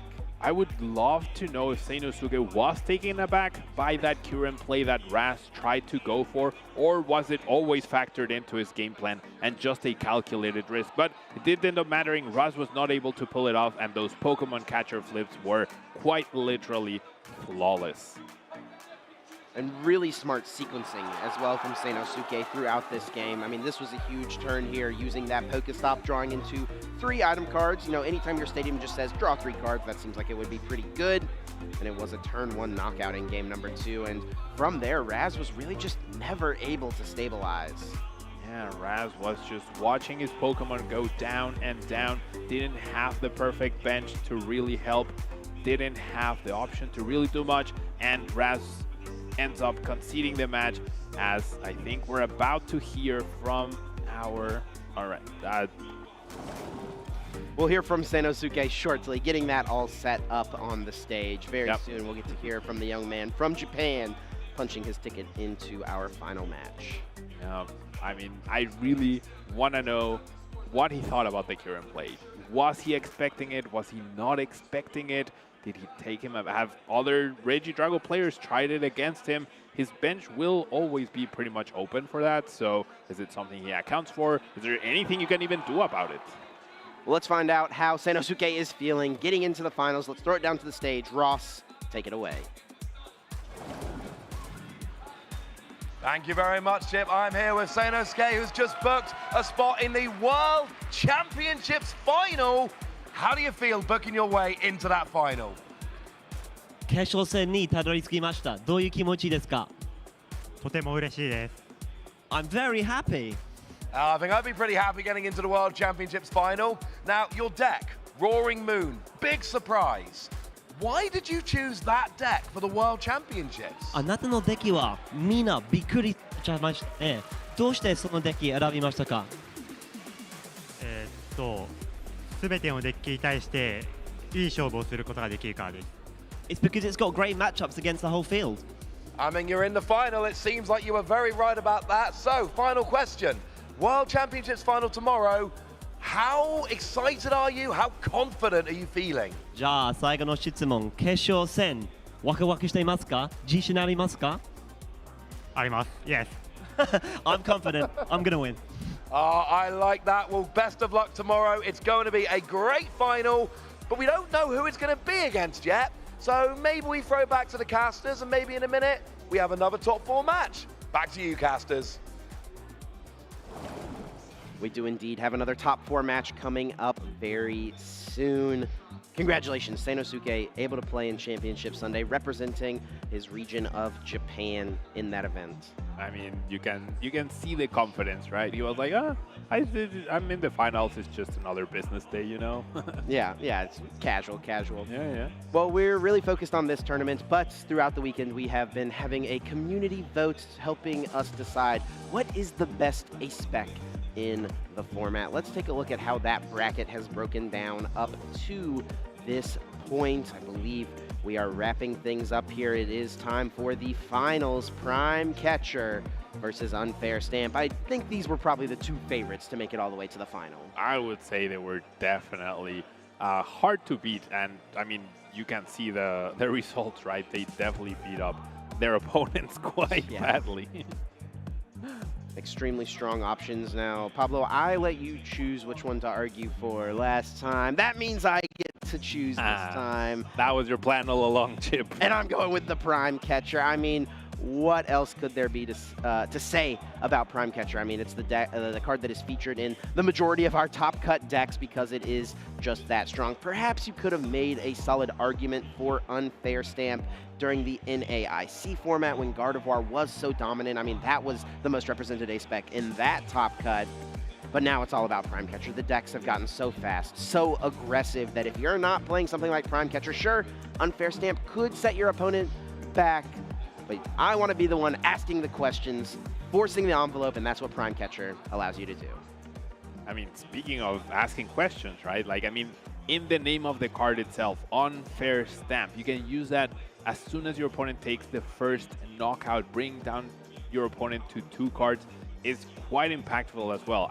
I would love to know how many times you have that run off of having a low card hand, and Unfair Stamp creates exactly that, giving you a lot of very easy wins. I think it's a fantastic ace spec, as you mentioned, comes from a very powerful showing at NAIC, and even though this is just the first tournament for Shrouded Fable, I do expect a lot of players to adapt to the aggression of the Prime Catcher decks with Unfirst Stamp, and we will see Unfirst Stamp become the best. Hey, 30 seconds. I did not have the counter, I'm sorry. It was right there. Oh, I was focused on the audience. Well, let us know. We want our community to be voting along. Let us know which A-Spec you believe to be the best. Sure, you could vote for Unfair Stamp, thinking about the future, but I'm talking about now at the World Championships. And think long-term, Chip. Think long-term. Big picture, short term, let's stick with the Prime Catcher for now. We'll update everyone on the results of that later on through the show. As we are preparing for the other top 4 match to get going, we do have some news to share about that match. Ian Robb has been issued a match loss for unsportsmanlike conduct before the match was concluded. So our top 4 match will actually be Jesse Parker up against Fernando Cifuentes on the other side of the bracket. So Iron Thorns EX does have a chance to make it into the finals. Iron Thorns EX, indeed, the battle of the lightning Pokemon, with the electric generator on one side. So one side trying to break the rules, the other being very strict about the rules. I really wonder if Iron Thorns can slow down the deck enough, or will Jesse get another electrifying win in this undefeated run so far. It's certainly Jesse's tournament, it seems like, at this point. He's the one running hot. Will it be Sanosuke stopping him in the finals tomorrow, or will Fernando cut him off from ever getting to that point with Iron Thorns EX in just a few moments? We are going to take a quick little break. When we return, it will be our top 4 match and also the results of our best A-Spec poll. Don't go anywhere. We'll be back shortly.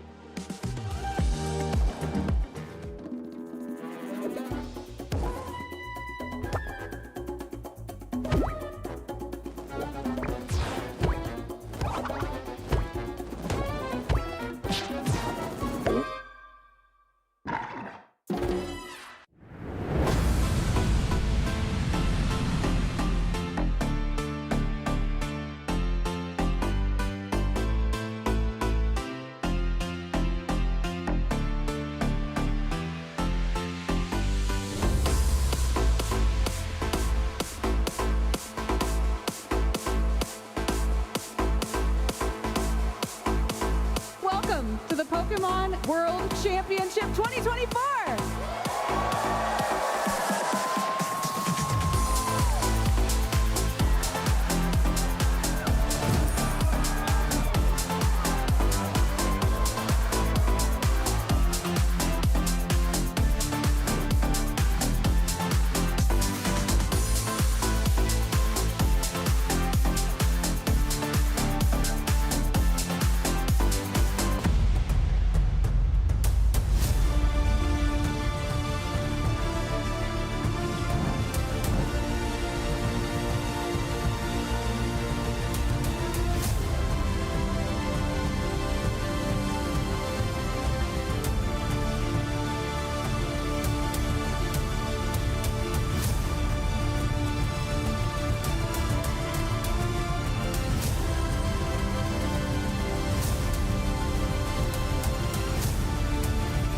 So excited to come together and celebrate Pokemon!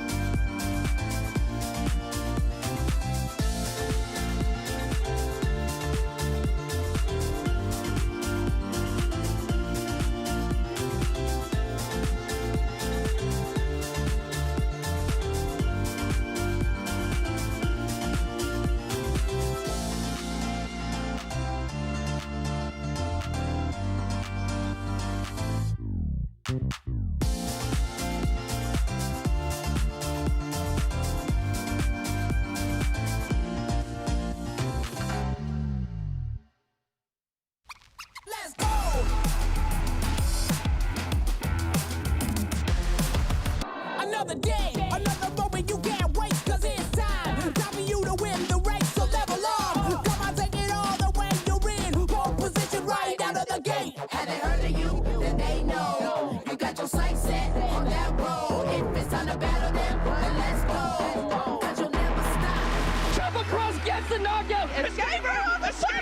history from Dunebug! Show them what you got! Yeah, they already know you got your sights set on victory road. Show them what you got! Yeah, they already know you got your sights set on victory road. Show them what you got! Yeah, they already know you got your sights set on victory road.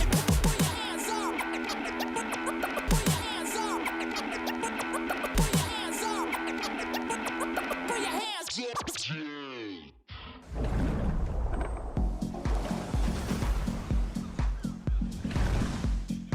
You are tuning back in here. We're in Honolulu, Hawaii for our World Championships. It's been a long 2 days of competition here. Some of our best players have come out of the woodwork.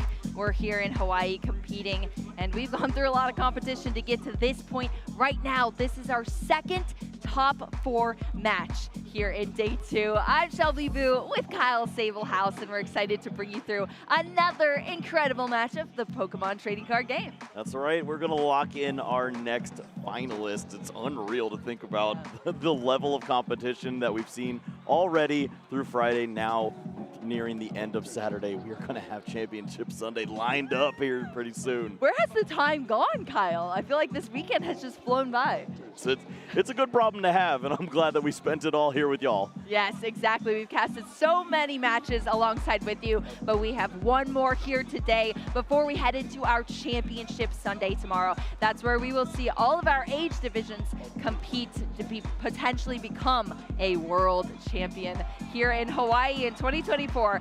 Let's take a look at our bracket here that we've had in our top 8 leading up to this point in time.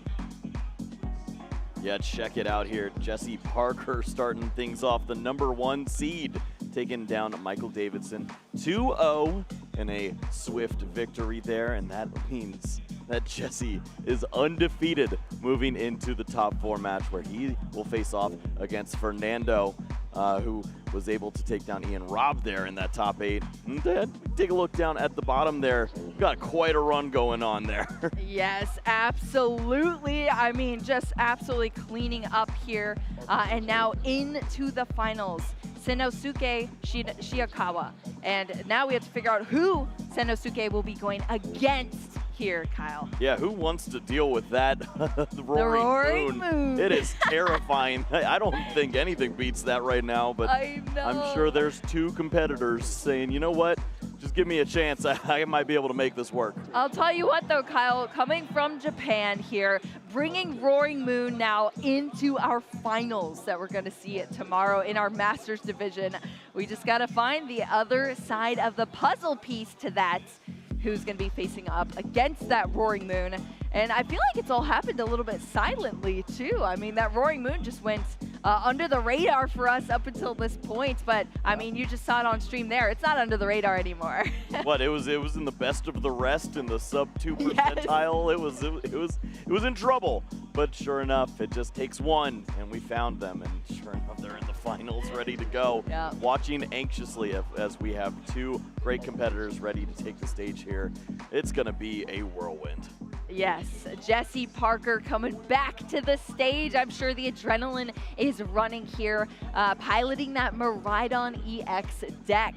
We've seen some incredible, super explosive turns that it's had. It's kind of that type of deck, but gonna have to face off with the wall of the Iron Thorns EX in this matchup coming up.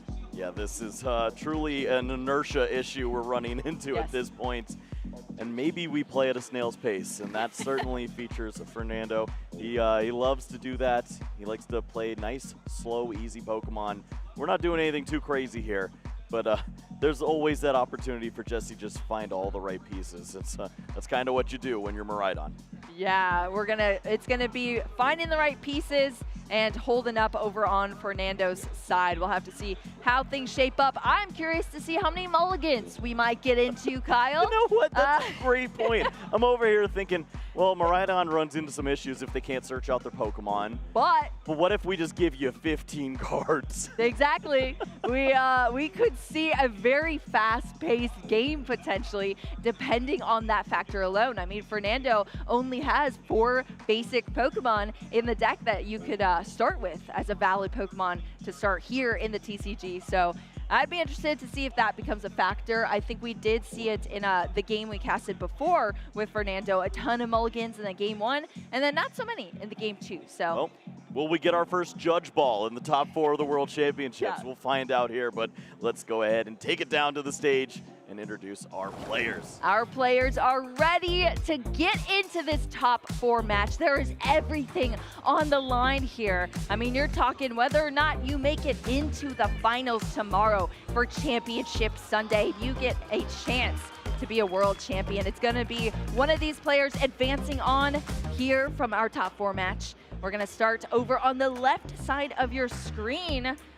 The undefeated player throughout this entire tournament with Miraidon EX, Jesse Parker from North America. You can see these incredible placements here. Regional finalists in Pittsburgh, Knoxville top 32, Peoria top 8, and a top 32 in Indianapolis. So some incredible placements there, but this is by far definitely reaching the highest spot on that resume. Yeah, 2024, the year of the Paca. It's looking pretty great, but Fernando has something to say about that with a lot of accomplishments in the senior division and having a breakout performance here as well. It's been really nice to see this Iron Thorns. It has a unique spot in the meta, and it's been taking advantage of a lot of disruption strategies against other decks. This is one where you have a little bit of help, but certainly you're worried about the explosiveness of the Miraidon. Fernando is going to be dealing a few extra mulligans, but not nearly as much as we expected here, Boo. Oh, not nearly, just a couple. Kyle, we saw at least had a one or two, right? I think one? There's only one pip there. Oh, you are so right, Kyle. We're going to have one additional draw for Jesse, so we could be looking at a potential hand here for Jesse that maybe is just not what you want to see. Late game cards, nothing to start you off, get you going, and Fernando could potentially snake out here, even though on paper, maybe it looks like a little bit of a dicey matchup potentially for Fernando. I mean, the Iron Thorns EX definitely plays way better into other specific matchups, but it still has play in this matchup. We'll see how Fernando fares. And what is in the prize cards? Two nest balls? Yeah, we're just talking about this. You need to search out your Pokemon unless they're already in the hand. That's a terrifying thing to see. No. Not too bad for Fernando, but honestly, what does he need? just exactly. A couple Iron Thorns, let's roll. And these, yeah, and all of these cards have duplicates in the deck here, but this is huge for Jesse Parker because as we know, the Iron Thorns EX, it does shut down abilities of rule box Pokemon. So that tandem unit ability on the Miraidon EX will be shut down, and that's usually what leads you to chaining all these Pokemon, getting them out onto your field, but you have a little bit of support there in those nest balls, but there's 2 in the prize cards for Jesse Parker. Yeah, it's so devastating to see. Obviously, Jesse doesn't know that yet, but let's get a fist bump, let's get underway here, and whoa! That's a Pokemon to start with. We were hyping it up. It's Zapdos. That is incredible. Who needs nest balls anyway, right, Kat? Yeah. Well, we still might need some. Let's not yeah, that's true. Let's not speak too soon. But yes, Zapdos is in the active position here for Jesse as we start off our Masters top 8 between Jesse Parker and Fernando Cifuentes. Here, we're starting off with the Town Store coming into play. Nice and early for Jesse, and that's going to get us a quick look into the deck here. You could see him eyeing up all of these Pokemon, seeing what resources he has in the deck and what is in the prize cards. Of course, access to the Forest Sealstone is something you think about very often with a card like the Town Store, but we don't see a Pokemon that can use this card yet. Use the ability Star Alchemy. And now you start to wonder, what's in the hand? Yes, you have Zapdos. The ability to deal 10 additional damage lines up so well with Miraidon dealing 220 damage. Perfect math for the Iron Thorns. But do you have additional Pokemon to help here?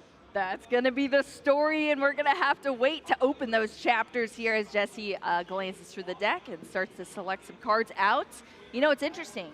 Kyle, we have a little extra lore here between these players. They both started out here at the World Championships 8-0, and Jesse Parker was actually the first person to hand a loss to Fernando Cifuentes. Yeah, I guess that they started off the day 2 here with Yeah. that big match, and I mean, there's a lot of pressure there, but you can only imagine what it looks like here in the top 4. Exactly. Yeah, top 4, the stakes are even higher at this point in time, and Jesse Parker is churning through this turn here. So we're starting off, at least we have some play here. We're getting that Raikou V down onto the bench, as well as that 4-seal stone Iron Bundle is going to come out onto the bench as well. Yeah, well, safety first. You have a Pokemon ready to attack next turn if anything crazy were to happen. And Raikou has that Forest Seal Stone ready to go too. So a supporter is guaranteed next turn. But you know what isn't guaranteed? Energy! Hey, the energy, it's going to be a heads on that Crushing Hammer, discarding that energy that was placed on the former turn there for Jesse Parker. So Fernando already having a nice time with the coin flips so far here, should I say dice rolls. Let's talk a little bit about this Zapdos that's in the active position. Why is this such an essential card here in this matchup, Kyle? Yeah, just the fact that this is one of the few abilities that you get to keep. I think it's the only ability that you really keep in the game other than Hyper Blower. But at this point, just 10 additional damage is so impactful when you're trying to knock out a Pokemon like the Iron Thorns, Miraidon. Typically the attacker you want to go with if you can incorporate those additional energies by way of Electric Generator. But this is a slow setup, and we don't see any of that just yet. At this point, Jesse just wants to find some way to attack and deal relevant damage, maybe two-shot some of these Iron Thorns that will inevitably be seen.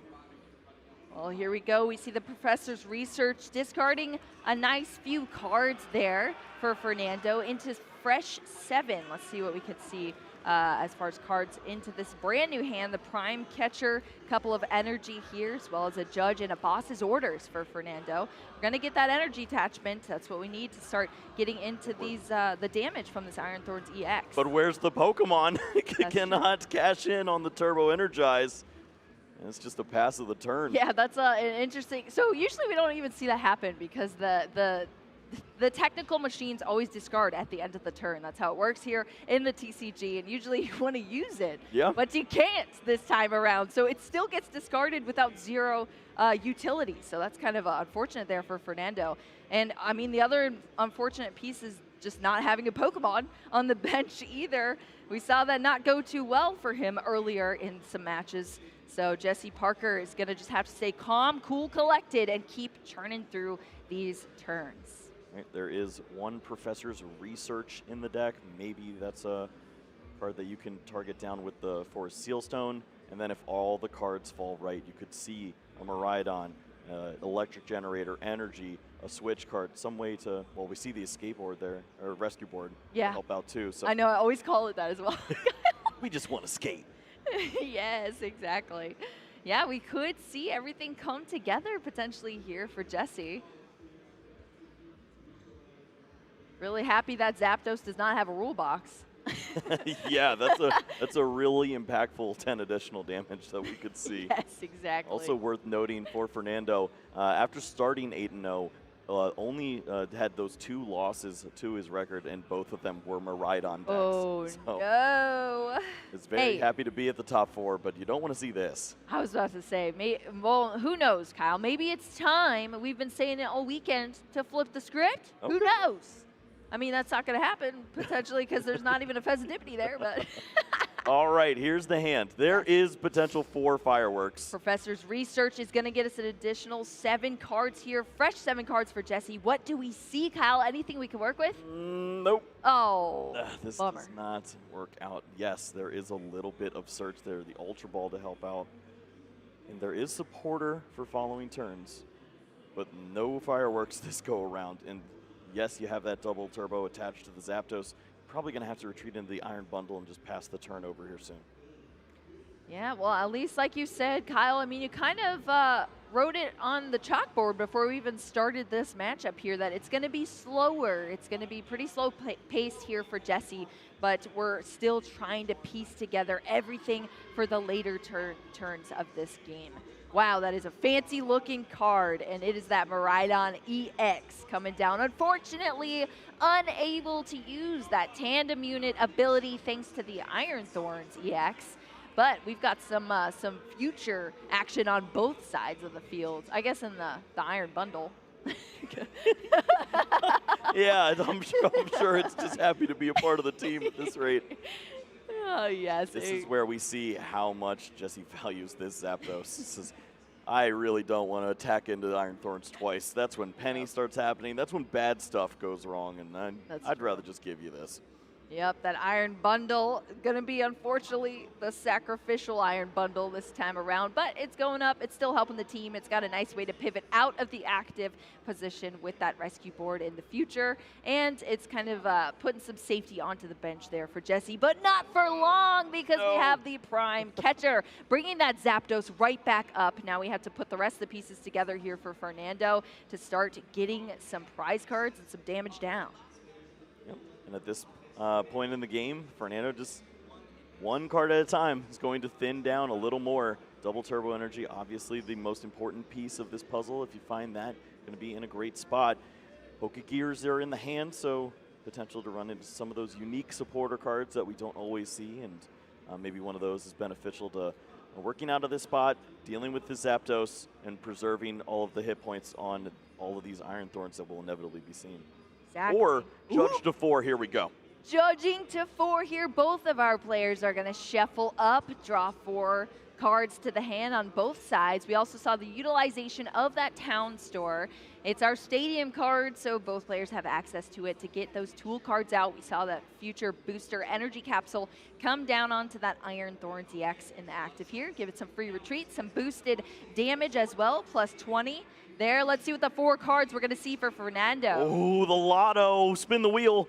Spinning the wheel. The original wheel. Yeah, that's true. Energy Lotto, can we see some energy? Wow. Oh, we see it. The double turbo energy coming out. That was the missing piece to start getting some damage out. Volt Cyclone, it's not going to just be damage too. It's going to be a knockout there. 140 damage that it does as soon as you get that double turbo. Well, I guess, oh no, it's canceled out because the tool card. Yeah.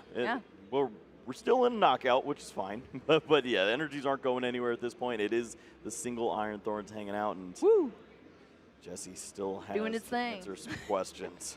Yes, now we have that one piece of the puzzle that Jesse did have in the discard pile in that Zapdos. So we'll have to see what happens here. We need to start seeing some of these cards being put together here for Jesse. This hand is almost good. Almost. What is it missing, Kyle? Abilities. Okay, what else is it missing, Kyle? A good supporter. The boss's orders is in hand, and so unfortunately that's not doing anything right now. There is an energy for the turn, which is something that we've been missing on this side of the board. Looks like some Pokemon could be found by way of the Ultra Balls, but you're just thinning out so many resources at this point. And this is the problem when you don't have abilities and you play just that one Professor's Research. You're really banking on burning through the deck with cards like Squawkabilly. Instead, you're just here drawing one piece of the puzzle at the time, and it doesn't line up. You're just a little slow. Yeah, this is the opposite of what we usually see from Miraidon EX. It has those abilities. It gets tons of Pokemon out. It starts taking huge knockouts once you have all of your energy accelerated onto the fields. And yeah, if you don't have access to those cards, and you're not being able to thin out your deck even faster. I mean, that's even just a major thing from the tandem unit alone, is getting those Pokemon out onto your field so they're not in your deck anymore, clogging up the space, and you have some better draws. Well, you know what you need to do when you have a low hand? Motivate? Motivate the troops. Motivate the troops. I can't even tell you, Kyle, I did not expect Squawkabilly to motivate this many times at the World Championships, but we're getting motivated here. Do it, buddy. You can do it. Squawkabilly EX not able to use the Squawk and Seize since it is a rule box Pokemon, but it's still able to motivate that energy attached to it, and that's going to accelerate some energy here for Jesse.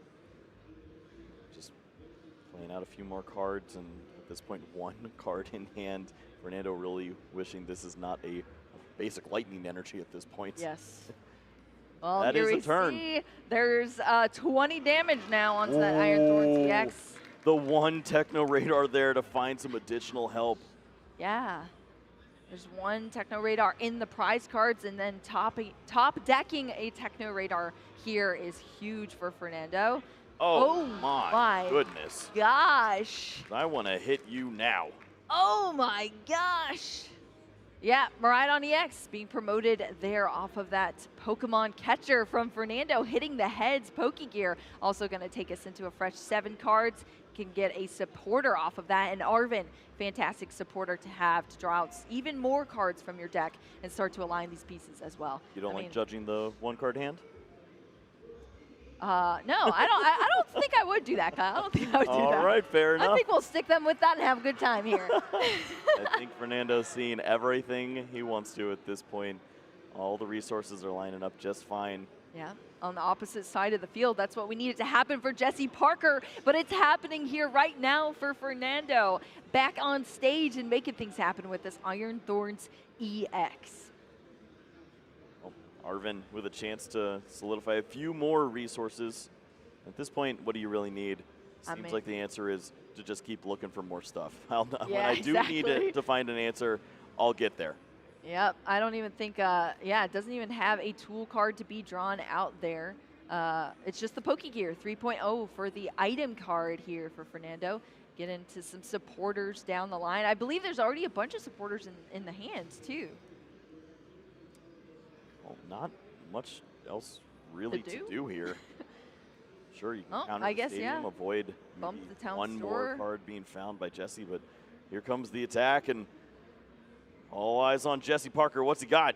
Yes, indeed. We're in the Lost City now. Well, this kind of works. Can we get somewhere here, Kyle? That is a card we've been waiting to see here in that electric generator.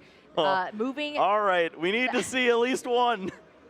Oh, this is huge here. Can we see some energy? Look at that. Oh, we got not one, but 2 energy here for Jesse Parker being placed onto these benched Pokemon thanks to that electric generator. That is one piece of the puzzle that we've been needing to see. Then Miraidon EX jumped to the back, got loaded up here, and Jesse Parker has some play in this turn. Yeah, those 2 cards were perfect. It lines up so well. You preserve some of those hit points on the Miraidon. Maybe it's going to stick around for a little bit longer here. And at the same time, you have an attack for a knockout. You get some additional resources. Maybe they can help. Exactly. We'll have to see, though. And that Iron Thorns EX is in the Lost Zone thanks to Lost City. We're switching right back over to Fernando, who's hoping to find a supporter of his own. Well, that Pokegear hopefully can help out. We do see a Penny and an Arvin from that Pokegear 3. Oh, and a Judge. At this point, do you believe their opponent has some help from those 2 cards from the prizes? Yeah. Is it worth playing this card? That's we'll see before the Crushing Hammer. Wow. Heads once again here. Fernando just cannot hit a tails at this point in time. Crushing Hammer going to discard that energy off of the Miraidon EX. Destabilizing Jesse Parker even more just when he got a little bit further there with that knockout on the first Iron Thorns. Well, with this Judge, still questions need to be answered. First of all, where's that lightning energy? Yes. You need to attack this turn. You need to continue to put pressure on this Miraidon. And 4 cards is not a lot, but we've seen Fernando cash in on this once before. Can he do it again? This is tough here. All comes down to this Judge. This is so essential for both of our players. 4 cards each, leaving it up to fate. Lightning sneaking through. Wow, Fernando Cifuentes as well. Let's see if it's another heads off this Crushing Hammer. No, it's going to be a tails this time. Slowing down a little bit here on the Iron Thorns side. But hey, we still have the energy to be attached to this Iron Thorns EX in the active position. It's going to have to move it straight to the bench once again after that Volt Cyclone. But we are getting one step closer to taking these prize cards on Fernando's side and putting Jesse Parker into a very difficult position. Ooh, look at that. Okay, Arvin potentially there to help out a couple lightning energies, and I believe that was the electric generator to go along with it. Yeah. Yes, this Miraidon struggling a little bit here. Cannot attack this turn. It's an effect of the photons, but maybe a way to move this Pokemon with the Arven could help out a bit. Maybe a little bit here. We'll have to see. Arven going to search out that tool card as well as an item card. Looking through the deck here. Jesse Parker just making sure to keep track of everything, all the resources that have already been used so far, because this has been several turns throughout this game where we've been moving nice and slow here on both sides. Switch card is found, though, from that Arven from the deck. That's going to be the item card drawn out here for Jesse. Yeah, we see at least one energy in the discard pile, so there is potential where Squawkabilly could be a relevant attacker. There's also a world where Raikou could get aggressive in these spots and start to work in the 2-hit knockout, but then you run into those issues with the Penny.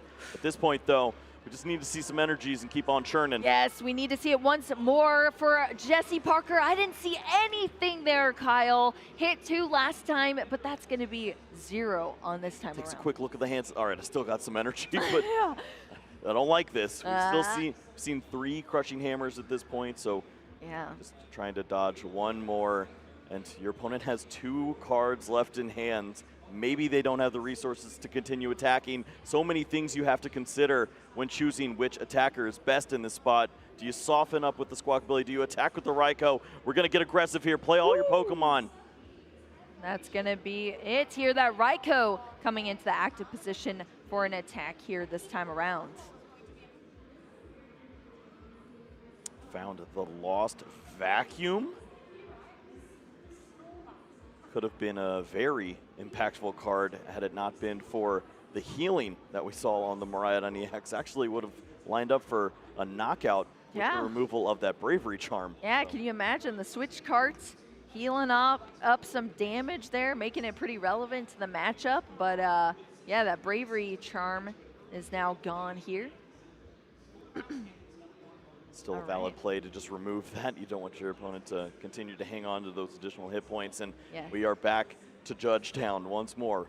4 cards is not a lot. Taking it down to Judgetown, Kyle. Let's see what happens. These are the exciting moments in these events where it comes down to just, 4 cards that you get here. Can it be the cards that you need for either player? So let's take a look at these hands.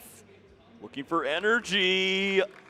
Oh, no. Oh, this could be a pickle here. Oh, it's just no! a pass. It's just a pass. No energy found for Fernando. We're over to Jesse Parker's side of the field now to restabilize here and maybe turn the tables a bit. Not only taking a knockout, but also removing one of those precious double turbo energies. Yeah, that's huge. So much more difficult to find in a deck like this. And oh boy, you start to wonder, have the tables turned? Has Jesse found an opportunity here? Yes, this board is ridiculous, but it takes knockouts, and he's 2 prizes away from game 1. Exactly, it's a 2-2-2 prize map here. That's the only option you have, but Jesse Parker is getting there. 2 Iron Thorns EX down now. Only 2 prize cards left to take in this matchup, and Fernando being left here to try to pick up the pieces. We have an Iron Thorns EX in the active. We're working off an Iono now. That's going to be 5 cards. Can we see? Oh, and look at this. Finds the lightning energy instead of the double turbo, but the last crushing hammer. Oh, it is a heads this time around for Fernando Cifuentes, so it's at least a little bit here. Going to remove that energy from that Raikou V, slowly dwindling down those pieces there from Jesse Parker. So that's one more obstacle in the way. We're just going to have to hard attach. He finds the prime catcher, but yes, just the additional energy. It's all you need. Theme deck battle engaged. And here's Raikou to take down another 2-hit opportunity. What is left in the hand? The next card was the double turbo. No way! The very next card. Just missing it there for Fernando, but now we have a heavily damaged Iron Thorns EX here, and Jesse Parker only has 2 prize cards left to take. What can Fernando do here? It's going to be the boss's orders on this Pheasantipity EX. I got bad news. There's 18 energy in Jesse's deck. He's got plenty of time. Woo! Look at that. There is one. That's and the that means energy. Jesse Parker's got game number 1 here in the top 4. Exactly. That Pheasantipity needed to get out of that spot. We needed to knock out that Iron Thorn TX, and we were able to get there for Jesse Parker, slowly building those puzzle pieces, and we got to the final puzzle there, Kyle. The end result, a game 1 win here for Jesse Parker in our top 4 match. That is so volatile. So much could go wrong in that matchup for both players. Yeah. It's as simple as whiffing on a judge, finding the wrong cards off Iono, running into that hand that just cannot search out any other additional Pokemon, starting the Zapdos and it being knocked out as early as the second turn there. So you have to think about all of these things together. Let's see how it all culminated in that opening game. Exactly. A quick replay here from that first game between our players. As you said, Kyle, that Zapdos started us out here, and it was swiftly removed from the board by Fernando, so that piece was gone there for Jesse Parker, but he was able to slowly get there. We saw the hit off that electric generator, the first one, and then this first Iron Thorns went down, and that was just a little bit closer here, just a couple more to clean up. That Raikou came into play here, slowly ticking up that damage on the second Iron Thorns. We saw it go down, and Jesse Parker was able to clean things up in the end after a ton of just manual attachments, a little bit of luck on the electric generator, and not getting stuck off of all those judges. Yeah, this is quite a moment for both of our players. Saw Jesse Parker one more, just one going more. all the fans. He's got his eye on the prize. Got to stay cool, calm, and collected. And remember, there's still an opportunity here to see plenty more cards. Your opponent plays 4 Pokemon in their deck. Exactly, 4 Pokemon. We'll have to see if the mulligans will be on Jesse Parker's side, but like you said, Kyle, cool, calm, collected, but energized. We need to be hitting some energies off those electric generators as well. We need to have some good cards in the initial hands, because it could get real spicy in the worst way possible if Jesse Parker is stuck with a very difficult hand in the beginning of this game, especially if Fernando is able to establish the pieces needed early on to kind of protect the bench, not just leave a lone Pokemon in the active, as we've potentially seen before. And yeah, we're going to see how this goes. I love Pokemon players, as we see in the most important game that both these players have ever been in. Fernando just doesn't hide what his basic Pokemon is, because everyone in the world knows what it is. Yeah, that's true. Everybody knows there's only 4 Pokemon in this deck here for Fernando. Still pretty funny to see here. Let's take a look at these prize cards. Oh no, look at that. 2 electric generators and 2 lightning energy The in benefit the prize there, cards. of course, down near the bottom, you have that opportunity to draw into those. That's true. You have to take those first 2 prize cards, and goodness gracious, what's going on the other side for Fernando? It's yeah, a little awkward to see double research in there when we've seen how important it is to draw additional cards and just continue that flow of hammers and energies. Yeah, that is a big piece there, having those hands to kind of put things together and then start disrupting your opponent if you have to with those other supporter cards. But 2 Professor's Research are going to remain in the prize cards until taken from Fernando's side.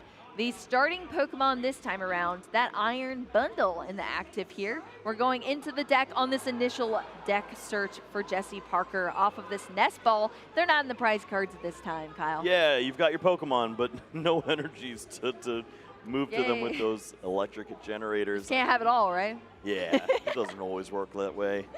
One single Nest Ball, this could have led to a million different opportunities against any other deck, but instead it is, you're just an attacker right now. And that's enough. That is enough at this moment in time.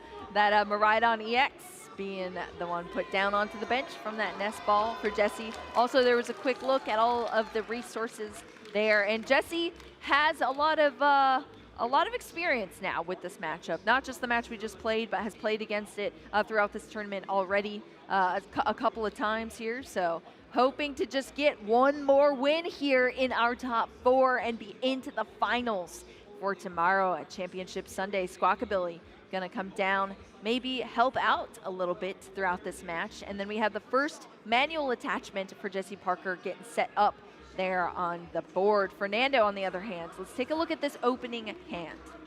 Yep, looks like some additional help this time around with the Techno Raider already there. So all the prize cards, you're going to be staring at them immediately.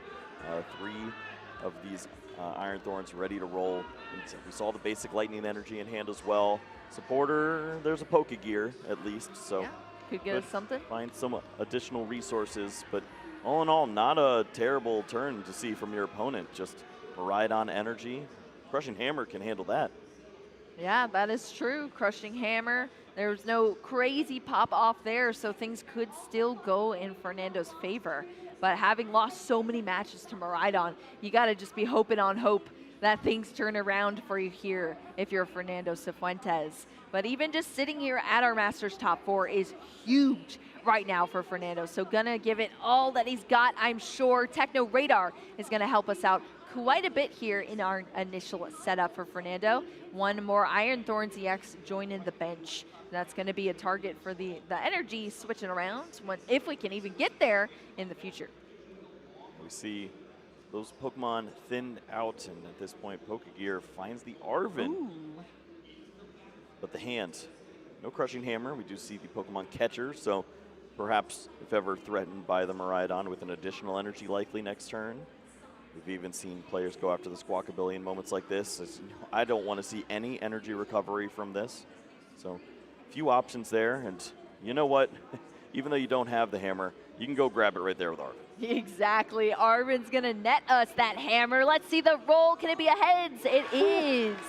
First roll here, and it's going Fernando's way. We're gonna discard that first energy off that Miraidon EX. We're gonna have our own energy to put down onto this Iron Thorns EX. And then that Pokemon Catcher, not gonna be a heads this time around, but you know what else we have? A technical machine.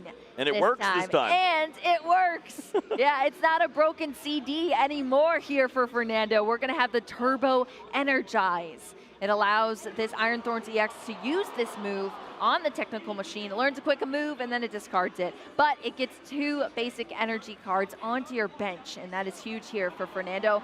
We're not gonna see those turns where you're just lacking the energy if Fernando can say something about that.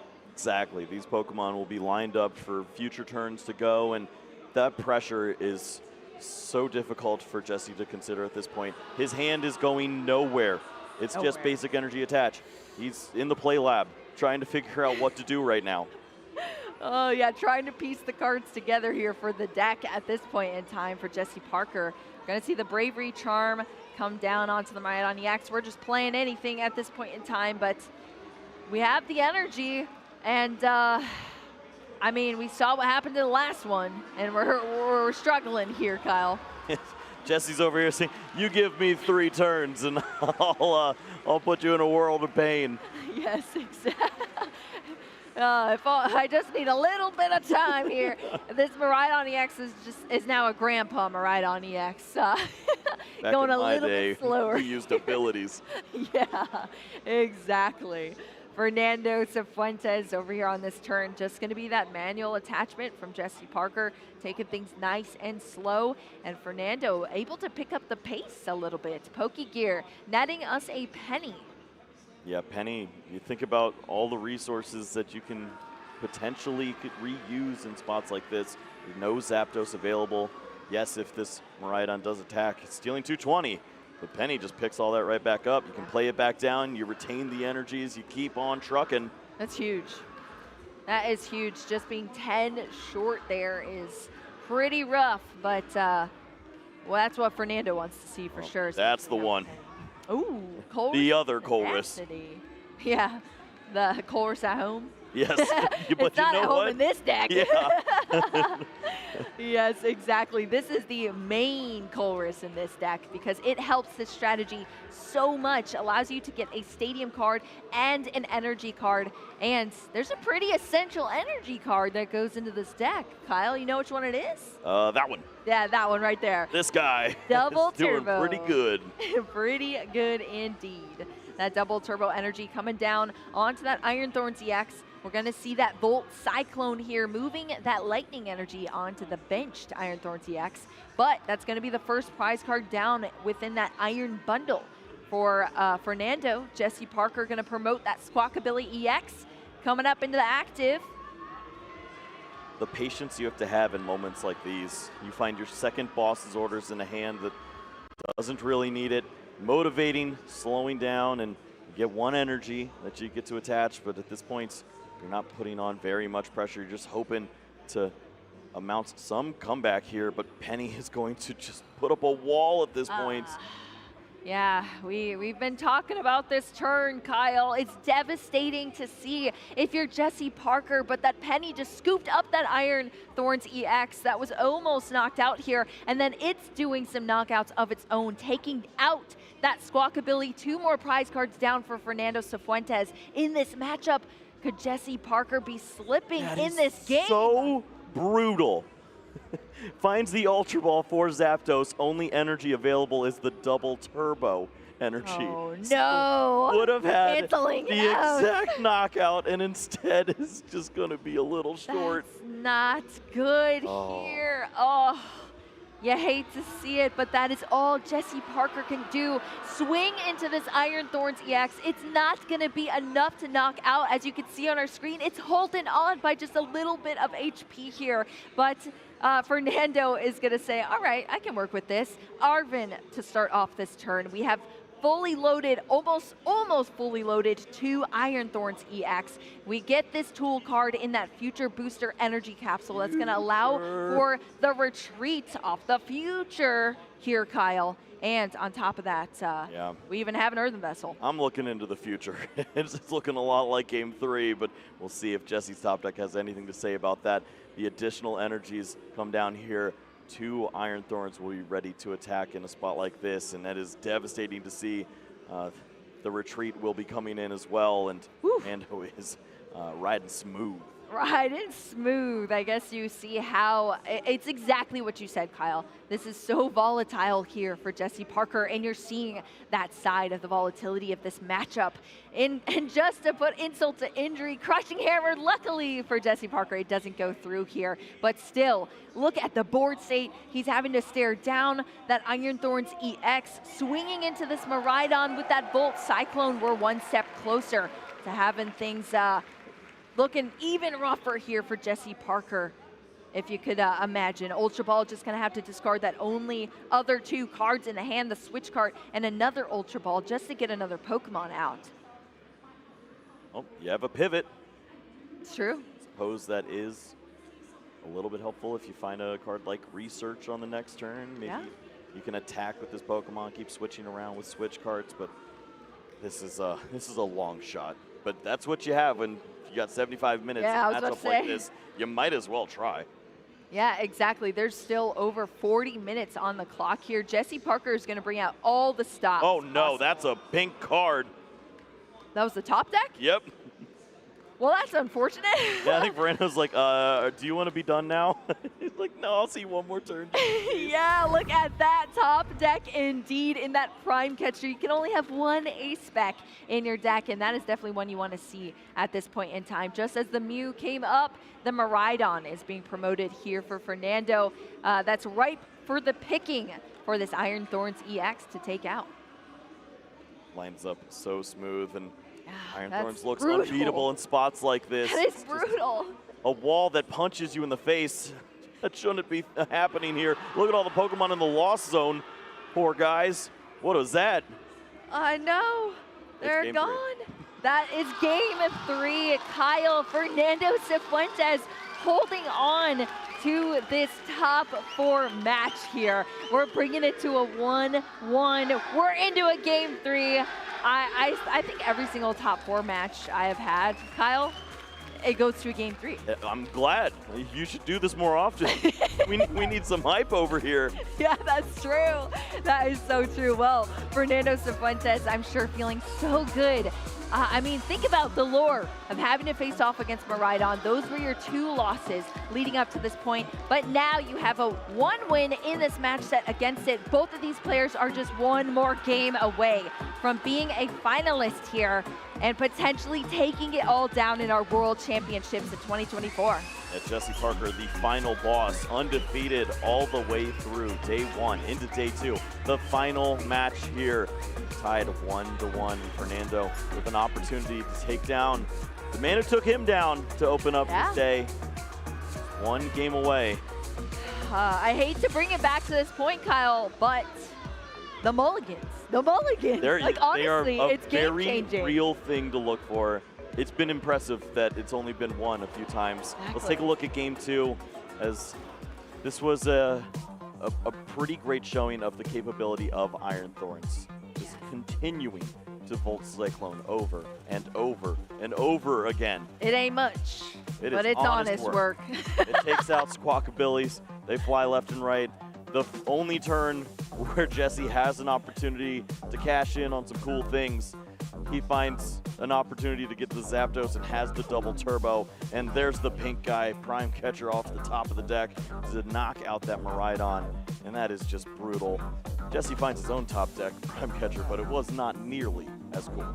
Not nearly as cool at all, but you see the smiles here from Fernando, probably from both our players here, because you know what, you try your best in these pivotal matchups.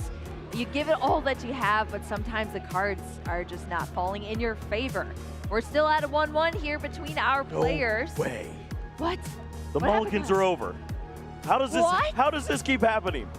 Fernando getting lucky? The light shining down? Game 3? Game 3? Jesse's wow, like, can not I even have a single some mulligan. help?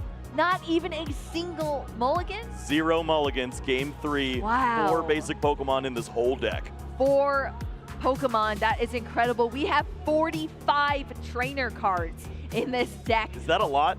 Yeah, that's a lot. That's quite a bit there. I would say give it a percentage, but we don't talk about percentages anymore, Kyle. That's right. After that community. Oh, what are the percentages of this? We've got prize cards coming in, and they're not pretty. Well, we have the fist bump here. We're kicking off this game 3 in our second top 4 match. One of these players will be a finalist in our World Championships facing off tomorrow. Who's it going to be? Is it going to be Jesse Parker with that Miraidon EX, or is Fernando going to step in his way? I'll tell you what is stepping in his way. 3 electric generators. The power is out. The power is so out. We're in a lot of trouble over here in Parker Town. What? The Iron Thorns EX, I think, just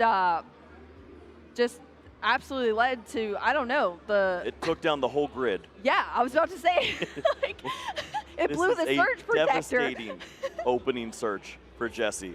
Awful. Yes, you found the nest ball. Really helpful. Uh-oh. You're gonna find out some information. Yeah, that is absolutely brutal here for Jesse. Looking through the deck on this initial search, gonna see that there are several electric generator missing here. But can we potentially pull something out? What were the prize cards on the other side? Anything brutal? Not nearly as wow, bad. That is a double turbo energy, a crushing hammer, certainly cards that you can be a little upset about on the initial search, but both the coin flip cards on the bottom too. Yeah, will help out. I don't think this is as nearly as disruptive as it is for Jesse. Not at all. That is brutal to see. Sometimes that's how it's chalked up. Yeah, you see that only electric generator. I feel like Jesse's sorting through like this cannot be happening right now. This is game 3 of the Masters top 4, and I'm staring down 1 electric generator here in a matchup that is awful. I mean, it's awful in any matchup, but especially this one when you're lacking that those cards and that energy attachment that you need so desperately when the Iron Thorns EX deck is built to disrupt you over and over and over again, discard your energies, and then if you're not able to get them back, what are you supposed to do? And that's where we're at this point. Searches out, I believe, the Zapdos now. And yes, you have the Zapdos. Miraidon is in the hand as well. That was the issue that we had at the beginning of the game. Which Pokemon do you want to start with? Starts with Iron Hands, even though it has a 1,000,000 retreat cost. It does. You want to preserve the hit points on that Miraidon. Slowly set up this Pokemon and maybe work your way to the one-hit knockout in combination with Zapdos and Lightning Symbol. But how do you do it with 1 generator? Exactly. This is just devastating, Kyle. I hope it doesn't come down to just the prize cards. I'm still believing here in Jesse Parker. Hopefully we can see something happen on the left side of our field here so it can be a good game to remember. Miraidon EX is going to have that lightning energy be attached here. We're slowly going, but we'll have to see what Fernando has to say now. Yes, that Iron. A big turn. Pokemon Catcher, if you can target down Zapdos and take a knockout early on, that is worse. Huge. Even worse for Jesse if that happens. We've seen it happen before already from Fernando All right. in our original game, so. There's a chance, I suppose. There is a chance, there is a chance. The Colress's Tenacity here being played for Fernando, searching out that Stadium card and that Essential Energy on the other side within that double turbo. Fernando with the single Iron Thorns in play. No additional Pokemon. We see the Zapdos, you see the Miraidon. Yes, the attack is available, but if this is the end of the turn, just a simple attack, maybe Jesse's top deck could lead to some help. Let's see what it is. That's fair. fair. Oh my goodness, that is not helpful whatsoever. That's probably one of the least helpful cards, actually. It's just the Blood Moon Ursaluna. At least we have the energy to slowly be charging up here. We haven't seen as much disruption as we could top deck. Wow. It's found, and that is so brutal. You can tell just from Jesse's mannerisms that was a brutal find, and here it goes. Oh my gosh, it is going indeed. Kyle, Fernando getting that Iron Thorns EX off the top deck. Now we're going into a Professor's Research for 7 Crushing cards, Hammer and Pokemon Catcher. Look at it! Oh, it's a head! Finds the heads on the Pokemon Catcher. It's so brutal. The Zapdos being brought up into the active. This is exactly. Can he get the heads on the Crushing Hammer? Oh, it did! No! Fernando Cifuentes, the light He's is got shining another! down. Oh my gosh, I would have freaked out, Kyle. That is crazy to see, but this is absolutely bananas, Kyle. I mean, the Crushing Hammer, the Zapdos Both in of the their active hands are just here. lightning energies. Here we go. Oh my gosh, the Zapdos into the Lost Zone now. That Lost City, of course, in play. It's gone forever here. Jesse Parker, just the Raikou up front. What did we get off the top of the Ultra deck? Ball, it doesn't help. Just that energy. You have to continue to just charge up the Miraidon and hope to find a research top deck. It's just one copy. My goodness. Yeah, Jesse Parker shuffling the cards here. You have to think he is undefeated at this point, and all that's standing in his way from going into a championship Sunday is this Iron Thorns EX. We're just attaching another energy here. That's all we can do if we're on Jesse Parker's side. And now Fernando just gonna potentially take it away. Oh, it is gonna be a tails here. That's at least what Jesse Parker wants to see. But that Boss's Orders is gonna bring that Miraidon EX. It already has 2 energy, but now it's gonna be damaged by this Iron Thorns EX with another Volt Cyclone. This is brutal, Kyle. Yep, these Pokemon just continue to switch back and forth. Cyclones left and right. The last card in hand is the Lightning Energy, so he can attack with any which Pokemon he pleases. And it's taken knockouts at this point. You see the issues, but for Sealstone, hang on a second. Do we have some Raikou. play? Yeah, we do have There's the Raikou. life.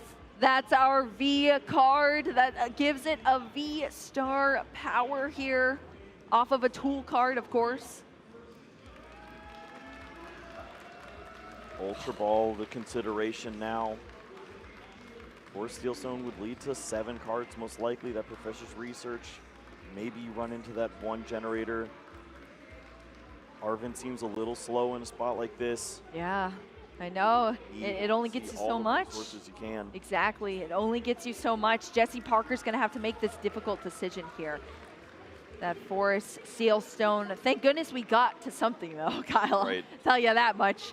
We needed this. Yes, we did absolutely need this at this point in time. But it is not an easy decision here for Jesse Parker.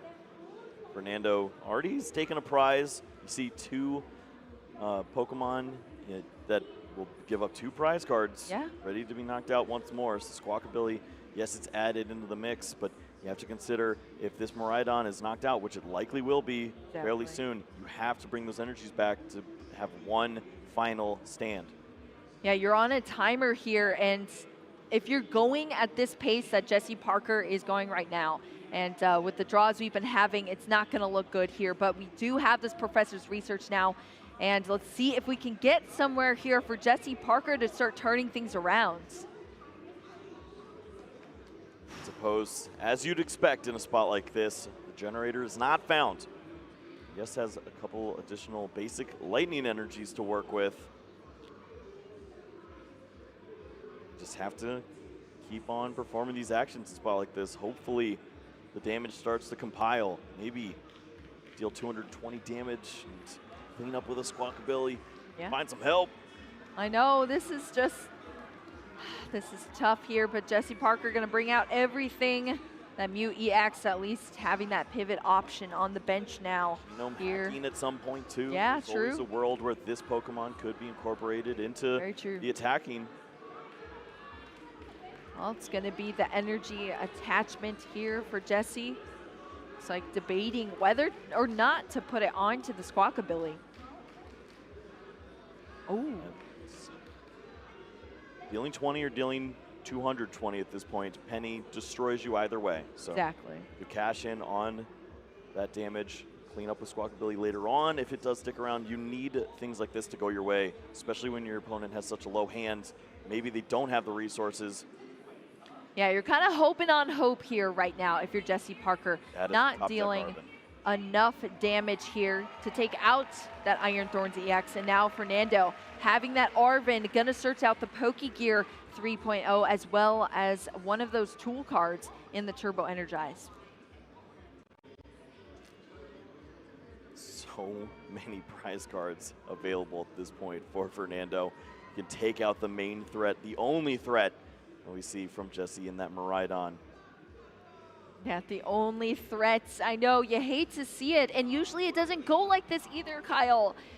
It's really tragic to see how this is faring for the Miraidon, but that Iron Thorns EX continuing to put this pressure on. That's another knockout and into the lost zone for the Miraidon. Fernando Cifuentes advancing even further in this match. Only 3 prize cards left to take here, and Jesse Parker is up against the wall quite literally with these Iron Thorns EX. There's at least a heavily damaged one on the bench here, but there's still play into that as well if you're Fernando for the future turns. But what are we working with here now? We have the Arven, and that's going to get us some resources for Jesse Parker. Yeah, it looked like there was the energy for Motivate in combination with Boss's Orders to take a knockout. Okay. Arven chose as the supporter of choice. Yeah, that's quite interesting there, I guess, from Jesse Parker, but Arven is going to be the card played instead here. So that's the healthy Iron Thorns EX is still in the active position for Jesse at this point in time. Bravery Charm coming out thanks to that Arven tool card as well. And that is the only electric generator here until Jesse Parker has access to some prize cards. There is one electric generator on the bottom here, but we have to get there to get to it. And Jesse Parker, like you said, Kyle, choosing not the Arven for the supporter there is kind of brutal. Yeah, I mean, clearly you want to find some energies in a spot like this. Yes. Motivate guarantees it. Yes, you give up those prize cards, but need some help. It finds one energy. You have a second energy in hand, so attacking with Raikou is available. That is true. Looking to decide all of these energies being attached to the board are so crucial here. We are going to see Raikou get that energy from the electric generator. That is our only electric generator that we're working with until Jesse can get some prize cards here. The lightning energy that's in the hand can also be placed for the turn, for that energy for turn, and Jesse Parker's just shuffling up right now and trying to figure out where this matchup is going to go from here. Hoping on hope that something can happen, but it's just going to be, I mean, that hand, what else is even in that hand? Yeah, not much. A bunch of Pokemon. See plenty of Pokemon with abilities, a Bravery Charm and a Boss's Orders, along with that final lightning energy in the hand to work with. You can play that onto Squawkabilly and get some energies down, but attacking 20 damage into this Pokemon doesn't feel nearly as great as the other. I suppose you do have Iron Bundle, so you can cash in on this now. Oh, we forgot about the Iron Bundle. That has its ability there, Kyle. It does help. It's helping the team. But at this point, you're motivating whom? Yes, that is true. That is true indeed. You're trying to motivate yourself to get through this match, I suppose. And that's what it's going to be, the motivates here from Jesse Parker. This works. You get the energies. And look, we're going to see some prize cards. That's important. I like this. I think they're supposed to go here. You work towards the genome hacking. There we go. I suppose one awkward spot is when you commit to the non-lightning Pokemon and you find an electric generator. You still need to find an oh my gosh, that's so true actually. That is so true. The electric generator, it electrifies those lightning Pokemon, but Mew EX is not a lightning Pokemon. It does have utility, but cannot utilize that electric generator. Penny in the window. Does he do it? Yeah, does he do it? Poke Gear.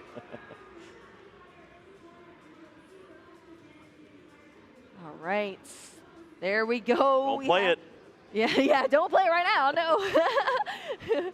Not like this, but hey, we do still have a penny now, at least in the hand here for Fernando. What else are we working with, Kyle? Did you get a look at the cards for Fernando? We saw Pokemon catchers, boss's orders in hand too, so as long as you don't play an additional Pokemon down, you don't have to worry about continuing to find the right energies to take knockouts. It's true. Might as well throw down another. You have a knockout lined up on Squawkabilly, that weakness. Yeah. See those 2 additional prize cards. We're getting close over here. So close. You're just trying to get through here. Literally 1 prize card away for Fernando Cifuentes to take things down here in our Game 3 Masters Top 4 match. Jesse Parker on the other side promoting that Mew EX. It does have 2 Lightning Energy attached. We're going back into the deck now. All right, we got to think about some math in the spot like this. Like, suppose you find the switch cards, and you can defend that Iron Hands with the Arven. You retreat to this Pokemon, you can switch back to it, but do you have an attack this turn? True. Yeah, Jesse Parker. This is truly, I'm on the edge of my seat, Kyle. It's all coming down to this here, what Jesse Parker chooses to do right now on this turn. You found the generator and committed the energies to the Mew, and in this spot, I guess you wanted him on the Iron Hands. Exactly. I know that 1 electric generator finally off the prize cards, but now the energy is on that Mew EX. And you're still facing off with a lot of pressure there from Fernando as well. Oh, not nearly enough damage from the Raikou. Lightning Rondo, maybe a potential Pokemon that you attack with. There is a little more draw, looking for that lightning energy. Ooh, yeah, electric generator, can it help? Electric generator. I didn't see it. It looked like a nod there, and still looking at it, so that's 1. All right, it's just going to be 1 here onto that Raikou V. That's on the bench here right now. That is the electric generator gone now, the one retrieved off the prize cards, as well as that Miraidon EX coming off the prize cards too. It's joining the bench here now for Jesse, but we still have that Mew EX, just 2 energy on it. None for the turn, unfortunately, for Jesse Parker. Right. Math says play 1 more Pokemon on your bench. With the retreat switch card, preservation of the hit points on the Iron Hands, dealing 100 damage with the Raikou, gives you that opportunity for a top deck Lightning Energy, attacking with Genome Hacking. You're doing everything you can here, Jesse. Absolutely everything here. That switch card healing up that Iron Hands EX just a bit there, protecting it. Raikou going to come into the active position now to get that damage down onto that Iron Thorns EX, leaving it up to Fernando to respond, but all of the stops have been brought out from Jesse Parker's side, trying to hold on to this finalist spot here, or in a spot into the World Championship Masters Finals. And Fernando is going to have this turn here. Let's see what we got. What was the top deck? Another Arven. Iron Thorns is in hand. So the Pokemon are available for Fernando. But does he have to avoid knockouts in a spot like this? Does he just incorporate the penny and play slower, hide for a little while? Yeah, I mean, it's coming up with difficult decisions here on both sides of the field. They have to identify all of these optimal turns that they could potentially take. And there's still a lot of resources here. It's going to be the boss's orders, though. You know what? I've seen you switch a lot. There's plenty of hit points, very true. Plenty of retreat cost there. Let's attack, see if you don't have the resources. If you don't, this is a great spot, but Jesse does have another window here. Yeah, another window just going to be that Volt Cyclone here, putting that double turbo onto the benched Iron Thorns EX. Jesse Parker. Iron Hands, you're too big. It's got 4 retreat cost. 4 retreat costs, and the Pokemon are there. You have the Pokemon in play. You could bench one more. You could attack, but it's just a pass. Penny's there. It's over. Fernando Cifuentes has found it. I cannot believe that just happened, Kyle. Fernando Cifuentes has a huge group of supporters here rushing up to the stage. The opportunity to compete against an undefeated player here in our top 4 at the 2024 World Championships, and is taking it down with Iron Thorns EX. I am astonished. That is the result of this matchup. This was not on my bingo card. No, it was not. But here we are, undefeated, no more. Jesse Parker falls to the Iron Thorns, the same Thorns that he's knocked out time and time again. The same matchup that Fernando has faced over and over in this tournament. The one he has not accomplished, and until just now has found victory in the most optimal time, the victory that gets him to the championship. Yeah, that is incredible, Kyle. Absolutely incredible. Fernando Cifuentes coming back to our stage in top 4 and taking things down into the finals tomorrow for our championship Sunday. Let's see how he earned his spot here now in this these 3 games. Yeah, I mean, game 1 we saw there was a very firm understanding. Zapdos is a threat. You cannot deal with one-hit knockouts and continue to remain in this game. So targeted that Pokemon down early, but Jesse had some help. He motivated the troops. He found plenty of energies in this game, and he continued to attack with just about any Pokemon that would join him in this fight. Yeah, anything. We were searching for anything there. And yeah, we got there for Jesse Parker in this game 1 here. Up a game, and then on the back foot going into this game 2. There weren't that many mulligan. I think there was like 1 or 2 mulligan. Yeah, 1 mulligan here to work off of, and we saw the effects of that. Just not getting the cards needed, and Fernando, on the other hand, having these head splits constantly. That Zapdos going down once again. This is our game 3. Yeah, this could have been the most disrespectful turn we've ever seen if this hammer oh my gosh, were to hit. Can you imagine? Did not, but it was still plenty of issues that we saw there as the Zapdos goes into the lost zone. And Jesse was dealing with the worst prize cards we've seen in quite a long time. The triple electric generator, nothing to work with. Found a pretty cheeky play here at the end with the Iron Bundle. Take the knockout, motivate once more, but where do you commit your energies? Mew was a great target if you could find some energies from the deck, but it was the electric generator that was found, and instead Raikou had to be the main attacker to close out in a game where Fernando had all of the momentum. Yeah, Fernando had all of the pieces there to chalk things up with a win in this final game. The penny goes down, and that is it here. Fernando taking the win in our top 4, heading into a championship Sunday tomorrow here at the World Championships. That was something else. I'll tell you what. It sure this was. is going to be a crazy World Championships finals for the Masters division. Yep. 2 very young players are going to be in the finals of our championship, and it is well earned on both sides. Maybe some unpredicted decks that we see in this finals. I know certainly I didn't have them on any of my predictions. Roaring Moon and Iron Thorns EX. I cannot believe it, but that's what we're going to be seeing tomorrow in our Masters finals. Latin America facing off against Japan as well. Some incredible regions coming out to the World Championships and proving why they're here. They're going to be in our finals tomorrow, so they're going to have to go back to their hotel rooms. Don't do too much celebrating because you still have 1 more game before you're a world champion. But wow, what an incredible way to end our day 2 here, Kyle. Yeah, that was was crazy. And it was so cool to see the way that Jesse handled that. Obviously, not the way he wanted it to go. He's so used to winning on the main stage, on the side tables, wherever he was winning this weekend. He saw that the cards weren't going his way, still found a phenomenal strategy in that Game 3 to potentially come back when all the odds weren't in his favor. Commiserations, but fantastic performance, and congratulations on top 4.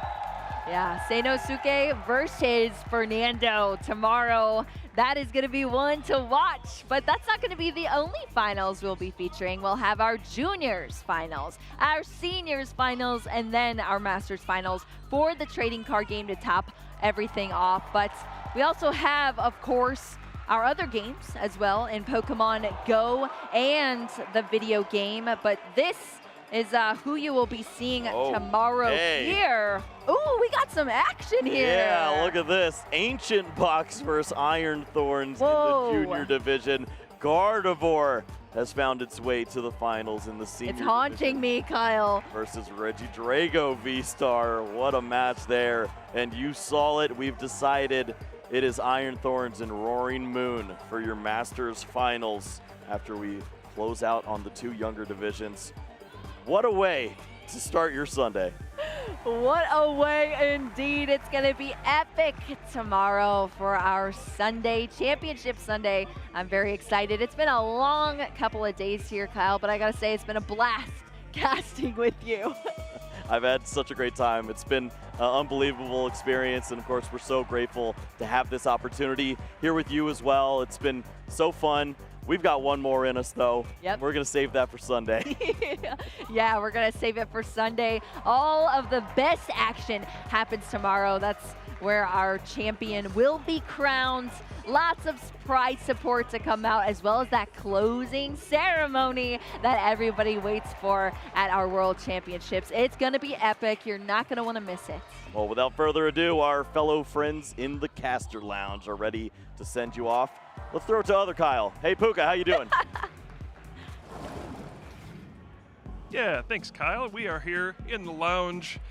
Wow, what a match to send us into our finals. It's been quite an event here at the 2024 Pokemon TCG World Championships. I am Puka, joined by Pablo, Shay, and Ross. And Pablo, what can we say after that one? A shocking result, perhaps? Absolutely electrifying result, I want to say. Iron Thorns bringing everyone down to their level, nullifying abilities, and perfectly played as well by Fernando, I would say. Yeah, great match. You know, Jesse went on the run of a lifetime, but Shay, it fell a bit short, made it to the top 4. Still an incredible result, but Fernando is the one going to the finals.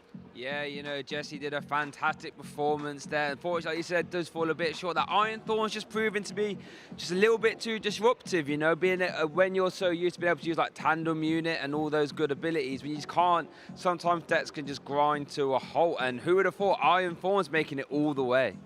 Yeah, and Ross, sorry, friend, your Miraidon is gone.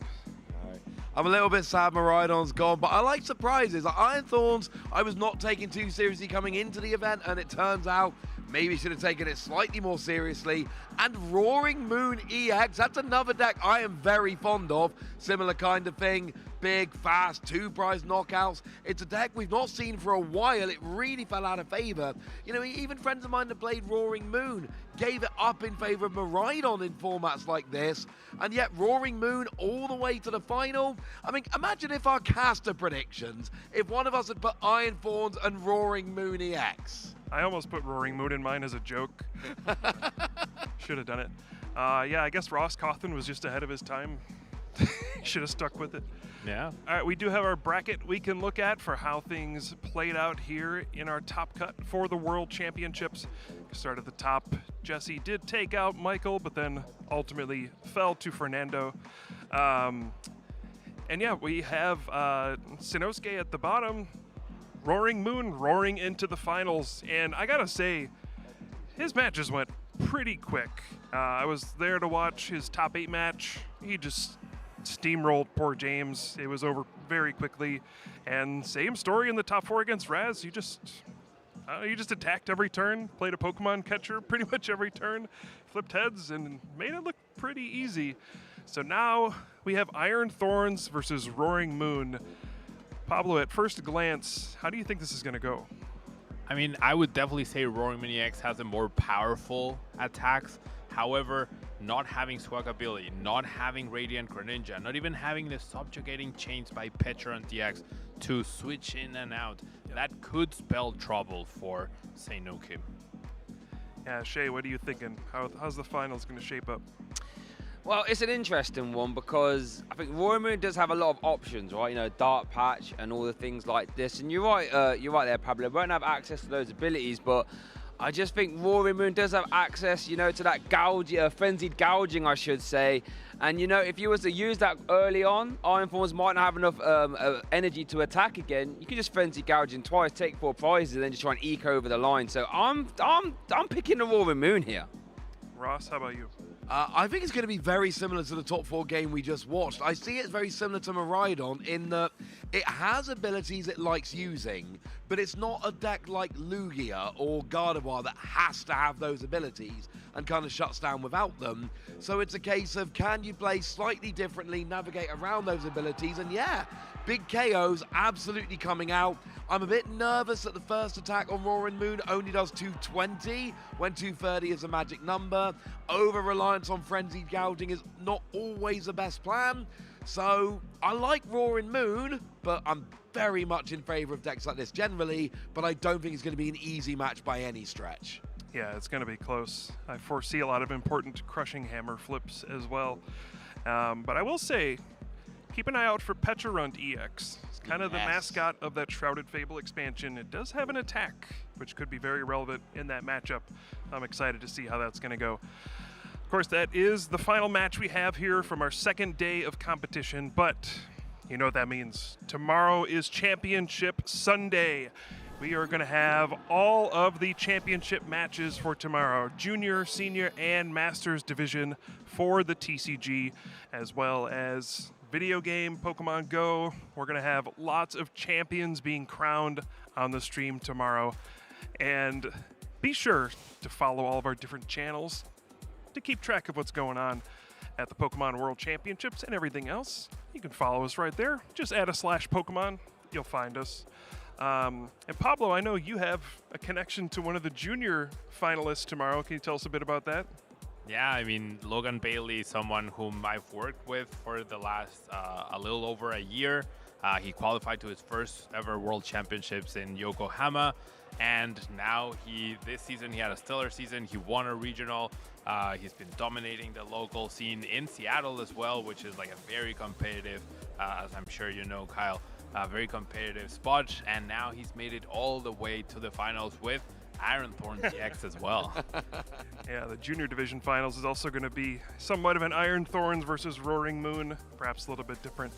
All right. We also do have an email promo going on. Be sure you check that out. You can take a look at that here. Sign up for our email updates. Get news about Pokemon events, live streams, and new releases at the Pokemon Center. Make sure to subscribe to that. Follow along. Use that nifty little QR code there. There's fun stuff going on all the time. This has been an awesome weekend with so much stuff going on. And speaking of that Pecharunt EX that you will see in the finals of the Masters Division tomorrow, you can get that special illustration rare Pecharunt EX in Pokemon TCG Live. Shay, how are people going to get that? Well, in order to get that, you have to get on yourself on TCG Live and use that code OUTBURSTWORLDS24. We've already mentioned how it could be really impactful in this final. A really great ability and an attack we could be announcing tomorrow. So if you want to get involved, make sure to get yourself on TCG Live, use that code there, OUTBURSTWORLDS24, and go and get yourself that nice special illustration rare Pecharunt. And TCG is not the only thing we got going on. We got a Sylveon for Pokemon Scarlet, Pokemon Violet.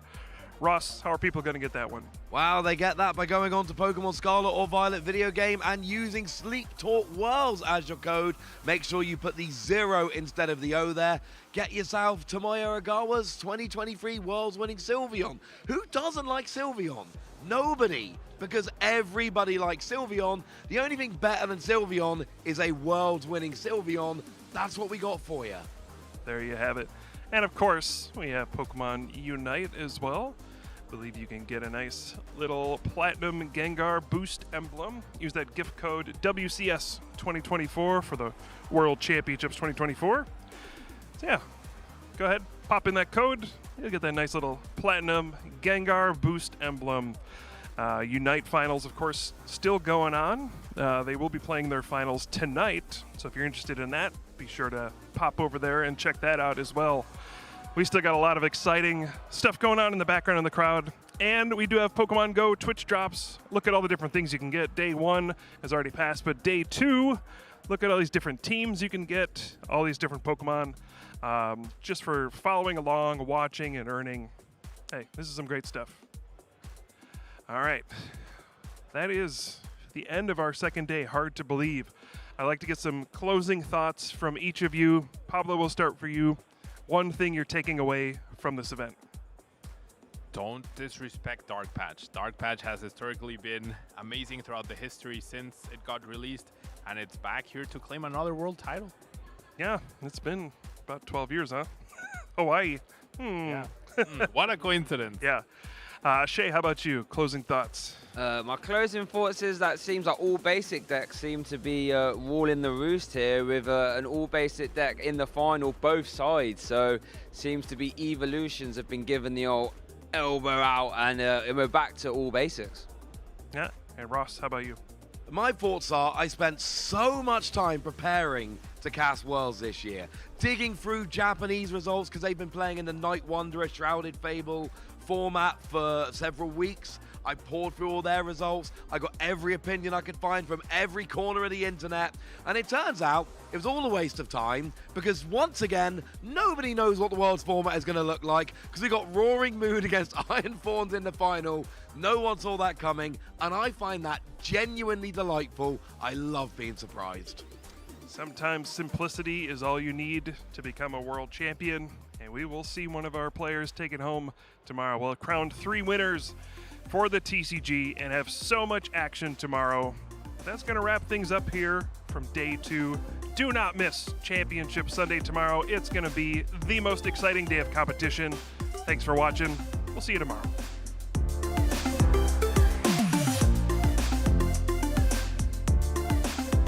Our players are getting set up. Let's get down to the table. Let's kick off. Closing out this fantastic match. The final card.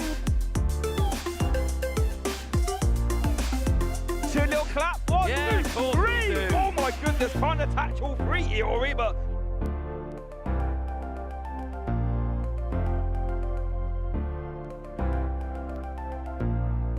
that's all for us, you know. They're screaming for us. They're like, wow, he missed the boss. Wow, no boss's orders. That's insane. The whole crowd cheers.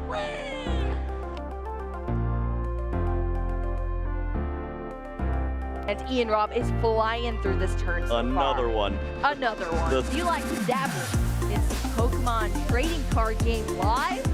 Yeah. Yeah? Yeah.